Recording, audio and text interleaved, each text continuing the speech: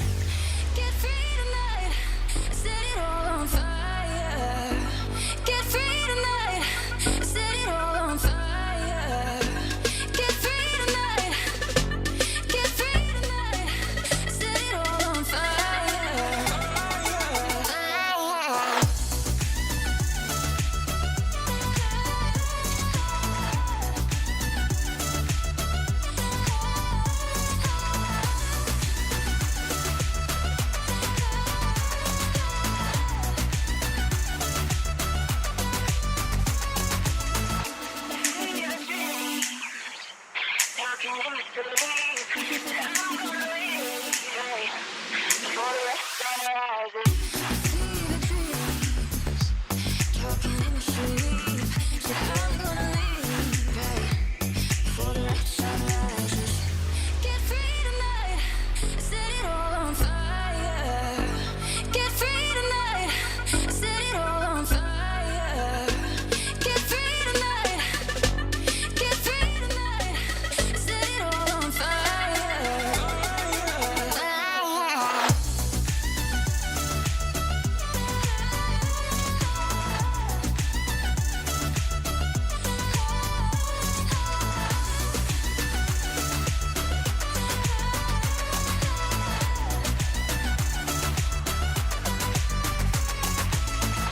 Find your reasons, fight the good fight. Chase down your demons, tame 'em right. Sun is gonna come, creeping on close eyes. We're getting free tonight.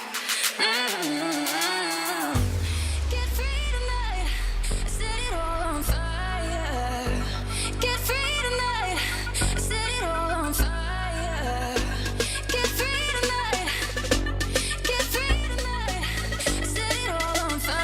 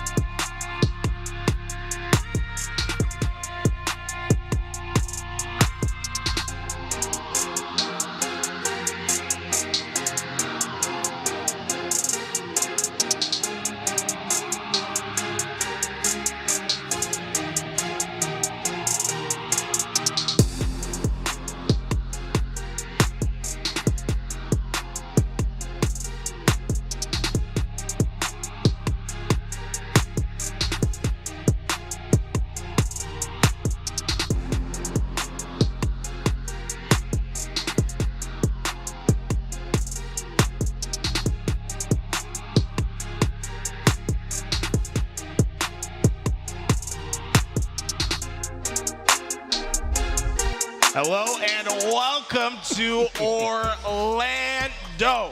Joined with me is Old Man Mikowski. I'm Tools, and we have pool play ready for you guys today. Coming up first, Press the Issue going up against VIP. Mikowski, how's you feel? I mean, you played in FFA. You're getting ready to watch some floors. How'd you feel about everything today? I feel like I'm in a dream.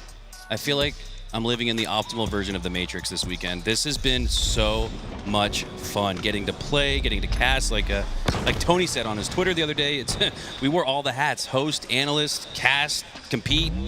It's like the Halo player's dream we're living this weekend. So I'm feeling great. A little sleepy, But I got coffee. You know why I'm sleepy, Garrett? It's the Dallas Stars. Double OT little action. double OT3 in victory. Matt Duchesne, hero of the evening, and looking to see who's going to be some heroes this weekend. We've got some 2 teams here, Press the Issue and VIP. We've also got some very important people here this weekend. Got some of the top Halo competitors here as well. What do you got? Press the Issue. They have 8 kills. 7 of them have been to Black Halo God. Wow, BHG. He is truly unreal, and I'm kind of nervous at this point because Press the Issue, that's who Team LVT has to play next round. And I'm going to be in that match, and so far, Black Halo God got me nervous with the way that he's playing. But a couple things to notice about this LAN. Yes, folks, we are on LAN in Orlando, but because the venue, we're all on PCs, and how intimate it kind of is, we've been able to have everyone sign into their accounts. The gamer tags are all the same that you would see normally. Look at this. This is like a great viewing experience so far. BHG, he's a BFD. That's a big fucking deal for you guys at home. And he's playing big. 9-3. And he's got a little OBJ in the right side of the corner, right side of the stat screen. I mean, this is unbelievable, the performance he's putting on. He's 1v4. You could argue he's carrying the squad. So far, Article's got himself in a great position here. Now, when you look at VIP's setup, they're well positioned to fight for this camouflage. But I don't want to see them push for the camouflage. I want to see them bait that out, get the first couple kills, then with numbers, try to take advantage and grab the camo away. Able to grab that camouflage. VIP, I mean, they've been fantastic. This has been a great bounce back from them. We've seen Black Halo got slowed down just a little bit after that fantastic first life he's had. And with Jaren getting another couple kills, they look to be well-paced at the moment just to run away with this hill.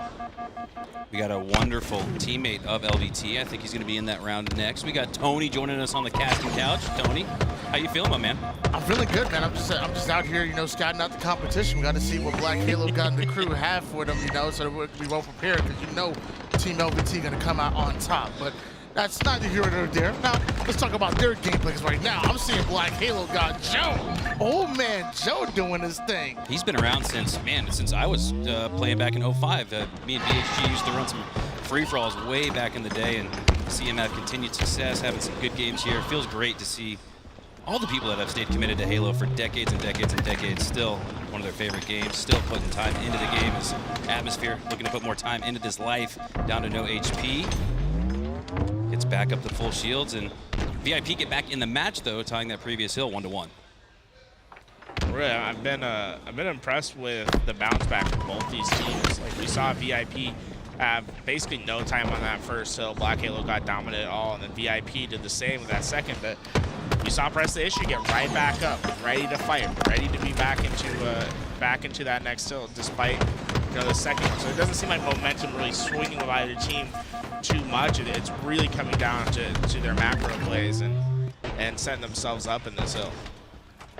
Much more highly contested hill number 3 okay, here. Hey, we'll ignore it. You know what I'm saying? It's LAN, first time on, a couple missed shots. Honestly, I kind of feel like I was getting blanks on LAN. I think maybe just a couple blanks there, just... Tools, are you building in excuses already? You were missing. I was watching your screen. You were Black Halo God's missing. I mean, I don't want to say that about the man. He's like, just if you guys see me have a bad game, I'm getting blanks on LAN. Throwing it out there. J-Grab doing everything he can to stay alive on that needle side.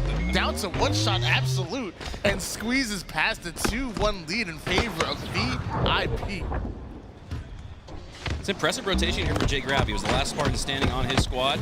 Tries to get that backside positioning on the C side, maybe forcing some A spawns. He does that, so he does force the A spawns, gets these guys in a position to where they can go out needles, get a cross shots over to this hillside on C. But despite that, Press the Issue get the first points on the board. A lot of people don't know about Betts, man. He maybe doesn't grind as much as we do. I know he has a full-time job. He has a lot going on in real life, but when he's playing, he's the real deal. Definitely doing his thing right there. Eventually goes down. That's on me, not on you. Caster's Curse is a real thing as Black Halo God going in for a huge flank, buying time. Atmosphere gonna work with them little 1-2 combo. They got the C side. Now they want to push through that hill. Now they want to take control of both C and long haul. And Black Halo God gets another kill. So far, I mean, you said Betts, he doesn't grind too much, but I feel like every time I match up in matchmaking, he's in my lobby. That's the first thing we said to each other when we saw each other at the venue. He's like, dude, I'm finally not going to play you in matchmaking anymore. got himself preoccupied at this land. Camouflage coming up in 15 seconds is really important for Black Halo God to stay alive, and I was going to say not use his resource, right? You really wanted to have that Shroud Screen to go play for that camo with your teammates coming off the spawn. And J-Grab getting loud, bro. Holy, J-Grab's in the back. Yeah, that was intense. Talk about longtime competitors, decades in the game. Jay Gravity, another one of them. One of the most passionate Halo players. Ooh. Maybe overheats a little bit there, goes down. I did see an assist, so ultimately a trade out, but VIP gain hill number 4 for a 3-1 lead. Does anyone remember that clip from season 1? J-Grab Oh, yelling, absolutely. shut up, I have Peeking in the camo. mic. It That got was him like, an org. That was like literally iconic. That was Aqua iconic CTF. for season 1. Oh my god. In OT, I believe. It, yeah, I mean, that clip was so camo. good that he got signed by an organization for year 1. Well, I mean, wasn't it partly his skill as well and his concept? Yeah, I think you're discrediting him, I think Jules. it's more about just the hypeness that man brings. I would want to sign him right away. Maybe a little bit of everything. Maybe it was the concept. Yeah, he's a well-rounded individual. Dude, Jaren's being so annoying right here. I'm Thank so you. excited to see Tools on land. So we already are, huh, Tony? far, I can't get any kills because my team's forcing me to hold the ball. We played a scrim. Okay, I apologize. You can't be a troll I got so mad at 99% of the time and then expect me not to think you're trolling. Guys, I know I made a mistake. So Garrett says, Tony, grab ball. I'm thinking he's just being a jerk. He wants me to grab the ball so he can slay it or something. I'm like, no, absolutely not. And then he tells me that sniper. But I'm saying, if you're a troll, you live by being a troll. You made this bet, you sleep in it. Oh my! Atmosphere. Oh. With Hit it! You're out of ammo! No, dude, Oh my he had God. it on. I If thought it that shot was was gonna only hit. as simple as pressing the Y button, I could tell Garrett thinks that in his head. He's like, dude, just switch weapons. He looks so good right there. That was a great shot. The article was waiting to blow those nades. Instead, he's going to get information. There's a player in tower, and he will be rewarded for. Okay. Bet's almost put someone on a put article on a poster there. Does You help can send it bet back to that the ticket respawn to the screen. bank. That was some good shots by Betts. Oh my god. Yeah, he's got that nasty straight. Did do enough damage though. Send that player back to the respawn screen as Jay Grav positions himself back on the needle side with teammates. But that frag grenade and the DMR combination takes down Jaren on the needle side. Jay Grav with the high ground helps again assist on another one, but 3 go down for VIP. This is going to be press the issues hill. Yes, it looks like they will secure a 2-3 match, but they got a little bit of meat left on the bone. Betts gonna make his way towards that zone. So close to taking it. The final hill here for VIP if they would have got in, but it's Press the Issue that right now are pressing VIP now within 1. This is looking much more doable for Press the Issue. PTI. I mean, their friends call them PGI. So That's PTI. part of the interruption. Getting That is part of the interruption. Come on. Hey, bro. They Tony, don't pay, they Tony, don't pay us. Wilbon. They do not pay us for free ad time. You know what I'm saying? So why did you bring him up? So PTIs press the issue is what I'm saying. You got a monster can PTI over here. versus You gotta VIP. give it ESPN shout outs. man. Oh man, they're Come on sign us, ESPN. ESPN. Folks, pardon Tony's interruption, but here we go back with Black Halo God. Camo's up. Black Halo got a couple times now, I think, has preemptively used that Shroud Screen when Camouflage is up, and I felt like he had great opportunities to get that to his team, but VIP in a great position here, especially with Spar having that high ground commando in hand. You see all these players from PTI drop in, and Spar giving a couple victory shots as he gets back in this hill. And it looks like the victory will be secured by VIP here. A Game 1 victory at that. We saw a very highly contested match, some great pop-off moments, some great individual performances, but ultimately VIP takes the lead in the series 1-0. Yeah, so happy to see this team coming together here. Like, the article's been doing it for quite some time. Spar a little bit newer. I know he started playing competitive Halo in Halo 5, but a lot of people think Jay Grab. He looks young. I was grinding 8 lobbies with him back in Halo Reach. He was doing this thing for quite some time, so it's really fun to see these guys who have been doing the things. Even Jiren was doing his thing back in Halo 3 and now still grinding, still putting in that work, and coming in Halo Infinite looking as good as they do. Jaren with probably the best clip of the weekend so far, that double kill in the 2v2 exhibition we had yesterday. I mean, haven't seen much sniper action since we had a lot of free-for-all yesterday, but Jaren so far with the top montage moment of the weekend, I'd say, as VIP looks good to start. You tried to hit me with a top montage though when you repost up in the air. Look, you watched that Frosty clip and you thought you were icy, okay? I thought the game was going to be close, and Tony said no. He spit on you on LAN. Okay, He did. Fun fact, Mikowski was supposed to play for Team LVT in our first round, but because of the 2v2, they dropped him and picked me up. It's not true. I mean, we can only have winners round 2 players on our team. Well, no. I was You told didn't that. play a game. Yo, pull up He the bracket. put himself. Can you pull up the bracket for the 2v2 real fast? He put himself. See, so you see winners round 2. You see that? You're not in there. I see winners round 2. Well, who did There you I play am. in round 1? The Ghost of Orlando. Not important. Hey, hearsay. Hearsay. But actually- We have proof right here. Cool. It's not hearsay. It's literally proof on the screen. Oh, No one. No There one. it is. Oh, no. Hey. Some truth. Hey, No me, Halo me and 5. Spar are holding it down in the winners semis right now in the 2v2. We'll What have to I- get that continued a little. What I was later told, on. Garrett, from a strategical standpoint, Okay. LVT Words. thinks that the first round is going to be pretty easy. So in round 2, we'll swap out, and when the match gets a little bit more difficult, a little bit more high level, that's when the gold 3 switches with the Onyx player, right? I think that was the concept. That's what I was We told at getting least. So. Tim on here too. Wow, it's gonna be a full party. The math ain't adding up on that one, but I am seeing. Oh, is that little Scion Esports going up against GBX? Okay, I'm down for that. King of the Hill. In case you guys don't know, GBX, a little bit of a draft team. You know, they got a little bit of Renegade, a What little does bit of GBX Bound, stand for? a little bit of Legend, a little bit of Tusk. Good Boys Extreme. Let's have quick. let's have this conversation real quick. Shopify Rebellion. They're the only set team of 4, Yes. HCS team of 4 here this They are. weekend. But if anybody can upset them, quote unquote, it's going to be that GBX roster, because if you look at the continuity, the chemistry to develop by these guys, they've had so much success in 2v2s. Yep. Bound and Renegade, Legend and Tusk. They've each won Halo Infinite 2v2 tournaments. And if you can combine that cohesion and chemistry, bring it to 4v4s. Let's not forget Bound and Legend. They're actual teammates on SSG, the They number are. 1 team in the world. So Renegade and Bound undefeated in the LVT 2v2s. that's right. So, Shopify Rebellion, they're probably the favorite this weekend, but I wouldn't be surprised to see GBX take it. You know, it's funny. I agree with you. I believe Shopify Rebellion are the favorites. But if you put a poll in the chat, I bet it would be closer than you think. And I think maybe GBX might be the favorite just based on like name power, star power, as opposed to and fire, as opposed to that actual team and that Fun chemistry. fact. I agree. I think Shopify Rebellion are the favorites. But I know there's a lot of people in chat that probably disagree with us and probably have GBX. Yeah, well, I'll say, like, I came down from the hotel this morning, got off my elevator, sitting there was Tusk helping a child that had fallen and scraped their knee. Wow. So I feel like How he's got old was he's the got child? that heroism aspect to him. Whereas he's gonna come out and play so much better. Like, honestly, just a good dude He's all gonna play around. better because he's a hero? Yes, because he's a hero. Did you watch the game? Did you play the campaign? Halo? Are you saying he's Master Chief this weekend? The Fortnite? He's gonna be Master Chief this weekend.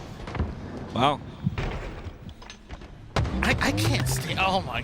Tim, welcome up? to the stream, Hey, man. yeah. I'm saying, Yeah, please, please, Tim, please. bring Please, some Tim. normalcy around here because we got a lunatic on the other side of the thing. He is a bit of a lunatic, isn't he? We love him. He's though. a loose cannon. Yes, I'm a loose cannon. I ain't gonna lie. we all are. At I some don't think points. loose cannons call it themselves loose cannon. I want to give some props to Active, man. Active played his heart out yesterday in the free-for-alls. Ended up in 9th place by 2 kills, which I know you were a little disappointed with, but, dude, I mean, this is a tough competition. There's, what, 50, 60 people in that free-for-all? You get top 12? It was fun, man. I appreciate that. It was. Lot it of was just. respect. It was. I appreciate that. Very, very. Just a good time. And I was talking about this earlier. Like playing on LAN. Like I'm sure everyone that's in the venue that's playing is going to be able to feel that. It's going to be tough to go back online. This game is beautiful in the LAN environment. It really is. Yeah, I thought you would have went straight to bed after like long day playing, but I went and looked right after the event. You had already put it on Wikipedia, Halo Wikipedia. I saw it. And it was funny that like it only went up to top 12. You didn't put actually like top 10. You didn't put any of the other results in. Yeah. No, my Wikipedia page is empty. So If you're not first or ninth, you're last. that is true. Oh man, we get to play in the 4v4 today though, which is going to be a good time. Speaking of, Actually, you were dropped. Oh look, the GBX match. Eli has not taken off the headset. I'm rooming it with him this weekend, and I woke up. Has he even worked? Has Eli worked in here? He's been here he goes. At no point in time has he Summoned worked. him. Eli's just a gamer. But no, seriously though, Eli got up early, and dude, again, man, those MLG mid to late 2000s vibes. He goes, I'm getting to the venue early to warm up, and I swear it brought me back to 2009. That's I love so cool. Eli, man. I love that. And I love the heart of the Well, competitor. it's better than coming in 2 minutes before the show starts. Not even his call time. 2 minutes before the show started, said, "Hey, are we streaming today?" I was like, Who did that? I don't know. Some of them must have been up late last night. That's for sure. Did I say that? Anybody? Was it me? I was here. Yeah, Tim Tim was here early. Garrett was here. You're still drinking the coffee that you were late for. He's still drinking the freaking coffee that he showed up late for. At least Eli was here scrimming, you know. No, but He's fashionably late. GBX on your guys' screen right now. They're playing over on the main stage. They're playing against Scion. Honestly, like, you know, we've been talking about how great GBX is, but this Scion team's really scary as well. I would not be surprised if they're able to steal away a game in this series. Yeah, we talked about Shopify Rebellion being one of the full teams that are showing up here. This is actually the full Scion Esports roster. And if you were paying attention literally just yesterday, 3/4 of this roster made it into the final lobby of the free-for-all. That's a good call. You have free-for-all savant on this roster. Dark Matter was doing his thing even back to his Halo 5. Tyre's Reaver has been in, what, every top 8 lobby that he plays as far as free-for-alls on LAN, and the Uzi and Zuzi twins are the real deal. I like this Scion Esports roster. I really Yeah, more than anything, I love the names, right? Very Ogre 1, Ogre 2-esque in the matching names, but I think they're actually got to actually be brothers, right? Do we know if they're twins? They're twin brothers. Okay, that makes perfect sense, and they're gonna have that chemistry. They're gonna have that hive mind mindset where they don't even need to communicate out loud. They just telekinetically they know what they're thinking. But triplets can't do that, so suppress diagram and average, they're not allowed to do that. It's weird. If you're twins, you can read each other's mind. If you're triplets, Renegade. Okay, Renegade. That was nice shots for Renegade. That's I mean, what are the chances that GBX come in here and give Shopify a run for their money? I know you said the chat's gonna make it close, but like, do you think it's a possibility? You know, because there's some firepower. Renegade and Bound. When's the last time they played on a Fours roster together? Wow. You know what I mean? And they were duos champions in Halo 5 all the way through in the LVT 2v2s. Took the hill. It's a really good shot. Like I really like this GBX roster, but it's Legend and Mountain. You know what I'm saying? Like, you add Renegade to that. That is a very, very good team. And we're seeing it's a very close game too. We're gonna shift our focus just for a second to this game too, because it is probably gonna get real loud in the second. Scion just one kill away.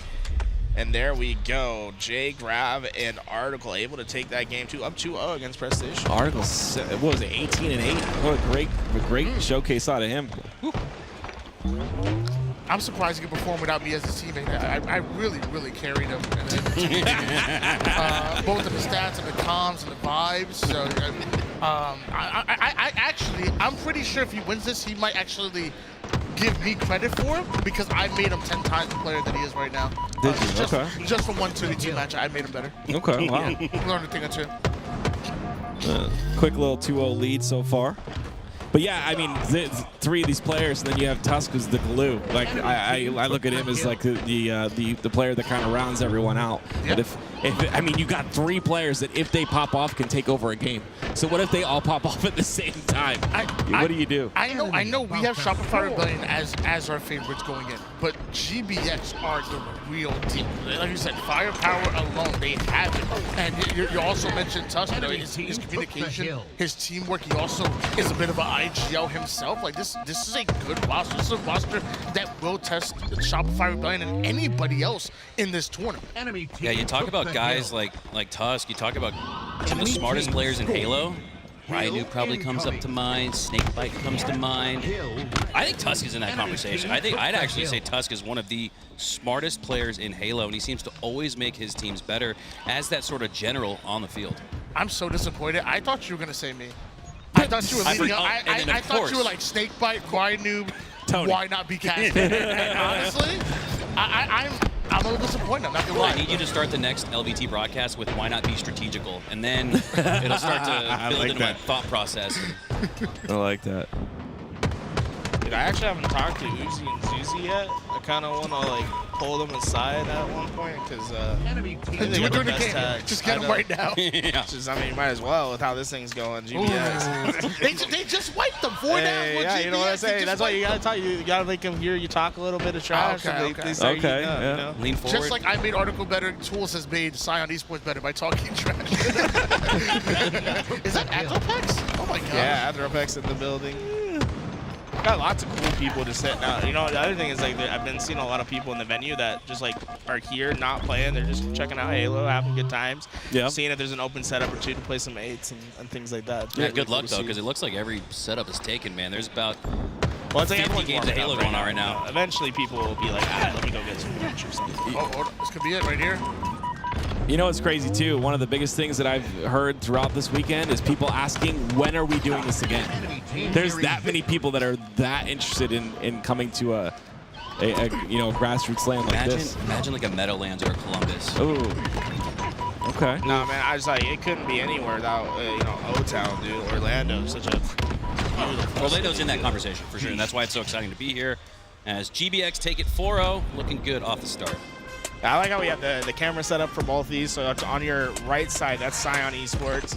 And then on your left, that GBX team. We're into game number 3. Though. Oh my God, this is like almost instant back-to-back. Love Thank that. you. Feeling like the LVT Red Zone W when we're Production, online. thank you to the folks behind the scenes. I think it's Nighty and Louie Killing it. in the production house right now, but they are going back and forth. Nighty's jumping keyboard to keyboard trying to observe some of these games. Clockwork. That's awesome. He's literally double timing it right now with the left and right hand. Wait.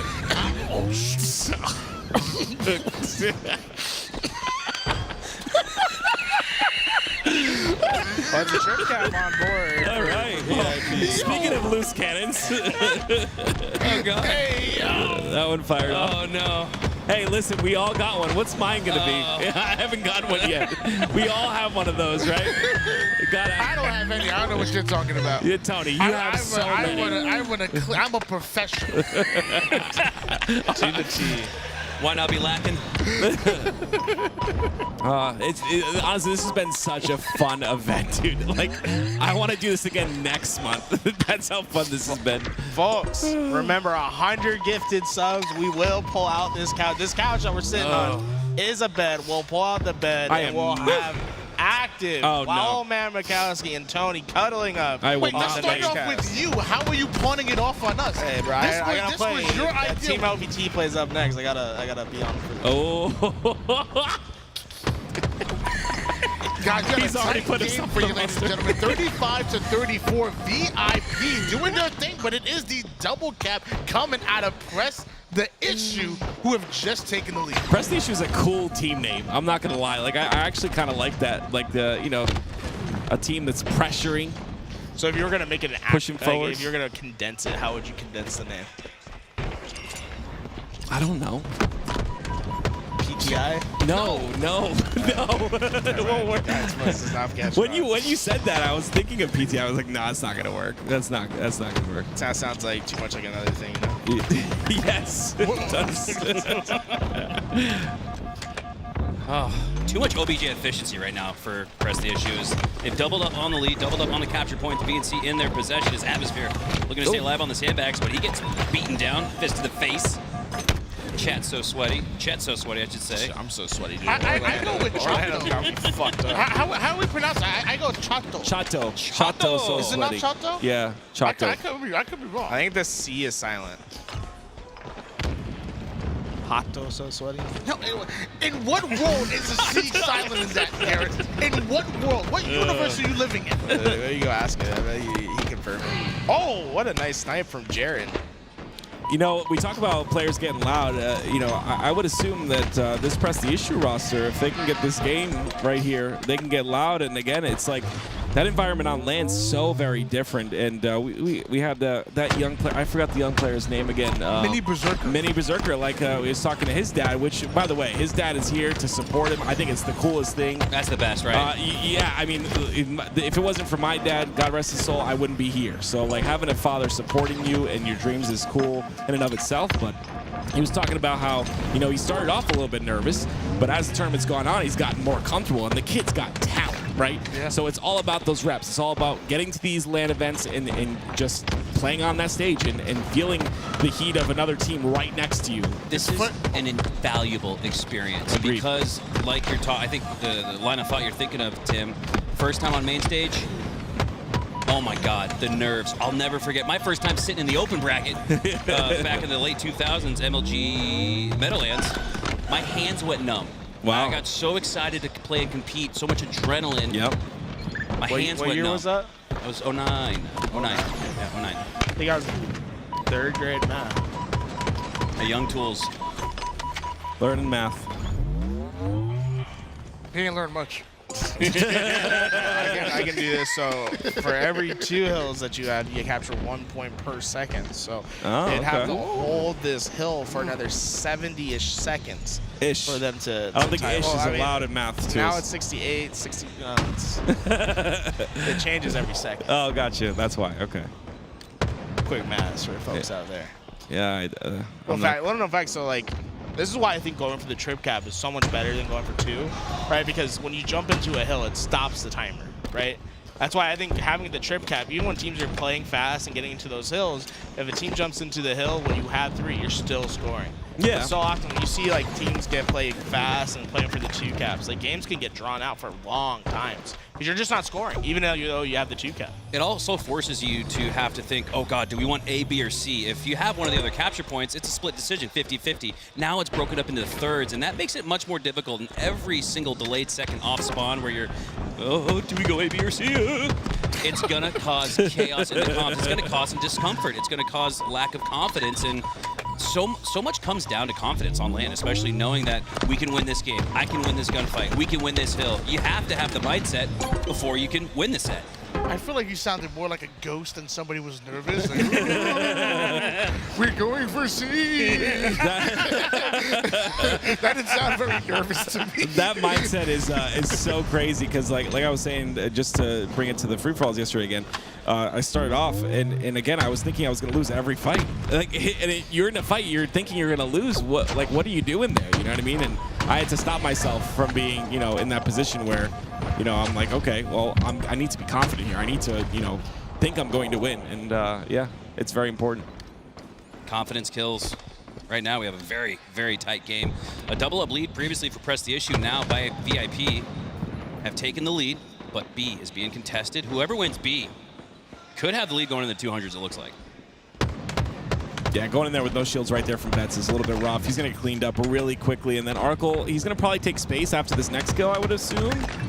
Yep, so not really moving too much, actually. He's in a good spot right here. If he oh my gosh, the double from him and the killing spree as well. Check the press, there's a new article in there. And that's article with the double kill. And VIP with the double cap right now. Setup is locked in at the moment. Press the Issue need to find a way to get a perimeter kill. They need to find a way to get an easy one. Article might have just gave it to him. Black Halo got awarded the kill for that one, but back to back out of VIP is going to press the Issue back to their spawn, holding on to both B and C for dear life is VIP. All right, VIP end up winning that B hill, end up taking that lead into the 200s, and now looking to put the finishing touches on a 3-0 sweep. A and C flipping in favor of each team, but VIP is able to maintain the lead, but Betts has a camo, needing some form of the sandbox, some form of a comeback condition to get back in this one, but it's all VIP. They're continuing to roll. Betts sneaking up his way towards the nest. Parabola. Parabola, you mean? Well, no, what was the PP? What was the nature. PP instead of winning condition? Victory variable. Possible provision. The promising parameter here is to just not die. 224 to 140. VIP may just pull away with it with the objective efficiency from Press the Issue that was holding VIP back for a bit, but now they're starting to slay out. 3 down go Press the Issue. This could be the final push. If they get the trip cap, it is over. Looking to put a stamp on it here with control of A, B, and C. I don't think Press the Issue have the time and space necessary to stop the bleeding, to stop the scoring. But they do have feet in the hill, plural. A and C flipping in favor of Press the Issue, and we know how Strongholds goes, Tony. It's still anybody's game. As of right now, VIP aren't scoring. There they are. That's I was trying to cast her bless, but not the case. VIP take game 3 in a 3-0 sweep in a highly contested series. Impressive from VIP. Every time they got pressed, every time push came to shove, they pushed back and found a way to win 3-0. Yeah, my thing with them is maybe a bit of overslay.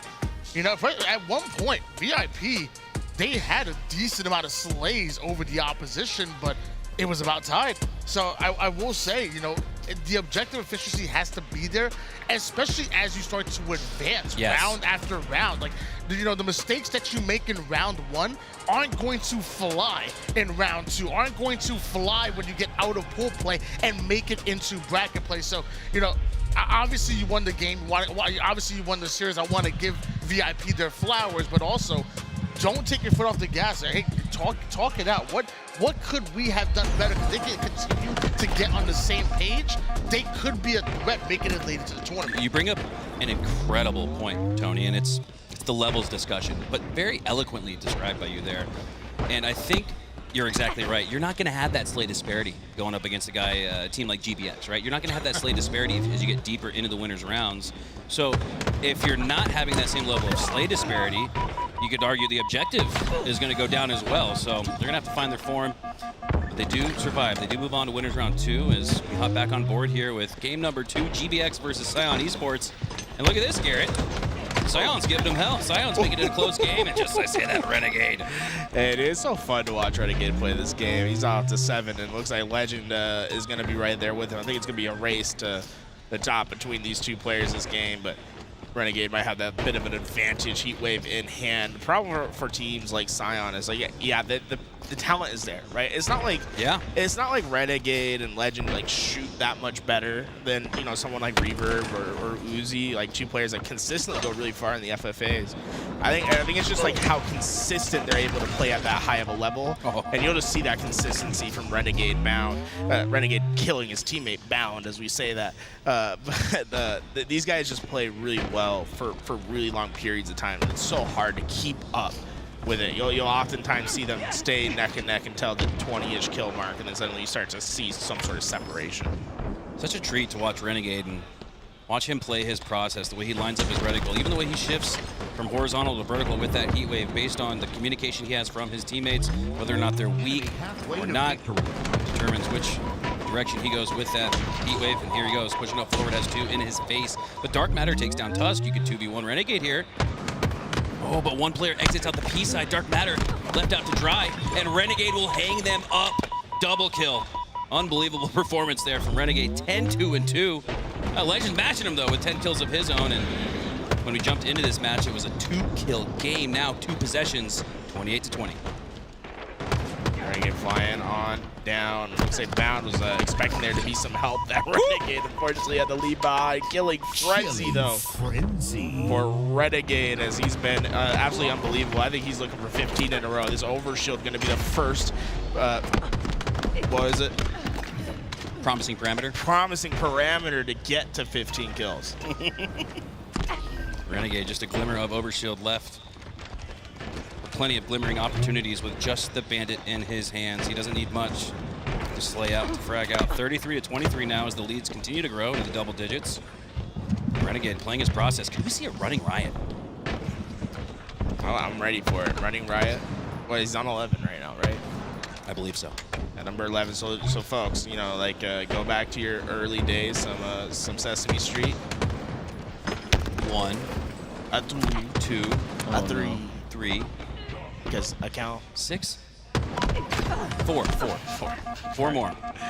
Either way, he's getting close to 12 and 2, bro. That's insane. But even then, and I always say, oh, we're watching Renegade. He's got to have the top frags in the lobby. No, it's Legend. You know only what? by one more, but this just goes to show how dangerous this squad is. I got a question for you. Do you think over under? What's the odds that we even see another POV for the rest of this game? I think we're gonna stick it out with Renegade this entire time. I don't think he's gonna die.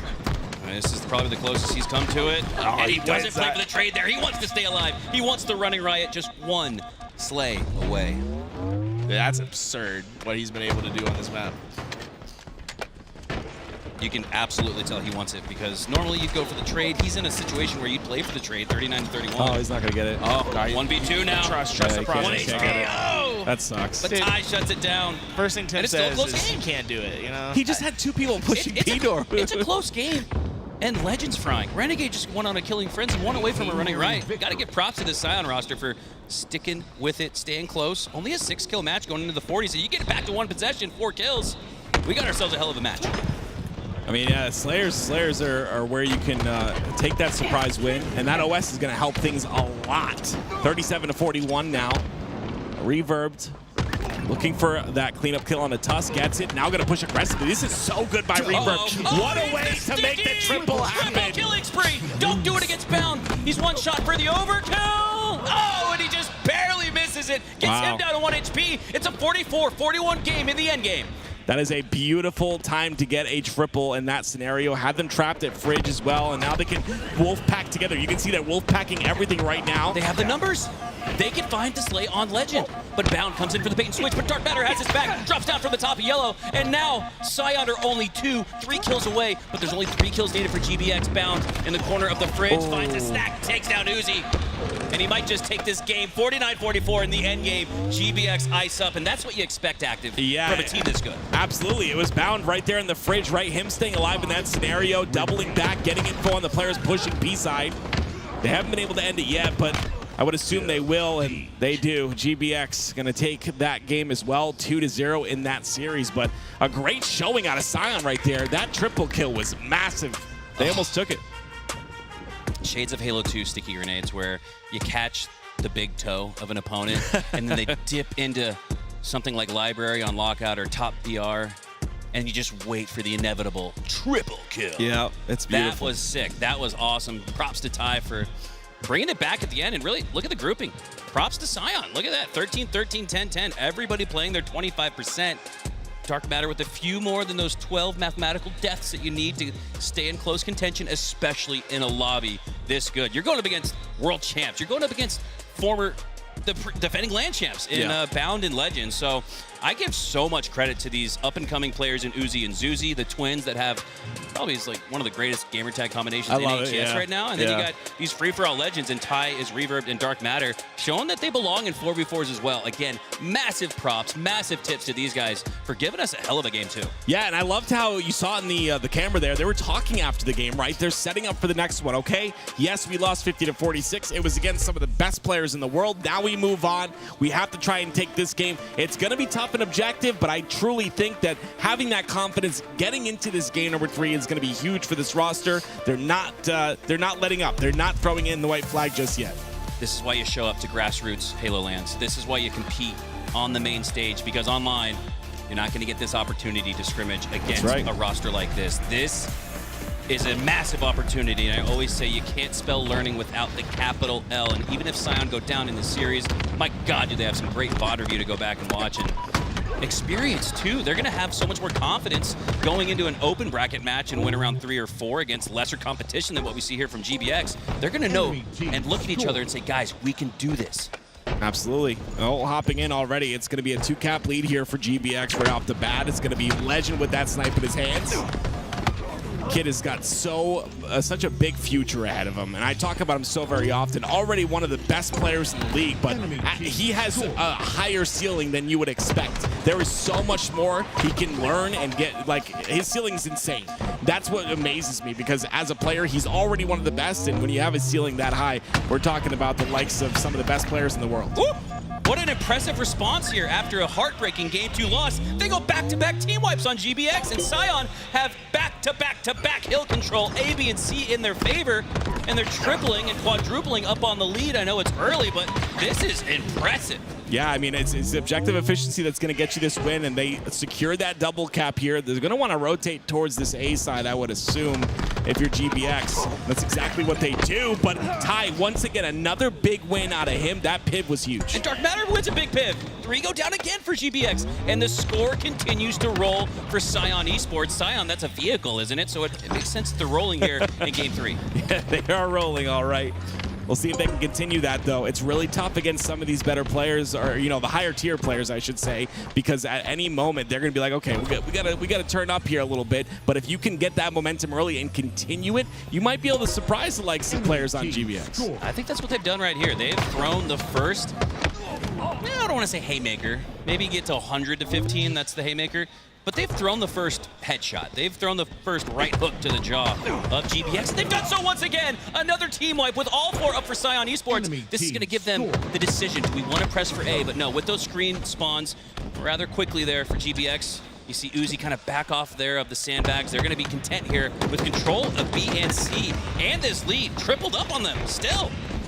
Great job. I mean, this is so huge by the side of Scion. It's getting those slays that is so massive for this roster, and they continue to do so, right? You wouldn't expect them to have this type of individual skill, especially in a LAN environment, but it's Ty, it's Uzi, it's Suzy, it's just a mixture of all of that, and they've got some really solid chemistry as well. 3 go down for GBX once again.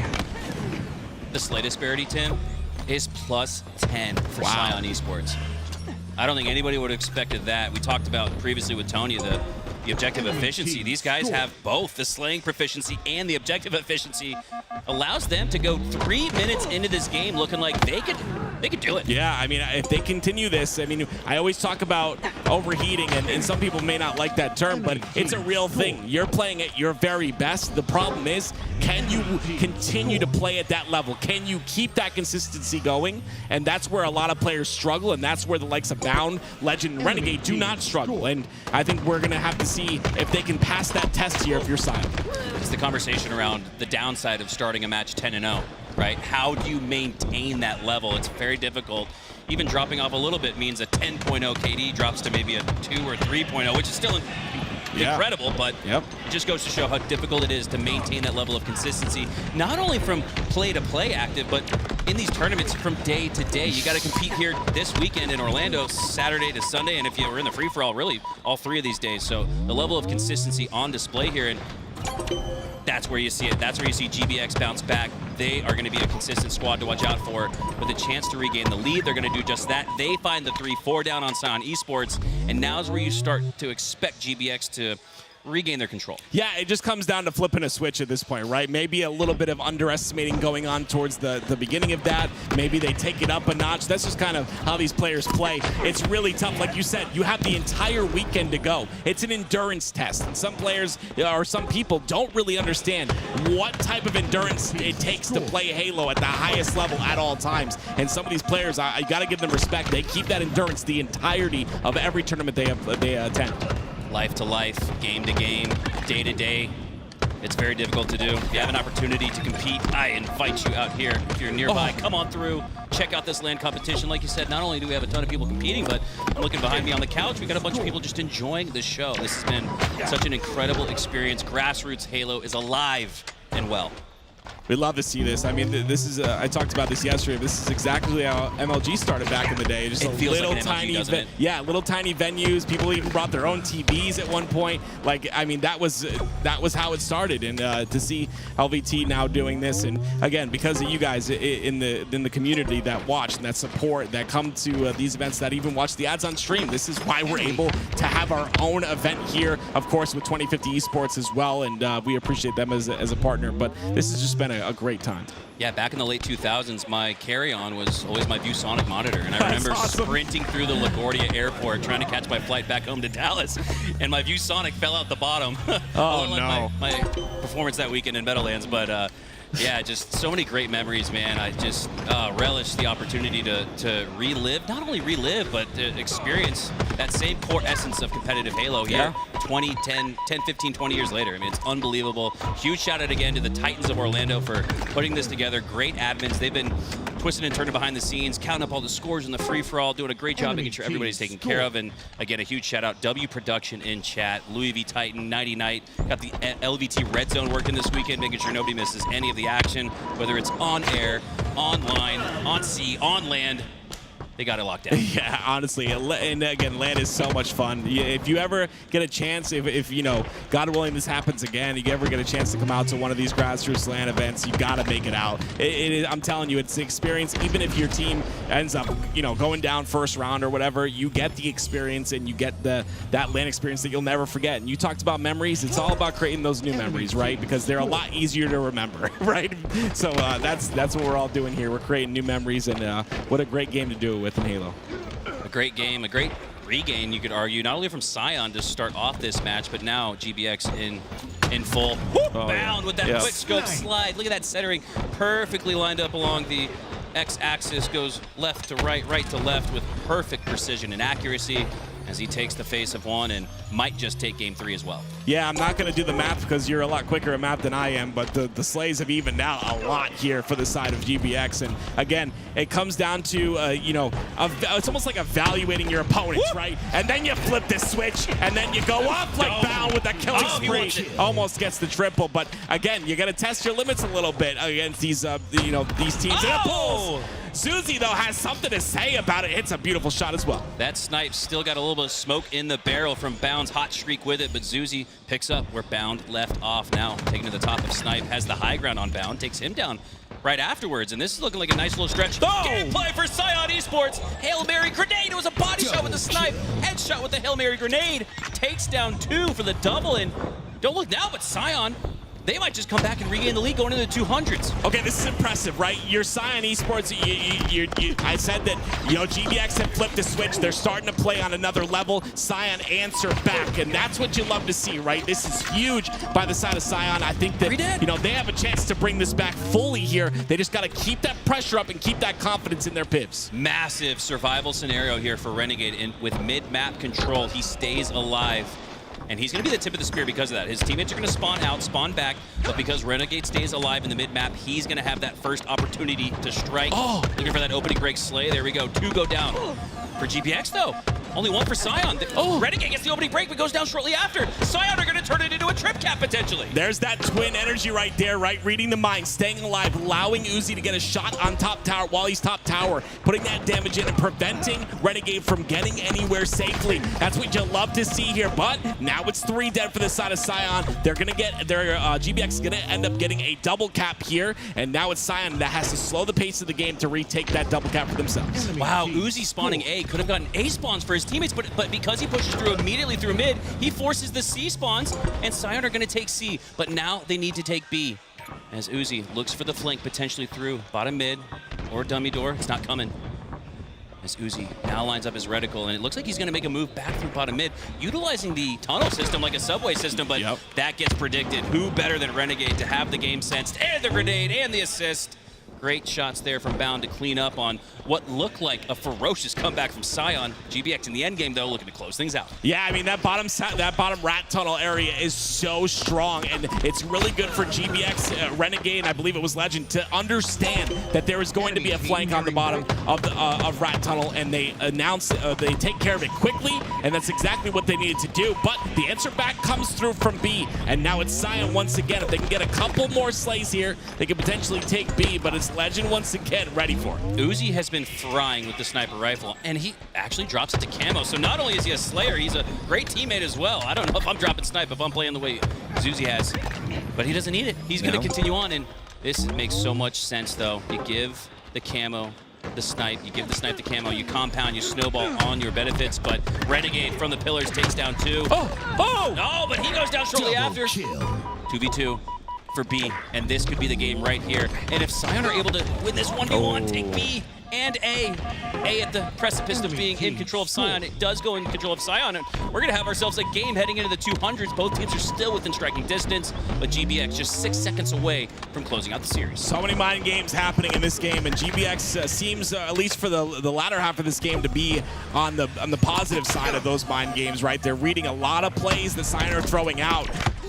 And again, it's a stick. Oh, that stick doesn't count. Oh, it ends up doing enough damage for Legend to clean that up. But there it is. It's going to be GBX, a 3-0 sweep. Sion, what a great fight from them, though. Give them some props in the crowd. Sion really, really allowed us to see what they're capable of in that game. Great games, man, and great performances from everybody.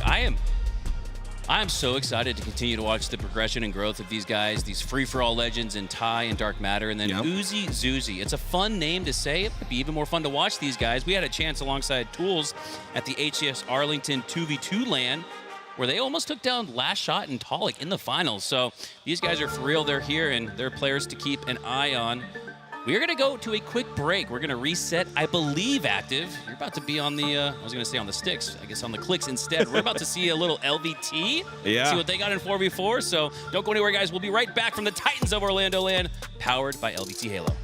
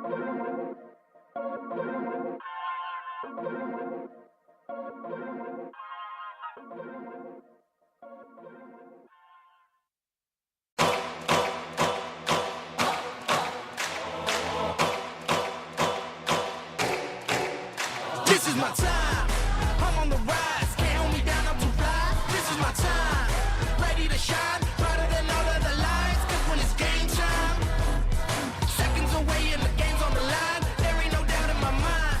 Beating the buzzer like, this is my time. This is my moment. You better bet that I'm on it. Ready and set, I'ma own it.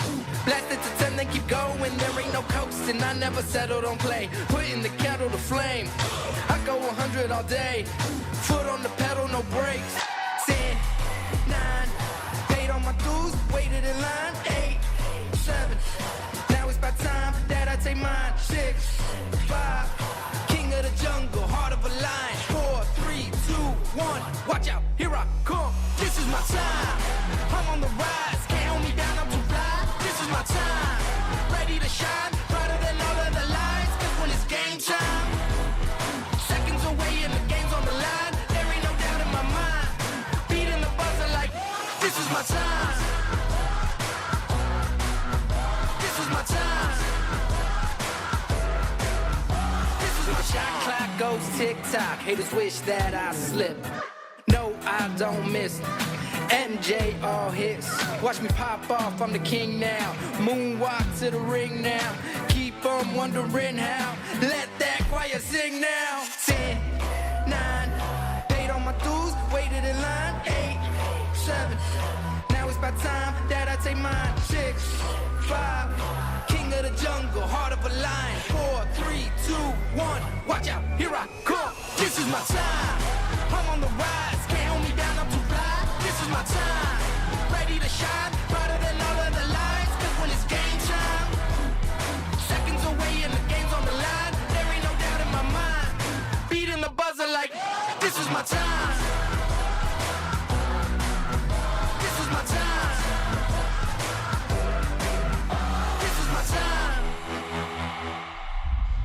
Hello, everyone, and welcome back to the Titans of Orlando LAN, powered by LVT Halo. Joined alongside me are two very special guests. We got John Renegade and What's up, Bound. everybody? How's it going, fellas? What's going on?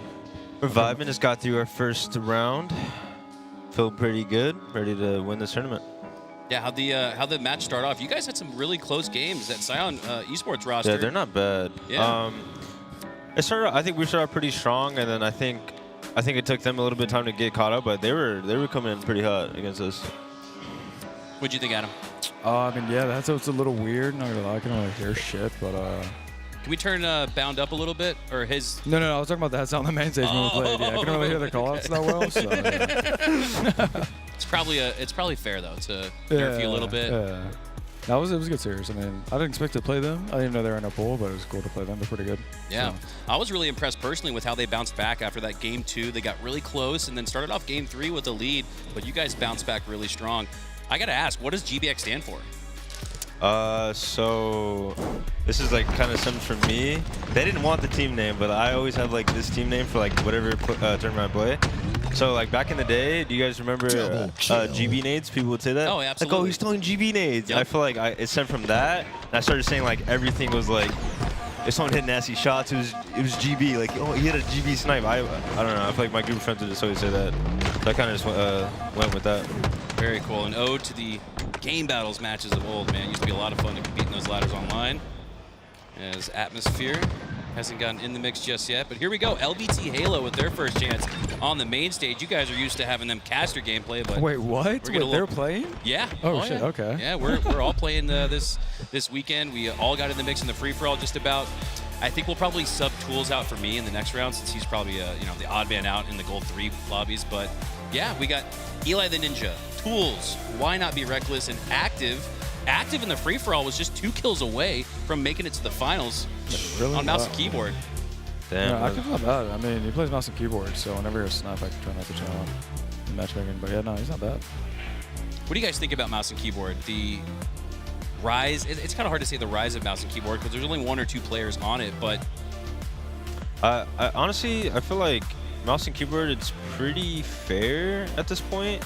I think with the aim assist, it's like pretty fair against controller players. So I think we'll probably see a lot more mouse and keyboard players come up, especially like you have like Woodum and I mean Monster if he performs in the tournament. But there's a few, I feel like Monster, I think it's smart for him because I think he just needs that kind of reset, right? Like, let's just wash away all those controller LAN performances and start fresh with the game sense that he already has built in. So, but curious to see him play on mouse and keyboard. Speaking of MNK, John, Royal 2, dating all the way back to MCC, he has some of the most insane. He had like MLG catastrophes on mouse and keyboard when he was playing Halo 3 anniversary, if we'll call it that.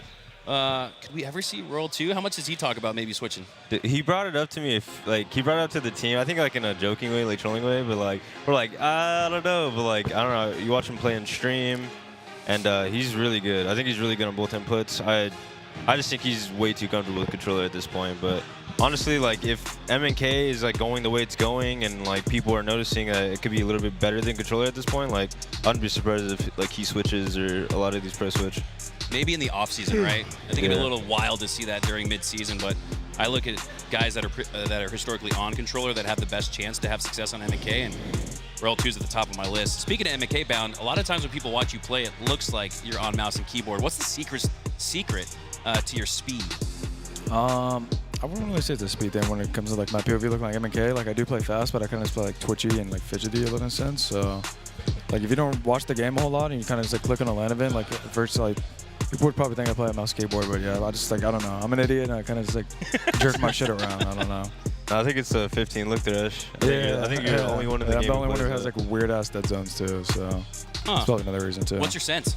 I play 4, 6.5, 6.5, but both of my dead zones, my move and look are both 115, 115. So 115, 1. Wow, and the ones means that your controller is more responsive, right? Yeah, so everything's like max responsive as possible. Yeah. Wow. Okay. So a little bit of tips and tricks. That's huge. I might have to go back into the settings. No, I would not recommend it if you like, because I started out on the game, like I put my dead zones with that, and I just never changed it. Huh. So I feel like if I change it, it's like too sluggish. Are you the only pro who plays 15 look? Yeah. That's absurd. I feel like now this is the classic, the old man in me coming out, but I kind of miss the days of just setting it up with one sensitivity option between 1 and 10, and then you're good to go. What are y'all's thoughts on modern Halo and the 100 options that you've got for sensitivity? Bound, we'll start with you. I mean, I guess like it does kind of have to progress because like technology and shit, but like I do just miss like getting on like Halo Reach or Halo 3 and just set it to like 3, and then you don't think about it again, or like 4. Like I don't think I ever went above 4 like in a competitive match, and like anything below 3. So yeah, I do miss the like simplicity of it all.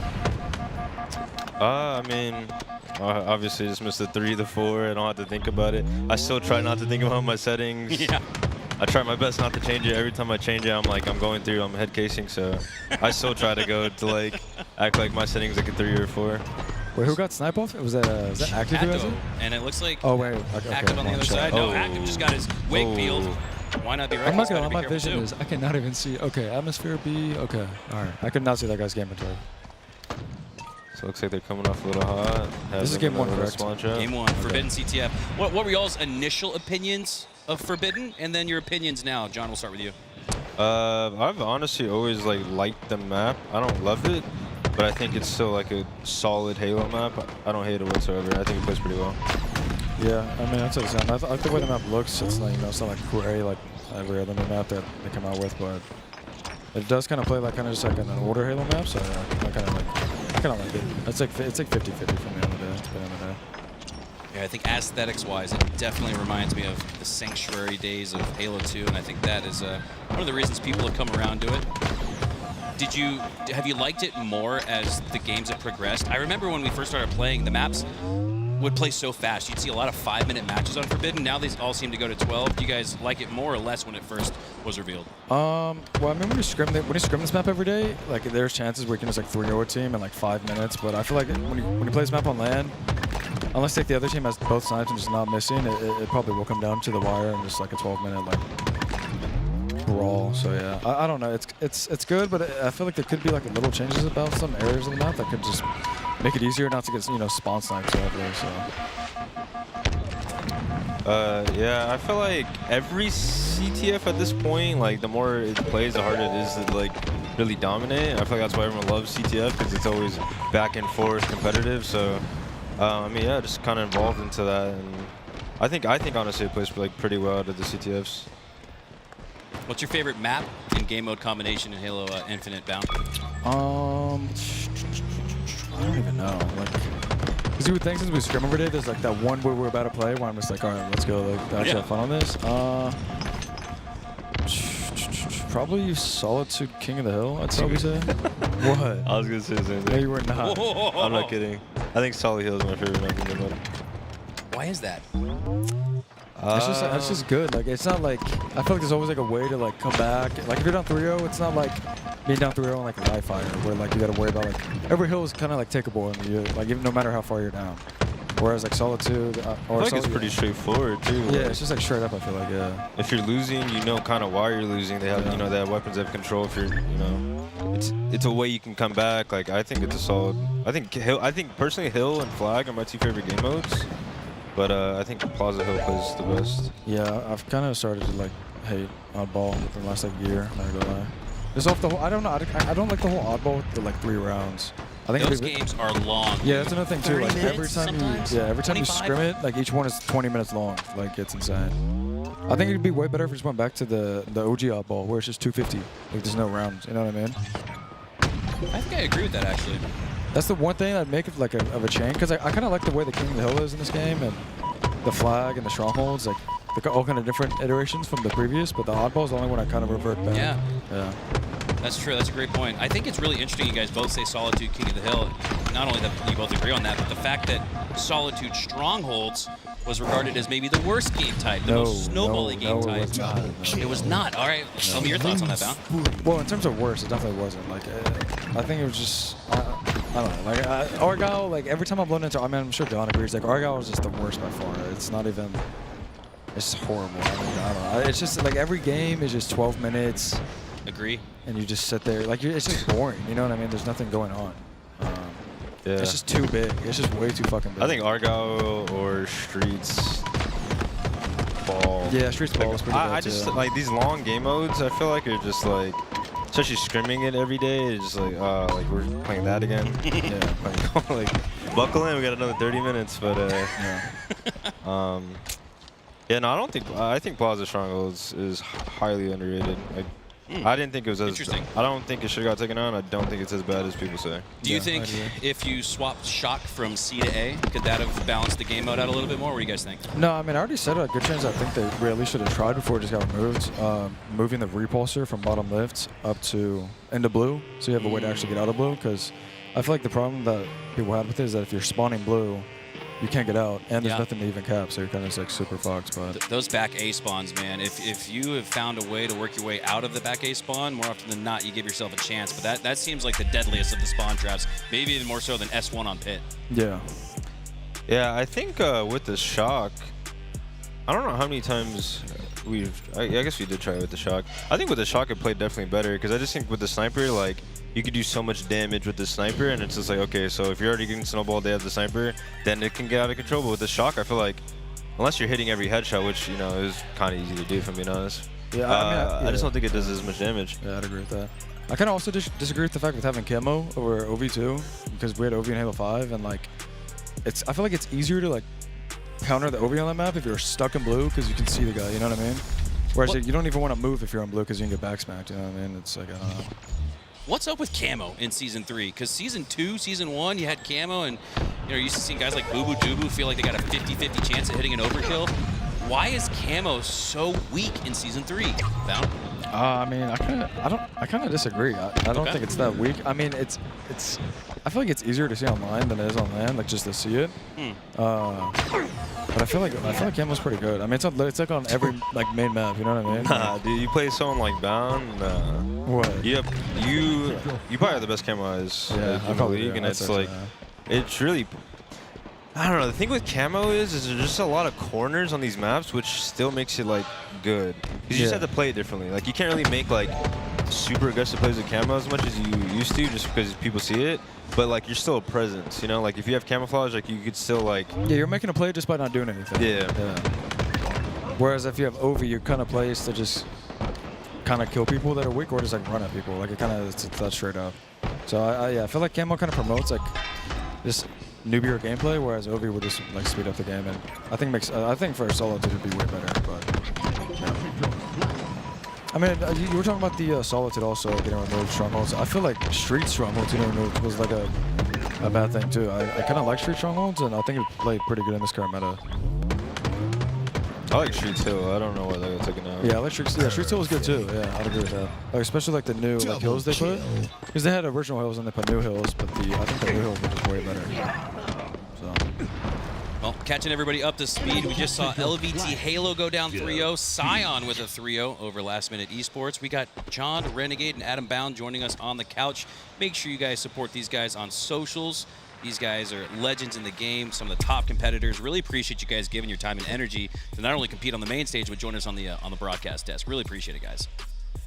Thank you, thank you. Thank you. So going back to that conversation, Camo and OS, maybe swapping gears, do you think Camo should be taken out entirely and everything should be replaced with OS, or is it a case-by-case, map-by-map basis? Bound, what do you think? I think it definitely depends on the map, because we used to play Argyle too with having a camo instead of a QT, and I feel like it just makes the map flow way better. I don't think teams like really set up and care for like a QT, whereas like if it's a camo, you kind of like at least want to like think about like the camo. Like if somebody has a QT and I know they have a QT, I don't really care. But like if they have camo, I think it's definitely like map by map for sure. That should be kind of in concern. I think every map that got switched to camo needs to be switched to OV, and every map that got switched to OV needs to be switched to camo. Like, just if they did a full 180, I think it'd be good. Like, I think what you think it should be aqua camo needs. Like, what's up with the P1 overshield? Yeah, that's bad. That's horrible. I think aqua camo needs to be a thing. Argyle camo is not bad. Live fire, like I like OV on live fire. I wish they didn't change that. I think recharge camo has just kind of been a staple. Like I wouldn't want them to change that. But yeah, honestly, if they just would switch these power-ups, it'd make a really big difference. Yeah, I'd agree. Like that right there. I just said that old camo like that. Yeah. I mean, that's QT. Got the same glow. What do you guys think on Argyle? So take QT out. I totally agree. The QT has never been very useful on symmetrical maps. Yeah. What if we put camo there, like you said, and then maybe 2 more grapples on each side of the vents? There's got to be something to speed up the game and give us a chance to see an 8-minute match. I don't think we've ever seen that in Argyle. More often than not, Argyle not only resets to an OT, it goes to 2 OT. Yeah. What do you think? Yeah, I mean, definitely just put the camo. I don't know about the grapple though. I kind of think the grapple should be decreased almost, like the usage of it, because I think it's 3, isn't it? It's a 3 off spawn. Yeah. So like maybe like 2 or 1, and then I feel like because it's a forge map, like we technically could forge on it. Like if we could like block out the vents, I think the map would just play normal, because the vents are just like pushing the lane where like you're below the vent is just literally impossible. It forces a little bit more action. You think if that were the case? Yeah, 100%. Like you would be forced to move and like actually make a play. So yeah. What do you think about that, Ren? Honestly, I think grapple on Argyle is fine. Maybe even more grapples, I think, just because you got to make plays, and that's the only thing to really like make plays. But I don't know. I think Argyle is like a lost cause. Like, yeah, I don't really, because like Bounce says like the vent. I'm like, well, yeah, but there's still so many. It's just too big. Yeah. Like it doesn't feel like arena like 4v4 map. It feels like a 6v6. I don't even think Narrows was that long. No. And Narrows, because of it being so long, it had the man cannons. What do you guys think about man cannons? This is a weird way to segue the conversation, but I miss the man cannons, man. I think the man cannons were some of the most fun in the classic Halos. Do you think man cannons could be a way to speed up maps like Argyle, or even just or HCS like a play in teleporter too, something like that, like on some Warlock shit too? Yeah, no, I think that'd be cool. I mean, especially like Argyle. Like if you like actually change Argyle and put like man cannons on it, kind of like Narrows, it actually probably would be pretty good. What do you think? I don't. I'm like trying to like think in my head where we would put them at. No, you'd have to like went crazy with it, but like the sniper where the snipers are. Like you just put like a man cannon. Like if there's a shotty at the man cannon to the sniper. Yeah. No, that would actually be really good. Or the teleporter. I think a teleporter. Yeah. Dude, when you said teleporter, I'm thinking that might even be better than man cannons. That'd be just interesting. Just like something some you Beaver have to Creek shit. Like teleport just something you have to play for. Like there's just more things you have to play for. That's and like, think about. Yeah, that's what makes Halo the best, you know? That's what makes it the most competitive. All right, Clutch, if you're watching from home, Pro Insights, he's Steven watching. 343, he's always watching. We know he's watching. That's a great idea. Man cannons or portals, that could be a great way to add some more intrigue and maybe with some speed to Halo Infinite. What do you guys think about the pace of play? Do you think it's at a good spot? It feels like it's increased here in just recent weeks. I mean, I don't know, because we haven't really played since, we haven't played out of LAN since Arlington, but I feel like with the way the game played at Arlington, it was pretty, I like the pace of the game. It's not like too slow, too fast, but, I mean, yeah, we've been playing online a little bit recently. It's been some teams sticking out online that, Shopify. And, yeah, I don't know. I guess we'll just find out on LAN, like how people actually play, because that's where like it's do or die. So. I was just gonna say that too. I feel like online it's been kind of like super fast paced, which is like I like, but I don't know how realistic that's gonna be on LAN when people have are playing with a lot more pressure. Like I don't think people are gonna play as fast, which will be good. Because I still miss like the coordinated Halo, and like I don't want it to be like, even though I love Halo 5 and that's what Halo 5 was, I do like the Halo of like you kind of have to think your way out of it and like kind of break as a team and be coordinated. But I feel like in this current meta, like it's less that, more individual, which again, like it's still fine, but we'll see how it plays on LAN. 15-5 here in this one. Sound Esports, who had previously taken on this GBX roster with Bound Renegade, looking good here again in this series. And I assume with 3 teams in each pool, the top 2 advance to champ bracket. So this could be a team you might see on Sunday. Yeah, I think Sound probably wins this here. I don't really know most of the guys on the other team, but yeah, I think Sound probably takes this one for sure. They're pretty good. We talk a lot about new players coming up in the scene, fresh blood, new blood. Uzi and Zuzi, have you guys had a chance to play against them or even see them in matchmaking? Because they've been popping off. They made the finals of the 2v2 Arlington LAN. They went up against Tolic in last shot in that. Obviously not the main show and main competition, but still respectable to get that deep in the bracket. What do you guys know about these two? I just matched them in matchmaking. They're really hard to beat. Like I know they're passionate, and you can tell in their gameplay. And, like I think passion goes such a long way. Like, but I don't know. They still got to show me something. I think this event would be a good, like, good eyes on them to like kind of prove who they are and like make a name for themselves. Yeah, I'd agree. Man, I play with matchmaking sometimes. I think they're pretty damn good. That was my first time playing them on LAN, so kind of good to see like how they perform and like kind of nerves they have. I think they're playing pretty good though. Yeah, I don't really know much about them, like how they perform at like actual LAN. So yeah, I think they're good on LAN at least. I think you guys bring up a great conversation about the pace of play online versus on LAN, right? There's a different level of consequence online. There's really no consequence, maybe the points, but on LAN you're playing for major money. It's a major tournament, so that's where you see things like the pace of play crank down. Stalemates are much more common, I would argue, on LAN. How do you guys feel about that? I guess this is okay to. I mean, I just feel like for like the top 3 teams of, at least for now, have been the top 3 teams. I feel like you notice that the most, in my personal opinion. Like when I play like an SSG or an Optic, I feel like I notice like the change of play changing like dramatically. Like everyone's slowed down. Like nobody wants to lose. Like you feel that, and I feel like that's like what I love to play. But then you play online, and then everyone's kind of like I want, you want to win, but like you're still making like a lot more risk plays. So I think that's, in my opinion, the biggest difference from like the top 3 from like everyone else. Triple kill. Yeah, I mean, people just don't give a fuck online, you know what I mean? Like, bro, people will lose and just go eat dinner, you know what I mean? Like, yeah, we were saying that, like, let's get this over with so we can go get some Chipotle, right? Yeah, like, exactly, yeah. But yeah, I feel like it's always been like that. It's all it is online, so. Yeah, we've had a chance through the Tide the Leader podcast. Me and Eli have spoken to all of you guys in the big 3 right now. Renegade came on the podcast. Appreciate you. Bound launching next week. We had Formal on this week, and you guys have all said the exact same thing. Pump the brakes about this big 6, right?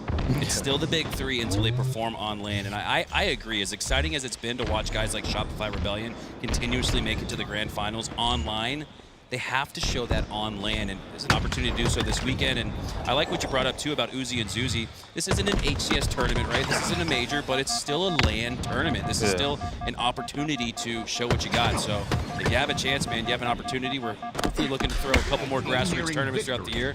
Come on out and show what you got on LAN, because there's a different level. I noticed this in talking to you guys. There's a different level of respect factor for guys that can do it online. There's just 100%. It's just an online warrior. It comes down to what John said about the change of pace. Like, what makes us the top 3, I feel like, is the fact that like when that change of pace happens, we all understand like all A players are kind of playing like that, and like if you try to make a play, you have to know that like what type of damage and like what's happening on the map for you to like actually accomplish that play and like not look like an idiot. You know, it's more calculated. Yeah, just more calculated. And that, yes, that's honestly the biggest thing that separates it. It's just like the change of pace, for sure. I guess to like piggyback on what you're saying is, at least for me personally, I went to a local like when I was coming up, and you know, I got to play against like at the time like Straight Sick and Prototype, and that like commonly that was like the first pro players I got to play against. What local area was this in? This was in Orange County at the Esports Arena. So I like made a name, you know, through 2015. So right, right when Halo came out, 2016. Halo 5 came out. Yeah, it was very early Halo 5, and I feel like I was able to make a name and people like respect me more because I like performed on LAN. So like for everyone who's watching this or everyone who's here, like this matters, you know, like people are going to notice you if you perform at these tournaments. Dan, what were some of your locals like growing up? Where do you I didn't remember? go. You never went to a local? Oh no, actually no. So the only time I ever played on LAN prior to like actually LAN was the Halo 4 midnight release, and there was a guy there who was the first in line, and he brought his truck, and he was doing like Halo 3 1v1s on the back of his truck. Oh, that's so sick. And I was like 12 years old and shit on him. Like these like old, these teenagers, these like grown ass men, just like 12 years old, just shit on him in Halo 3. And I didn't even like know Halo 3 1v1s at the time either, because honestly, I played Halo 3 like 1v1s back then in the day, so it's kind of cool just like experiencing that and just like seeing people like in person, like they're like hearing them rage when you're like shitting on them. It was cool. Was that your aha moment when you were like, oh fuck, I might actually have a chance to go pro?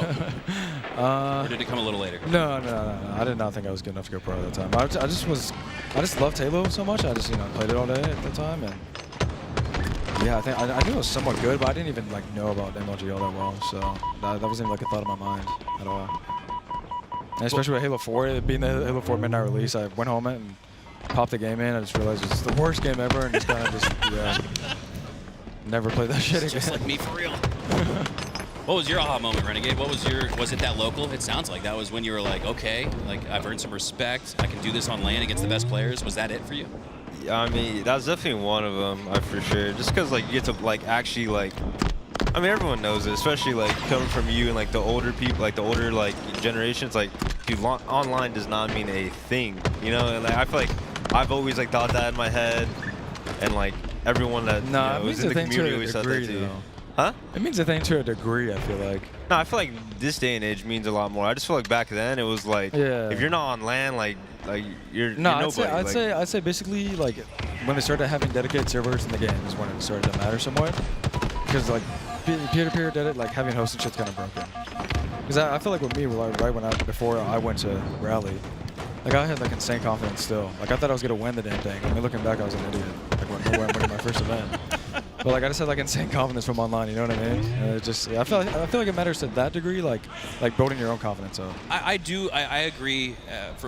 From a classic perspective, I do agree that there's a seeing is believing element to having success online. Yeah. It's like, we beat these guys in scrims. We can do this online.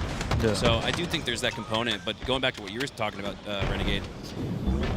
Back in the Halo 3 era, there was a local tournament at least once a month. Yeah. And this is in Dallas, this is in Florida, Michigan, New York, Columbus, Ohio, Orange County even, Anaheim. That area was a huge part of the local scene. So that'd be really cool to see, man. I know that Microsoft used to have those Microsoft LANs, but it's just, I don't even know if it's possible. It's just a different time and era where if you wanted to have the best setups, you usually had to leave the house to go play on the best. Now, most people have that at home. So it's a little different time, different technology, different era, but this is why this weekend's so special, is because we're reliving that local vibe, local LAN vibe, where you have a chance to make a name for yourself. And you got some of the best competitors here in the world. Guys like the two on the couch, and Bound Renegade, they're here. Oh, why not? I'm not gonna lie, I'm kind of impressed with this match. I'm not gonna lie, the fact that it's like pretty much even is kind of impressive. Yeah, to me. 24-25. A couple of casters. No, it's kind of insane. What's going on here? I wonder if when they call out, if they're like in a casting voice. You know what I mean? I feel like comment. Who was that? Was that actor? Tools. He just died and said that, like. That's some Ryan Noob shit. That's really some Ryan Noob shit. I think he just lost a gunfight and said that. No. That's really some Ryan Noob shit. And they got the lead. LVT into the 30s when the Slayers unofficially start. Nope, just kidding. Wait, Eli the Sensei. Wait, who's Eli the Sensei? Eli the Ninja. He is on the far left. Oh, okay. Wait, no. I was thinking, for some reason I thought it was Eli X for a second. I don't know why. I just thought that was Eli X. Are you trolling? I was like, Sensei. No, It's an that ongoing did bit. not click in my head at all. I'm No, not gonna lie. you're not trolling. Okay, that's No, I was not trolling that's at all. Awesome. No. I did not think that was him for a second. EliX probably watch partying this. That's a common running bit in the LVT Halo chat. Oh, EliX, great casting. They'll tell Eli the Ninja. Two of my former teammates, great guys. Remember sleeping on the floor at MLG Orlando 2009. Me and EliX played in Octagon for 4 hours, I think. 4 hours like straight? 4 hours straight. Christ. And we got back to the hotel so late because we were landing so long and octagoning each other. Oh, body he's hitting disrespect there from bodies. Active. I fucking Oh, they're feeling it. double kill, triple! He's feeling it. No, active looks locked in. Look at active right now. Look at him. No, that guy's locked. Look how close he's his Oh, monitor. and look I at respect the that. mouse. Look at the flick of the wrist. But yeah, we got back to the hotel so late. Me and Eli just paid $20 so we could sleep on the floor, and everybody was asleep. So we just said, "All right, man, about to curl up on the street," and slept on the floor outside. But that's those are some of the great memories of early Halo, and the vibes are alive and well. This feels a lot like those MLG 09 tournaments. Front cam, full frontal cam, tools. And I'm This is impressed that he's crazy. able to No, get a this is kill. actually- with Wait, the who won camera game on. one? I don't. Press the issue is up 1-0 in the Okay. series. 39-38, 36 Dude, that's the thing here. about LAN, just that energy. Like, they're just bringing Yeah. that energy, and I feel like the other team feels it, you know? Like, Yeah. Starts No, his a own little nervous. teammates Yeah, feel that's not it too. Woo! look, Tools he's on the feeling, screen! he's feeling it Wait, too. no, Like, he's feeling himself. he's shouting one shot. Now he wants to go for that thrust so bad. He's No, shouting right one there he's like, shot. oh shit, I probably should have shot that. Should not have shot that shit. We're having fun out here in Orlando. LVT having fun, not only on the broadcast, but on the sticks and the clicks with Active on mouse and keyboard. Active gets stuck though. Yeah, that was a good ass stick. Eli No, finds a trade. no, see, now that it's Eli, I know it's Eli the Ninja, like, I'm kind of, I feel like Eli's, like, holding shit down. Oh yeah, Eli's definitely the ringer on this squad. Definitely the... I'm just listening I was listening to all the trash talk. Oh my god, with the Tools is triple going kill. off. No, we might need to go into wineouts, really, bro. Oh, he has the energy. He What? doesn't even. Wait, He's how did I? shouting. Oh, okay. Oh, he's. Double kill. Are we in the open bracket? Getting scrimmed up by no, casters oh my God, is it's crazy. another multi-kill. Oh my. Wait, active seen and three active triples. Tools are looking like LeBron and D-Wade right now. I'll just say it. You guys are looking at them. Look, he's shouting one shot. Not looking at bro. love Now he's about to this die game, here. bro. Like, fuck, bro. Oh, Eli's got the clamp on him though. Oh, Eli's playing smart. He's Right, Eli's guaranteeing it.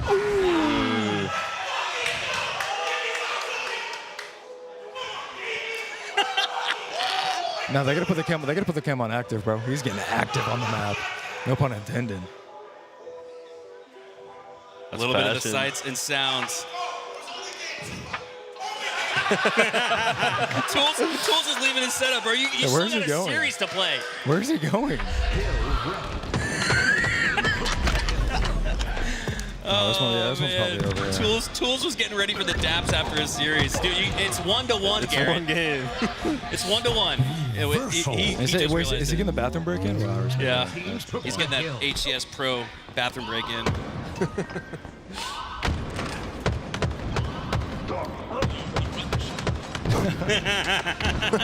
I don't even think they I don't heard know him. if you heard Tools, but he, quote, "I run this shit, baby." As he runs his way to the bathroom, a little break for the LVT boys. Tied 1-1 in that series. I mean, I don't think anyone expects the casters to be winning. Yeah, no, that's definitely crazy. I'm not gonna lie. I'm pretty impressed with that. Respectable. This one's pretty over. This one's over. I'll just say it. Yeah, Scion against the last minute roster. This might be their last minute in this particular pool play round number 2. As Ty cleans things up on the driveway, sweeps them in the match, in the series. Scion looking good, man. It's impressive, man. I go back to that match that they played against you guys. Did they take you off guard a little bit? Did they surprise you with their level of play? I feel like the resilience, like, because we came out pretty strong, and honestly, we 4-0'd them like really fast in game 1. So I was kind of in my head, I was like, damn, like, I think this is gonna be just a sweep. But then like game 2, they're fighting back. Game 3, I was like, okay, like I love seeing the resilience. That's important. I feel like a guy like you, Renegade, like, oddly enough, you seem to invite and welcome in the competition. I feel like if you're 4-0ing, you're leaning back on the couch like we are now, just chilling. But if someone makes it close, it's the lean forward meme, and you're locked in. Do you invite and welcome that level of competition? And That's why we're here. Honestly, Yeah. like I want to be in like just more competition modes, the game 5s, like I love being in Game 5s. That's what makes it worth it. That's so cool. You think you think you want it easy. You think let's just get out of this round with, no issues, no problems. But non-Halo Infinite. There has not been a single tournament or anything, even like online in the opens. Like anyone could be anyone. Like truthfully, anyone could be anyone in this game. And I think half the battle is confidence. Yeah, is that a skill gap thing? Is it a level of play thing? We're in HCS Season 3, which even going back to the classic Halos, Halo 2 Year 3 was the best version of Halo 2. Halo 3 Year 3, my God, that's when Ola sniped down Roy Lunchbox, Walshy, Ogre 2. I mean, the best years of Halo are always Year 3. So again, is it a level of skill gap needing to be ironed out and maybe widened, or is the level of competition just reached a whole new level, or is it both, Bound? I mean, it's just, I think that's how the game is, like it's just the way the game plays, and I feel like everyone understands the game super well. But when it comes to just being icy on LAN, it just comes to being icy on LAN, you know what I mean? That's why it's top 3 is the top 3. But I mean, like John said, anyone really can be anyone. You can't really underestimate anyone in this game, whereas like in previous Halos, I obviously didn't compete on them on LAN. But with Halo 5 at least, I felt like I could just never lose to some people. But in this game, you just can't underestimate anyone for sure. How do you feel about that? Yeah, I mean, I think last year, in year 2 at least, compared to year 1, like the amount of Game 5s was in year 2 against like people like G1, like Swish at the time, or like I feel like I was going Game 5 with everybody, and like now year 3, everyone knows the game a little bit more. I think the skill gap has shrunk because everyone knows the game, but I think it's gonna make it a lot more entertaining. Nah, bro, this guy, just looking at my setup, he is feeling tweaking. He's feeling it. Tweaking over there. So we got, who's the guy? I cannot admin. Okay, I don't know why I can't see the top right name. A little bit of a glare. Yeah. What's it like for you guys? You guys have had about an hour on the couch casting. How's it feel? Is it probably y'all's both first time doing something like this, or have you guys done this before? Yeah, I mean it pretty much feels the same as like doing like a watch party, like yeah. for like streaming it or just. Yeah, no, it's pretty cool doing something like this. I don't know, I feel like we haven't really talked about the games too much, but it's pretty cool. So. Yeah, it's more of a casual vibes here on Friday, Saturday. Sunday we'll have a little bit more traditional form of casting as we get down to the top 3 and 4 teams here in Orlando. But for now, we're just having fun, hanging out with those on the couch, those competing here in Orlando, and those in the chat at home. Thank you guys so much for tuning in and supporting us. I saw Mama LVT with a 10 bomb earlier. 10 gifted subs. Shout out. So one of you guys with a 10 bomb earlier with the Killing Frenzy. John, how close were you to that running riot? I can tell you wanted it, dude. You didn't go for the trade when you had the trade. It was 39-31. You didn't play for the trade. Did you think you had the riot? And what was that frenzy like? Dude, I had 14, and then, I don't know, it just gets to a certain point where like I'm playing for it, and my teammates know I'm playing for it, and I was like, come on, does someone help me get this, please? I'm like running into 3 people. I'm like, how the fuck is there 3 people right here?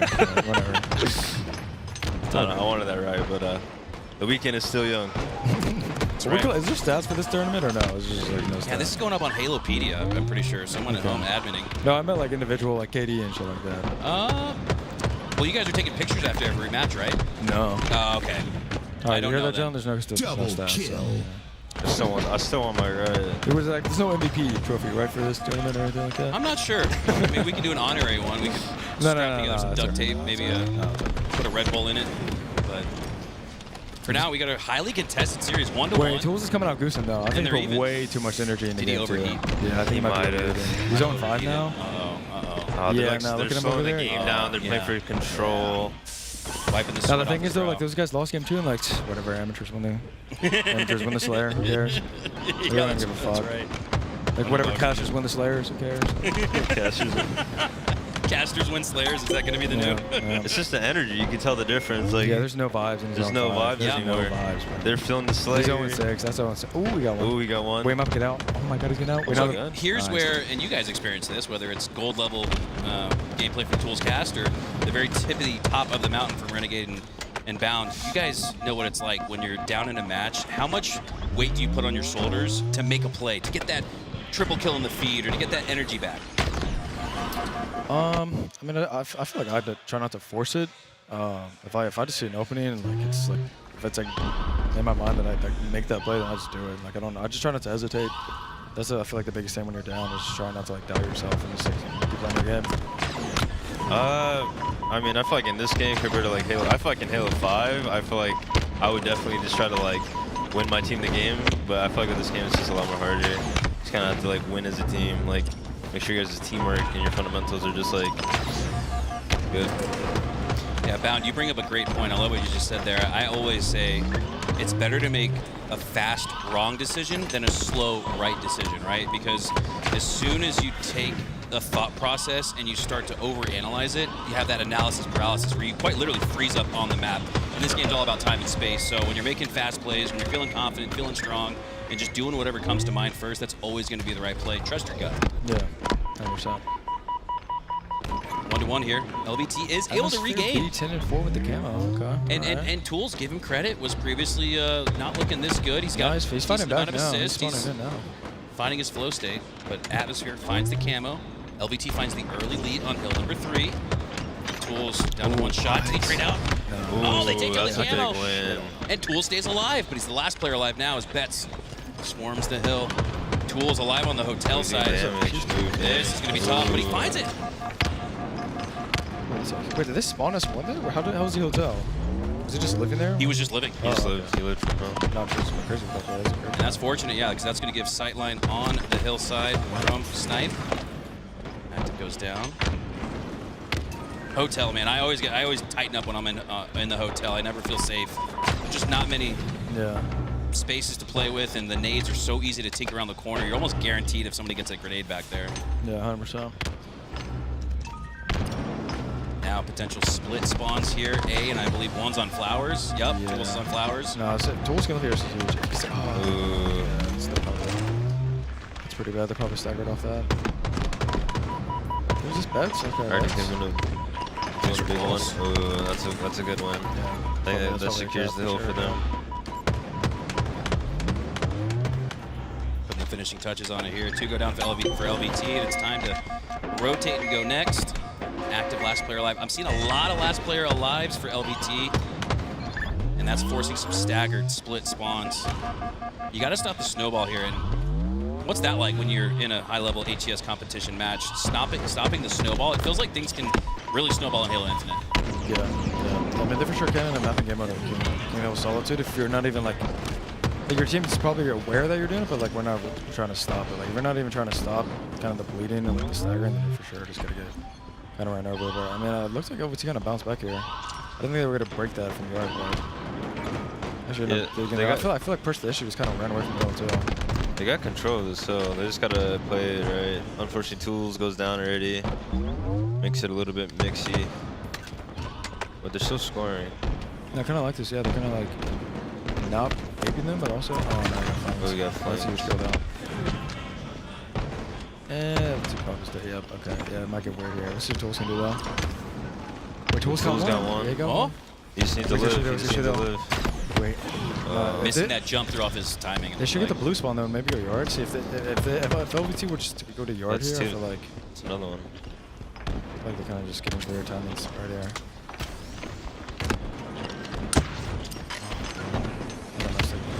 See that? I feel like this is why this is the best map in game mode. Like, so back and forward. Each team has a chance to win. 3 dead.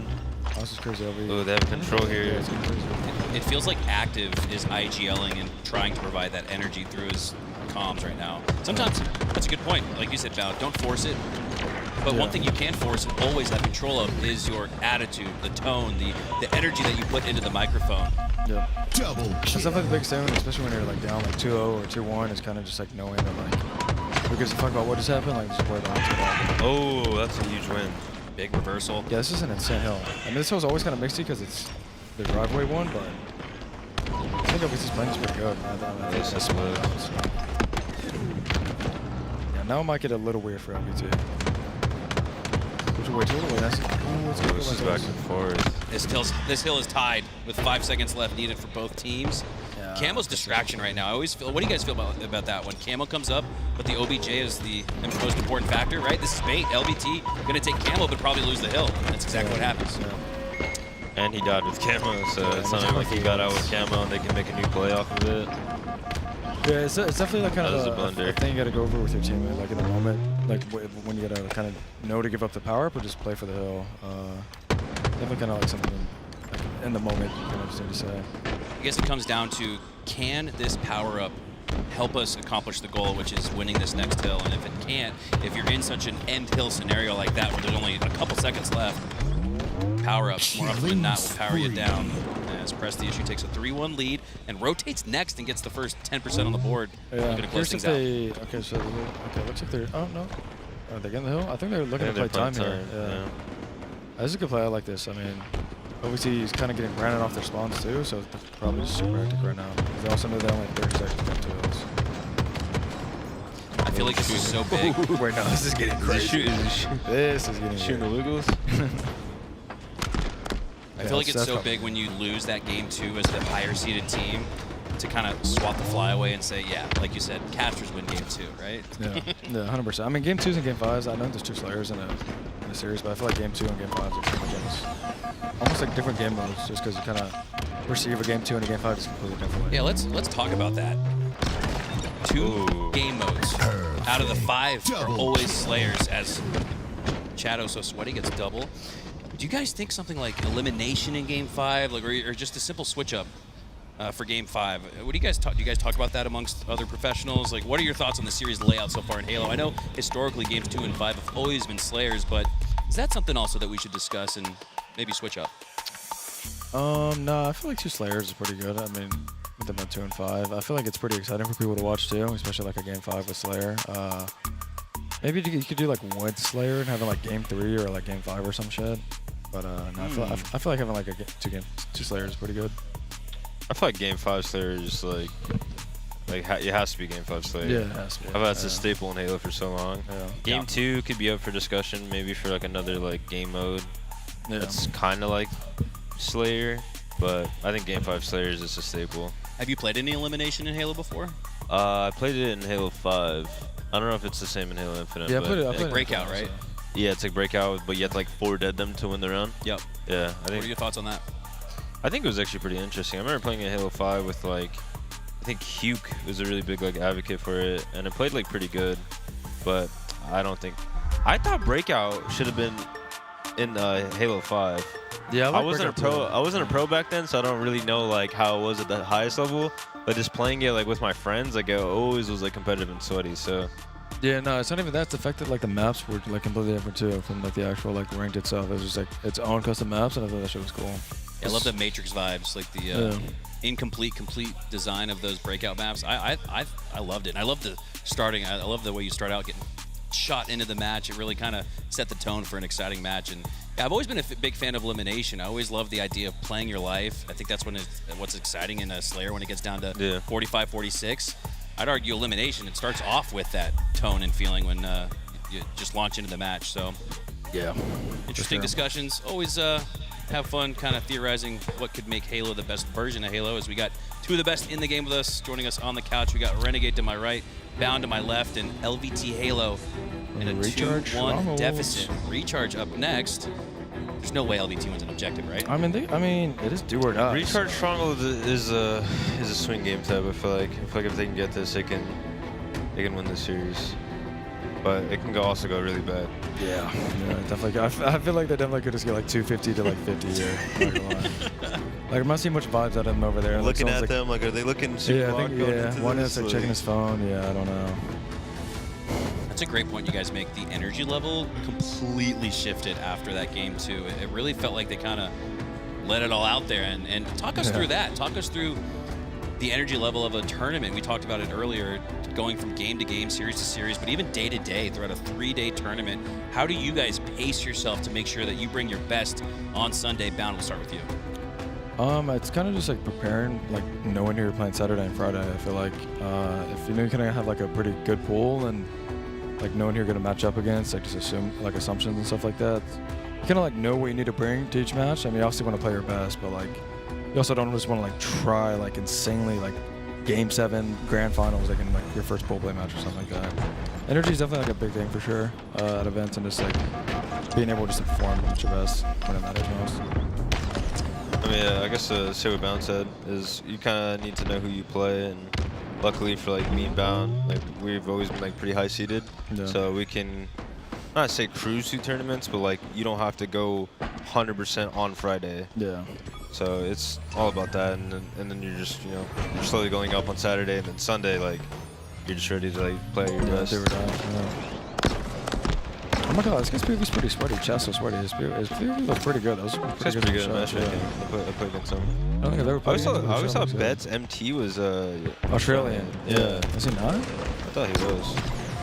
I feel like he is Australian. Is he just like, did he fly 16 hours for this event? People from Canada came to this event, so I saw Not the within Colombian reason. team too, said they were coming here. I don't know if they actually are here, but yeah. SWAT Nation, I don't know if that's 7-month team, but yeah. yeah, that actually would have been a smart idea, honestly. A great way to warm up for London. Are you guys excited? Will this be your first time going to London, and will this be your first time competing in London? Red, we'll start with you. This would be my second time. I competed in London Halo 5. I love the energy that the, I guess, London or European people bring. Like, I feel like it's always like, I don't know, it's just like super hype. And then back then we were, I mean, I feel like Halo is a lot smaller than it is right now, but we were just in like a really close spot and it had a lot of energy, and I feel like that's always like fun to play with. So I'm pretty hyped to play in London. My girlfriend is actually British, so I've actually been there a couple of times. But yeah, it will be my first time competing at a European event, so yeah. I feel like that soccer match energy, the chants will be alive and well, and Yeah, they're definitely like more ruthless, I feel like. yeah. In terms of like who they're supporting. Like if they really want someone to win, like they're not gonna give a fuck at all. So. I feel like they're going to be going so, like, this is honestly like an interesting conversation. The energy boost that Quadrant and Foe could have Yeah, 100%. from the crowd. We even surmised when Woodham first started popping off way back in the global competitions in the off seasons of January of this year. Woo, Tom, woo, Tom. I can already see it happening. Yeah. I'm sure the folks over in Europe have already prepared some pre-made chants for the boys. Yeah, 100%. This is not looking bad. I mean, it's, okay, it's looking bad. I'm lying. Until it goes down. I mean, the map's pretty standard. I feel like everyone, even like any matchmaking kids, probably know how to play this. If you pretty much just hold AB, I mean, you can get aggressive and try to trip cap people, but you kind of got to be more cerebral and kind of just have crazy comps for that. But I feel like holding the AB, everyone just kind of understands on this. So. Ooh. Yeah, this one's not bad. He's popping I don't think out. I've Oh, ever- look at the centering. He's ready for That's an it. insane shot. What the fuck, dude? That was crazy. I think you're right. This is the one map where it's like, all right, do we It's want to pretty- play for the trip cap? yeah. It's pretty risky, especially if you get C and then force yourself back blue spawns. I mean, you give them A and they get the high ground and they get the cross. Yeah. That could be a be bad news It bears. is a little more risky, but like you do get points like way quicker. So I feel like in a match like this, especially like a game 4, especially when the team is up too, like you just wouldn't even take the chance of winning the game 5. So Looks like they might be able to get the AB. yeah, if they kill this guy top red, that'll be good. Yeah, I think we do. Yeah, this guy. Oh yeah, they killed him. Jules. I would drop that to Eli, by the way. Garrett, give Eli the shock rifle. Yeah. He can probably hear you. I don't think those headsets are very much priced. Not necessarily so. Nah, see, this is perfect. Like they're just holding. See, they're AB, holding getting the setup. kills. Yeah. He just left his boy in yeah, red he just left his boy down. completely. Like Eli, the ninja's going to war in there. He just left his boy in red He's going to completely. war in there. He's like, hello? One shot red? Oh, Yeah, it's getting- that's a blunder. Unless they all spawn A here, I don't think it's fair. Yeah, with active going down there. Oh, 2 players. No, Can't blue, this is clear 2-2, out. yeah. A. Where white Eli gets 2? What the fuck? All right, They they're probably going to hold on spawn to C A. also, yeah. And This Camo's works up. out well. I feel like they should be C by now. Somebody on LVT has to be C side, yeah. Would you go for the split here? No, I mean, Camo just came up. I feel like they got to know they're all kind of right side of the map. This is pretty risky. He has to live here. Oh, that's unfortunate. That's unfortunate. Yeah, they're getting out rotated. Yeah. And also taking a little too much time, I feel like, on like even trying to. I feel like right there they kind of had timings because they're not all up like in the spots right there, but taking so long they're probably all in the spot now. Yeah. 3 dead, 4 dead. Yeah, it's about a. I mean, it's do or die right Strongholds, here. this could be These the next. situations are the worst. Yeah, this these is gonna be situations are the worst. Because like you just gotta get one shot, so you're commenting to your teammates who are also like fighting 1v1s. You're like one shot, top A, one shot, but then they're dying. You're like, fuck. There's no one there. And they're to just clean it up. holding crosses. They're just holding and you're crosses, Just like, oh, well. They're holding crosses, falling asleep, and you're like racing. Your mind's racing. What do you guys think about the Commando? It's gone through so many different iterations in Halo. Which version of it's your favorite, and what are your thoughts on where it is now, Bound? I feel like the Commando's in a good spot. I just like the uniqueness it has. Like, whenever someone's like 2 or 3 shot and your teammate is calling them out, like, and you're about to fight this person, and if you have a commando, like, I feel like it makes sense to just like pull it out and like kill them in like a second. You know what I mean? Like, people don't really expect the commando, I feel like, much in the meta anymore, but Yeah, you don't see it much. yeah, I feel like it's super good for just like killing half shields. I feel like it deserves a spot, like it has that like good uniqueness to it. It's got like a utility role. Yeah, almost, yeah. Yeah, I mean that's a fair point. I think I missed it like year 1 though. I think it needs to be buffed up What, a the little season bit. 2 one? When it was like 7 bullets? Or like Nah, the the day season 1. The day 1 one? Yeah, when it was like super strong. I think that would play a little bit better because I still think right now the Bandit's better. So like kind of why would you pick it up? But I honestly get like its utility. But I want it to be a little bit buffed. Yeah, I think it definitely could be buffed with the Bandit being a quicker TTK than the BR. Because it definitely does not have like a chance and like a fair fight versus Bandit. But yeah, that'll be completely up to 3-4-3 on that. Yeah, I agree. It almost feels like we have a sandbox edition hiding underneath our nose. I know it's in the game right now, but again, like you guys said, I see a lot of players just run right by it. Yeah, I feel like it's pretty good for like mouse and keyboard players too. Yeah, Woodham had it a ton in Arlington. You're right. It's a good point. Yeah. Yeah, no, they're just having trouble working red. I feel like they understand of just like they understand to push A, but like when it comes to breaking red here, I feel like they're kind of just getting stumped. This is it. One final push. But the unfortunate long haul spawn gets them to gold access pretty quickly here. Eli's got to stay alive. He does. Great kill. And now has a shock rifle. Okay. Gonna be. Ooh, why not has a shock and he That's a bad pass. Anyways, that trades, yeah. Great trade by Atmosphere They're there. still gonna be though. there's a straight. no, he's not. Tools Oh, is in it. Tools. Oh, he got the Oh, 99%. Oh no. That's tough. One final spawn here for LVT. If they don't regroup, take control of A or B, that'll be the series. They need to have a really good team break. Like all 4 of them need to spawn up and like shoot their angles. He's going in. Yeah, why not? Ooh. Oh my god. And they're through that. That's. Wait, Tools is that? Oh, that's good. A little bit of that forced hand overextension there. This situation of the match kind of forcing Why Not in a little bit recklessly. Yeah. So he gets back smash. And he's dead off spawn. Yeah, that's good. This is ball game. Wait, Eli. Nah, he's second. This is yeah. Well, a good showing nonetheless from the LVT crew as they were able to make it competitive. Were able to have that electric and exciting Game 2 victory, but nonetheless, they go down 3-1. Tools usually doing the interviews. I kind of want to interview Tools. Yeah, get him up here. I'm like, so what went wrong Game 3 there?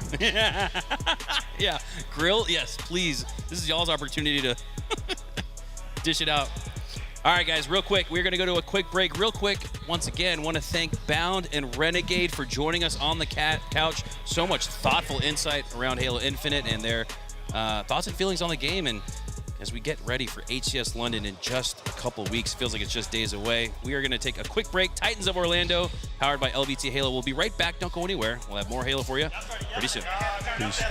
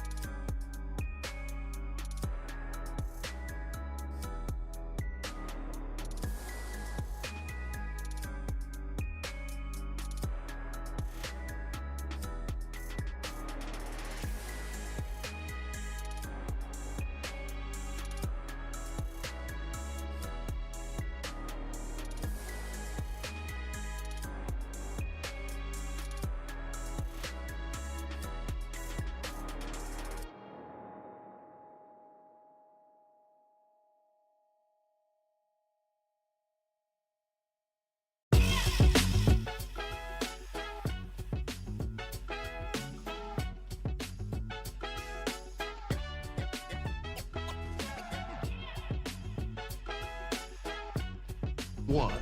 Ball incoming.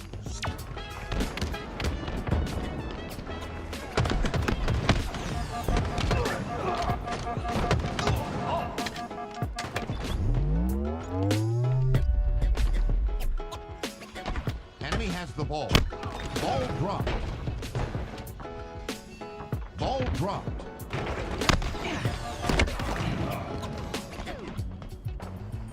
Enemy has the ball. Ball dropped.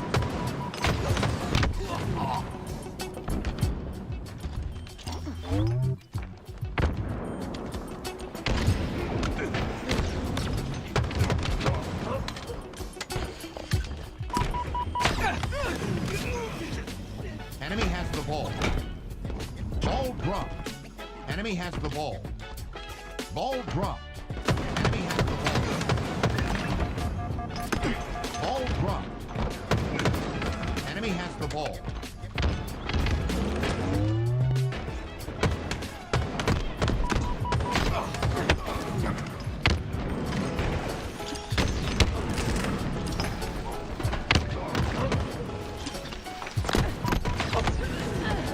Ball dropped. Enemy has the ball. Ball dropped.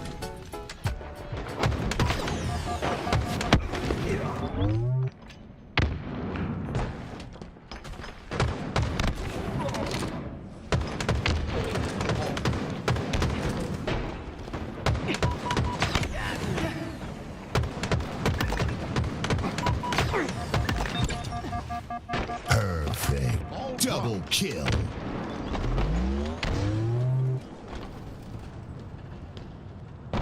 Enemy has the ball. Ball dropped. Enemy has the ball. Ball dropped.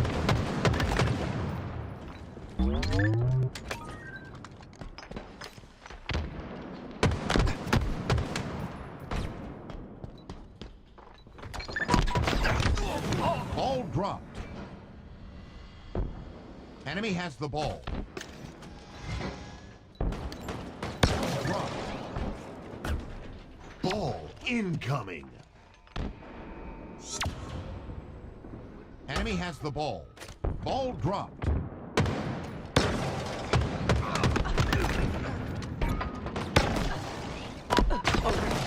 Enemy has the ball.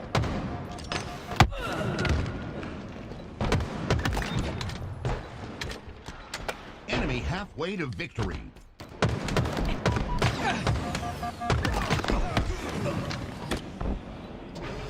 Ball dropped. Enemy has the ball. All right, ladies and gentlemen, here we are on desk. Finally, we got GBX versus Last Minute. This is Louis V. Titan on the mic. I'm joined with Makowski and Meg, the GOATest photographer in the venue. Let's go. What's up, Meg? Enemy has the ball.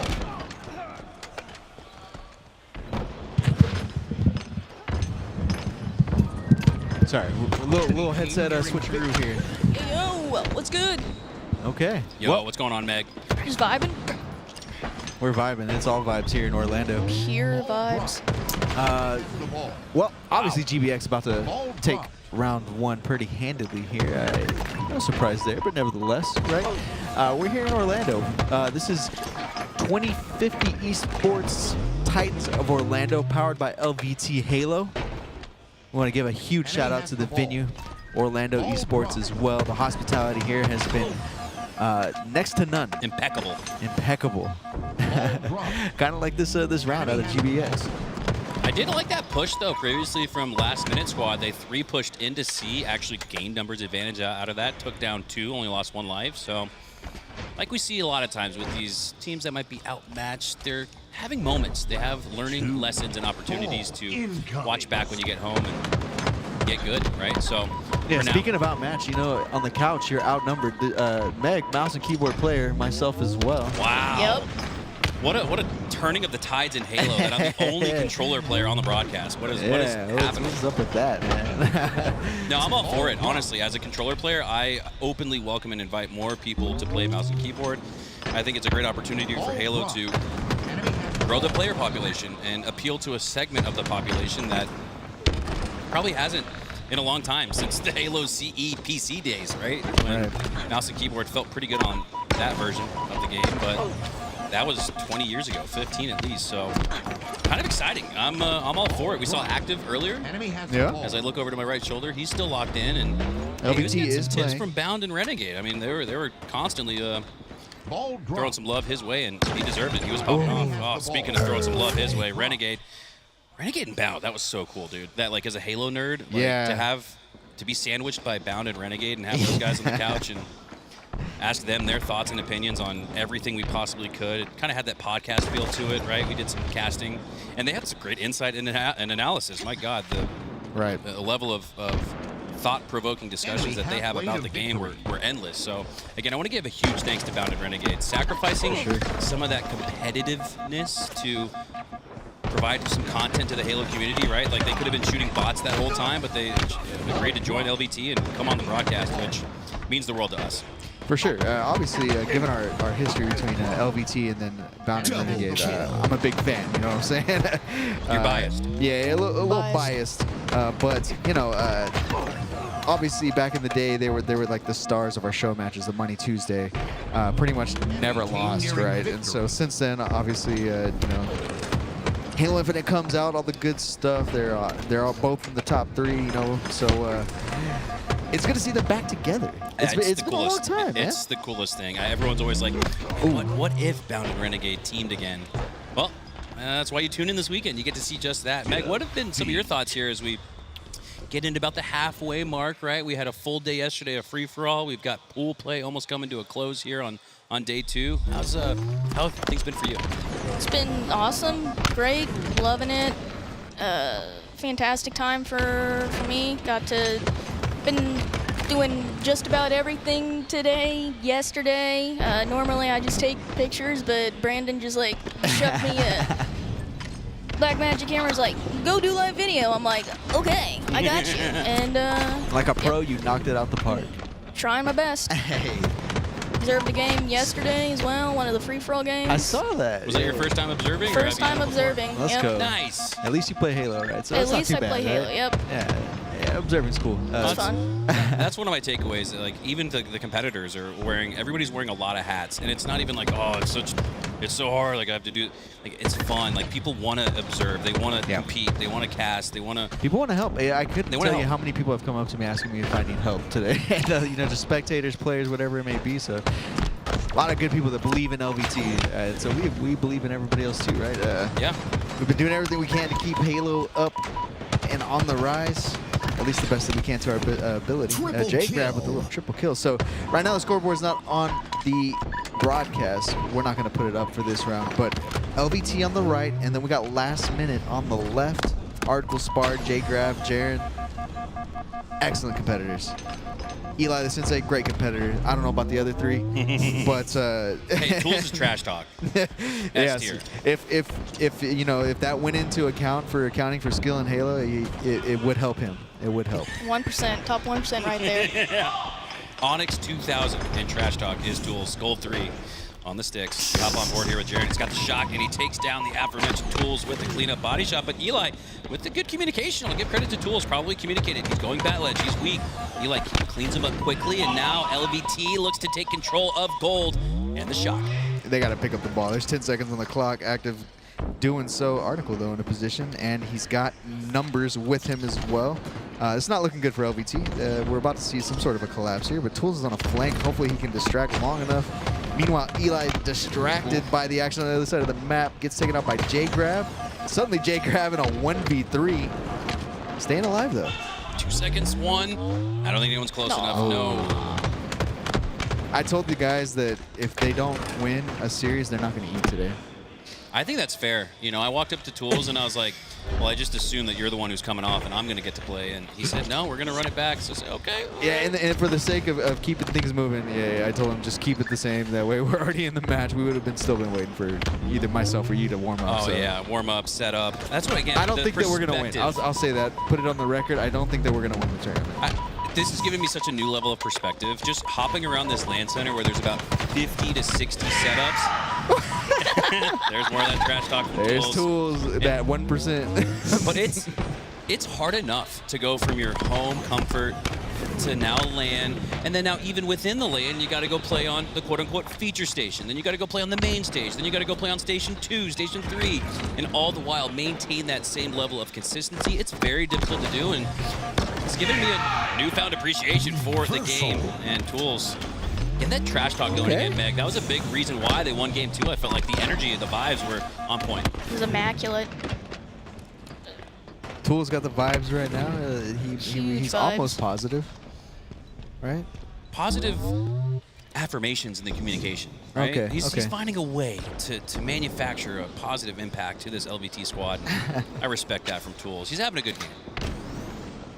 You'll Just need more OBJ. Nobody really, outside of Active and Eli, has that handful of time that you need. 3 seconds for Tools, 2 seconds for Why Not Be Reckless. That tells me, Louis, that they're grabbing the oddball a little ahead of the process, right? You only get 2-3 seconds. It's not enough milk.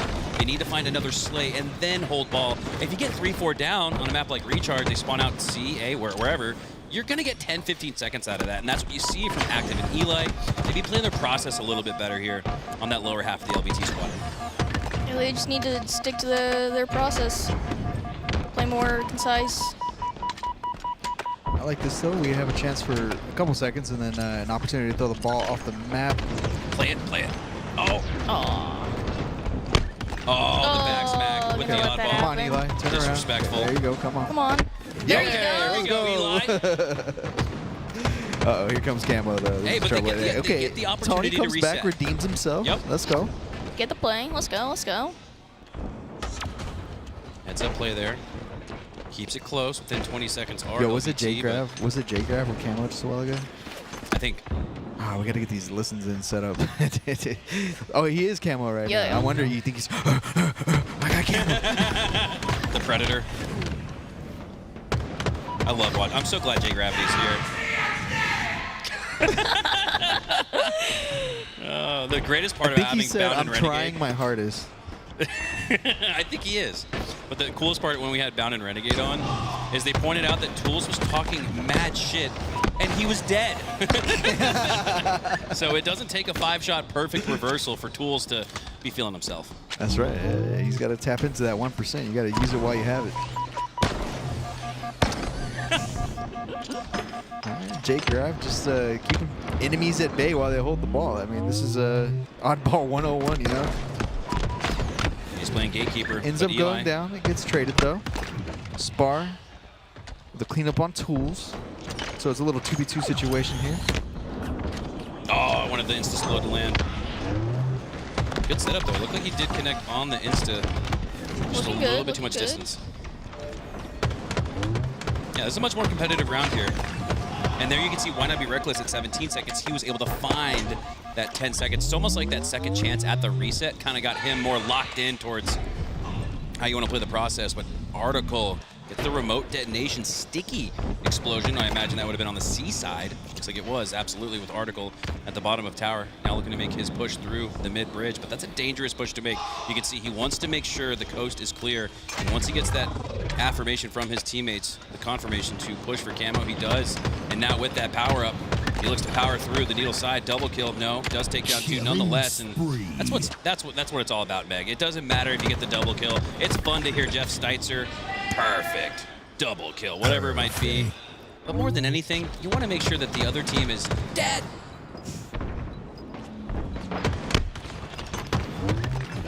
All the goodies pretty much in last minute's control, non-stop here. Oh, fantastic 5-shot there, Article, to close the door on game. Was that game 1, I think? Shot, dude. I like that gravity hammer. I like how casual the gravity hammer is with the arm over the shoulder.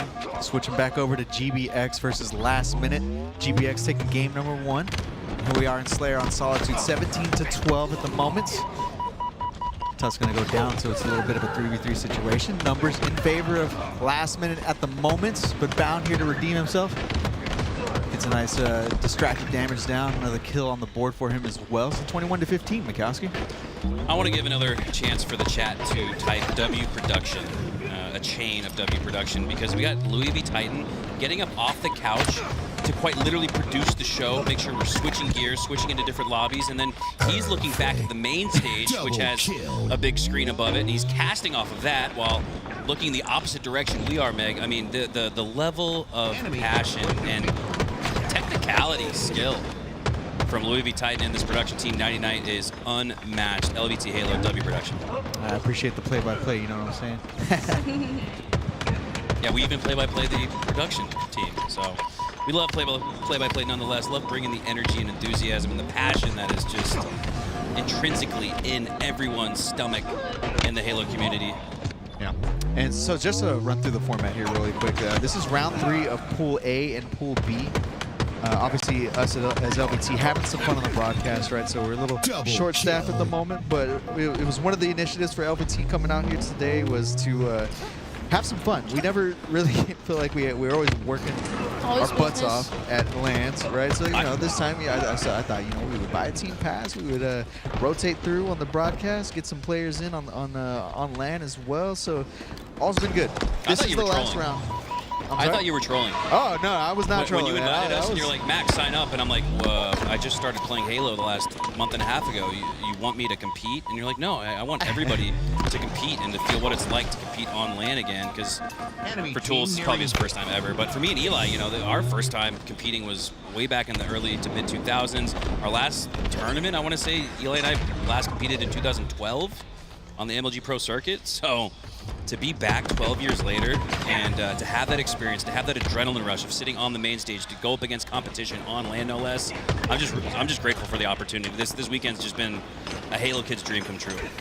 Yeah, you know what I'm grateful for is my opportunity on the main stage. Had a chance against 99 and you know, came out 1-0. You know what I'm saying? So, right. You went 16-8. You didn't just win 1-0. You went 16-8 in a 2v2 to 25. I did not realize that I was that positive in the situation. Obviously, there was just hella damage out on the field, and I was just walking around cleaning things up. But, you know, Jaren, an amazing competitor, also competing at the moment as well. Yeah. But right back to LVT, and surprise, surprise, we're down by we're 4 down. Who could have seen that coming? Definitely not Tools. No, definitely not. By the way, as I was mentioning earlier, this is Pool A and Pool B. Pool C and D will start here ASAP. And then shortly after that, we'll begin bracket play. So we took the opportunity to kind of break apart the pools, open up some stations for people to play, get warm. There weren't quite enough stations for every team to sit down all at once. And so, you know, we've taken a little bit of a different approach here. But pool play will be over in about 3 hours, and bracket play will begin. So top 8 from pools, top 2 in each pool will advance to the brackets. And right now, things are not looking good for LVT. I think this could be the end of our road. I told Tools, I said, make sure you guys get top 2 so me and Louis V. Titan get a chance to play on LAN. But right now, he let us down, man. Is kind of letting us down a little bit. Yeah. Right now, the boys aren't getting dinner. Nope. No pizza for you. No pizza. That was good pizza yesterday. Great That's pizza. awesome. We trying to run it back? I would love to run it back with that pizza. Okay, okay. Noted. What was your favorite slice yesterday? I really like the chicken with caramelized onions. I like onions, I like mushrooms, I like weird stuff. I like the deep dish that we had. The deep dish was really good. It was actually better than the one I had in Chicago that I waited 3 hours for. Shots fired, bro. I don't know if there's anybody in here from Chicago. I just disrespected the whole Yo, city of Tony's Chicago. chirping, bro. I don't know if y'all heard that. He said, go back to SWAT.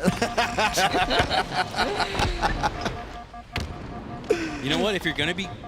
Yeah, why not? If you're going to talk trash, at least be consistent, right? I guess. Yeah. I mean, I'm trying to think through what is going through Tools' brain right now, which is very difficult to do. Very difficult to put yourself in the shoes of Tools. I like that, though. You know, make the competitor think, right? He didn't just say you're trash, right? That just goes in one ear, out the other. But he says, go back to SWAT. So Like, then you're like, when did I do SWAT? Yeah. Halo 5? Okay. And next thing you know, you're getting 5'd. There's a lot of things to think about. Like, wait, are we winning? Are we up double? Wait, did I actually play SWAT? Yes, LVT is down 0-2 in this series, by the way. I know we don't have the scoreboard up, but we'll get it back up for the GBX match. Jaren, LVT's teammate yesterday in the 2v2 show match, goes down to the grenade for Eli. But J-Grab on the flank cleans up onto Eli now in a very tough situation. J-Gravity is running and gunning for Eli, but yo, why not be reckless? As the long-range bait and switch, now working with his duo active to finalize that bait and switch. That was some nice teamwork there from LVT. Oh, Spar lasts alive for a moment. Listen to the call-outs, gets the 360. That was a 900, by the way. That was Tony Hawk. Should have heard from Jeff Steitzer. Impressive movement and positioning there from Spar. You can really sense the aggressiveness here from Yo, did you ever squad. play Tony Hawk Pro Skater? Oh, absolutely. Oh, man. Getting all the the jams, takes, bro. The breaking jams through will last forever. Oh, man, one of my favorite memories as a kid was my birthday. I got Tony Hawk for my birthday. And my friends and I, we stayed up until 4 or 5 a.m. playing Tony Hawk. You know, like trying to giggle and laugh at a low volume so we didn't wake up my dad and my mom. We did. And I'll never forget my dad at the bottom of the steps. Go to bed. Oh, yeah. And everyone's like, oh. Of course, we kept playing Tony Hawk, so we just turned down the volume a little bit. But yeah, some of my favorite memories were playing Tony Hawk. Finding the hidden tapes, all that good stuff, man. All right, boys, let's not get staked. We need 2 kills. Come on. Okay, no mas, no mas. It's on Tools. Ice up, Tools. Yeah, back down. Still something to play for. Reapproach. Can he hit that jump? Wow, Tools hits the jump. Immediately gets Correct. One more. No, not the steak. The steak. All right, there's your dinner. It's steak, boys. All right. Bring out the butter, the garlic butter, the asparagus, maybe even a lobster tail after that performance. You take down Tools like that after talking all that reckless mess.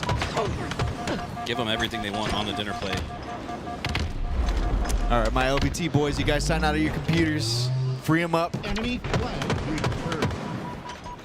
Meanwhile, though, GBX 2-0. No surprise here, right? GBX first seed in the pool that they're in. Rightfully so, right? This team is stacked. Obviously, it's a pickup squad. Can we go? Can we go back? Sorry, can we go back to that man cannon portal conversation? Okay. Was that a conversation about Argyle? Yes. Okay. Ways to make this not a guaranteed 12-minute match, right? And I think that's one of the reasons people like our Aquarius. You don't know what it's going to go to. Time, score. There's at least the thought of it being something or the other. I'd be down for like a lift, right? But I want it to be different. I want them to open a sliver of the floor down the entire middle of the map, and I want the portal to shoot you under the map. You got a chance to hit a headshot if you can catch them. But you're still protected. You know, I feel like that was one of Narrows back in the day. You take the grab lift, you're either trolling or you're trying to get peeled. Those snipes over the man cannons are my favorite to hit. They always look so cool. The ragdoll animation into the abyss, floating down to the clouds below. I mean, that was peak memories from Halo 3 Narrows. And yeah, why not bring that back? Let's get some more man cannons. There are man cannons in this game. There are man cannons on maps. I know the response to 343. There's a grapple on both sides, so you have the option to fly across the map if you can. You know, so it's there for a reason. The grapple, I think, it's kind of underutilized. Maybe. I agree. I mean, it's a man cannon in your pocket, right? And so you can use it now, just like RVA Classic, to stay alive, get behind the enemy team. But unfortunately, this is tough. It's gonna be tough to beat a team as efficient as GBX on Argyle. It's gonna take massive coordination. You're gonna have to hit your shots. And then some. There we go. That's a 3-0. Defeat. Well, ladies and gentlemen, this round of pool play over. Pool A and Pool B are done. Was that wrong? This is I think that was the game 2. Okay, I'm fading. My bad. This is game 3 here. But it looks like, oh no, with the flag out, they're going to have a chance to potentially reset here. A goal line stand. That flag on the 50-yard line, though, for LVT. So they got to get it a little bit further to feel like they have a safe standoff. And with 2 down, they're going to be able to push through and maybe even reset things. Eli going to be able to take that flag back to the base. And we do have that standoff potentially. I'm just waiting for someone's got to run the OBJ. Looks like somebody might have missed it. Haven't seen the flag move forward, but it's got to be on the mines. You can see the timer resetting at the quarter mark for the red team. It's getting close. And they get it. So I like our chances a little better here. We got active on the squad, and obviously Argyle is a long map, right? So He preaches, don't challenge him from far Counter. away. So I want to see it. You know what I'm saying? Get around the corner. Oh, I was just waiting. If he gets around that corner, it's like getting through the long haul on Empyrean. Not there, though. These two go down.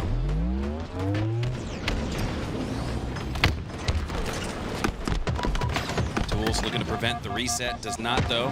But now it's about resetting map control. Resetting that mid-map control specifically. Gaining control of the line of scrimmage at the 50-yard line. But it looks like it's going to go to Spar. So too is the QT.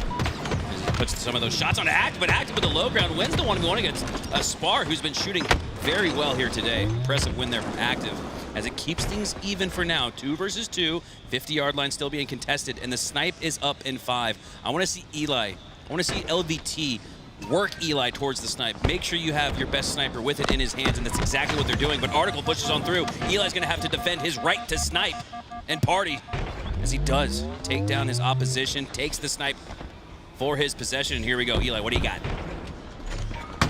Ooh. Healed. Snipe. Good start.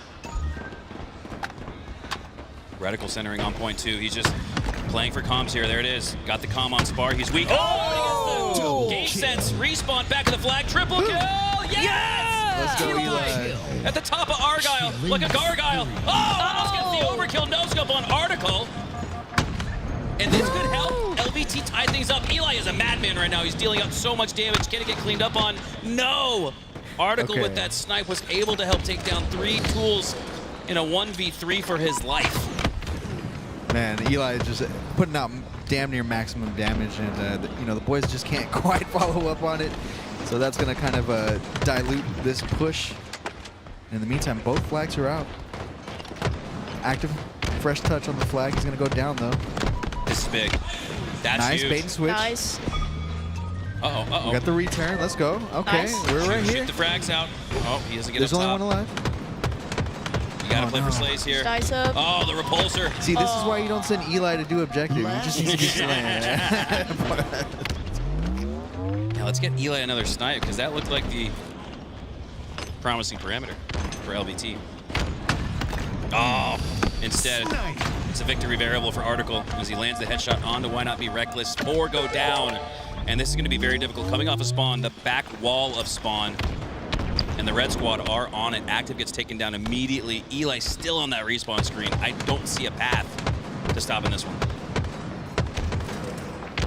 Yeah, the rate of success needs to simply improve for LVT. Oh, Why Not's in the back? There you go. Oh, and that would have been a huge double, but he does enough damage to get Jaren down to low shields, and he gets cleaned up. That's going to work as a long assist there for Why Not Be Reckless. Active, now in a 1v1 of his own for the flag score potentially. And just like that, man, we've seen LVT get so darn close here, but it looks like we're going to see another reset. Tools with almost like a remote detonation out of the shoulder there on Jaren, or excuse me, Jaren gets that on Tools, I should say. Why would I think Tools did that, Meg? Why would I think Tools made a play? Why would that? Something wrong with you, man. It's the hope in my heart. I see the best in people. For better or worse. Yeah. Yeah, I'm excited to see Jaren on the snipe. In the 2v2 exhibition matches that we were playing earlier, well, this man was simply popping off. Nuts. I'm pretty sure he had a double kill in the time that I like before I even respawned. The man hit 2 hit. I don't even know if they're no scopes or not, but it was 2 quick scopes. I said earlier, I think that's still the best play of the whole tournament so far, the whole weekend. Was that double? The double snipe, crispy. Looking like Neighbor in H3. Throwback.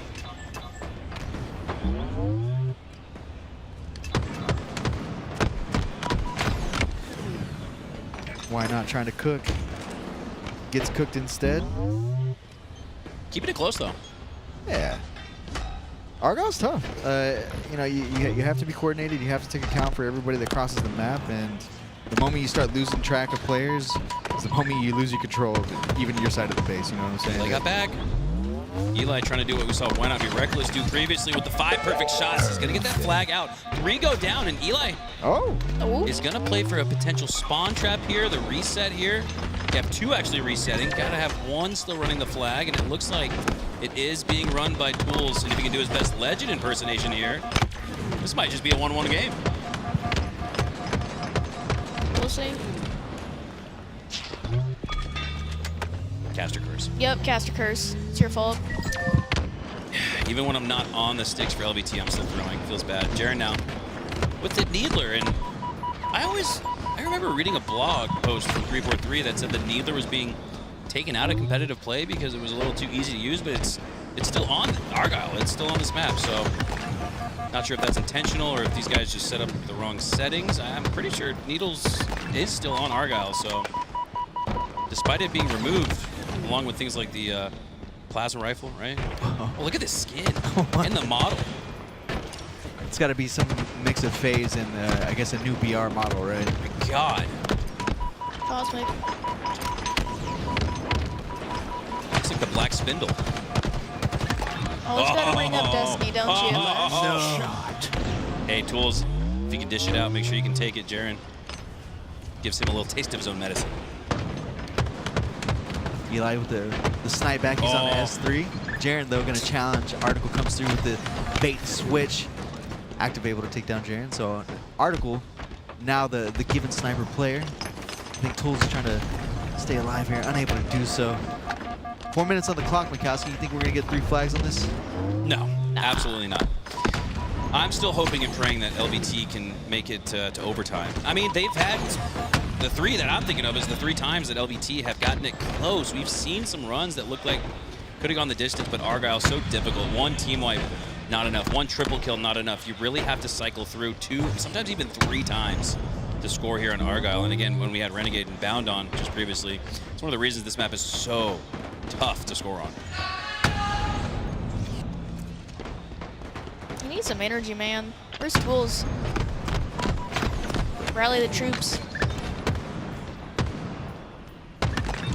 Oh, nice peek and pop shot there from the low ground. It's going to continue this run for the red team. Not quite the execution there with the tech, but the flag does get to the 50-yard line nonetheless. Eli and the rest of LVT doing a good job to reset and regain that 50-yard line as they do just that. And they have numbers advantage off the reset, so this is a propulsion potential for them. They could inch further on the map. J-Grab goes to the top mid, looking for that QT, but he gets taken out quickly. The numbers advantage now lies back in the red team, and 3 go down. Now Tools, and Tools is in his base, so Tools is trying to hold the line here.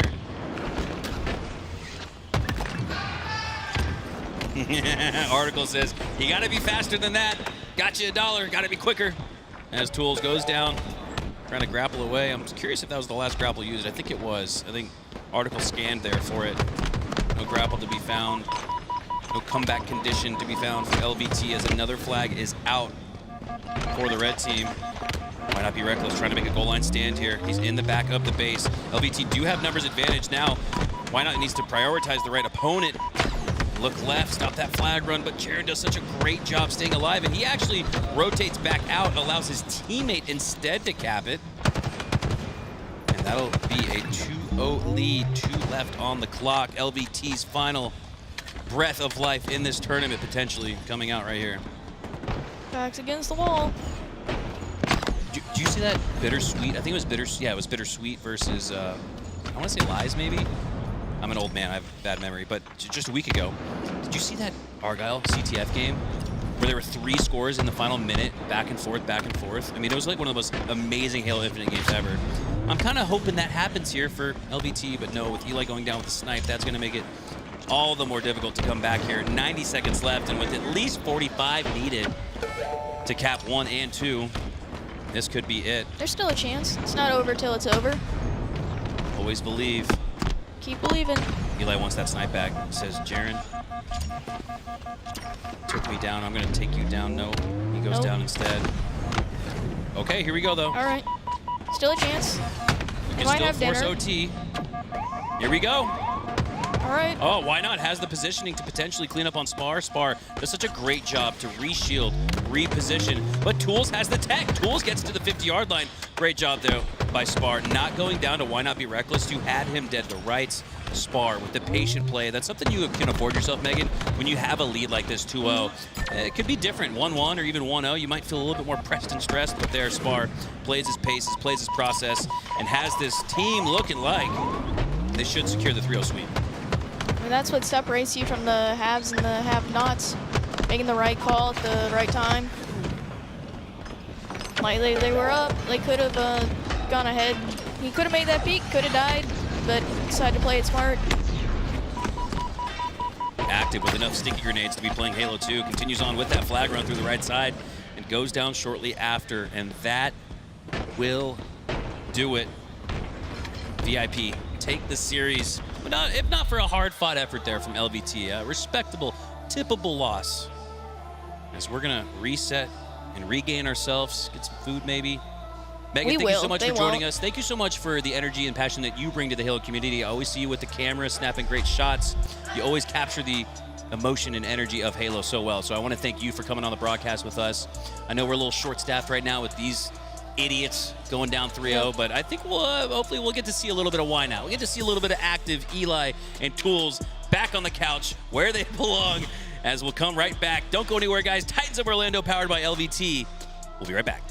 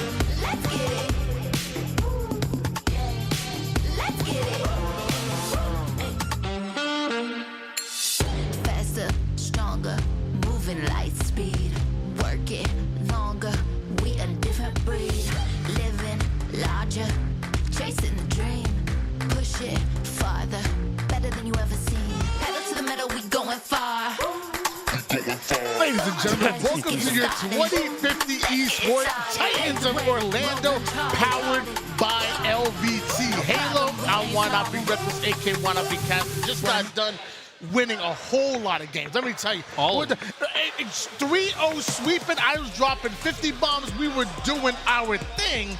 And of course, doing his thing for real with my man Eli. Eli, how you feeling today? I'm feeling good. Playing on LAN was a lot of fun. I feel like we should have done better realistically, but there was the first time we've even all played together, and we're playing against some very good players as well. So, no, man, this has been a blast.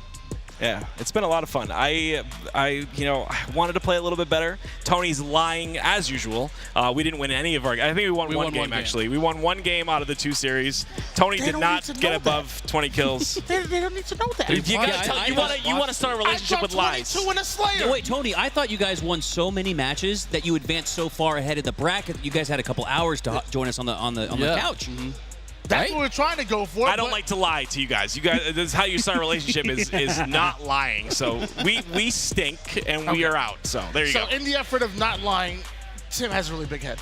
Titans of Orlando event's been absolutely fantastic, guys. Day number 2, day 1 was awesome. We started off with a bit of a 2v2 caster event that was fun. We haven't finished that just yet, and then we went into the free-for-all. That's when we saw Eli. You were lights out. Tim, you were pretty good. I mean, I think you got second place. I almost goosed in the first game, Tony. I was not good. I got 2 kills, I think, in the first game. In the free for all. Oh, I'm sorry, the free for all. Yes. Yeah, you missed out on top 8 by 2 kills. Yeah. So maybe if you got 3 kills. Something good. Damn. We could have had something. What is it going like on to there. have a duo that likes you? What is that like? Well, let me tell you, like any relationship, it's taken decades. Yeah. I guess we need a little bit of I still time. call him faded like 30 times a day, though. Straight up. Honesty. Well, speaking of being faded, how was your gameplay yesterday during the free fall? I know you played. I'm actually really proud of how I got top 24, and there's like 50, I think 60 competitors. To finish in the top third of the competition with so many sweaty competitors out here, I feel really good about it. You know, I've only just started playing Halo again within the last month and a half. Shout out to my boy Eli. Shout out to CC. They have really welcomed me back into the gaming part of Halo, because I've obviously been involved casting and watching hours of gameplay, which has given me a lot of FOMO built up over the last year. But I finally got a new PC built. CPU's running cool, I should say. It feels like it's running hot because the PC feels great and Halo feels great, and it feels good to be back. It feels good to be playing again. That familiar feeling of competing and just the adrenaline rush. It's something I want to have for the rest of my life. You get a little bit of that in casting, but you got to be playing the game to really feel the full 360 loop of awesomeness that is Halo. That's right. Well, we're really glad to have you back. Speaking during that free fall, we were actually watching you in one of the games, and something interesting happened. There was a bit of technical difficulties at about 52 seconds left in the game. Don't laugh. It really happened. It was about a little bit of technical difficulties, about 52 seconds left in the game. And we have this amazing feature where if you go back into the game, you can set the time, you can set the scoreboard, you can do many things. But Mikowski paid the tournament admin only $20 in order to get a full reset where he was in 7th place before the reset ended with 2nd. Yeah. How does it feel to pull off the greatest swindle that Orlando's ever seen? You know, life in Halo is about taking advantage of every opportunity. Okay. True, yeah. Right? Yeah. And I felt like I was gifted a second chance at life, and I said, I am not going to let this go. I might have the least amount of hours in this on this main stage, but I'm not going to let my gameplay expose that. So being in within 2 kills of winning that free for all, I like active. It's like, oh, I wanted to win so bad. Like it almost hurts more than it feels good, but it feels, I don't know. You need to take the good with the bad, right? Like you need to have the bad to know what the good really is. And I felt like that was what that previous reset was the bad, and then I brought the good out. So close, 2 kills away, I think it was, and I was actually in the lead for a couple of minutes. And in free for alls, man, you start getting those assists. I see it, kill assist, kill assist. I think I had a triple kill assist trying to take over P side, and that was when the game got away from me a little bit. We've been talking a lot about the free for all, but obviously day number 2, we have started the 4v4 action. In fact, we actually had our 2 rounds. As far as in our pool, there's 3 teams per pool, and 2 teams make it through to that championship bracket. However, 1 team normally would be knocked out. However, we actually have what do they call it? Consolation bracket. A redemption bracket. I like that. That's a good word. I like that. That's a good name for it. A redemption bracket. So for those of us who didn't win as much as we should have, we got our own bracket, and that's when we step up. That's when we should put our best foot forward. Well. Eli, how do you like that setup? I know. Well, you already thought of a great name for it. How do you like that setup here for like a nice little grassroots LAN? It's perfect, man. I mean, when you show up to a LAN like this, you want to be able to play as much as you can, right? So if you go to a major LAN, you know, there's so many people that they got to get through that, like, it's kind of understandable that if you go 0-2, it's like, GG's, see you next time. But it doesn't feel that good as a player, so I love this. I used to actually play in Smash tournaments locally, and I started off really bad before I got good. And what I really liked about the local Smash scene was, like, if you went 0-2 in bracket, they had the redemption bracket. And then you, like, anybody that went 0-2 got to continue playing and, you know, get your money's worth for showing up. And I think it's a great idea for this. When we got 12 teams, so we're gonna fall 9 through 12. Now we can fight for 9th. You know, we don't have to just go home and say that we got 9 through 12. So it's cool. I mean, I feel I've been saying it literally all weekend long. Like, we come in here, there's going to be some teams like, you know, the GBX, the Shopify rebellions that are legitimately playing for that prize pool. But there's some that are a little more realistic like myself. I know I'm not winning this tournament. But what I do know is that I love Halo. I love LAN. I love the environment. So I just want to play as much as possible. And Tim, you kind of talked about it multiple times already.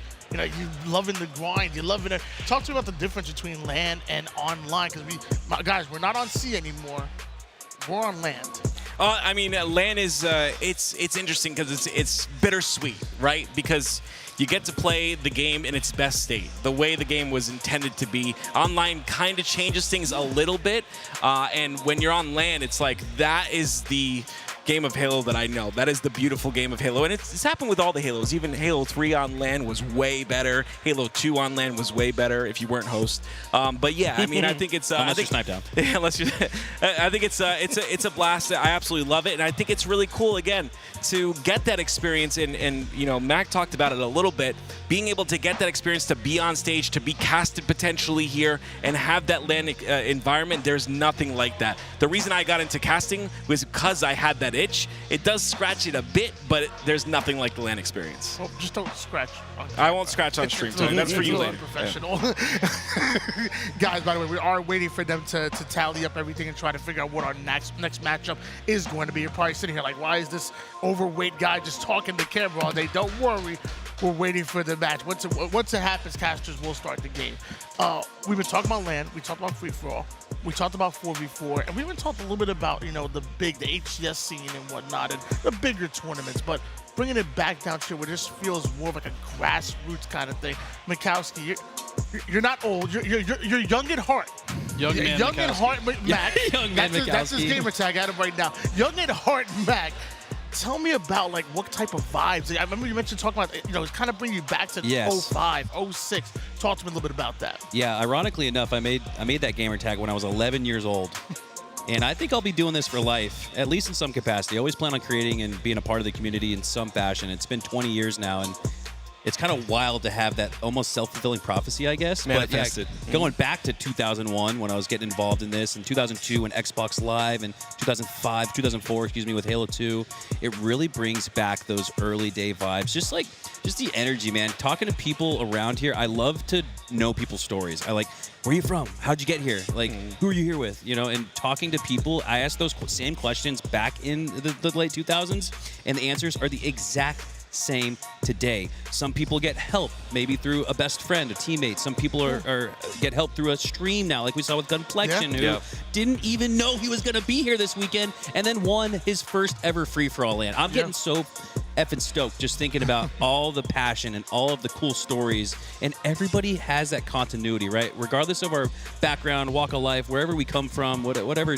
you know, state we call home, whatever home is to us, Halo's ultimately home, and I think that's what's most special about being here at this LAN.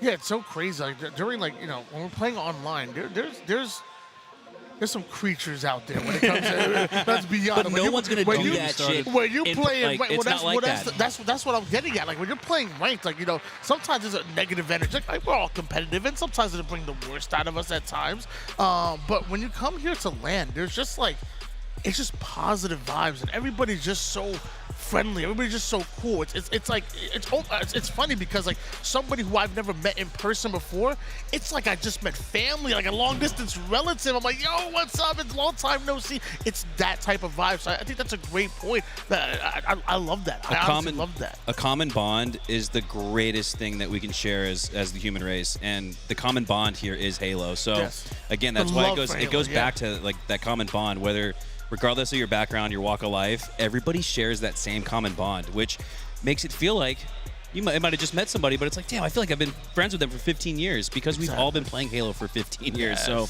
that level of camaraderie is just, I live for it.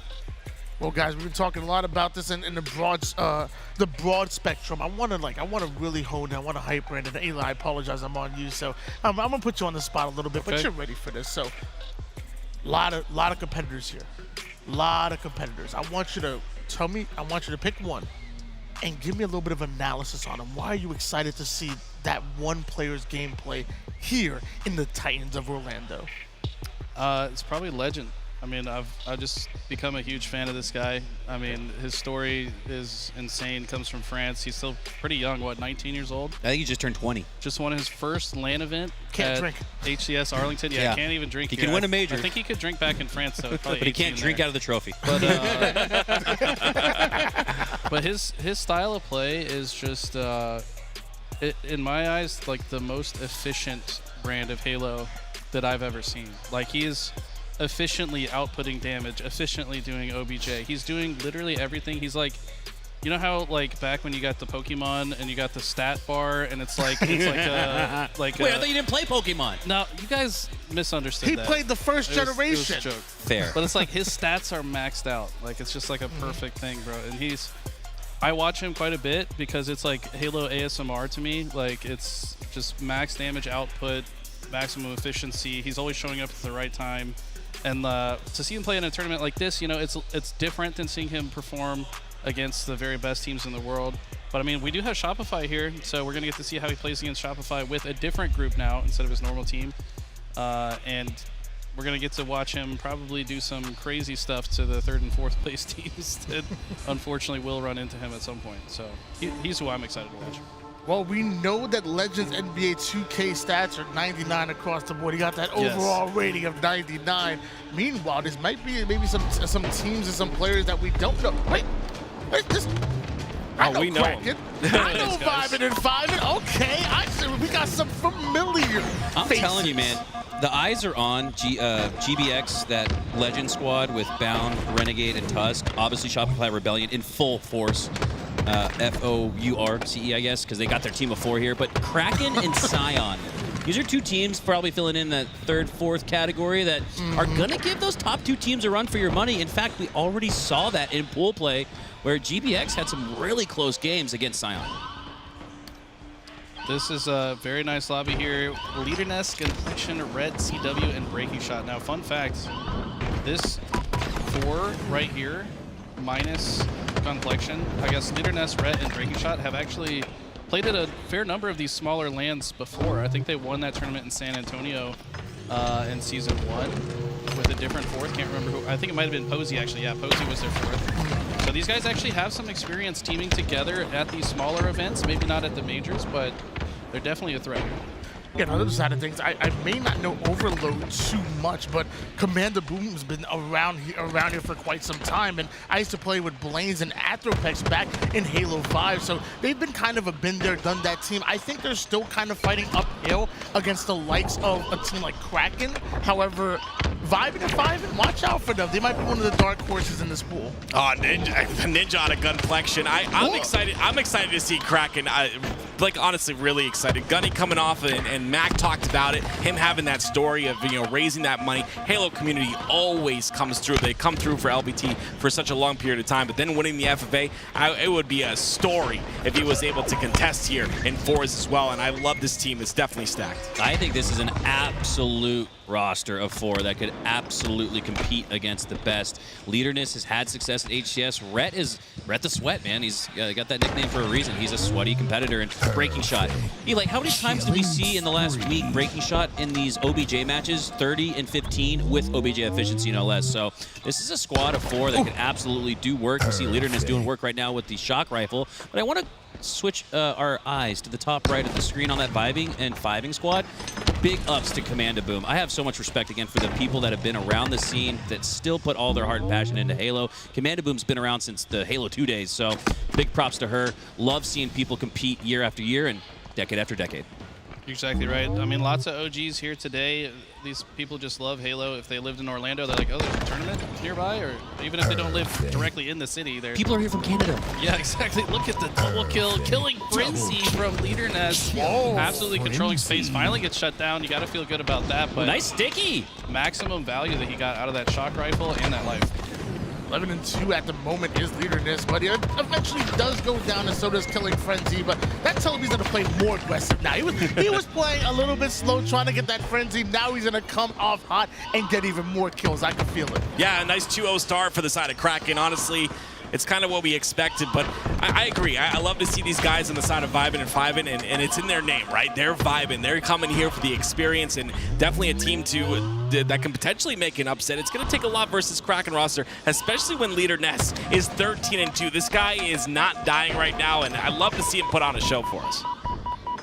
Leaderness on the backside of Pillars, looking to reshield and maintain eyes on a potential push through the mid-bridge. Commander Boom taking the top side of tower. And she's got good shots. She's pressing Leaderness down here on the pillars. But Leaderness with great reposition. Not great enough, though. Eventually gets taken down. The flank comes through on the long haul. And this is an opportunity for Vibing and Fiving. Kraken just 1 second away from securing the hill, but there's a lot of members of Kraken down. It looks like multiple members on each side down, and that should secure it. 3 go down for Vibing and Fiving, and 3 go up on the scoreboard for Kraken. Saw the way Gunplexion played that situation. I mean, he knows that his team only needs a couple more seconds. He knows he's likely to die if he pushes up, but if he just pushes in their face, they have to focus on him. That's going to open up so much time and space. Team's going to cap that for free. He goes down with a trade as well, so got even more value than he originally planned on, and now they're already set up for next.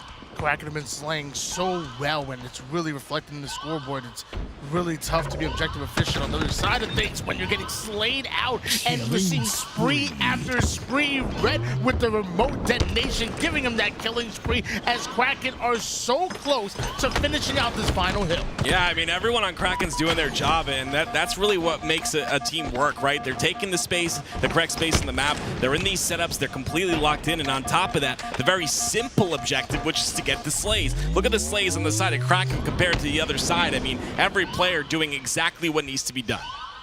Tips to Blaine, though, keeping things close at 10 and 11, doing a great job to stop the tide of the Kraken rolling through like a shipwrecked octopus, taking down this Vibing and Fiving squad. The imagery on point here in Orlando. It makes sense, right? We're not on sea. We're close to the sea. True. We're on land, though.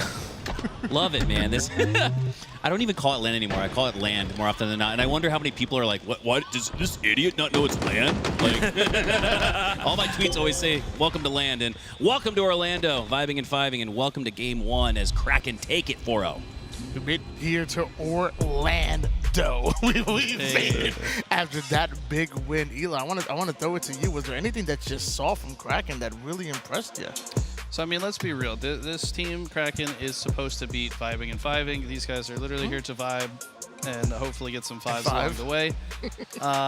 And this team is filled with talented players. I mean, when Gunny joins this team, he knows he's going to be on one of the best teams there. But what stood out to me from the game was they're not treating this like a pub stop. Like, they're actually playing their process. They're not over-challenging. They're not over-committing. They're using their positioning to win the battles. And even though they could probably just run and outgun, they're doing it in a more intelligent fashion. They're hiding, getting each other's help. They're having crosses and angles, which to me says that they're trying to win the tournament. They're trying to create some good habits once they get later in the bracket. Yeah, I feel like it's very easy when you're kind of, steamrolling a bit. You got one player on a frenzy, another one dropping a killing spree onto that final hill. And I think it'd be easy to maybe overheat and just kind of play towards your skill. But it's a good point. Play your angles and don't pick up any bad habits throughout the tournament. That's how you stay locked in the entire time. Tim, you don't have any bad habits whatsoever. None. I'm perfect. You've never overheated at all. If you were on a killing frenzy, just like Leaderness was, would you have slow played to just play your life, or would you kept being aggressive? We had because you're 5 away from running riot. If you're on a frenzy, I got a triple kill and I beat down the air because I was so excited and I ended up dying because of it. Like, I just threw out a random melee and I literally screamed, "I overheated," and everyone started laughing. So dude, it happens, man. In this environment, although we've been on main stage many times casting or whatever, all of us, we've done the casting.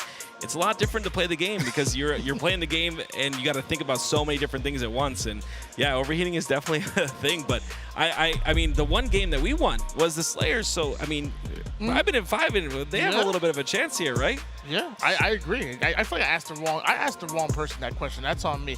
I should have asked a montage of that question. You know how it is. You want a killing frenzy. Are you baiting your teammates and staying alive, going for the running riot, or are you playing for the win? I asked the wrong person. I might piss my teammate off to go for the riot. I'm just going to keep it real. That's usually me, by the way. He's pissing me off. What are you doing, brother? Yeah. I'm fighting for my life at the hill, and Mikowski's just sitting top center waiting for the sniper respawn. Like, bro, can I get some help around He's a montage kid. We're fighting for 5 CSR, and there's the repulsor 360 attempt. God, what is this guy doing? I love it. No, we asked Renegade the same thing. He went on a killing frenzy, and he was 1 away from the running riot. And his visceral reaction to that question, like, were you going for it? Were you playing for it? He's like, I wanted it so bad. So, again, it's okay. I think it's the human component, the human element of wanting to succeed and pop off, especially when you're on the main stage. And Another thing, which was really awesome, guys, when you guys were playing in that 4v4 Gunplexion, looking for 4, doesn't have the opportunity for the over, but while you guys were competing, we had Renegade and Bound on the couch. Oh, no. Talk to me about that. Oh no. It was awesome. It was incredible. Were they roasting us? Yeah, did they roast us? Not at all. They had so much tips. They actually thought Eli, the ninja, was Eli X, which I thought was really funny. Bound said that, and I'm like, oh, Bound, he's probably playing into the bit. And he was like, no, I really thought that was Eli X. And I had to tell him, no, that's not actually the case. But no, this was really cool. We started talking about Uzi and Zuzi and a couple of the other guys that are at this event on LAN that they meet up in matchmaking online. And what they said is, these kids are damn good.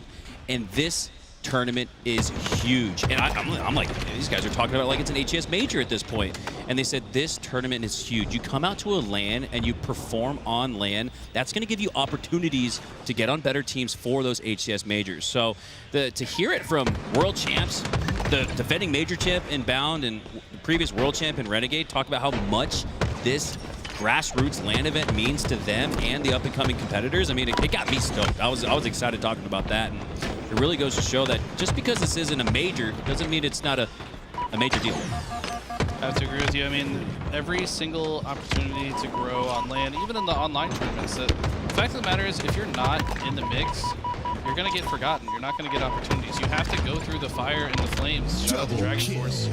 But, like, you really do have to go through it. And if you don't, like, you're kind of doing yourself a disservice. If you plan to compete and you're simply, like, it just bothers me when I see people on Twitter complain. I don't want to call anybody out specifically, but they're like, man, I never get any chances. It's like, are you even trying to, like, play in anything? Like, are your standards way too high for a team to throw together? Just throw together a team of misfits, start getting some kind of points under your belt, and go through the process. You've got to work your way up. I think it's the fear of failure. Yes. Is that what holds people back? And how could they break through that, Eli? You got to just stop caring. Like, you got to care about winning, of course, but, like, you have to understand that every time you lose is just a chance to get better. Like, you have to learn from the loss. You got to talk about what you did wrong. You got to go back, watch the VOD. Got to be self-reflective. Hold yourself accountable. Don't just blame your teammates for everything, which is an easy cop-out. You know, like, you've got to hold yourself accountable and show up to the next tournament. It's funny that you guys mentioned Uzi and Zuzi that they were talking about on the couch, because Scion Esports is one of the only teams, like especially the amateur side, that stayed together from Season 2 all through Season 2, started off Season 3 together. They're not making excuses. They're not, just trying to use each other to get up to the next level. Like, no, they're trying to grow together. They're trying to grind together, and they really have been getting better and better, and I'm excited to see what ends up happening with them. I'm also excited to see a little bit of Shopify Rebellion. Ooh. Yeah, Soul Snipe, that's all 4 down, and he's got shock inside of batteries, but he's not going to be in a bad spot here because he knows where the spawns are happening. Those nades might influence the other 2 spawners to spawn back Hydro potentially, but they've got it on lock. Oh, look at that. The triple spawn, or the double spawn, I'm sorry, at the top of glass, that's going to be really big for the side of Rebellion because they can lock down this hill pretty easily, and they will do just that. Looking over my shoulder, Best Man, the coach for Rebellion, is in the venue as well. So not only did Rebellion bring their full team of 4 guys, they brought the 5th.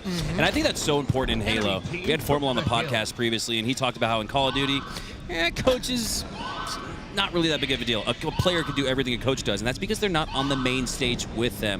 Here in Halo, you've got the coach in your ear. He is, in an optimal version of himself, the 5th player on this team, and I think Best Man, one of the best examples of that. Coach is definitely a big deal. I mean, you usually don't see coaches maybe always make it out to these smaller tournaments, but you make a good point. Shopify considers him part of the squad. The squad is not whole without him, so shout out to Best Man. Known him for 100 years at this point. We actually teamed back in Halo 2, like multiple events. I think I teamed with him more than anybody else that I teamed with in Halo 2, so love that he's still around. Even over Gunshot? Great guy. Well, in Halo 2. Okay. Gunshot I teamed with more than anybody in Halo 3. But, yeah, this roster been making huge waves. I mean, they found themselves in the grand finals of the last 4 HCS tournaments. Now, that's with the best teams in the world. Granted, Optic was missing from 1 week. FaZe had Monster in another instead of Frosty. But either way, they're fighting their way to the grand finals 4 tournaments in a row. The most consistent team right now, technically, arguably, in the HCS, and I think it's from their spawn control, man. Have you noticed the way they're playing this map right now? They hold like a 4-corner setup where they can accurately predict split spawns and catch these players off guard.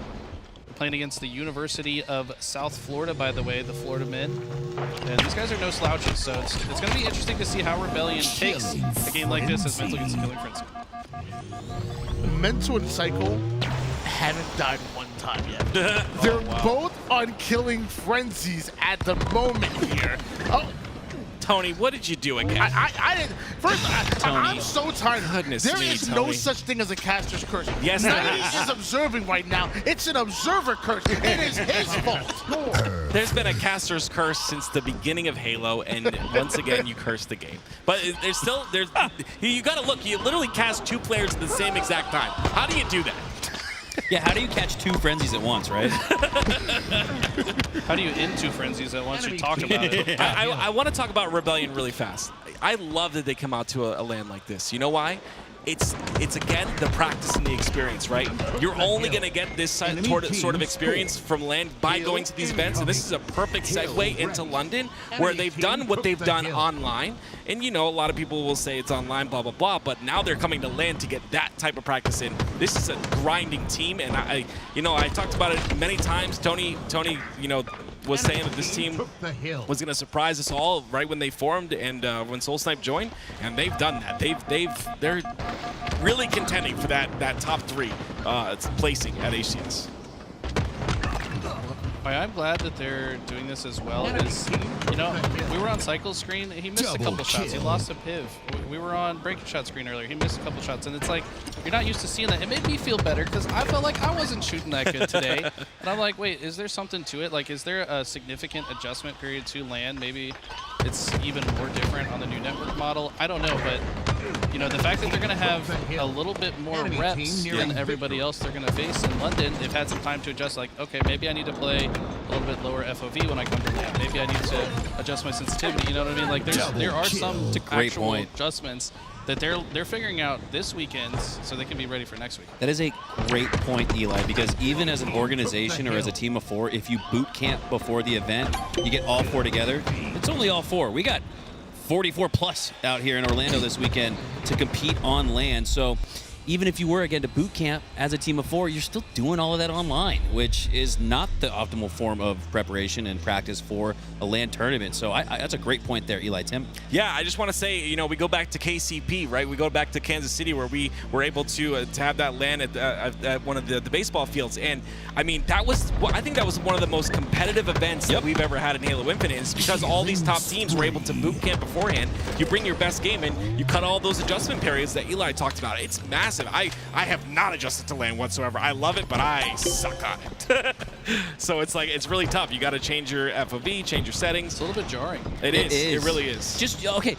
That's what I talked about when you guys were competing. It's jarring to go from online to LAN. It's jarring to go from LAN from one setup to the next. Yeah. To go from the feature station to the main stage. It is so difficult to duplicate the same success on different setups, on different coordinates of geology or geography on the map, if you will. So much. I have so much newfound respect. I used to remember what that was like when we were competing, Eli, back in the day. Another killing frenzy here. This time for Gunplexion. How many are we gonna get? He would have got more, but he was shooting his teammate. I don't know why. He's literally shooting his teammate before that play happened. But this has been great because it's been. I don't know how you guys feel from a casting perspective, but that perspective, like, I have a newfound appreciation and respect for these competitors, and it was already at a really high level. So it's been so cool to get out here and to cast, to compete, to analyze, to host. I mean, to do everything. It's we're living like a Halo kid's dream. I said earlier, because we're literally doing it all this weekend, and might be a little tired on Monday, but it's fine. You can sleep on the plane.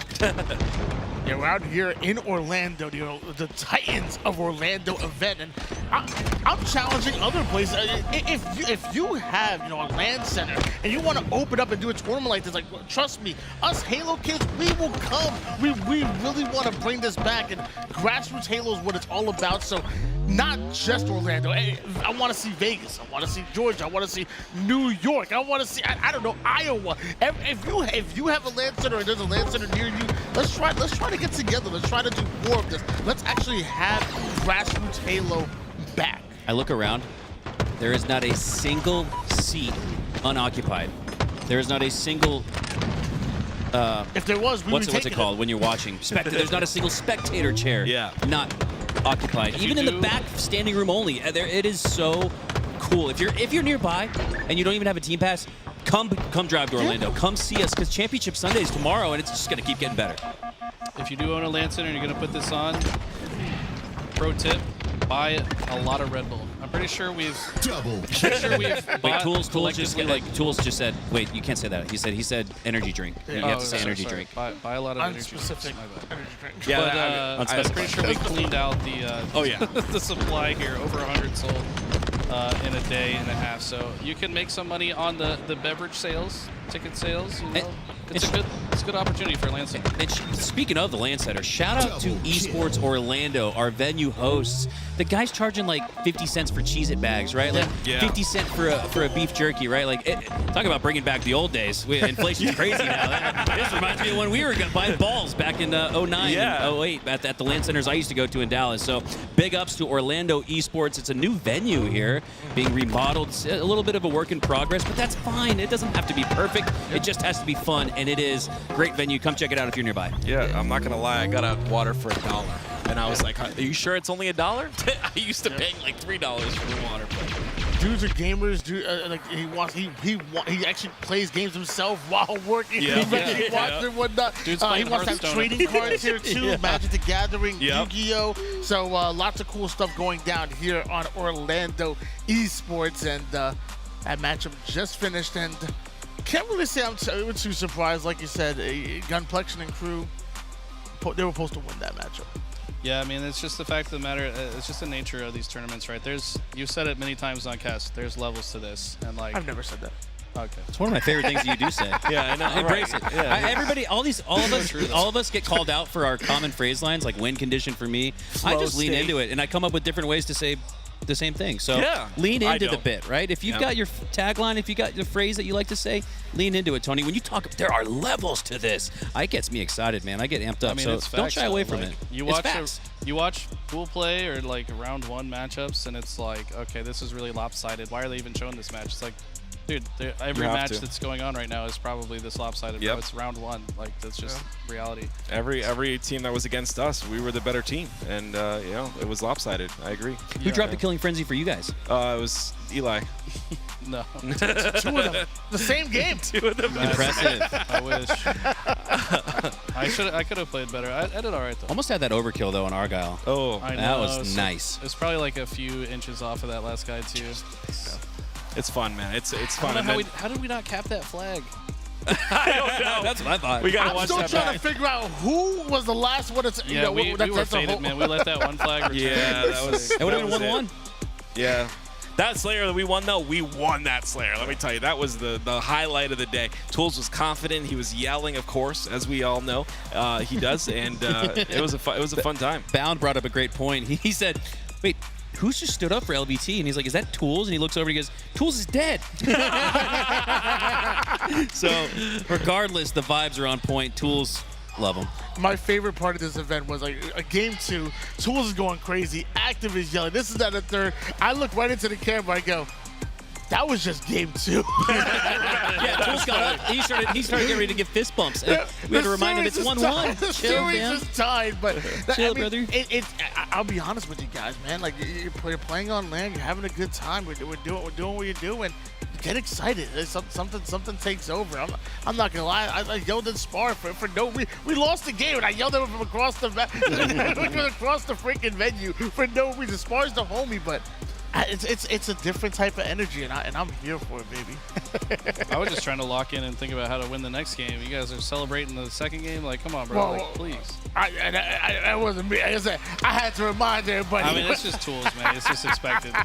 It's just expected. It's about the content, baby. It's about the content. That's right. What did Tools say? I think he said, go back to SWAT. It wasn't just simply you suck. Actually, so I know Spar for a very long time. Back in the day, I used to cast him in the SWAT tournaments. And he still plays SWAT tournaments too. That. Him and Last Shot are some of the better players that played. Hey, Bound played in them too. Bound and Falcon used to kill it. But I yelled, "Go back to SWAT." Oh, that was you. I love you, Spar. Sorry. Oh, sorry. Tools-esque. No. Bound and Renegade gave huge tips to that. They're like, do you know how much that probably just got in his head? Like, he's like, is he checking my Halo tracker? Like, have I been playing too much SWAT? Like, aren't we winning by a count of 30 to 15? And that's part of it. You know, you make your opponent think. Yeah. 100%. Ogre 2 did that to you. Yeah, I don't want to talk about it. He did it to you. Don't want to tell him? Timmy Teats? Yeah, so my gamer tag when I first started Halo 2, like started competing in free-for-all, was Teats. You got coaching from me under that tag. Yes, I did, from way back in the day. So Yeah, crazy. Yeah, and then anyway, fast forward to that was 2004. Fast forward to 2007, I obviously changed my name to Active. But Ogre 2 on the main stage, where the grand finals, he goes, "A little aggressive there, Teats." And I was like, how does he know who I am? Like, this is Ogre 2. Like, That's wild. obviously I was starstruck sitting on main stage, and I'm like, how does he remember me? And it chalked me the rest of the tournament. I got fourth. I got, out of four, the top four, I got fourth. So it was, it sucks. But yeah, that gets in your head, man. It does. Like, the whole time I was thinking, how does he remember my old gamer tag? Like, I was nobody back then. How does he remember? But anyway. There's one thing I just thought about right now that scares the heck out of me. We're seeing these young guns like the Mental, the Suppress, the Cycle, the Soul Snipes, these young guns coming in. There's going to be a point in time where you mentioned that story, you mentioned Ogre 2. Yeah. And maybe the new generation aren't going to know who he is. Like, that just hit me out of nowhere. Like, it might get to the point where somebody's listening like, Who's Ogre? It's right there. The descendants of the world, the Cycles, the Woodums. Yeah. These guys are like I remember mythological creatures to them. Somebody guys like, oh, I remember Shockwave. Someone like, who the heck is Who's Shockwave? Shockwave, right? It's You're talking about the crazy shock to- rifle? It's crazy to think about that. Like, wow, where we're at. How many years of Halo esports have we seen so far coming into 2024? What's scary is like when we bring those people up and then they realize who they are, they're gonna be like, oh, those guys are old, man. They're just gonna shock us. Hey, they They'll be still like, got whatever. Yeah, those guys are just old guys. I watch Ogre 2 stream. He be on the mouse and keyboard. Yes, sir. He definitely still got it. I think that's one of the reasons me and Eli are so excited about Tide the Leader, our new podcast that we've got on our YouTubes, is because there's so much rich history in Halo, and a lot of it's gone undocumented. A lot of it isn't known by these up-and-coming players. So that's something that gets me out of bed every day is even when we're tired, to record those episodes and to share more Halo history. I mean, that's what it's all about. It's been a lot of fun just picking the brains of some of these old heads and recounting some of their best memories, on the stage or off the stage, whatever it is. But there is new history being written. So many new talented players joining the scene that we didn't even see before Halo Infinite, Mental actually came from Gears of War on one of the winningest Gears of War team of all time.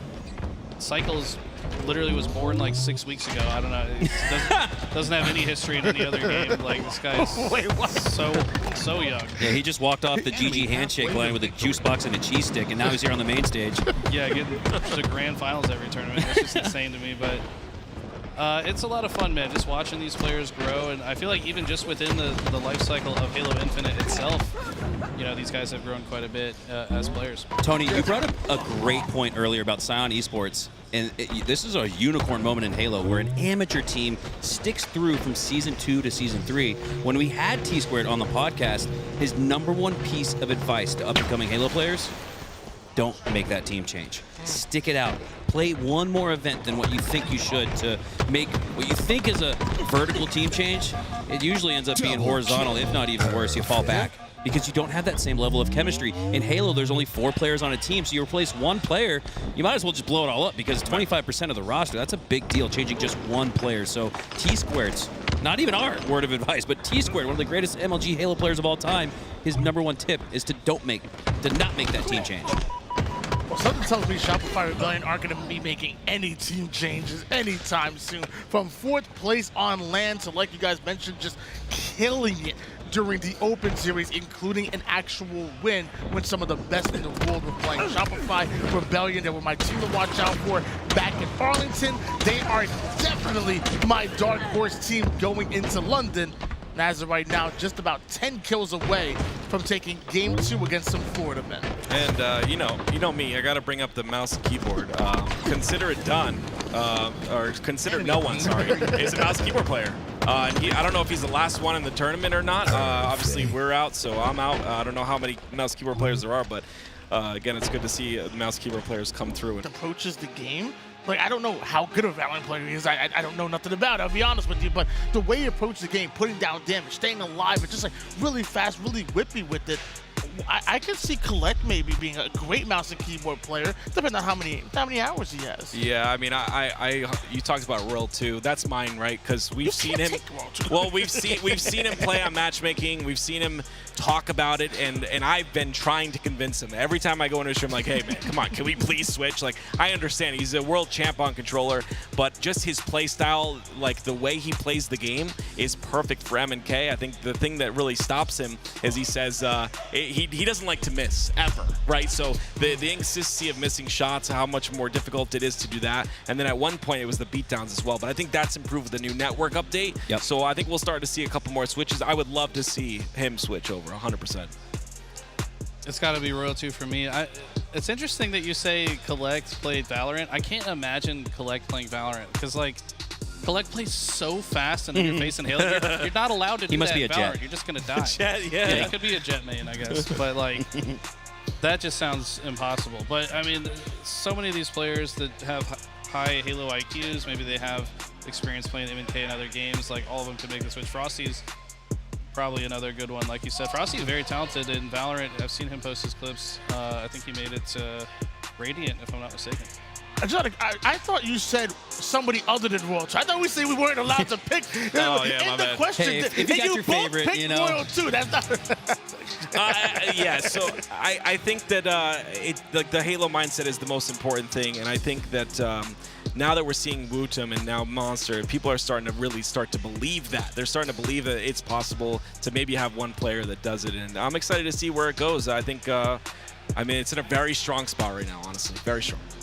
I'm kind of big on Apex, and I watch a ton of it. And my favorite composition of players, like I was a big fan of like maybe G2 back in the day when they had triple controller. That was interesting for Apex. But my favorite is like one mouse and keyboard and two controller players. You have that mouse and keyboard as that IGL, and that, that's putting down that long range damage, just getting information. Then you have two controller players that maybe are just waiting to pounce. Like they're fraggers, but they got to be held back by that mouse and keyboard player who's trying to direct the lines and whatnot. And I always wondered, would that work in Halo? I thought all the way back from Season 1. And, you know, as we start to get from Season 1 to Season 2, Season 3, the Wootum, the Monsters, I'm like, this went from like, oh, I would love for this to happen, to now I'm like, this really could happen. The big thing for me too is like when you switch inputs, when you start, Tony, you'll see what I'm saying.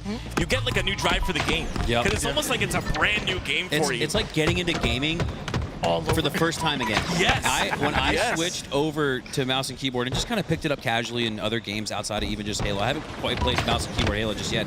I do in the campaign though. Anytime I play PvE, I always play on mouse and keyboard. And you're exactly right, Tim. Once I picked up the keyboard for the first time, this was probably 2 or 3 years ago, it brought back that euphoria of playing as a 6-7-year-old getting into gaming for the first time ever, because it's a new drive to succeed. It's a new drive to not throw that flag off the map. It's a strategical Ryan reset, actually. He wants to trick the other team into thinking the flag's out, but really it's at the stump. But no, seriously though, going back to the conversation around which players have the best chance to maybe have the same, if not more, success on mouse and keyboard, Tony, you picked a great player in my eyes in Collect. And if you'll recall, Collect in the open bracket or in the open series tournaments online, if he's having success in winners 1, 2, maybe 3, where his team is dominating, he'll switch to mouse and keyboard, and he looks pretty damn good doing it. Eli, you recall that just the other week we pointed that out, and it's like, his native Collect's team is up big. He's switching to mouse and keyboard, and he's doing really well with it. What are your thoughts on Collect and his chance? Like you said, he's so fast. But that plays, I think, to your advantage on mouse and keyboard.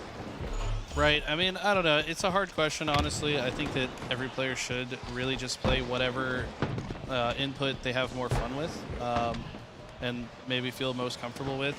I think that there are some players that are capable of switching, but at the same time, Collect is just probably one of the best in the world just playing with controllers, so it kind of seems silly to make the switch from that perspective, and that's another reason why Royal 2 is unlikely. Like, I've won 25 tournaments on controller, dog. Like, why would I do that? You know, it's just But then you go to Wootum and he's like, oh, I've never played on controller before, so it's all I know. Like, he doesn't have anything to compare it to.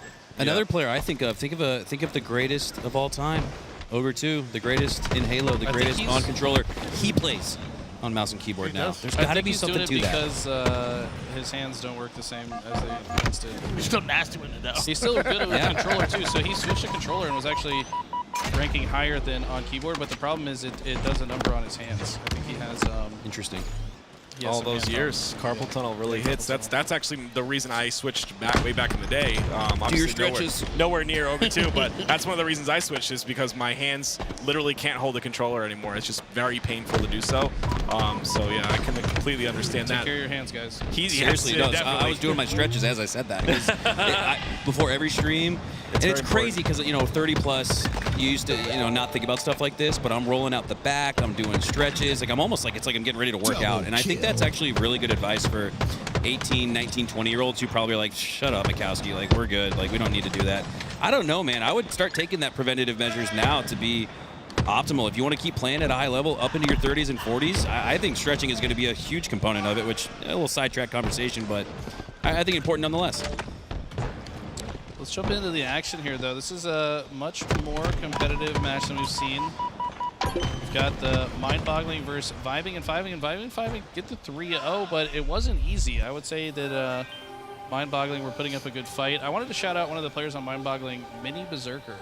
14 years old. He's here with his dad. I just met his dad a little while ago, and his dad was like, yeah, I mean, I don't know.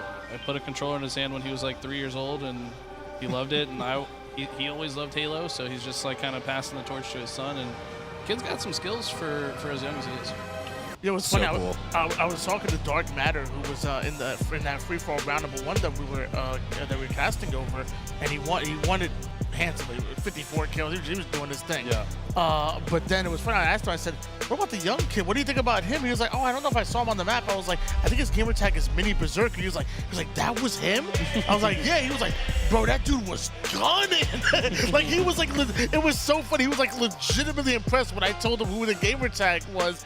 And Dark Matter's a damn good free for all player. Obviously made it to the finals, and it was just funny to watch his reaction when I told what his gamer tag was. I tell everybody I have 4 kids, and the reason I had 4 kids is I was trying to make a Halo team, but none of them play Halo.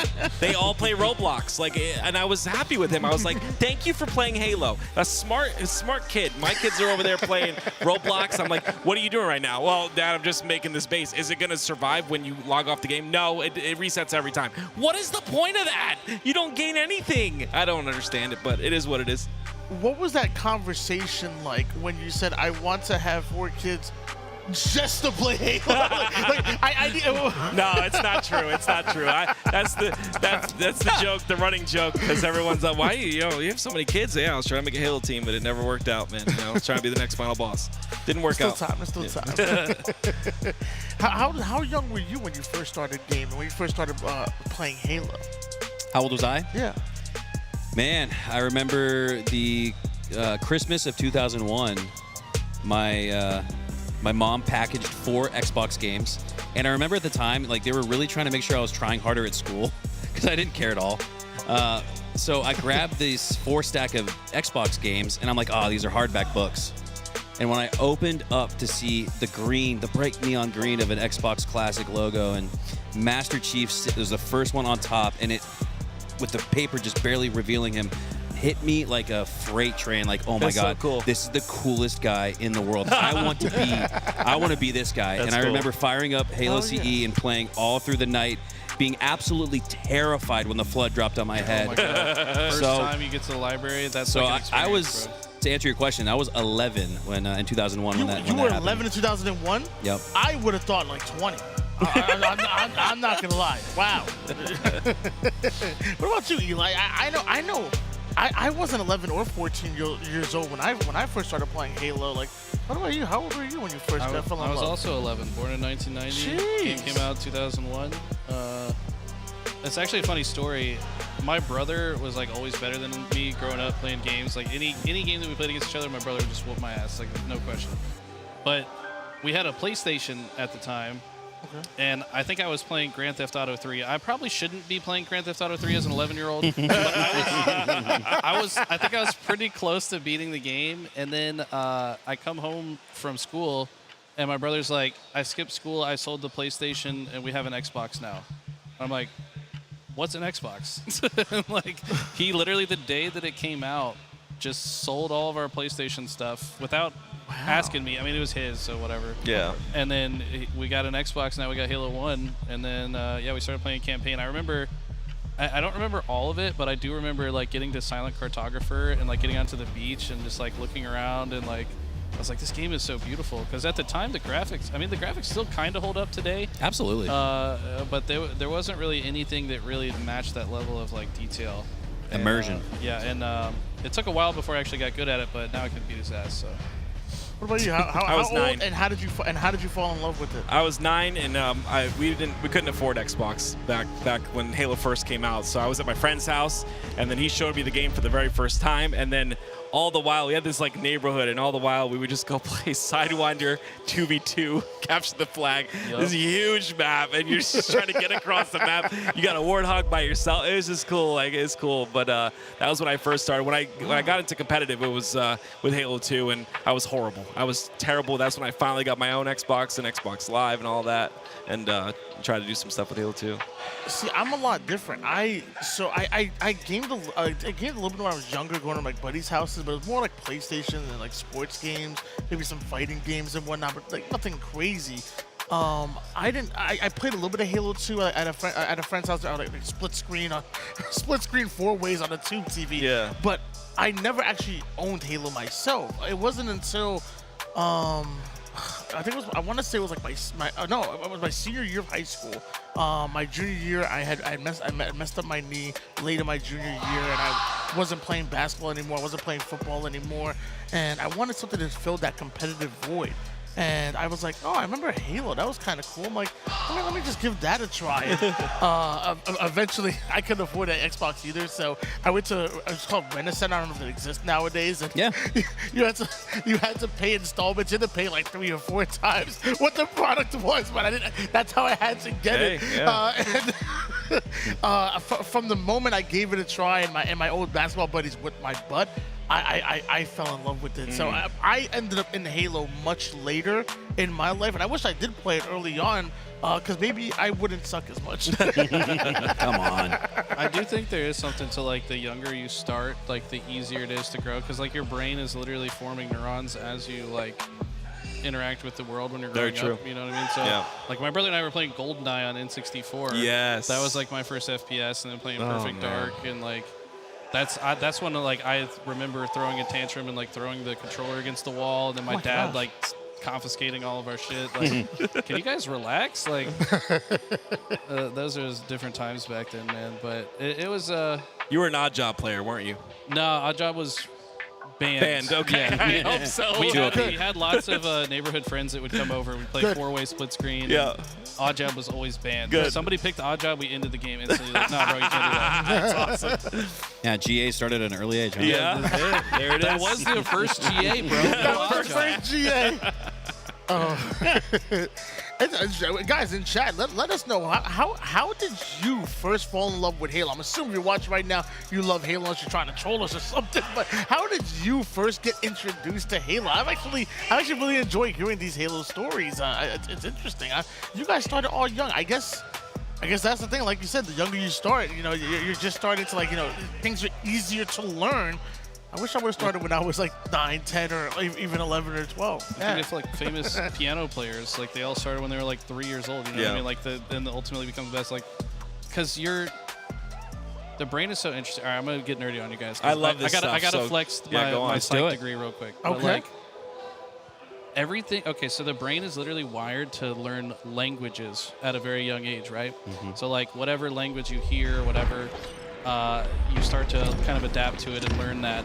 But I kind of feel like whether it's music or gaming or whatever it is, like it's almost like its own language. Like I feel like I understand gaming in a different way because my brain was like wired differently at a young age to do so. If that makes sense. Yeah, it You does. You see that among like prodigies in anything, right? It's like they start at a young age, their brain develops specifically to know how to operate within that language of existence, if that makes sense. That makes me really excited for Mini Berserker. The kid's at 14 years old, starting out Halo Infinite, already cracked out of his mind. I'm excited to see what he does as time goes on. I think that's one of my favorite things, Eli. You bring up the language, and I always say Halo's a love language, right?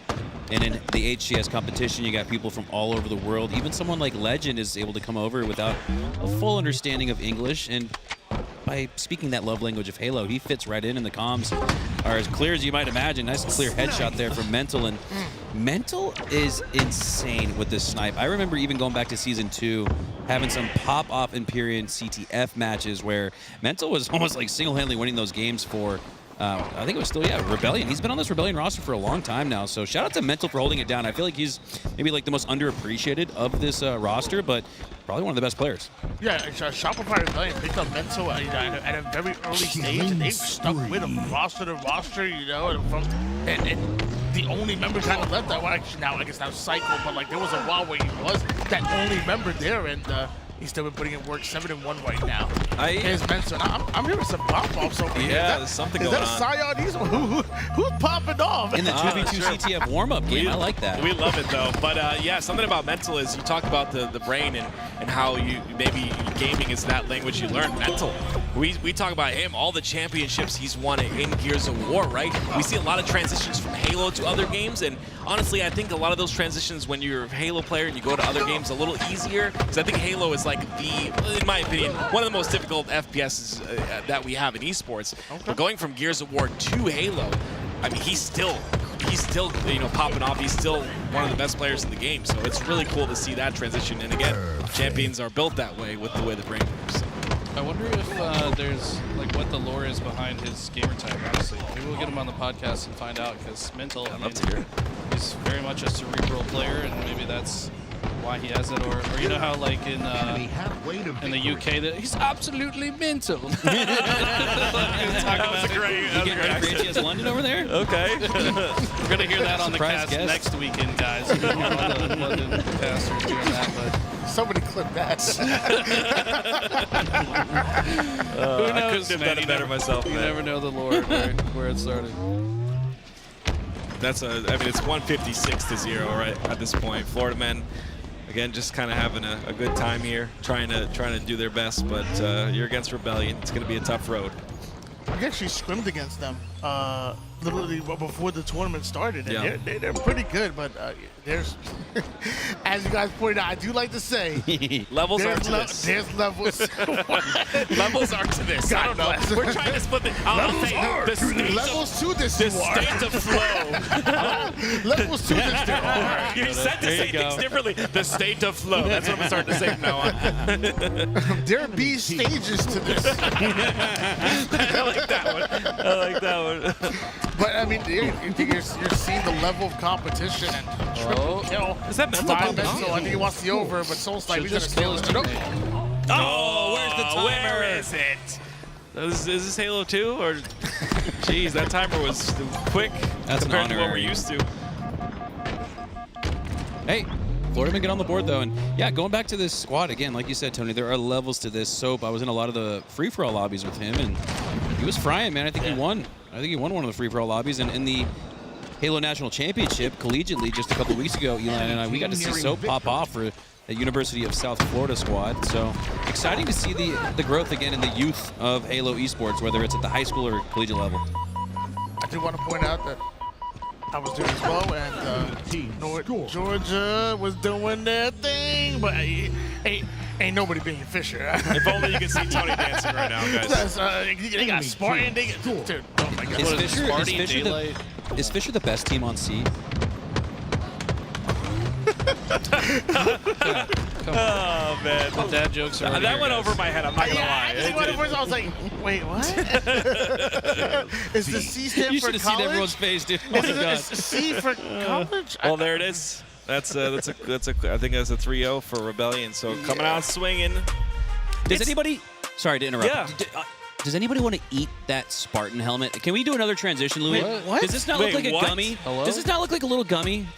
Does what look? That's, that right there. looks like a gummy. You know, like the special, like there's like the translucent yellow or red, and the special flavors that like kind of like opaque blue. Yeah. I think that's the next marketing opportunity very for hungry, and I 343. Yes, Yes. pizza could not come sooner. But yeah, those look like little gummies. I want to try one. Pass the J, bro. My full complexion had to wait. But they do have alcohol misserved at the front. Clearly, Mac. We said we're gonna drink afterwards, Mac. But he might be pre-gaming a little bit. Shopify Rebellion definitely warmed up. They didn't pre-game. No, they're ready. Sober and frying right now. Our Shopify Rebellion with a 3-0 over Florida Men. Guys, this is pool play. Pool play ends up leading to that bracket play, but don't forget there's also the, what did you call it? Not the consolation. What is The redemption bracket. I love that. The redemption bracket. It was a mistake when we stopped calling it the losers bracket.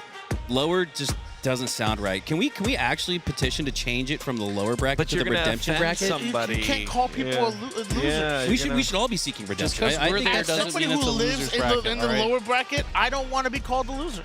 You are a loser. But do you want to be called a redeemer? That sounds cool. That's like a gamer tag. There's a redeemer in the Halo No, community. we fell into our redemption arc. You know what I'm saying? Like now that's our new. We're winning the whole Exactly. redemption bracket, aren't we? We're gonna do this. We should. Yeah, I believe in us. I think so. I believe in you too. If I don't complain, I believe in Eli. if I don't complain at all, then yeah, I think we'll be We've good. got to beat last minute. Yep. We've got to beat Florida Men, Okay.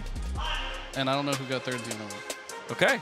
I think we got. Chat, do you think we got this? Do you think we can do this? I mean, you guys have been able to watch us on stream a little bit. Who needs to step it up? We'll just call someone out, huh? Who needs? I think it's me. I already know I need to step it up. No, it's me. I had so much fun watching you guys. I was a little jealous. I wanted to play.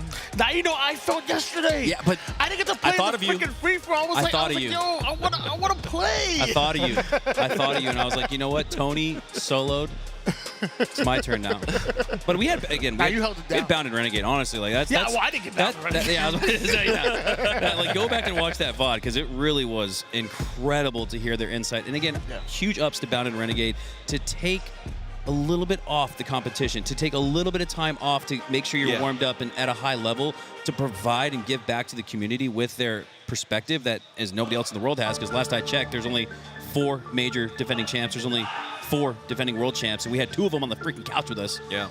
And they let it all out. They shared. They weren't holding back at all. So yeah, if you get a chance, so much good VOD to go back and watch through this weekend. I love that not only has the Florida community come out to show some love, but even like you said, the likes of Renegades, the Bound. I know Bound the Legend coming over from Ohio and whatnot. You got some of the professionals, even Shopify Rebellion, coming out. They want to show love to the local scene. Let's be honest, they didn't have to show up if they didn't want to, but no, they love Halo. They love being a part of the community. They want to meet some of the people that love and are fans of them. I personally love that. I think I said love too many times. I love it. I love you, Tony. Did you see chat? Oh, whoa. Guys, I thought the not camera right was now. off. Just Not a right now, segue. guys. I thought Just a it was a rehearsal. Thank you. Whoever switched it to, thank you. Whoever that Did you was. see chat? They said, I didn't know Castard had legs. They thought we were just full Yeah, upper it's bodies. true, guys. And I'm so sorry that you're like literally playing Counter-Strike on stream, being flashbanged by my legs, but that's just how it's got to be. I'm sorry. Blinded. Flashbang. Yeah, there's a flashbang every time he Could you switches. explain that? My legs are very pale, is what I'm saying.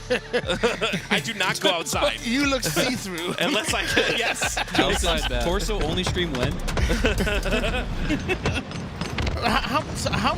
How many gifted for you to What? come in sandal with the piggies out? I'm not doing that. You're not- no? Guys, Tony wants me to wear he keeps telling me to wear my sandals on stream. I keep telling him it's unprofessional. I'm not doing that you on told me cast. that. Yes, I'm not doing that, So Tony. you weren't coming and walking out the door of the hotel on the first day, and okay, you told me that. Yeah, okay. yeah. You've got to be professional here, Tony. This is a Ridiculous. professional broadcast, okay?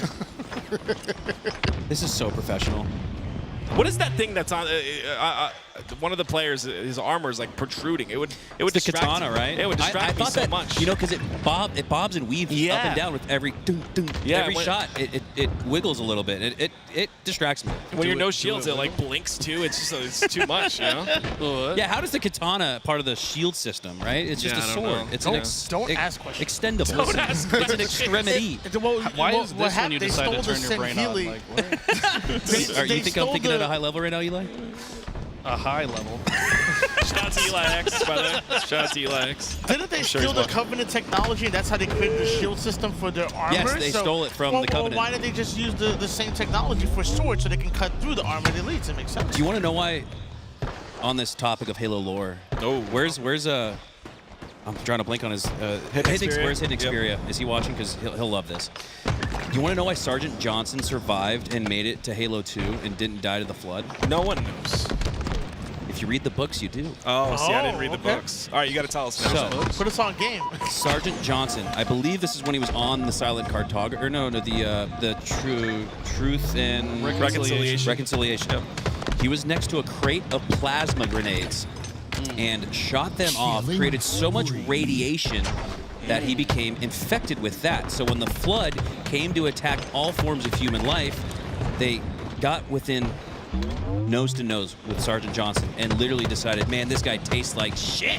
Oh, wow. And they didn't bite him because of that reason, because he was Okay. infected with plasma sticky grenade radiation. That's why Sergeant Johnson lives on to this very day. That is some cool info, man. My wife reads the books, but I have not read the books at all. I haven't either. Yeah. You should. I have the Ghost of Onyx in my backpack. Somebody said in the chat, spoiler. How long Spoiler from Halo 2020. No, 2001. Come on now. I'm usually pretty privy to the spoiler alert, but I don't think that deserved it. Hey, Voldemort dies. Uber chat says it does. Voldemort dies. I thought it was I just ruined Halo for like... Oh, Dumbledore, sorry. Yeah. But yeah. Or Snape kills Dumbledore. The ring gets thrown into the fire. I got a The ton good of guys these. win. I don't know. The good guys win. Wait, Sergeant Johnson is dead? Wait, what? Never mind. Don't worry about it. Oh, man. So anyways, back to the action here. Got mind-boggling versus vibing and fiving. I love that they're vibing, man. You know, I have a question for you guys. Do you have any friends from back in the day that you're still friends with? Like that you're just like... I don't know. No, me neither. I have a maximum of 1-year friendship contracts. I don't have any friends. Okay. Yeah, I have no As soon friends. as this is over, I'm taking you all off. Eli told me he loved me. I instantly started holding his hand. Yeah, that's probably why you don't have friends, though. You're getting removed as soon as I That's probably why. Oh, man. I've never felt love before. Hunter's gonna break the mic with that fucking exasperated laugh. Holy. Oh, the repulse. Wait, did he? Oh, he He's fine, he's survived. fine. That's horrible. He's trying. He's just vibing down. There's the katana. Oh, caster curse. Katana curse. Athroplex. Oh, good shots. Gonna stay alive. That's not a play I would have made. I would have charged both of them. No shields. That's because that's because you're a W key warrior. That's right. My W key is the only key on my keyboard that is wear. That you can tell it's worn off, and that's exactly why. I sat down with a developer for Bungie recently and had him on the stream, and he had some great insight about game development and why people like to hold W. People like to hold forward. And he said it's because human beings are predators by instinct. We are at the top of the food chain. And if you look at where our frontal lobes are, our eyes are always set forward. There's animals on this planet that have eyes on the side of their heads, right? So they're more prone to go maybe horizontal and not just rush straight forward. Those animals are more likely to do this just guy that. A game developer or an evolutionary biologist? Viper Zero on Twitter, one of the smartest people. We actually sat down with him, Eli, before we sat down with McWin and had the opportunity to pick his. You're still saying his name wrong. McWin! McWin. Holy shit. When I go to McDonald's, I also order a McWin. McWin, are we going? McWin, are we going? But he said it's natural for us as human beings, as the apex predators of the planet, to hold forward. We innately, intrinsically think something's wrong when we're going backwards. So in game design and game development, when you're working through a mission, whether it be Truth and Reconciliation or the Cartographer, whatever it may be, our natural instinct is to go forward. So when the developer of these games pushes us back a little bit, it creates this uneasy feeling in our stomach. It's a way to create and resonate fear in the player's mind. I just want to thank you. You just give me the best excuse anytime my matchmaking teammates yell at me. And I'm going to say it's my natural instinct to hold W. It is. I evolved this way. It is. Right? Yes, I exactly. think by that logic, wouldn't that make Renegade like the peak human? Look at that. Like, as humans are apex predators and we like to hold forward, in that case, Renegade is the peak human. He's always holding forward. You guys are all faded, man. On a serious video note, games, bro. Why are we talking about evolutionary biology right now? because it's Halo Combat Evolved. Well, we just had a steak-tacular there, so there's a little bit of steak on the menu. 50 to 25. Vibing and fiving.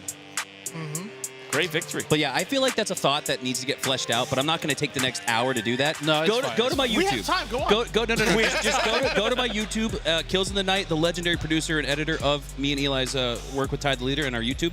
Go check it out on our channel, and it kind of fleshes out a little bit of what I think chat thinks I'm crazy for saying, which is not. It's all just human psychology and evolution. This is simple science, nerd. You know what else is a simple science? What is it? How to win Solitude King, which we need to go over, by the way. We need to watching that talk a VOD. lot. Yeah, we need to go over the VOD for that. But just don't point anything out that I did wrong, because You're sensitive? I need my ego to stay up there. You know what I mean? Okay. Yeah, please. Well, let's see how vibing and fiving fare. Was some clean victories here for vibing and fiving so far. Yeah. I thought the score was reversed here for game 2, but I could be wrong. I'm not sure. We were talking about biology and stuff. Right. So You mean you thought mind-boggling 150 to 25? I thought so. No, no, definitely Vibing 5. Vibing 5 is Afterpex team. Oh, okay. Yeah. Afterpex was playing good. And I will say, like, you know, they had a tough matchup before. Yeah. But definitely having a much easier time in those first 2 games. I don't want to count mind-boggling out, but the 3-0 in that game number 1, 50 to 25. This could be a 3-0 sweep for Vibing and Vibing. We're probably playing mind-boggling tomorrow then. Chances are good. It's the redemption bracket, and that's where. That's where the real LVT champions are made. Halo. You guys were kind of like that today. You guys, when we were watching, you guys were kind of more like vibing and like aiding, you know? Okay, you know what? All right, the guy that's not playing is gonna. You know what? Okay, How dare you? He's not wrong. I was missing so I much. wish I was aiding. I'm hungry. Goodness me. I had one snipe that entire series. An article comes up to me. He's like, "Dude, that was a 6 snipe." I was like, "Bro, that was my only one." That's the only one I got all series long. It's like my dad, when we started getting into golf, I was so frustrated by it because it's so hard to play. It's so hard to make good contact. And he always said, "Son, it only takes one good shot to bring you back." And I always had at least one good shot. And that kept me playing golf for years and years. I don't play like routinely, but Yeah. I enjoy it. It's a fun way to spend the afternoon. Get out, you know. Is it relaxing? Touch some grass. Yeah. Yeah, relax. Yeah, Compete okay. against yourself, because Lord knows, probably none of us on the couch are good enough to compete against others in that game. But I think Halo's similar with that snipe in your hand. All it takes is one good shot to make you want to fire up the next game. So GG's, Tim. Don't count yourself out. All right. It's funny. I've actually heard golf is like one of the most frustrating sports like of all time. Really? Easily. So it's funny. You're like, oh, I enjoyed it. I got to touch grass. Every golfer I know, like, I'm like, hey, did you have fun? Like, no, I hate myself. That's why I'm doing this. Like, I'm like, oh, okay. So I like your perspective on golf, because I've talked to other golfers and I've gotten a completely different perspective. We should go play sometime. That'd be fun. What would our crew look like? Well, I feel like I've you never imagine? played golf before, so I feel like I need to. What's that one restaurant / like golf place that you can go to? Everybody loves The 19th hole? No. That's a lot of Oh, holes. Top Golf. Top golf. I feel like I need yeah. to like maybe start off there, Yeah. learn how to actually like swing, learn a little bit of form before I actually get out to the greens. I went to the range a couple times in my life. Not a lot. Like literally like 2 or 3. And every single time, the next day, I can't move my arms. I'm like, It's a great workout. yeah, it really is. It takes a works lot. out the obliques and muscles that you don't usually activate Okay. in your Yeah. normal day-to-day. Yeah, it's fun. I'd never played on a golf course though. Well, we got some more Halo matchup coming up here. We see the Florida men with the first cap of this game here on Forbidden. And on the other side of things, Jamoro is going really good in the free-for-all, along with Smegatron. I've seen him a time or two before. And I want to say Silver Fox was not only your teammate, but At one point, was he actually on the couch? Yes. Yes, so Yeah. Silva Fox and I actually casted together for a tournament for Halo Fun Time, which is a different server. They've got their own like 8s tournaments. So he's a caster, not a bad caster. It was fun to cast with him. And then Smegatron, I've got to shout him out. So this guy, he bought the 6-pack of the coaching session from me, right? And like I was working with him for, I don't know, a month, 2 months. And he said something like, oh yeah, can we do the next session a little bit later? I've got a final coming up. And I'm like, oh, you're in college. What are you studying? He's like, oh, no, I'm in high school. I'm 15 years old.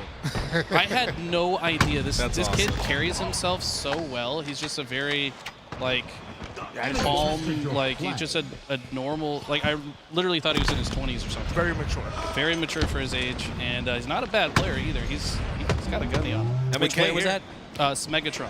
It's Megatron, and it looks like, yes, we do have an MNK in the lobby. Bert. Is that little farty Vert? Little Ferdy Vert. Ferdyverse. Sorry, I apologize. Little No, farty. man, farty now all right his friends now. are You know going to what? call him that. Someone is going to go, I'm telling you, someone's going to make it big in the next 5 years, and their name will be Little Farty. I swear it does. From over here. 4 down, though. He's frying. This kid definitely has a gunny on him on MK. Somebody gas him up. Little Farty putting in work. Stop. Tony, stop. What? Open up ruined a this window. It man's shit whole career. stinks. It looked like an A, guys. Come on, man. He's frying though. I love to see again. This is another mouse and keyboard player. So I think I'm not very good at math, but I think I've counted like 3 or 4 of them in this tournament. There's a handful for sure. Yeah, it's awesome. I'm not very good at math, I can't but count, I counted Tony. 3 or 4. It's not. I can't you count, don't need Tony. much math to count to 4, Tim. What? Come on, man. Please. I just derailed all of my intelligent thoughts. Look at this. This is what you can do on MK. That's right there. It's a big Close deal, range. right? You can. Close range is very tough, but if your flicks are down and you can turn on a dime like that, you just have a really good chance. Because again, with the Bandit, there's that outplay ability, and you have a really good chance of winning that fight. If there's no other option, if you can't live, like turning around, and challenging that fight is huge. For me, when I'm looking at Lil Farty, I feel like I'm. Stop. It's the Tony. pressure. It's the pressure to me that he's able to quick aim. You know, Tony, the enemy team somebody- is just not able. They're not able to release. They're not able to let it out. Does you that know? not look like He's an just A, in you there. guys? Somebody Here. gift $10 to LVT right now. We'll pull it out of the account and give it to Little Farty so he can change his gamer tag to what it should be. Listen. I'm getting old. Okay, I can't see this far. The TV is very far away from my eyeballs. All right. That's 10 feet. That's a long ways, okay?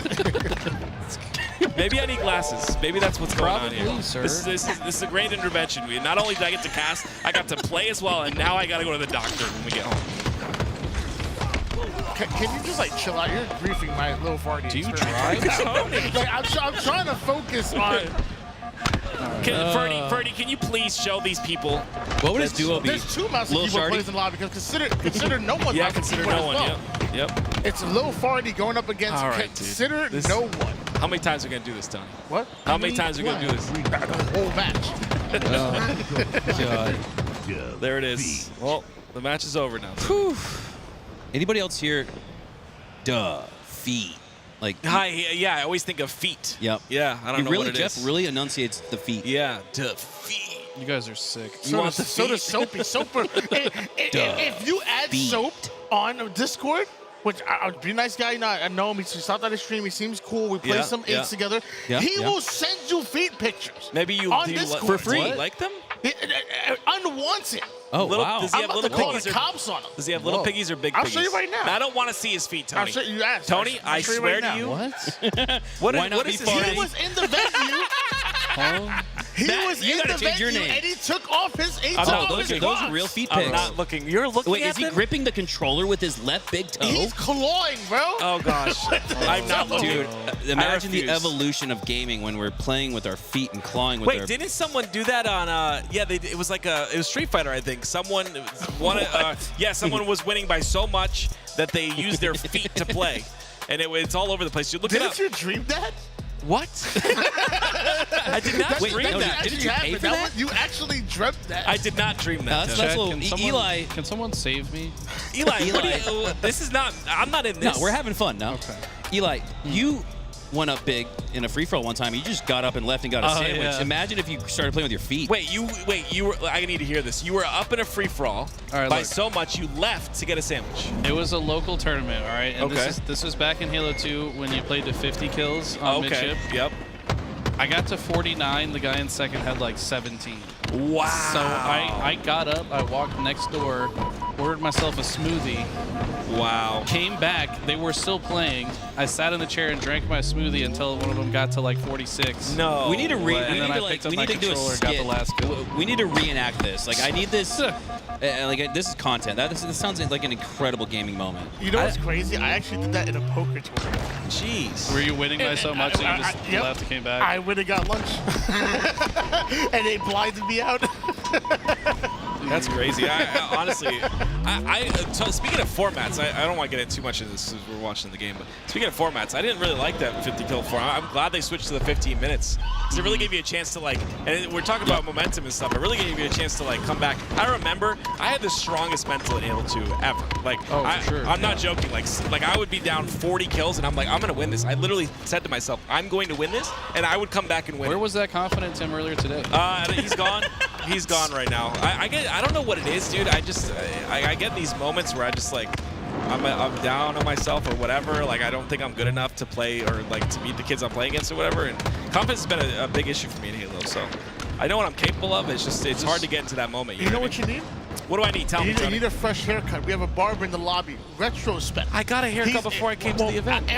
Well, you need a new one because every time I've left with a haircut, Yeah. I get new confidence. Well, there you go. You know what he really needs? A Medify coaching session from Eli. There you go. Yeah. Apparently, he took one to Halo 2. That clearly didn't work though. Yeah, I remember. It was Halo 2. I was very new to the game. I was really bad, and I was I remember we were sitting on Red 2, and he was making me have a 1v1 against him. We'd go up to Red 2 at the same time, and we'd 1v1, and I lost every single one. And in my head, I was thinking, wow, this kid's really disgusting. No wonder he has a freaking legend named after him.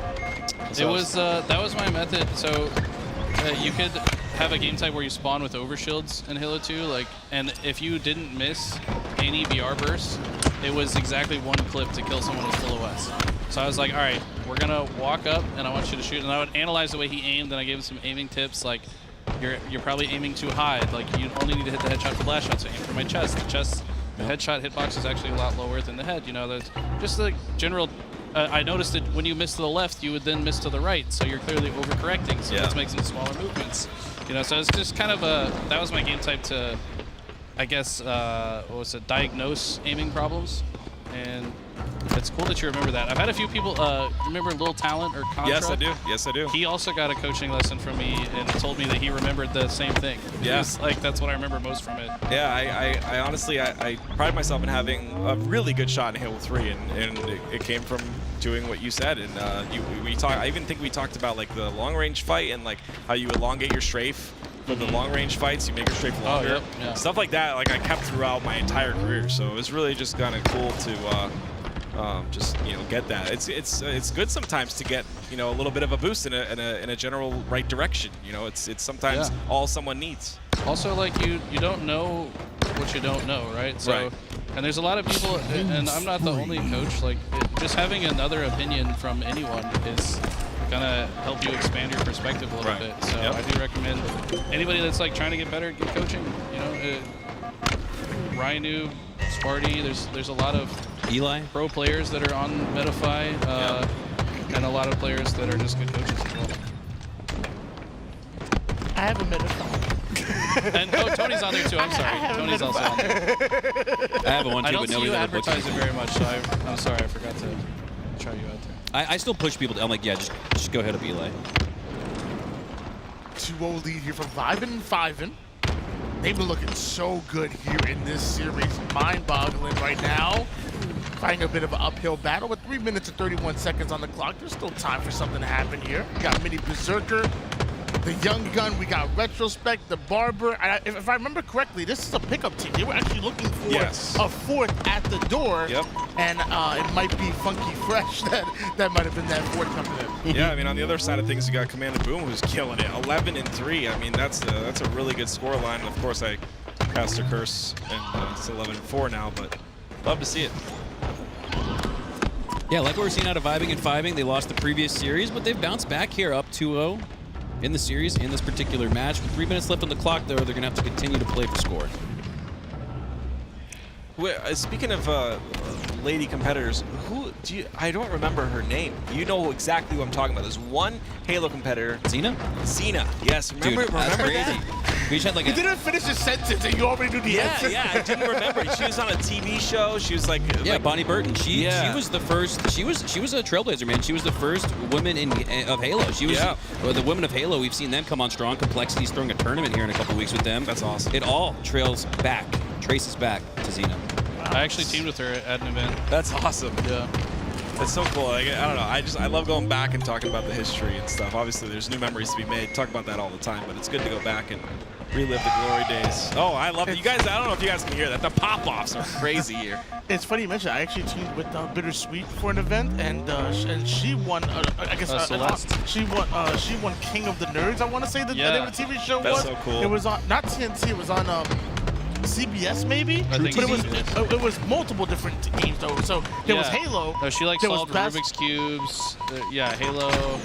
There was a bunch of different stuff. Yeah, I just remember that. That's so and cool. Now she's I was gonna say now she be admin in tournaments. That's awesome. That's shout so out cool. to Celeste. She's dope. Gaming has done so much for all of us, huh? It's actually insane. I remember 2005, I said, I'm going to make a living playing video games, and everyone, and talking to everybody, was like, what are you, crazy? Like, that's not happening. You know, no one knew that it would get to this point. I think that's why we're all here, is because we were crazy enough to think we could. Yeah. Leo lead here for Vibing and Vibe, looking at 3-0 sweep in the series. They're just about to do it. This will be the final hill. I love those bounce pass stickies. Wow. You gotta call bank. Steph Curry with the sticky? Speaking of bank, Tony's lucky I can't play him in basketball 1v1 this weekend because of my shoulder. What happened to your shoulder, Active? I got a torn something. I don't know. What is it called? Torn rotator cuff? Torn rotator cuff. Oh. Yeah, it's pretty bad, but he's just lucky because Any amount of money. I would destroy him. And any amount of money. I hate getting old. I slept sideways with my right shoulder across the arm, and for like 6-8 months, dude, my right shoulder has been so jacked up. Yep. Same. No, that's For me, it's left. That's awful. Now I sleep uncomfortably on my back all the time, even though I like sleeping on my side. Sucks getting old, guys. Don't do it. Don't get old. How do they stop that exactly? Well, there's a guy on YouTube that has an 18-year-old body, but he's like 40 years old or something, and he does this like 4-hour routine every Tom morning. Brady? No, it's insane. You know what I'm talking about? Yeah. He actually, I think he has like blood transfusion with his son. Yeah, that's how he does it. It's so crazy. Kind of freaking There's weird. so many weird things that are going on. I'm gonna stay 35, and then next year I'll be 30. So this year I'll be 36. So I'm just gonna keep going. You know? Just embrace those. Just embrace it. Exactly, man. You learn so much. You know, we were talking about that earlier. You go through life to learn everything, and eventually, you know, it ends. But you know, it's like a process. The process is the best part. I think of it less about getting older and more about we're just getting wiser, just more experience. Yeah, like a fine wine, right, Tony? Like you always say. No, there's truth to that. I've always felt like as we get older as gamers, reaction time might drop a little bit, but the game sense. So let's say you drop half a second in reaction time, but your game sense allows you to be 0.75 seconds ahead of the competition. You have a net gain of. I don't know, the math's too hard, but you're better older than you are at that age. So I think there's something to be said for aging gracefully with the game sense that comes with it. So by that, Tim, you should be better than Wooten. Are you? I hate you so much. Yes, I am. 1v1 me, Wooten. Any day, any time. When I'm confident, though. If I'm not confident, I'll lose. No, Wooten's disgusting. I'm excited to see Monster too at London. I say it all the time. I know he's got a reputation or whatever, but I think all it takes is one event, Okay, so Monster to me is like a kicker in the NFL who's got just on a bad streak. He can't hit a kick. You give him a new team, a new city, a new lease on life. What do you know? He's back to hitting 90%. Maybe for Monster, wiping the slate clean of controller gameplay on LAN, he's got a fresh start. I think on mouse and keyboard. I mean, that's exactly what it is. I agree. They're excited to see him and Wootsum go at it there in Pool D at London. So sick. That's gonna be so fun to watch. I have a question and. Double I feel like maybe I should ask it. Do it. What is a Cleveland steamer? Oh no. You don't. No. We can't ask that on broadcast. I literally don't. I had a feeling it was something bad. Why is that their names? I had a feeling it was something bad. It's a local municipal business, right? They steam dry your sheets. Yes, exactly. I had a feeling it was something bad. I didn't know. Can we change their name? How about the Cleveland Cavaliers? Sure. I like that. Nobody's ever used that before. No one. Nobody's ever used that before. Not never. With that, huh? Oh, good catch by Soap. Portal, not enough. Man, this has been fun. I'm gonna be This has honest. been fun. How does chat feel? They're so used to hearing us just like super sweaty casting, and this is kind of just casual. You'll having get that fun. tomorrow, chat. Yeah, we'll sweat tomorrow, but today we're just hanging out, having fun. It's kind of just like friend vibes, like 4 dudes hanging out on a couch. That's literally what it is. You know what's really cool is we get to play tomorrow on championship. I've never played on Championship Sunday because I never make it that far, but now we have a retribution bracket. And we get to play a whole brand new day. Nice. On Chump Sunday. the championship bracket. Yeah, the chumps. I love it. Yeah, that's us. As long as we're having fun, right? I need to have more There's fun. the champ bracket and there's the chump bracket. All right, we just gotta understand our place. It's all good. It's true. This is a tight game right now. Only 4 kills separating the two. Okay. As Shockman got a little bit of a flank. Oh no! That melee went right over his head. Literally right over his head. That's that's really good all 4 because they get snipe off of it Teabagging too. the sniper. Eli knows what that looks like, seeing me do that. Ferdy Bird can do some big things. See, that's what I would do, is push up like that. But the better play would be to reposition there because you know they're spawning at tower side. But regardless, it's 3 dead again, so the teammates do enough. 44-37. I think all of that comeback momentum is pretty much gone. You guys remember when in Halo CE, if you pressed A faster and faster, it went from like a 30-second countdown and then like skipped down to like 15? Yes. Did you know that if you teabag a snipe before it comes up, it pops up a little bit sooner? No way. Yep. What? No way. That's why you should subscribe to my Metafy and not yours. Because you learn things like that. That's the opposite. They call it dirty the snipe. That's clean. The clean the snipe becomes faster. You can dirty the snipe, make it come delayed, or you can clean the snipe and make it come faster. You do a rain dance for it. Call upon the Teabagging snipe. makes it come faster. Interesting. Oh man. Okay, I didn't. I'm just gonna stop talking. Well, if you think about it, it makes sense. 47-39 here as Dramora has the snipe at top snipe. Good It's the position. assist. Yeah. Good DPS damage. It's not about hitting headshots, right, Tim? Sometimes No. a good little body shot is enough to allow the teammate to clean it up. Yeah, it's just a lot of people go for those headshots. The head is so much smaller. If you can just get that body shot and you trust your teammates to clean it up, if you're not lined up perfectly for the headshot, the body shot's just as good as long as your teammates are there. It's gonna get that damage, and there you go. A little bit of a pop off there, of course. It's gonna be a 2-0 lead now for Cleveland. You know, we haven't seen Spectron's gameplay. I know. Is he on controller or mouse and keyboard? He's on controller. He's on controller. He's doing his thing. I want to see more of his gameplay. I feel like he's been slaying out for He's a this solid player. squad. Very solid player. I want to say he finished Onyx 1700-ish last season. Yeah. Okay. Not bad. Yeah, I gotta get on my grind this season. I haven't started this event. It's one of the things too. It's reignited things. What has it reignited for you, Tim? I want to go home and play the game. I haven't played in 2 months. You to could be, go to be right honest. there and go play. But I mean, like, There's somebody sitting there. actually create. Yeah, true. That'd be rude Take to him off just the kick chair. Reverb in the face. Sorry, get out of here. Let Just the real drop rap kick play. on Dark jersey, Matter, I'm pull sorry him you up. just got dropped. Well, taking that seat. That's the guy that won by 2 points. Ty is reverb. So you have incentive to drop kick him off that setup. Yeah, Pull him up by his Please jersey, don't let do him know his boss. Please do not kick him. Just ask him what the shape of Italy is beforehand, and it's fair game, right? The boo.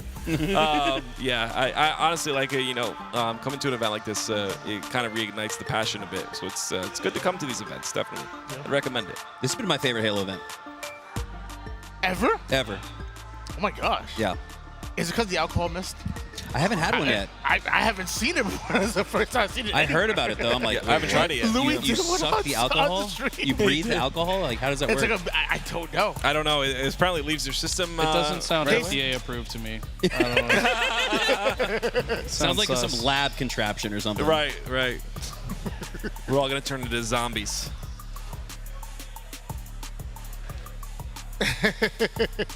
But I'm gonna try some after this because I like it. It's supposedly it gives you the kick and stuff and like that good feeling, but then it like leaves your body very quick, so you don't get the negatives of that. You know what I mean? That's what I was told. Is it gives you the same feeling and effect without filtrating through the kidneys. Right, which is good. Very, very good. I like this weekend because I feel like I'm bringing a lot more science to the cast. I've learned a lot. Honestly, Yes. you really have been. I like People it. think I'm faded, but Dr. Mikowski. We got some neurology going on over here. We got some science going on over here, and then Tell me. I don't know. There's nothing going on. There was nothing hey, he's going keeping the on hamster here. wheel spinning. It's good though. You're killing it, Tony. This is awesome. This really has been my favorite Halo event. I'm not even kidding. I'm gonna be honest. Like I said it a couple times, but it's crazy to be able to play, then cast, then play. Like you get the best of both worlds. You get to experience, the pressure of that, and then the fun of this. It's been amazing. I hope we can have many more to come because this has been a blast, and I think everyone in this venue will agree that it's been an amazing time. If we could do one each split, that'd be awesome. Okay, if we had to do one more, we were talking about this earlier with Renegade and Bound. Which city would be the most ideal? Let's not name one that's already on the HES roadmap.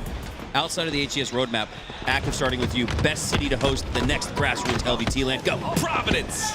Ooh! Yeah, Isn't that where Reach, the last tournament was? Yes, sir. Halo, Yeah. Halo, Dude, just wanted to be close to you. Wait, hold on. You are biased. He's location biased. Biased Caster. B-U-Y-E-S-T. That's me. Eli, what about you? I always thought the Columbus events were pretty fun back in the day. Columbus, it's pretty centrally located. It was easy for a lot of people to get to. The downtown had some nice restaurants. It was a good time. I want to come back here. I'm sorry. I want to come back to Orlando Eastwood. I would have said Atlanta. I love Atlanta. I think it's really cool and whatnot. We all said it could have been on the HS roadmap. So come back here to Orlando Eastwood. Man, we got boba next door. We got we got the amazing vibes. Actually, some cheap, some well-priced snacks and drinks. Let's come right back here to Orlando. I'm gonna be honest. This place is still like developing, right? They're still adding stuff in. To hear that is amazing because it's already awesome, right? Yep. And the fact that they're gonna do even more is really cool. I think they have a camp as well that they're doing at some point with gaming.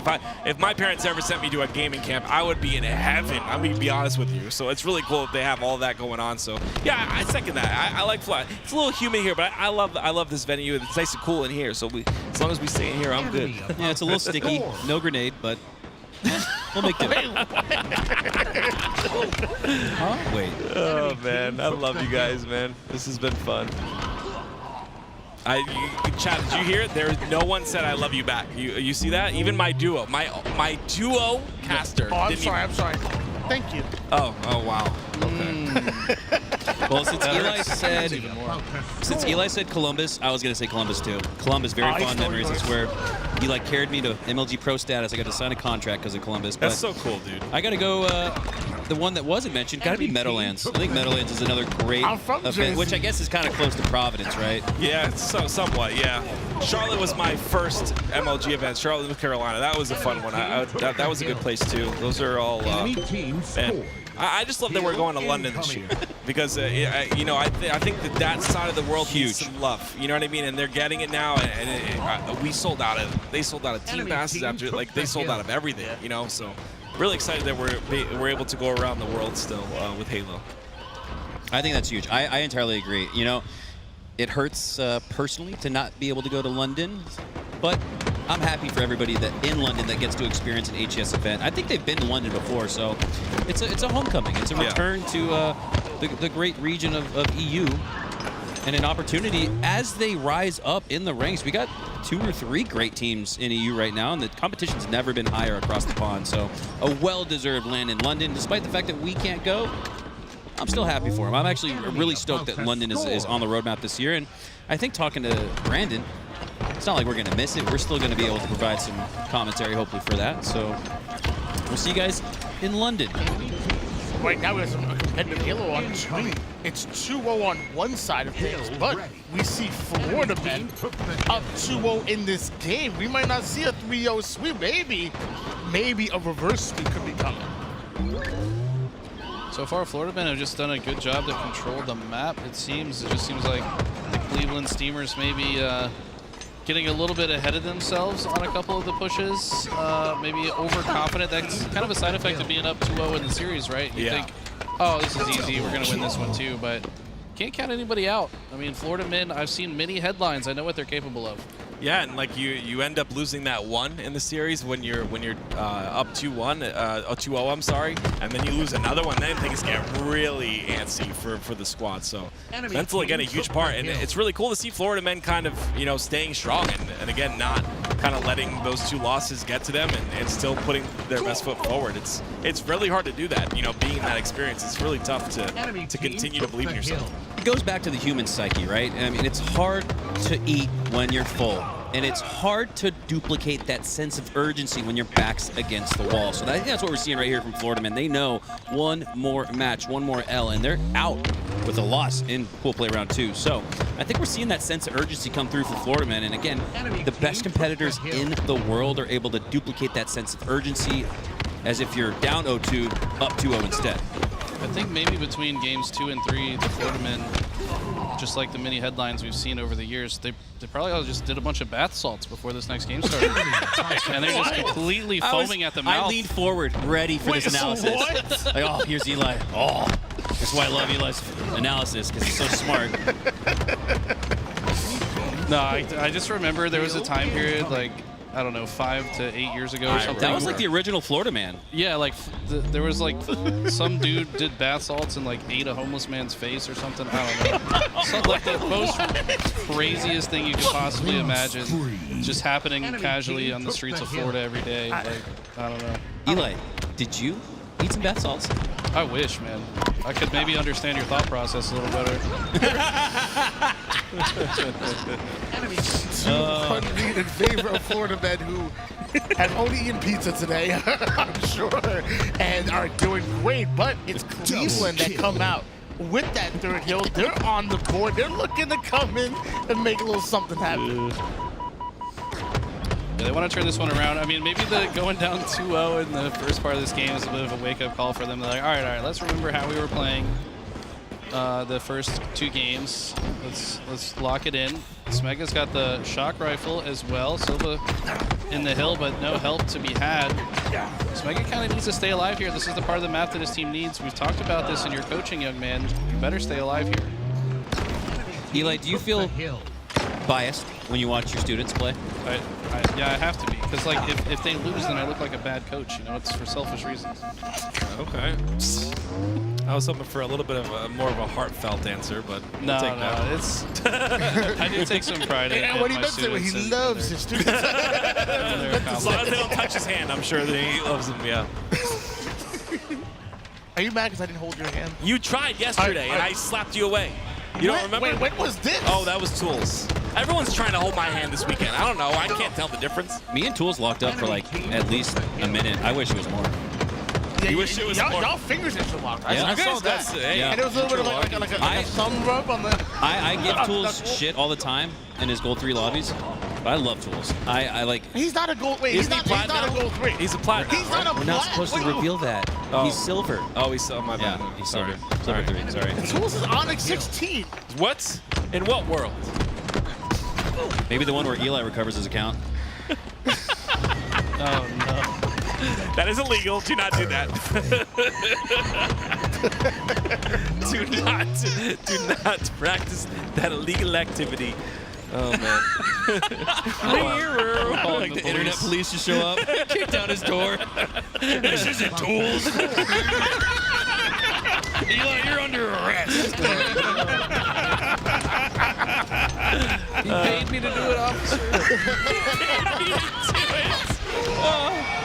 Oh, that was a really big out PR. I love Silver Fox.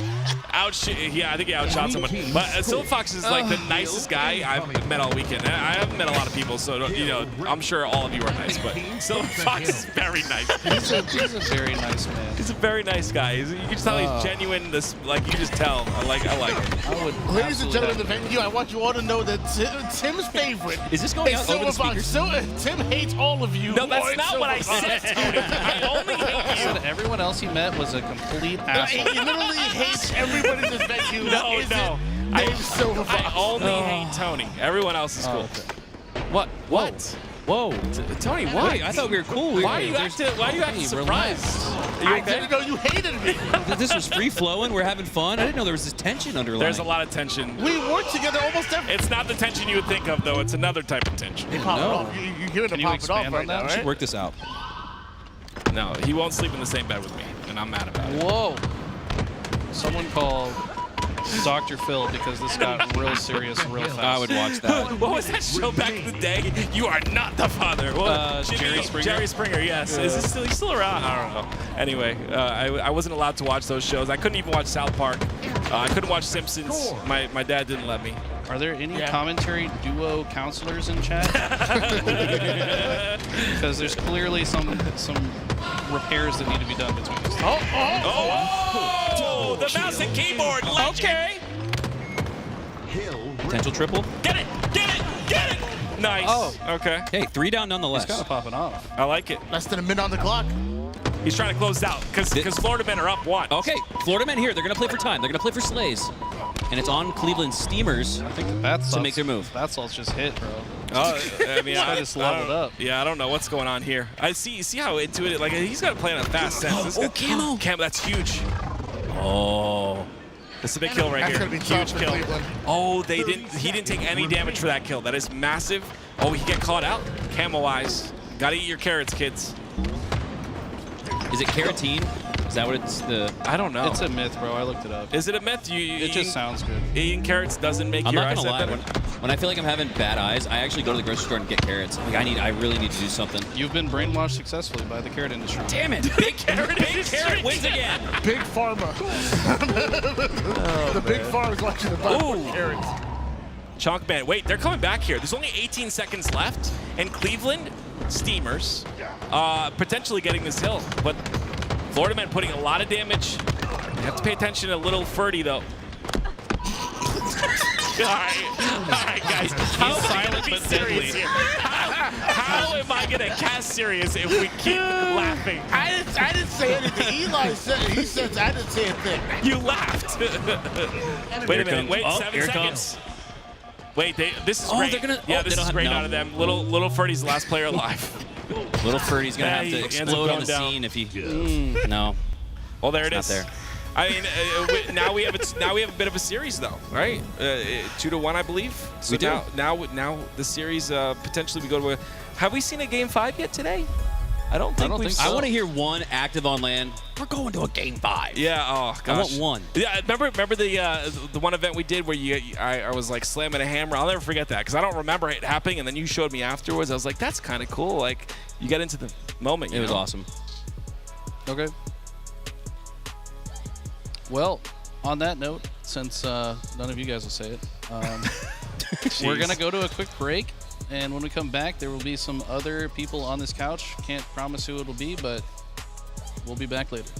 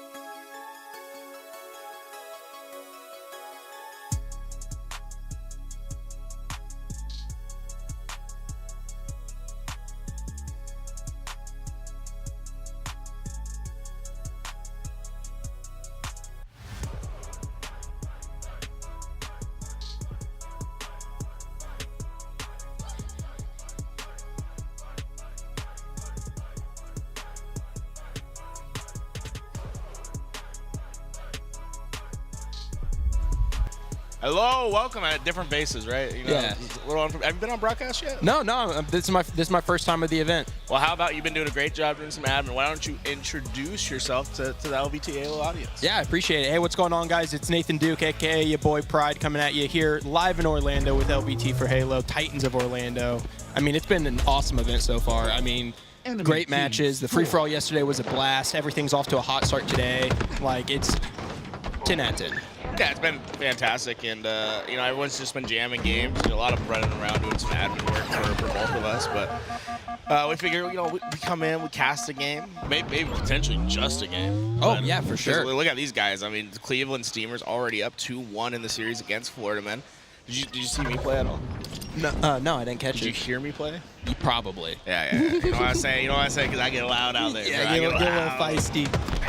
But same thing with these. We were here in the Florida Men and the Cleveland Steamers were both getting pretty loud in that match just before. It looked like Cleveland Steamers were going to be able to come back, but Florida Men hold it off. And you got some personal connection to these guys over here, right? Yeah. No, I know Leon. I've had interactions with Soap. I've been in the collegiate space for a while. I'm a full sail grad myself. Leon's one of the players over there.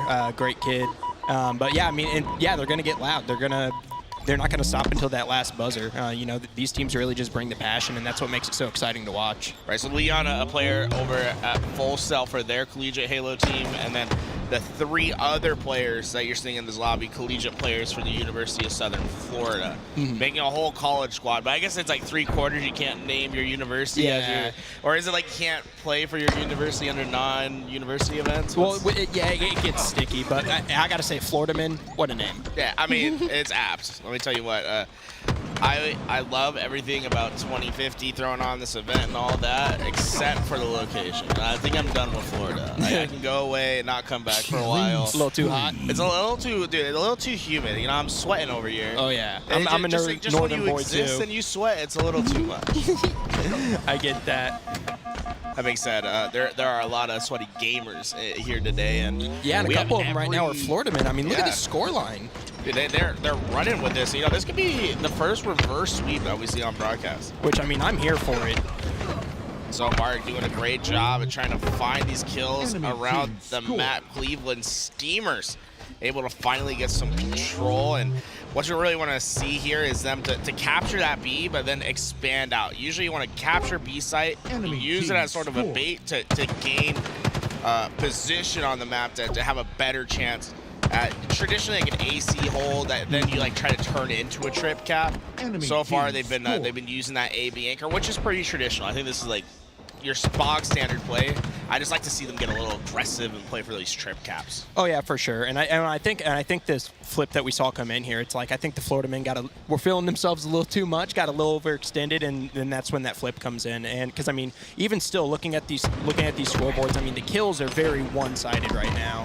I mean, you got guys like Vert that are struggling to get a good start here, but like we've seen them in the past games, they're very capable right now, just trying to take back some of that momentum. Oh, look, Vert, right the second you call him out, it's like a reverse caster's curse. He gets his kill, he's on the board, and consider it done. Unfortunately, has a nade that lands on the ground, maybe a little bit too close. Well, to I reverse cursed him, and then you just cursed him. Yeah, I actually cursed him. That's a shame to see. Enemy team score. How that setup again? Once again, it's the AB setup that they've been really liking from both these sides, which I don't hate, right? Like, and I want to make that clear. Like, this works. It's just I feel like when you're playing on LAN, you're playing in these environments, you should be trying to hit these trip caps when you can. Enemy team scoring. Is he able to get away from this? Oh no! Don't. Is he gonna go back for him? No. No. Yeah. I like that play. Play your life. You try to get this cap. I would absolutely try to take the piv every time. Enemy team scoring. Yeah, but I mean, if you have the active up and you can turn that into connected play like this, you can come back, you can help lock down A, because all of a sudden it's like, yep, get that, hold this. They got this gunfight to win on their right side here coming upstairs. Oh, there's 2. That's surprising. I mean, Florida Men, after having a really hot start to this game, they've been able to get control, but they haven't been able to maintain it. And I think Leon being probably a bit too aggressive here at this B hill yeah, you're able to get it most of the way, but being last alive on your team, it's so important to stay up and try to be with your team. Him going down right there is going to give Cleveland Steamers a real chance to find a lot of space on the map that they can use. Well, and one of the things, too, I'm looking at here is it's like, I mean, if you look between Leon and Vert, like, they've almost kind of swapped positions at the start of the game. It's like Florida men were slaying out so hard, it's like Leon just wasn't really finding gunfights. But now that Vert's gotten back into the rotations, like, they're starting to get that momentum shift again. Definitely feels like Florida men maybe came out the gate. I mean, I hate the term overheated, but you know, just a little overheat. Maybe a preheat. You know what I'm saying? It was just they're just getting the oven ready for this next push. And Vert lucky to see that player go into the reload animation because his life was about to end, but staying alive while one shot makes his life a lot easier on this crackback. And this is what I'm talking about. So you get this AC setup. Now you really want to try to get yourself into B, right? You still want to push for B setup, but once you get it, you want to basically invert the map again. Run out of there and try to get that trip cap into effect. But that's a big kill coming through right there in Gen Room, because that should secure A cap here. I was afraid Leon was going to be a little overextended there for a minute, but he was able to have a teammate come in, pick up the assist there, and fall back cap that. So now they're putting that pressure back on mid-map, back towards C. And now, once again, Florida men are scoring, trying to keep that lead, keep growing it a little bit, because it was getting a little close for comfort for him there for a minute.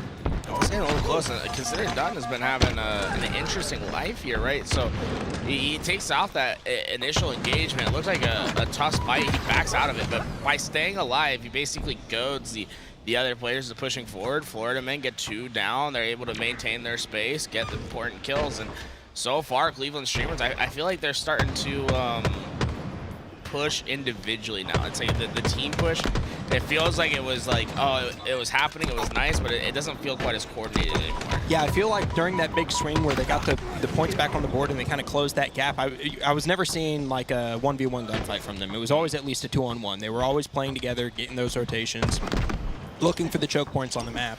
And I mean, that's something that I think Florida men's kind of gotten back in the swing of doing, to where it's like every time he's shoulder peeking, it's like boom, 2 there. Like, they're holding stuff together, and I think that's going to give him a lot of pressure, because now all of a sudden it's like he only sees one on screen there, but he's got another one right behind him. They're going to be pushing up to try to get that catwalk control.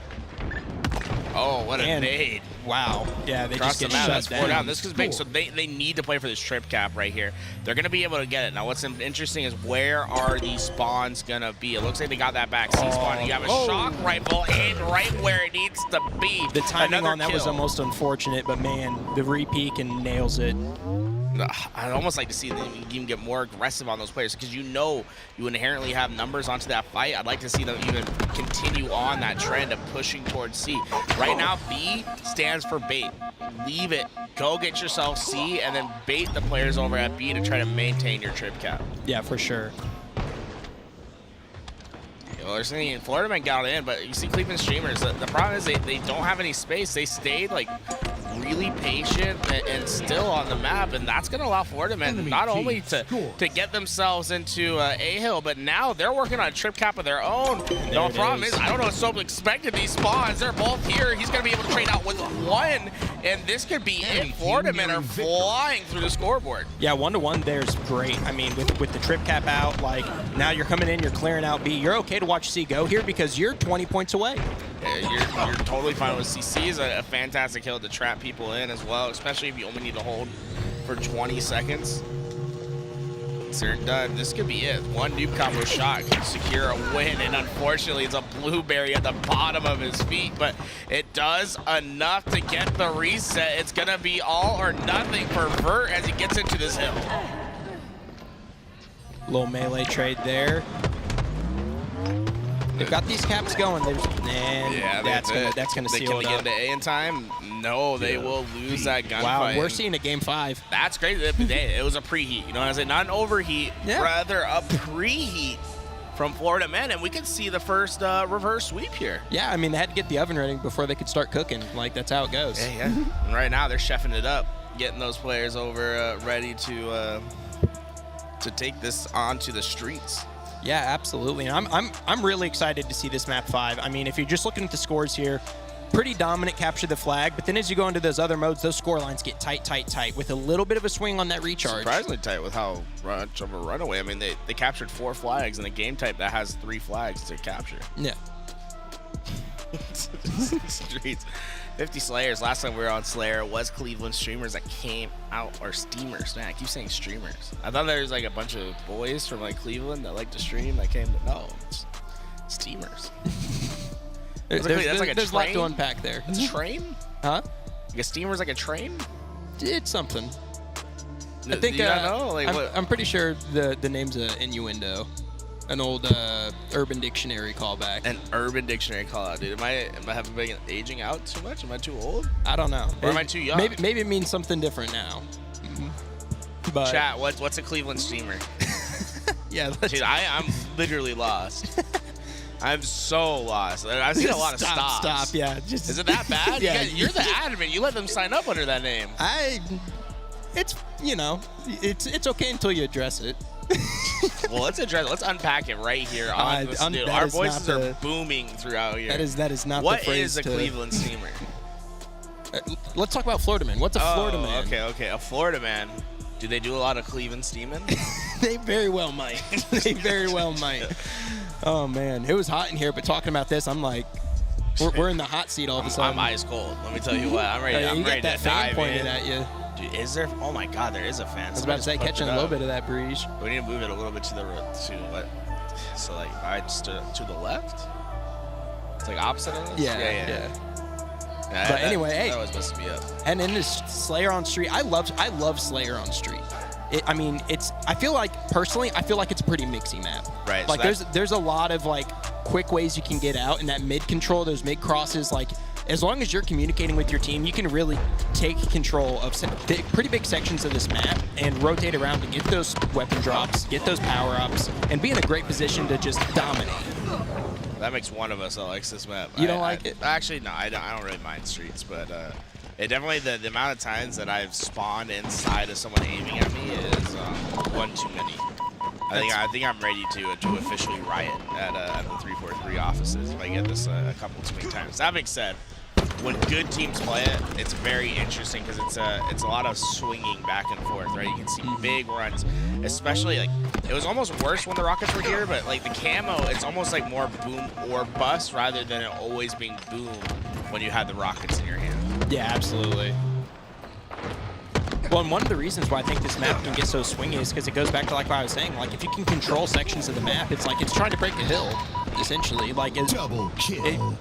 As long as you dictate the gunfights, like there's a lot of advantage to be found here. So Mark Cleveland Steamers stuck over at Tires and PD, but Florida Man playing this very methodical and slow. They're not pushing until they got that opening damage, but that shows me that this is a team that's ready to reverse sweep. You saw that? They got that first little bit of damage, and then instantly everyone swung and went to their lane. I love to see coordination like that, and that's because these guys are all sitting next to each other, have instantaneous comms, and know that they can rely on each other to do what they need to do. Yeah, and that's the LAN experience. I mean, it's just there's nothing like it, and that's one of the cool things too. Is it's like it's so nice and therapeutic to see 2050 at a Halo LAN again. Like back Chattanooga, Halo 5, first ones to run an event with it. Like this is therapeutic for us. We've missed this. 2050, a big reason as to why this is happening. The main reason why this is happening, putting up the prize pool and all that great action for all these teams that came out here today. And every PC in this building has been occupied from start to finish. It feels like everyone's just jamming games in, whether they're on free PlayStations or in their pool play match. Oh, for sure. And I mean, from everybody I've talked to, everybody's having a blast. I've been very much enjoying the fact that I've been able to play in this tournament rather than just commentate the entire time. It makes me almost feel like maybe I am good enough to go pro. You know, maybe these kids don't have anything on me.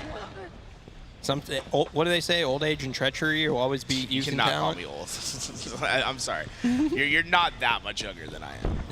You cannot call me old. Yeah, I wasn't saying I was young. Oh no, dude, I'm over the hill, dude.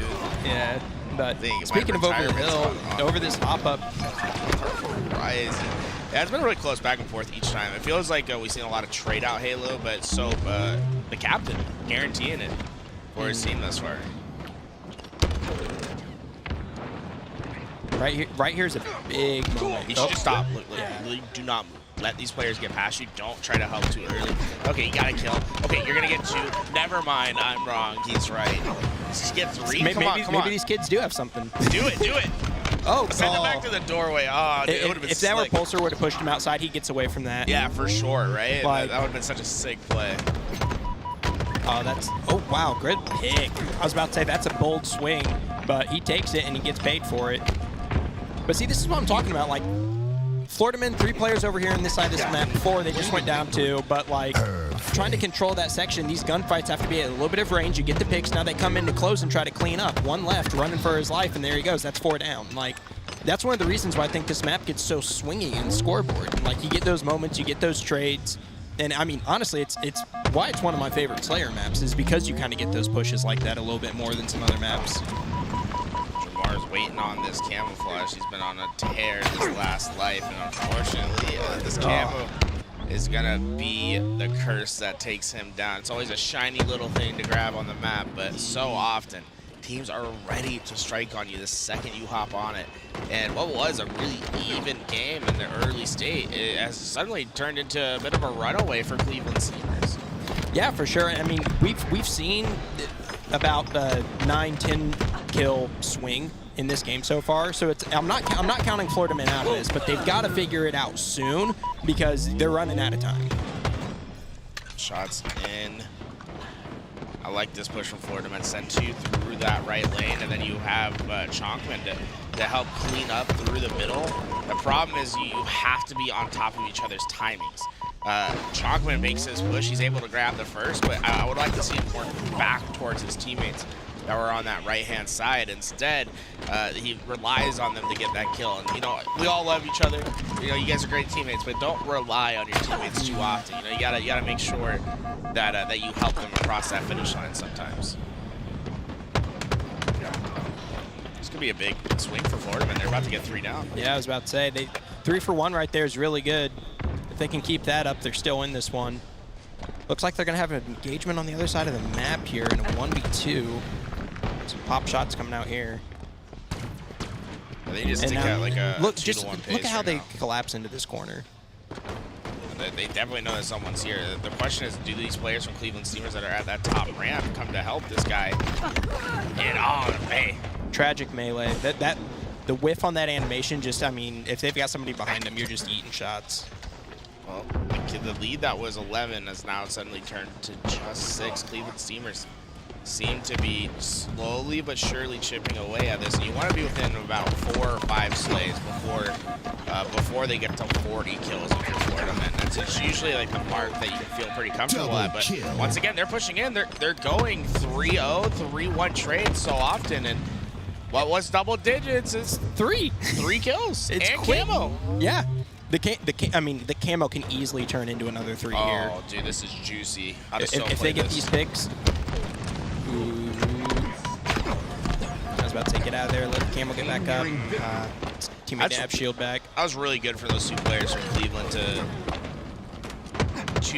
not necessarily disengage, but to play really safe with their life, but still be in the engagement. Oh, for sure. So, well, I mean, being able to take those shots at the camo when it's off from back lab, like have your teammate right there on the platform to be able to swing out and challenge that again, like it's a masterclass. And they've once again extended the lead a little bit here. Like not by much, but it's like when you only need 8 more, like Florida men need a big swing here or else they're going to see themselves choke the reverse sweep. Sopa Fox trying to do his best over here. You see that they have this entire top half of the map to themselves right now. Here comes the push on the right side. Great shots to get that neutralization. Florida men, this right here is do or die. You cannot afford to get untraded kills from this point forward. Oh, these are some great shots coming in. Wow, big double. Not going to be able to get anything, though. Just 4 kills. It's 1 team wipe. I feel like every time I feel like maybe Cleveland Steamers are going to run away if Florida Men's just start getting unanswered kills. Yeah. Right back down to 3. He's behind all 3. First one's down. There's 2 above him. Does he know? He's going. They don't know. How is he not getting called out in this situation? Stay on your death cam. That's a comms lapse. Good pick there, but all of a sudden we've got a 2-kill game, 3-kill game. Suddenly this is about survival for Cleveland Steamers. Like the Florida Men, they are going to get their dinner. The question is, can you finish your food in time for Cleveland? As they only need 3 more kills, but clearly momentum on the side of these boys from Florida. Second try of this, did a little deja vu. This time he's got a red gun in his hand, but only 3 bullets to shoot in this thing, and I feel like he potentially wasted. Only needed 1. Killing spree. Just down 2 now. Stuck in the PD. Soap opens it up on the right. Look at this. Colossus is brilliant. Only 1 player gets straight out. It's just 1 kill. He sees him in the corner. It's a tie game. 2 kills. Oh, is the reverse sweep going to happen? Florida Men were down 0-2 in this series. And now, down 11 kills. They've clawed their way back to this point. A 48 all. Just a couple kills could be the difference, and no one wants to be the catalyst in which they lose the game. This is going to be my bold prediction for this match right here. Whoever pushes, whoever breaks this tension on the map, I think is going to be the ones that win, but it needs to be coordinated. You have to be smart about the way that you push. Yeah, absolutely. I mean, when you need 2 here, if you can initiate the trades, all you got to do is stay on top of them. Like you can get your full team swinging. Looks like there might be some shots coming in. This is big info, right? So yeah, the problem for Cleveland right here, though, is that they're not far enough up on the map to handle that damage. So they're putting down damage, but there's no one to clean it up. Well, they're starting to close that gap a little bit. You see his teammate on stairs there. Right. I'm just curious about these players on the left side. They're just baiting this camouflage. It almost feels like this cafe side, it's not free for the taking, but it definitely feels like a weak point right now for Florida Men. Okay, there's a player waiting on a camo. I wonder if they're just going to try to let camo determine it all. Red gun has to be running out of ammo. Here we go. Oh, and he gets it. Consider it done. The university student from the University of Southern Florida. Florida Men only need 1 more. Does he see him? He sees him in the left. He's out in the open. This it? It's 5 That's shots. It. That's the reverse sweep. Florida Men pull off the Cinderella story. Let's go. The crowd is going absolutely ballistic right now. Holy smokes. A reverse sweep on the main stage. Florida Men down 0-2, down double digits in our Slayer. Erupts as they win 3 in a row. The university boys make it out of pool play. And that was an incredible match. I went to game 5 because this is the pool of Shopify Rebellion. I love Florida Men. I don't think they're beating Shopify Rebellion, so that might have just guaranteed them 2nd place in their pool. Now Cleveland Steamers, they have to beat the best pro team potentially right now. Yeah, I mean, Halo. the stakes that were on this match are, I mean, they're hard to wrap your head around just because it's one of those things where it's like they're going to have to go. They've got to go play the pros. Like this match had so much riding on it. And to be able to pull off the reverse sweep, I mean, the composure to be in that situation, know that this is a must win, be down 2 and pull it off. And I mean, in close games, I mean, incredible. I mean, I'm glad this is one we got to be on. Guess what? So, Leon, I know you can hear me. Get up here. Come get on the set. Soap and Leon. You think I'm talking to you? Can you go get Soap and Leon from Florida? Yeah, John. They're so excited. Yeah, they're still celebrating. I want to get those boys over here. That's so funny, dude. Mikowski comes up. He's like, "Are you talking to me?" I'm like, "I'm on air, dude." Everybody's just staring at your butt, dude. But wow, I mean, what a game. That was awesome. I can't wait to hear what was going through their heads as they lock in that composure. Here we go. Let's go. So, we're gonna have to frame right you there for a second. right. So you're off frame for a second, but we'll get that handled in a second. Just there we go. Yeah, a little that was push good timing. But wow, you guys, what a game. I mean, how are you feeling right now? We heard the pop-off from here. I feel amazing. I bet. I was like, when we went down 2, I was like, I wonder how good it would feel if we just brought it back. And now I know. Really good? Yeah, it's awesome. That's awesome. So first of all, not a lot of people know about you. We're giving a little backstory, but why don't you guys, we'll start with you over here. Yeah, Give us a little background about the team, who you guys are, and why you're here today. Absolutely. So me and Consider No One are from the University of South Florida. Okay. Play Halo for the University of South Florida. Leon, where are you from? For Full Sail University. Yeah. And then Chonk is from QI Roberts, which is a high school. It's a high school. He's a 3-time high school champion. So we all kind of are friends. So we decided to put it together. Florida man. Hey, I'll say, he played really well, the high schooler. You're from Full Sail. You're from University of Southern Florida. Yep. Who's Bulls. getting him? Where's he committing to? Come on. I don't know. That's up to him. I don't know if I can say that. You can't leak it out yet? I can. Okay, well, we'll save it for him. We'll let him have the special announcement. No, 100%. Well, you two know each other going back a little bit, right? Yeah, for sure. Yeah, so I'm for anybody that doesn't know, I'm also a Full Sail grad. So I've known Leon here off and on a little bit for a while now. And yeah, dude, I mean, what a match. When they told me, they're like, hey, we want you over on the couch for a little bit, I was like, I saw who was playing. I'm like, oh, is it going to be after this series? They're like, no, we're swapping now. I was like, let's go. I'm like, that's confirming the reverse sweep. Give them the energy. I mean, how are you feeling coming out of that? Dude, I mean, it's not my first time reverse sweeping, but doing it on LAN, that's a whole different thing. Oh bro. yeah, oh yeah. I mean, the pop that you guys got in this room after that win. I mean, deafening. Like, we're over here, we've got the sound canceling headphones on, we're talking into the mic, like, we're very in the bubble. I mean, it was oppressive. I mean, what describe like how that feels like in that moment, like knowing like that was a must-win match for you guys. Yeah. We were talking about that a little bit, but like, what's your mindset going into map 5 there? Going into map 5, I think we were all just thinking, I don't want to be the one to screw it up. So I did my best to not screw it up. Oh, I mean, those last 2 minutes, the tension. Oh, I mean, 48 all. I can feel my heart beating. During that whole thing, I didn't really see anyone. I'm just hearing where they are. And once we made the kill and got camo, I think then I was like, there's no way we choked this, right? And sure enough, we didn't. Awesome. Yeah, I mean, absolutely incredible.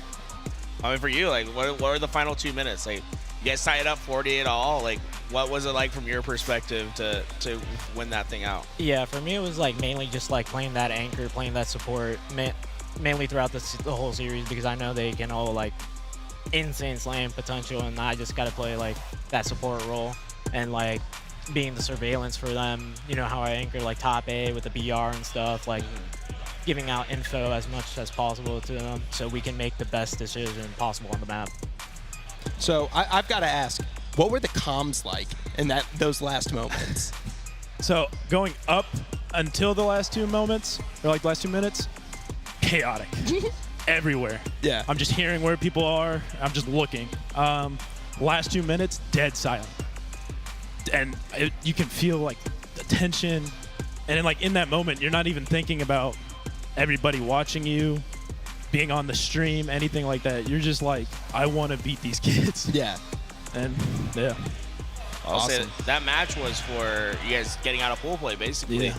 Unless you'd always see some other miraculous upset. Unless they beat Shopify. But I'll say, it was a 1-1 for you guys. You guys are getting out of pools potentially. Did you expect to get out of pools? Like, was that on your horizon? I definitely know my team has like the potential to make it out. Online, we had a different team. We beat the same team 3-2 in the same fashion. But yeah, we had two other players that just couldn't make it out for this. They decided to sub in for us. For me and I think for Consider. Yeah. This has been awesome. I'm glad you guys are here. Is there any things you guys want to talk about? Period about the event? Anything about that series? Anything you just want to get off your chest before we have you guys go warm up for winners? I want to talk about my boy Rhett playing right now. Oh yeah, go fellow for it. college Halo. member. Yeah, who's he playing? He plays for Fisher, the team that knocked me out Kills of everyone. upper brackets. Yeah, that's the team. But yeah, it's exciting seeing other people. Like we had a college Halo LAN. I don't think Fisher was able to make it because it was right before Arlington. It was in Mississippi, right? It was in Mississippi, yep. And I don't think Fisher was able to make it because, you know, they got Sparty and Maskey playing in open and pool play. So they weren't able to make it, but it's cool being able to see Rep play in person. Might have to give him some payback for knocking me out of upper bracket. But yeah. Gotta get through Gunplexion first. That guy built like a wall, you know. It's gonna be tough to take him down, but you'll have your opportunity, right? Because you guys are winners bracket bound. As we see this game, probably gonna potentially finish off pretty quickly as Gunplexion, Breaking Shot, Red, leader to sport, very good players. And for anybody that missed it, Gunplexion, winner of the free-for-all yesterday. Yeah, he won the free-for-all. Yeah. You guys compete in the free-for-all? I did. Yeah. How'd you guys do? I won one on main stage. Yeah? I was very excited about that. Mickey Mouse. Okay. Mickey Mouse. Yes, Mickey Mouse. I apologize to C4, but I had to do it. But yeah. Well, run us through what happened in that FFA lobby real fast. In the FFA lobby. So the first round we're playing, I was probably like 6th. I think Mikowski was 7th. Yeah. And then like a minute and a half left. Reset, because I think the breaker tripped on half the PCs on like this left half of main stage. So we do a full restart, and I end up winning. And what did Mikowski get? I think he got 4th. He got 2nd. He got 2nd? He got 2nd. Oh, did So he? you got 1st, and you said you were at 6th. And then Yeah. Mikowski was in 7th, got 2nd. Now, can you confirm that when you went up, you saw him handing a few $100s to the admins when you guys walked away from the table? I can't say what I saw him hand to the admins, but he did hand something off to the admins. Yeah, that's and then pointed at I it. know nothing of this. Dude, I saw your wallet this morning. It was thick. Empty? Thick wallet, dude. Okay. Thick wallet. Cashless. How'd your FFA go? Not too good. I don't mainly like to play FFAs. Like, my main thing is just ranked arena, scrims, 8, and like, that's really about it. And then, of course, college Halo and the opens and stuff. How'd you do in the college Halo tournaments?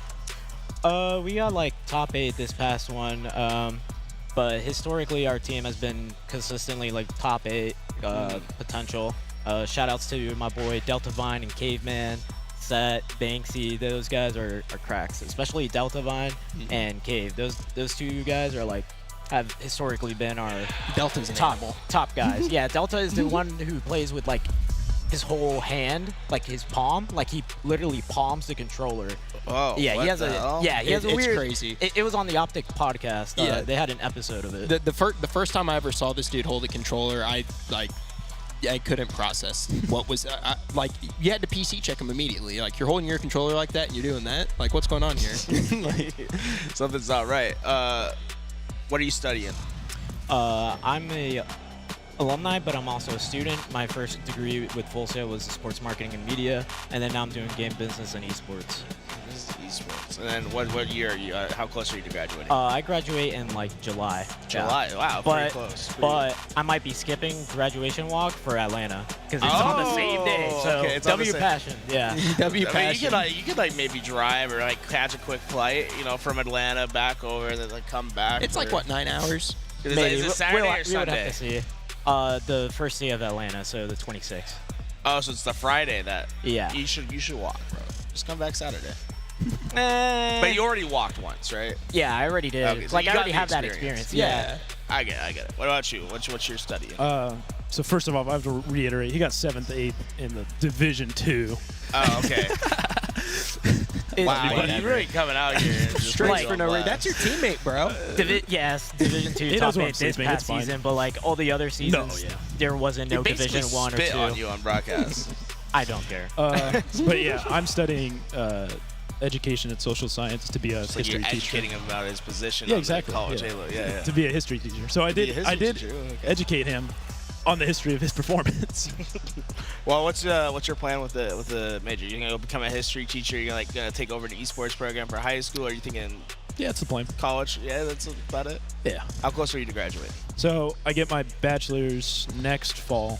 and I'm probably going to come back for my master's. Okay, yeah, I've been thinking about getting my master's. You think I should do it? You should come to USF. God, I'd hate to stand one more minute in Florida than I have to. It's hot. It is hot. It's miserable. It's hot. If there wasn't so much Halo passion here with people on these setups, I don't think I'd ever feel the need to step in Florida again. I don't blame you. But maybe you come to your masters at UNLV, come to my alumni over in Vegas. But we don't have a Halo team. Yeah, I could start one. Yeah, I've been looking at it. I wanted. The year I graduated was basically the year that Halo Infinite came out. So I had like a month where I was a student while Halo Infinite was out. I tried so hard to like make a college Halo team. I found one other player that like played Halo at UNLV. I was like, this is insane. Like none of you guys play? Yeah, it's crazy. Like, there's a lot of people like at our school that probably play Halo, but don't know about the esports program. Right. Like, I remember another school. I think it was Southern Miss. Like, they had a player. It's like 16, 1700. Just had no idea it existed, and he was like, "Oh, yeah, I'll play that." he's like low key, like I'd be like pretty good at this thing. It's like, who are your guys' rivals? We'll start with you, but I want to hear who's your rival in college Halo. Southern Miss. Southern Hate those Mississippi. Right, so because you placed 4th, right? We placed 5th, 6th. 5th, 6th. They placed 4th. No, they placed last. They placed last? Yeah, I beat them. Oh, we got the upset against them. And yeah. Put it there. I was very toxic. That was a about very it. fun tournament, by the way. The college Halo tournament. Oh yeah, that was awesome. Actually, what team do you not like to play? Initially, it was like New Haven. It was like a friendly rivalry. Yeah, the Chargers. We'd always go back and forth and stuff. But now, with our recent season, it was mainly RIT and New Mexico. New Mexico. I hate those guys from Albuquerque, dude. How dare they? How dare they? What's your plan with your degree after you graduate? I'd look into collegiate, like helping out, like maybe start up an esports division out of college, or hopefully land in with like a tier 1 org.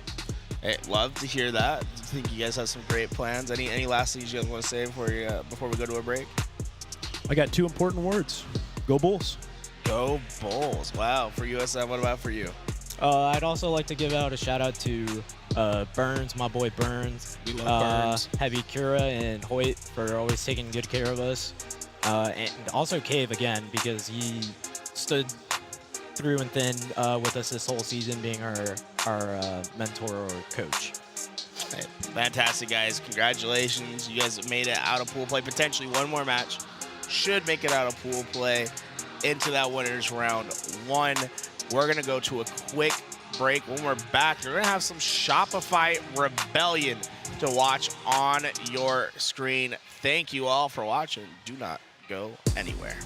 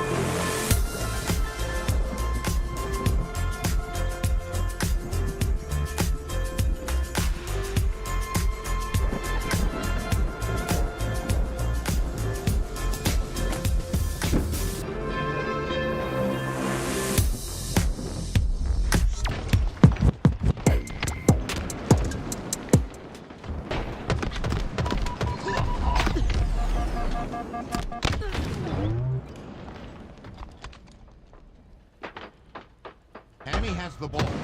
Ball dropped. Double kill.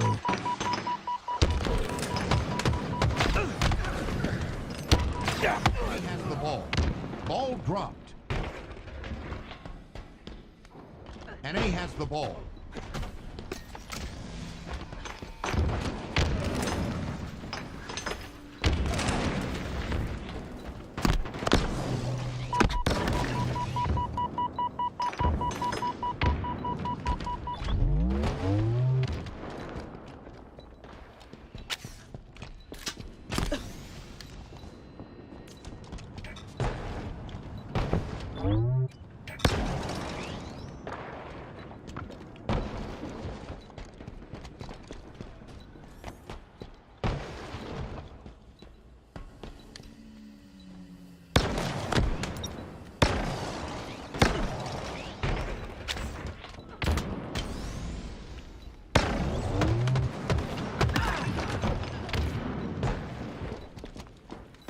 Enemy halfway to victory.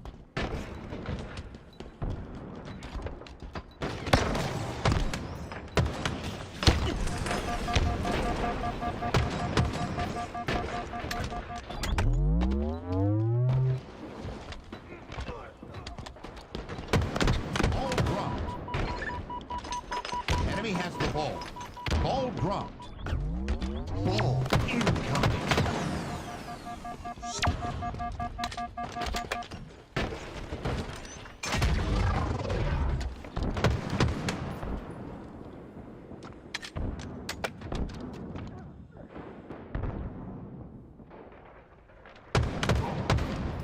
Enemy has the ball. Ball dropped.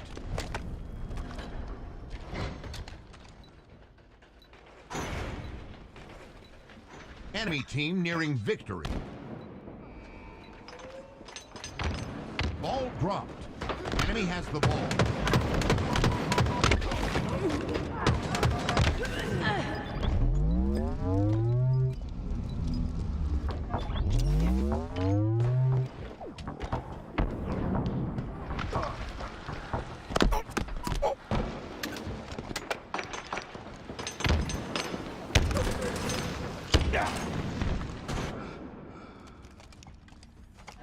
Ball incoming.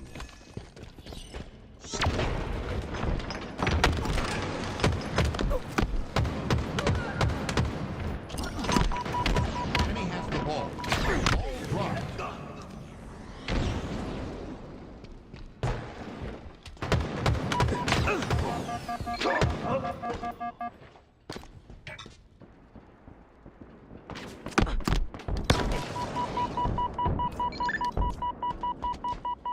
Enemy has the ball. Ball dropped. Enemy has the ball. Enemy has the ball.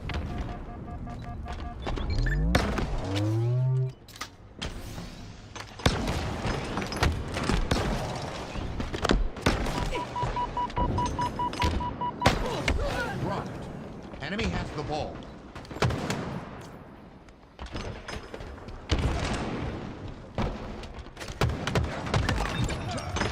Killing spree. Enemy has the ball.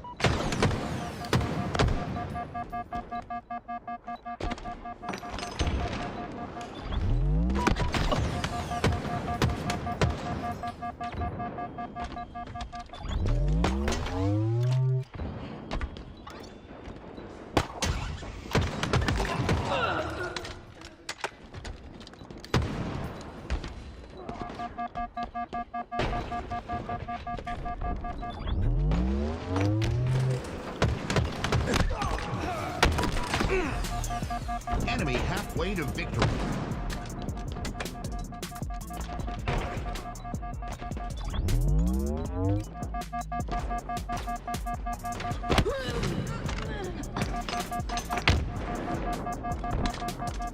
Ball dropped. Enemy has the ball. Ball dropped. Enemy has the ball. Double kill.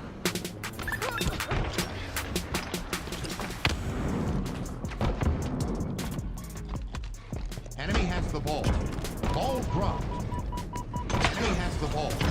Ball dropped. Enemy has the ball. Ball dropped. Enemy has the ball.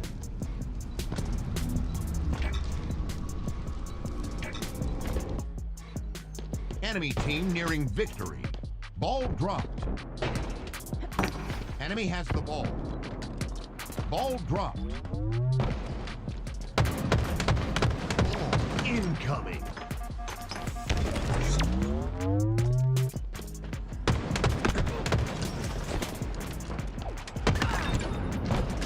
Killing spree. Enemy has the ball.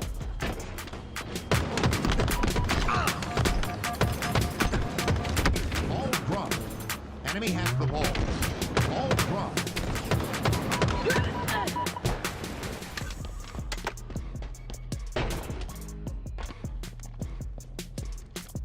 Enemy has the ball. Ball dropped. Enemy has the ball.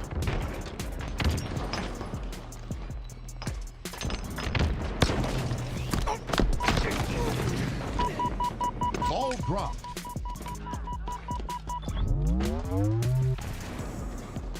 Enemy has the ball. Ball dropped. Enemy has the ball. Ball dropped.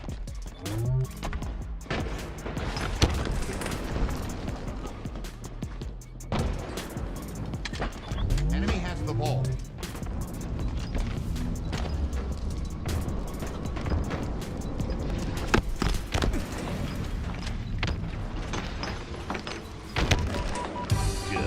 Defeat.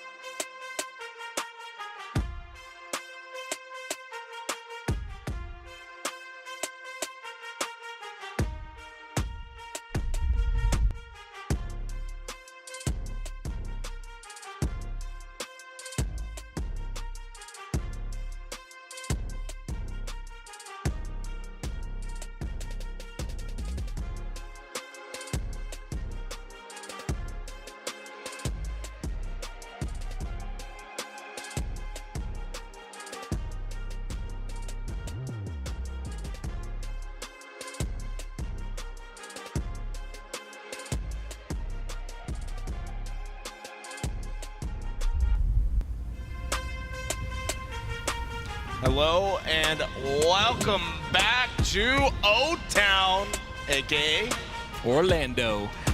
Joined with me is Why Not? And Active E. Hey, double E, like I said, I'm Tools, and we got you guys a game number 2 with, I'm going to say it now. I know it might sound a little crazy, but these are my new GOATs, Shopify Rebellion. I think this is going to be the final boss of Halo. Book me now, you know what I'm saying? Wow. I thought you were going to say Cleveland. Dude, I still don't know what a Cleveland steamer is. Oh, gosh. Here we go. Double I don't know how I'm so out of the loop on this. I feel almost embarrassed. I but- feel like you're making fun of me. I was raised in a church household, okay? So It's obviously not enough because you know what it is. When did you argue that I honestly still don't, but I was told that it's really bad. Really, really bad. So Well, why are people naming their teams after? Why are we allowing teams to be feel named like, it? How about we rename it to the Cleveland Cavaliers? Dumb name. LeBron James. There's no LeBron on that team. Actually, Lil Silver Farty. Fox might be. Yeah, on. Lil Farty been playing like Ferdy, Tony. What? His name is Ferdy. Little Ferdy. You told me it was Ferdy. Everybody's just lying to me. Lots of lies, but no transition. 1-0 for Rebellion. Game number 2. Hey, they're keeping up. You know, They if they are. stay at this pace, they'd win the game. I mean, the Slayers are always a chance, right? Yeah, I mean, we won a Slayer today, right? Yes, we did. Hey, two people had 17 kills in the lobby, isn't that Yeah, right? I'm not. There were 2 of us. There's Yep. 2 of us that had 17 kills. Yep. Wait, Someone hold wasn't on. keeping up their weight. I had 13 assists in that game, and my Let me stick tell you what, fell off of my controller. every single one of those kills was Tim's kill. I was literally playing with the nub of my controller because my stick fell off. Tim had to find it on the floor. It's so hard to find stuff. I dropped my controller like 3 times. Yeah, how is that controller? Is it still okay? It did. So originally it broke like a few months ago. Yeah. I fixed it by dropping it on the ground. Oh, wow. So I think you know, it's just it all You have to drop it an even amount of times. Drop it again. Whatever it is. But it definitely took a rough tumble. I had to go find my sticks on the ground. Luckily, there's no one here at the time. Yeah, I got to eat some food and watch a little bit of our matches being commentated by Renegade and Bound, which is really cool. They have good insights. Like, yeah, it was. Stuff I was doing wrong. Yeah, it was cool. It was fun. It was cool. Like when I made a play that I thought was good, they're like, "Oh, that was a good play," and I was like, "Dude, I thought that was a good play." They just reaffirmed that it was a good play. Bound actually complimented my trash talk when I killed Spar and I said go back to SWAT Kid. Bound that I was next level with trash talk. The only problem is he thought you said that. He said he gave you the credit. You know, I'll take it wherever it is. I got a massive repertoire, as they like to say. Okay. Rebellion really just starting to run away with this one. This is going to be tough for the side of Cleveland to come back. And once Rebellion, it's right. Once Rebellion gets in, you know, they're not going to. They're just not going to let it up. Suppressed with a double. Oh, do it. No, nothing happens. He was there. gonna do it. They clear all of Snipe though again. They take control of this side of the map. Pretty standard. Got some schmoop. Do we see a steak here, boys? Steak dinner? Yeah, for sure. It's for Shopify Rebellion. These guys are too good. Oh my, perfect timing. You know what else is good? LAN. It's so LAN, nice. dude, it's so fun. It's so good. I think LAN is overrated. You're insane, I feel Tony. like Tony, you thought a Halo 4 tournament was the best tournament ever. no. I thought Halo 4 was the best game ever. Yeah, that's insane. What? You're nuts. Why? You said Did another great you shot. said you know at least they weren't playing against plumbers and electricians. That's Halo what you told me. Infinite's gameplay is very similar to Halo 4. Nope. Is Halo Infinite more similar to Halo 4 or Halo 2, like on the spectrum? Halo 4, for sure. You can answer Neither. that if you want. You don't want to admit it, see? Neither. They doubled the score. Oh my Cycle's goodness. not missing a shot. So That's the one thing I noticed about LAN is like these like fadeaway shots, like shooting as you like go into cover. Like you're like way more likely to hit that shot. Like you should always go for that final shot, just because like you can laser someone across the map. I didn't realize you could hit cross map shots until I played LAN. Dude, the bandit's so strong, man. You didn't think it existed at I didn't all? think it existed, bro, because it just doesn't exist for me on my connection. The bandit is insanely strong, man. And I don't know, I love it. I think there's a lot of talk around nerfing the bandit. And I'm curious about both of your thoughts. Tony, starting with you. Like, do you think the bandit needs a nerf based on a top level professional? Like Lucid was the one that kind of brought it up. What do you think about it? I feel like either we should go to assault rifle starts, or gosh, Tony. if not, if we are going to stay with the Bandit Evo, maybe a slower fire rate. How are you not canceled? You like Halo 4, it's your favorite game of all time, and you think the assault rifle should be a starting weapon. Well, yeah, let me teach you something about Halo. Teach me, please. So Halo's all about mastering the sandbox. Yeah. You know, we always say there's levels to this, there's levels to the sandbox within Halo. So you start off with, like, say, an assault rifle or SMG, which is good, it's decent in anybody's hands, but when you get into a marksman weapon like a DMR or BR, you find that around the map. The sandbox is strategically placed around the map for you to upgrade your weapons. If you're starting off with the best weapon in your game in your hands, there's no reason to upgrade. So that's why we have the rockets, that's why we have the sniper, and that's why we should start with the AR, and then you upgrade to a BR DMR. Maybe you have one or two of them off a spawn. I got a playlist for you. It's called Social. Go be a What social a kid. burn. Oh, Tony, how you going to recover from that No, the one? social. We need the social players. We need the social players. I'm just saying they do that in social. Someone give me some ice. They do that in social. I got some The aloe vera regular in my bandit bag, is dude. not a strong weapon, right? It's pretty strong, but it's not really. And you can pick up the other weapons. That's a social type thing. I think you're just mad because you're not good with AR, and it's okay. You know, it takes Teach me. skill. Yeah, to, it's notoriously called the skill gap, the AR. Yeah, 36 bullets of skill gap. You're over here. You have a bandit. It only takes 5 shots to kill someone with the bandit. You know how Yeah. many shots it takes to kill with the assault Tell rifle? me, how many? 17 bullets. Do headshots count for more damage? There is a headshot multiplier on Just the testing AR. you. Yeah, I was testing you. Okay. I, You passed the test. I know my AR stuff. That's the only thing I know. Nothing else. The bandit? Yeah, what do you think about it? Nerf or no? Nah, I think it's fine. Really? Okay, so I think I like seeing people that are just really good with it. I think the pros probably want a nerf, which is understandable. But I think from a viewer's point, people just been frying with it. I think it just makes for better clips, like when you're frying. So Lucid's full point was, I believe he mentioned something about the strafe being just very fast and the bandit being a little easier. So he was gonna. I think he said something about like, you know, making the strafe maybe a little slower and making the bandit harder to use to balance it out. I agree with that because I'm all for a higher skill ceiling. You know, a weapon that takes a lot to get good with. So- You're like mastering. 17 bullets to kill somebody? Like Roy, for instance, in Halo 3 was the best shot in the game, and no one was even close because it was a skill gap weapon used. You had to lead your shots, so like it was a skill gap in that weapon. Well, this you is know? like a little controversial So you have to miss your about shots. the answer about like, do you want a higher skill ceiling? Because I feel like sometimes the answer to that can be no. Like I'm not necessarily saying the bandit. Like I don't think I'd be upset if they nerfed it. I just like don't necessarily feel as if I want to like if I was gonna want something in the game and like be able to wave my wand, that's like not the thing I would wave my wand for. Okay. And I almost had the same thoughts about the sniper rifle in the game, right? So like we went from Halo 5 that had a very easy sniper rifle to use. Like Soulside's making this sniper rifle look easy. Well, actually, please don't. Oh my word! Wait 1 second. Hold. Do it! I'm holding. Find him! 1-0. 1-0. Rebellion that's- already. That was it. But so like the Halo 5 sniper rifle, right? You'd see clips like that all the time. Because it was a little bit easier to use, you could and because it was easier to use, you would see a more aggressive sniper on the map. Okay. Halo Infinite Sniper, I feel like you don't see it be aggressive on the map hardly ever.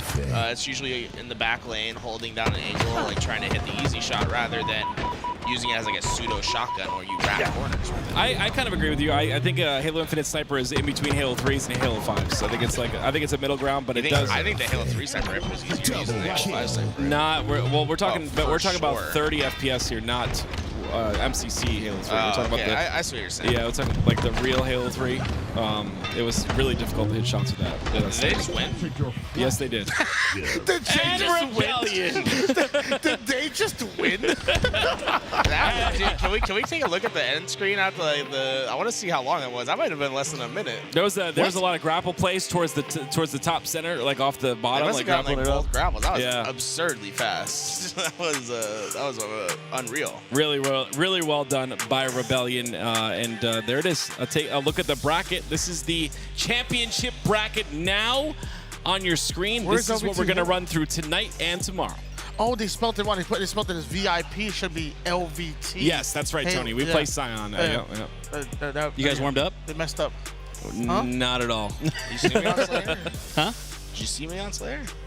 I was rooting for you. Wait, where we were did you all come rooting from? for you. Hold on. There was 3 of us, and you just His came out of active nowhere. camo, ran out. That's all. Yep. Boo boo doo He with hit the the camo. QT. He hit the Welcome back. I feel Welcome back. regained. I had pizza. Yes. Shout out to LVT. What kind of pizza you Always have? taking care of us. Cheese. There was like this one. It was cheese on top, but then underneath was like bacon and caramel, like all this. Like I don't know. There's a Supreme, I think. Want to say? Like, maybe Supreme. I think that's. I what had it was. way too many slices of pizza. How many I'm not slices gonna- did you have? I think I had 7. Oh, I ate too much. That's a whole pizza. Yeah, I think I had a lot. Yeah. There's only 8 slices This of is the why pizza. I've gained 20 pounds since Arlington. Well, This is what it happens. they're not cut in traditional slices. They're like They're little square. squares, but that's still a lot of What are your squares. thoughts on that, Tools? Let's get the hot sports opinion on square pizza versus triangle. What do you think? I don't know. I don't mind a square, especially if you got a lot of people because then you can share it easier. Okay, Tim. Squares are good. I love squares. The inside, not the outside of the square. The inside squares. Tony, not gonna agree with us. Tony, Oh, what do no, you think? I just love pizza, so triangles, squares. I'm down for either one. Rectangles? Deep dish, casserole.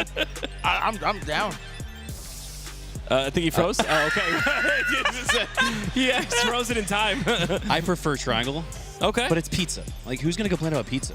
There's like, a I'd guy be worried. Like, there's a guy on YouTube that I'm with Tony. I'm with Tony. I'm Team Tony. Okay. Honestly, I'm with people pizza. that can take a stance, have emotion about something. You call me a fair weather straddle fan? the fence. You want to hear a stance? straddle the fence, huh? That sounds like it hurts. What? Yeah, can you explain to me what a Cleveland Steamer is? Oh, please don't. Oh my gosh, chat.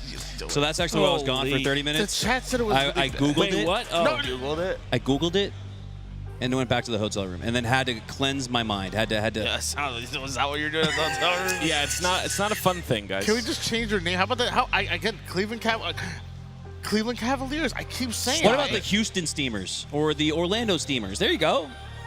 So I thought it was a train. Like a locomotive. You thought it was a train. Full powered.